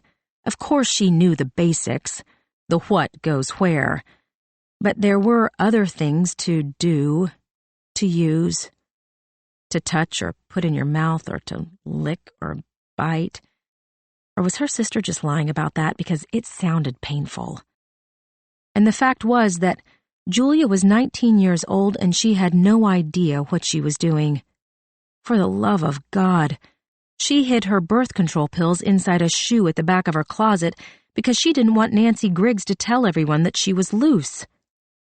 Robin asked, "You okay?" Julia pressed his hand over her heart, which was pounding out a nagging drumbeat of terror because, even on the pill, she could get pregnant. And even with a condom, she might catch something horrible, and her life would be over and she would never see her name under the Atlanta Journal masthead or be able to report on camera for a devastating tornado. So why the hell would she take such an extraordinarily idiotic risk in the first place? "It's okay." Robin gave her a crooked half-smile. "Seriously, if you don't want to." "Yes," she said. "I want to." 4:20 p.m. Outside the Tate Student Center, University of Georgia, Athens. Julia's fingers were still trembling when she dropped a quarter into the payphone. Her mouth felt bruised from Robin's kisses. Her breasts tingled. She could still feel him inside of her. She felt like there was a big neon sign over her head that read, "Julia Carroll, loved." She wanted to sing. She wanted to dance. She wanted to stand in the middle of the quad and toss her hat high into the air. Pepper answered the phone on the second ring. "Carroll residence." "Hey, it's me." "Oh, God, I'm so glad you called." Pepper's voice became muffled. "Can you still hear me?" Julia glanced around as if someone might be listening. "What is it?" "The brat got detention." Julia momentarily forgot about Robin. "Are you lying?" "No, she's fine, but Angie Wexler tried to jump her in the hall after school." Julia put her hand to her mouth. "Poor sweet pea." "Don't feel sorry for her," Pepper said. "Mom and Dad aren't even going to punish her." Julia felt her sympathy drain away. She told them it was because she wouldn't let Angie cheat off her chemistry lab, but what really happened is that Angie caught the brat making out with her brother, who is 17 years old and has a car. Julia was so glad that she finally had more experience with boys than her stupid baby sister. "Is she okay?" "She's acting all sad so that Mom and Dad will feel sorry for her, but they're still going to Harry Bissett's tonight." "I thought Mom said the waiters were too ironic." "It's Athens. Everybody's too ironic. Why did you call?" Julia picked at a strip of peeling paint on the payphone. There was a lump in her throat. She blinked away the sudden tears that had come into her eyes. Why was she crying? "Are you okay?" "Of course." Julia wiped her eyes. "Tell me about your day." Pepper launched into a litany of complaints about their parents, their sister, her teachers at school. Julia stared up at the cloudless blue sky. She had called to tell Pepper about Robin, but now she wasn't sure that she was ready to share. What had happened between them was special, and romantic, and beautiful, and pleasurable. She was pretty sure she'd orgasmed. But gossiping about it seemed wrong, especially on a payphone. She would tell Pepper next month, after it had happened more than once, and when she was sure she'd orgasmed. She would mention it casually, like, "Oh, that? Of course we've done that." "Anyway," Pepper said, "that freaky girl with the googly eyes is coming over to study with the brat.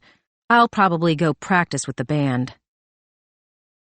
"I'll probably be at the Manhattan," Julia said, because Robin had told her that he might be able to sneak off tonight after his parents went to sleep. There was a payphone near the ranger station.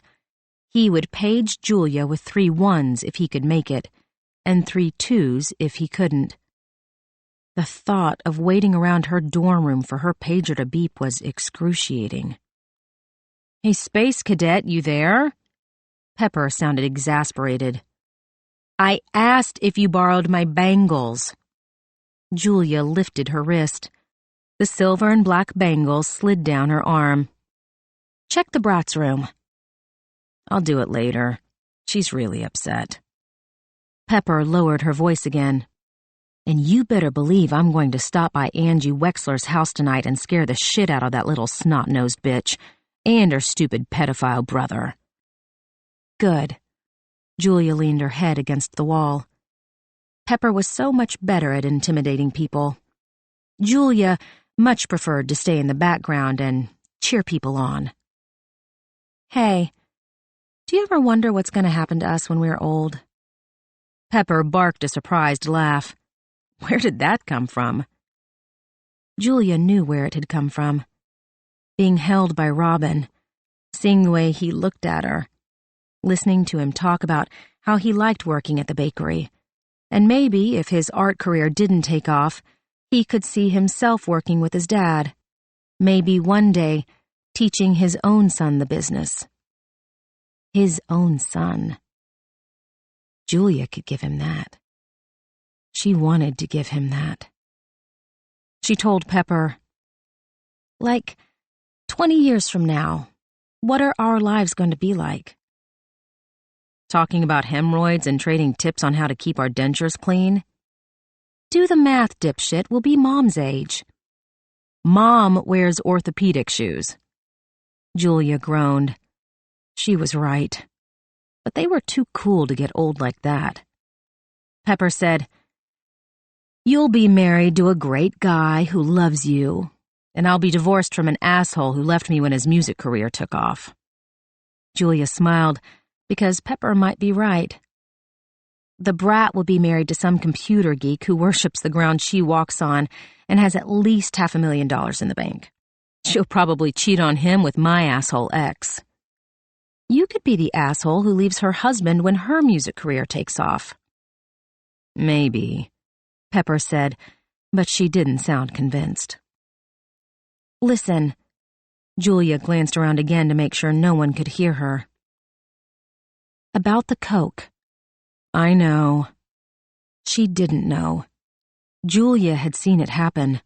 First to a friend in high school, then to a junior who dropped out of college.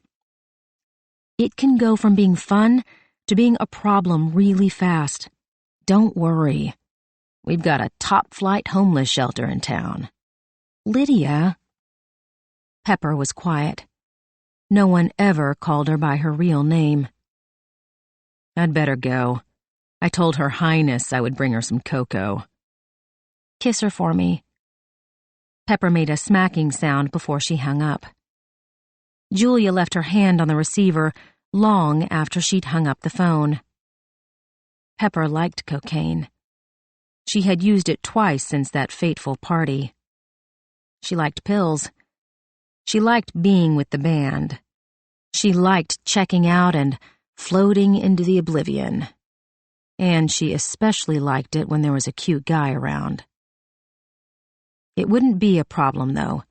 Julia would make sure of that. Her sister was a free spirit. She was going through a phase, like when Julia refused to wear anything that was orange, or when the brat would only eat sweet peas. Julia closed her eyes and let a vision wash over her. Sitting on the back porch of the Boulevard house, Pepper and Sweet Pea playing cards on the steps. Her parents in their rocking chairs. Children running in the yard. Their children. Pepper, Julia, even the brat, who would have one perfect golden child who ended up curing cancer shortly after refusing a third term as president of the United States. Julia wanted her children to be close to her sister's children. She wanted them to feel the same connection she felt with her family, the same safety, the same love. Nothing bad happened to people who were connected to their families. Maybe that had been Beatrice Oliver's problem. The first telex story had reported that the missing girl was an only child. Wouldn't it have been different if she'd had sisters? Wouldn't a sister have gone with Beatrice to get ice cream and complain about what happened at school that day? Wouldn't a baby sister have pitched a fit so she could tag along too? Julia could only imagine Beatrice's mother's sleepless nights as she ran through the if-onlys. If only I had gone to the store instead. If only I had driven her. If only we'd had more children so that the loss of one would be mitigated by the presence of the others. Could that kind of loss be mitigated, though? Julia couldn't imagine what it was like to lose a child. The loss of a beloved pet, even a gerbil or ferret, brought her entire family, including her mother, to their knees. They would cry in front of the TV, sob at the dinner table, mourn as they cuddled all of the remaining dogs and cats and various creatures around themselves in a big furry blanket. No one would mourn the loss of Mona No Name. No one but Julia, whose imagination would not stop running wild. Was Mona being kept like Beatrice Oliver? Or maybe Mona's situation was more like Jenny Loudermilk's, the girl who'd decided after being attacked that it was easier to just disappear. No matter what, didn't part of a girl automatically disappear when something bad like that happened?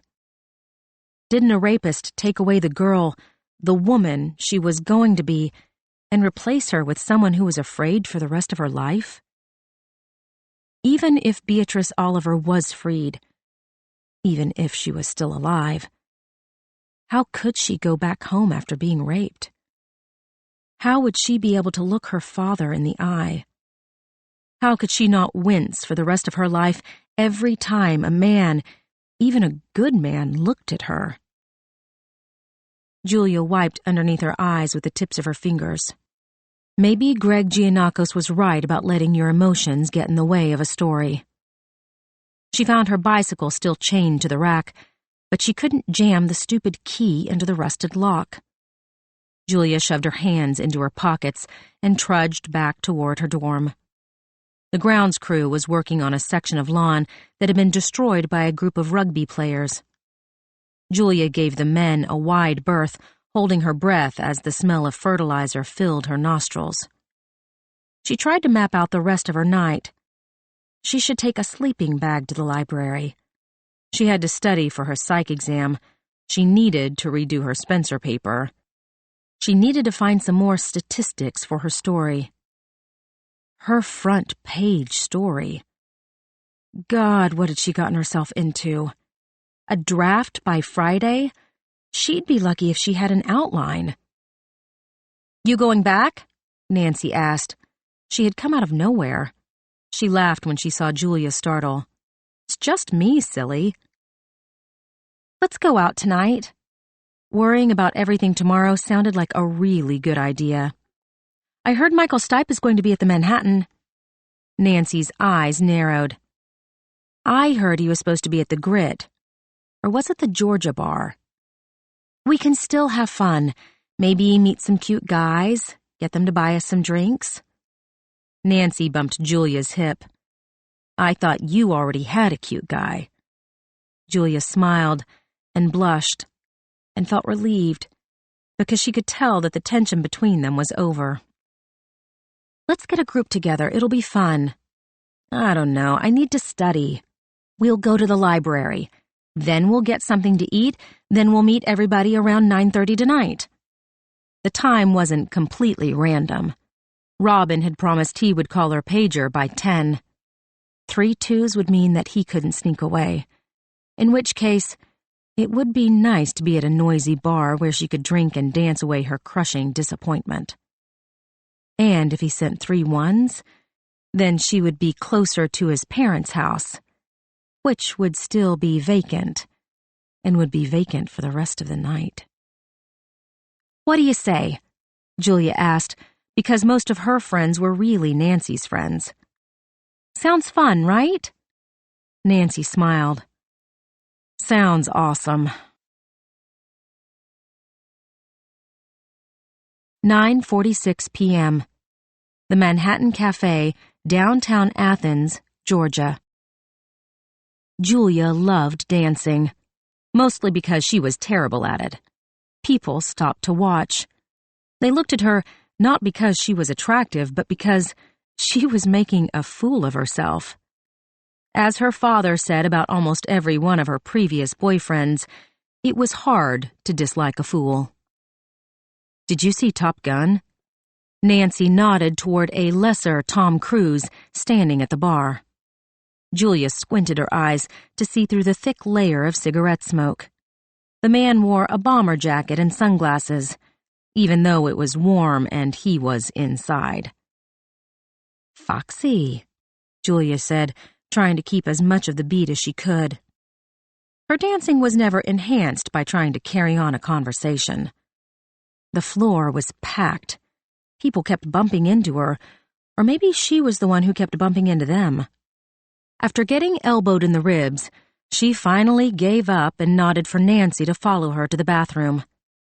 The line was packed with students, most of them underage.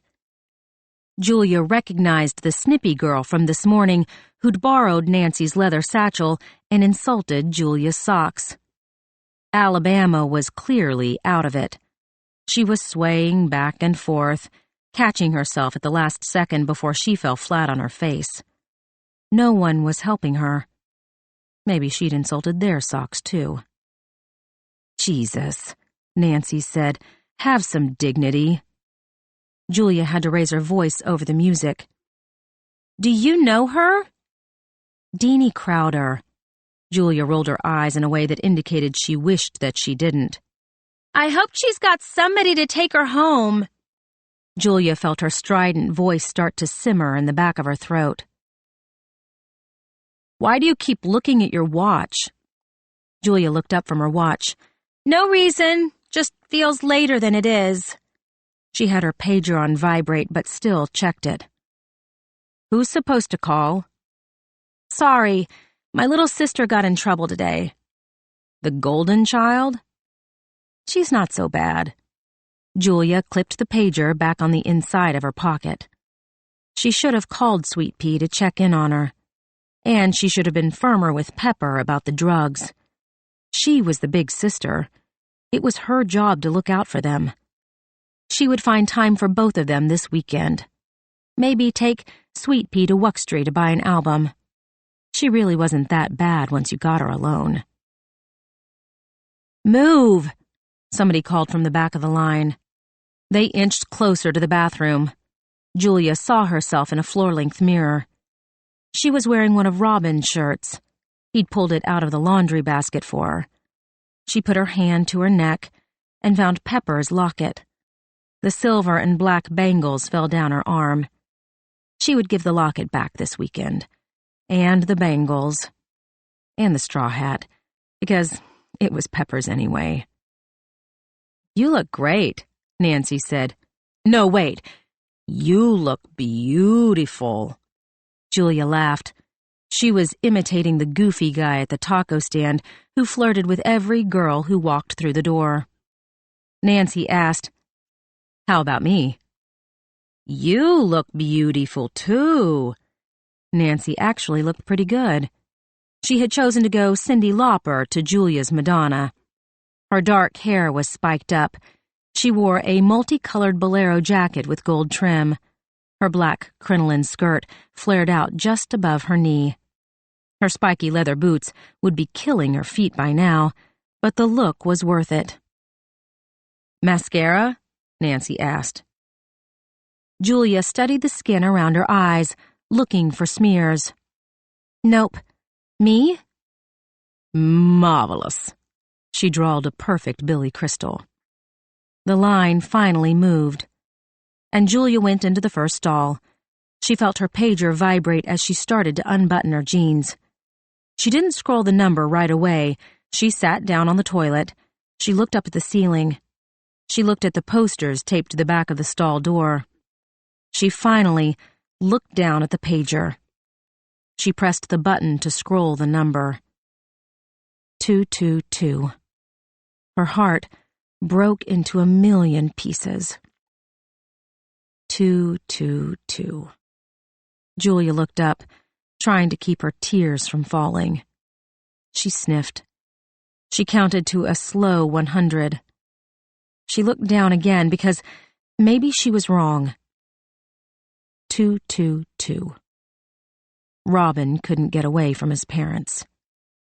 Or maybe he could get away, but he didn't want to. Maybe Julia had been awful this afternoon.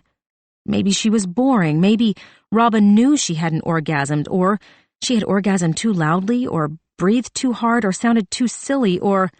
God! Somebody groaned. Julia heard the distinctive sound of vomit hitting toilet water. It had to be Alabama, a.k.a. Deanie Crowder. The sound of her retching was like a duck being sucked through a tuba. Nancy dry-heaved. She had been a sympathetic vomiter since an ill-fated pilgrim's feast in kindergarten. Julia heard her stiletto boots snapping against the concrete as she rushed out of the bathroom. Instead of going after her, Julia leaned back against the toilet tank. She held the pager in her hand, praying it would vibrate again, that she would press the button and see 111. Yes, I can get away. Please meet me at my parents' house because I love you. Robin hadn't actually said that he loved her. Was she a fool for being with him like that when he hadn't even told her that above everyone else it was Julia who had his heart? Someone banged on the stall door. "Lady's gotta pee out here." Julia flushed the toilet. She stood up. She pushed open the door. She washed her hands. She went back to the bar and stood close enough to Top Gun for him to get the message. "Buy you a drink?" Up close, he was more of a goose, but Julia was past caring about that kind of thing. She smiled sweetly. "I love those Moscow mules." She didn't, actually, but the vodka, ginger ale, and lime cocktail cost $4.50, and that was a more expedient way to get drunk than the $1 PBRs they drank when they had to pick up their own tabs. "I like the way you dance," Top Gun told her. Julia threw back the drink. "Let's go." He followed her onto the dance floor, where he proved to be an even worse dancer than Julia. He shuffled side to side. He kept his elbows bent, his fingers snapping. Sometimes he looked down and over his shoulder, an approximation of a man making sure he hadn't stepped in dog shit. At least Julia put her heart into it, throwing out her arms, wiggling her hips when CNC Music Factory told everybody to dance now. Top Gun dropped away when Lisa came on. Head to toe. Julia closed her eyes and tried not to think about Robin. She didn't know if he liked dancing. Maybe he didn't even like Madonna. Maybe he just said that to get into her pants. Or maybe he'd said it because he really loved her. Why would he talk about having a son working at his father's bakery if he wasn't thinking about his future? Or maybe he was thinking about his future without her. Julia couldn't be around all these people anymore. The crush of the dance floor was too much. She pushed her way through the crowd. She found her purse hooked on the bar stool where she'd left it. She rummaged past her toothbrush and hairbrush and toiletries and change of underwear that she'd packed in anticipation of not going back to her dorm that night. Her lip gloss felt cold on her lips because she was sweating and it was hot in the bar. Some older guy had bought her a second Moscow Mule. The ice had melted. The liquid had turned from gold to tan. She drank it anyway. The vodka hit the back of her throat like a hammer. "Whoa there!" Nancy patted her back until Julia stopped coughing. "You okay?" "What time is it?" Nancy checked Julia's watch. Exactly 10:38 in the evening. She'd been dancing for less than an hour. It had felt like an eternity. "I want to go back." "Why don't you wait until 11 and we'll go together?" "No, my head is killing me." Julia put her hand to her head, which actually did hurt. Nancy said, "You were the one who said we shouldn't go out alone."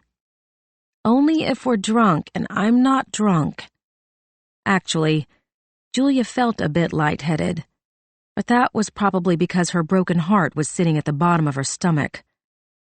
"Thanks for coming out tonight. It really meant a lot. I'm sorry Michael Stipe didn't show up." "I didn't really think he would." Nancy looked at her like she was acting weird. Maybe she was. "Sure you're okay," Julia said. "I love you, buddy. You're a good friend." "Aw." Nancy rubbed her back again. "I love you too, buddy." Julia unhooked her purse from the back of the chair. The floor was still crowded with dancers and lingerers, and students who would regret their indulgences when their alarms went off in the morning. Thank God Julia didn't have any classes tomorrow. She would go home to her room in the Boulevard house and sulk around in her pajamas and cuddle all the cats and dogs around her and watch soap operas all day. She pushed open the heavy metal door. The night air was the most welcome feeling that Julia had ever experienced. With every step, she felt her lungs open up like petals on a flower. Her head spun from all the fresh oxygen. She held out her arms as she walked down the empty sidewalk, embracing the night, embracing the clarity it brought. As her grandmother might say, Julia needed to get a hold of herself. Robin Clark was sweet and kind and gentle and wonderful, and she loved being with him and might even be in love with him, but he was not the sole reason her world turned on its axis. Julia was 19 years old. She was going to write her first front-page story. She was going to graduate at the top of her class from one of the best journalism schools in the country. She had good health. She had good friends. She had a loving family.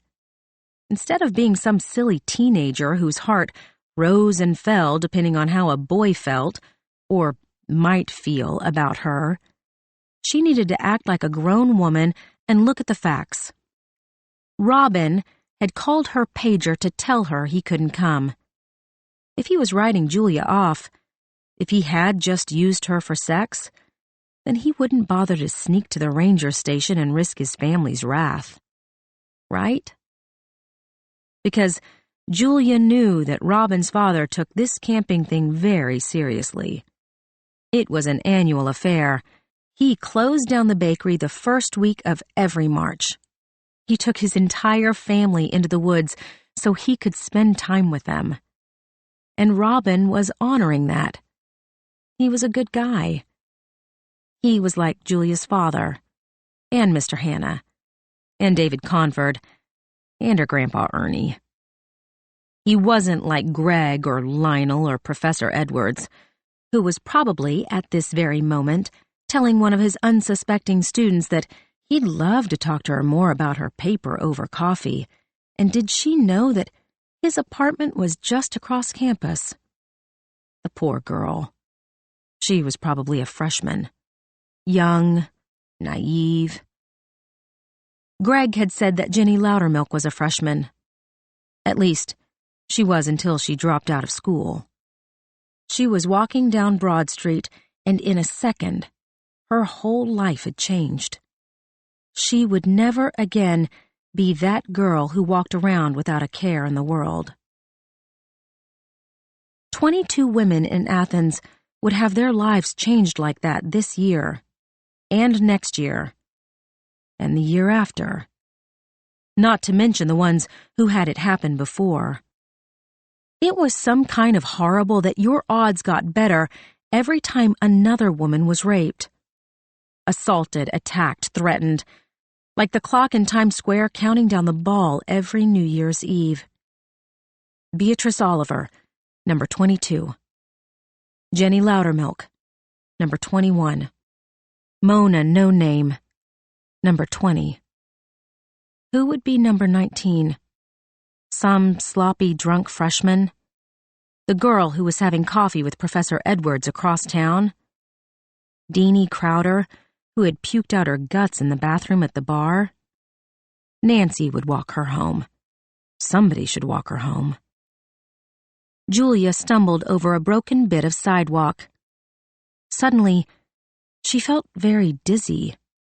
Her stomach roiled. The drink. Maybe the vodka was bad. Or the ginger ale, though she wasn't sure that bad soda was anything but flat. It couldn't make you sick. But she felt sick. She braced herself against the wall and felt a stream of hot liquid come out of her mouth. Julia covered her face with her hands. Something was wrong. She tried to get her bearings. Her parents were at Harry Bissett's, just a few blocks away. They wouldn't be happy to see her like this, but they would be devastated if they found out she'd needed them and didn't reach out. She cut through a side street. Her knees felt wobbly. She leaned against a smelly trash can.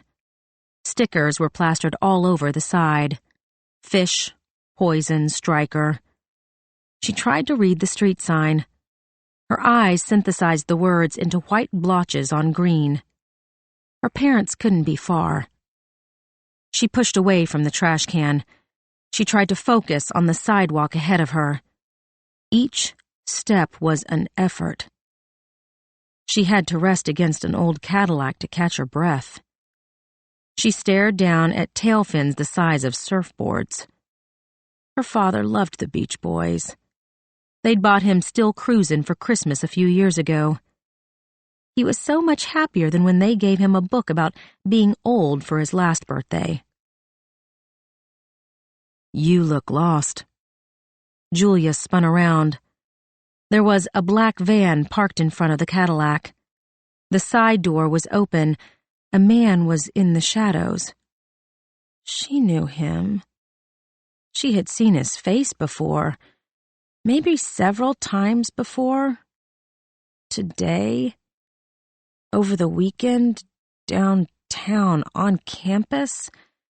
The information was so close, but she couldn't get her mind to make the connection. "I'm sorry," Julia said, because she always apologized for everything. He got out of the van. Julia stepped back, but the sidewalk had turned to sand. He walked toward her.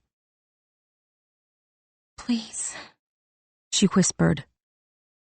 Her sisters, her parents, Robin, Nancy, Deanie, Beatrice, Oliver, Jenny Loudermilk, Mona, No Name. In the end, he didn't wrap his hand around her mouth or put a knife to her throat. He just punched her in the face. Julia Carroll, number 19. Author's note. I fudged a bit on the Fish concert date. It was March 1st, but it makes sense those guys would still be there, right? The numbers I quoted from the FBI's Uniform Crime Reporting Program, UCRP, are actually from 1991, the year during which this story is set. As of 2013, the term forcible rape was replaced with rape, and the definition was changed to be more inclusive. Statutory rape and incest data are still not included in this figure. According to the latest FBI crime clock data, in America in 2013, a woman was raped every 6.6 minutes. The CDC estimates that roughly 80% of all rapes go unreported.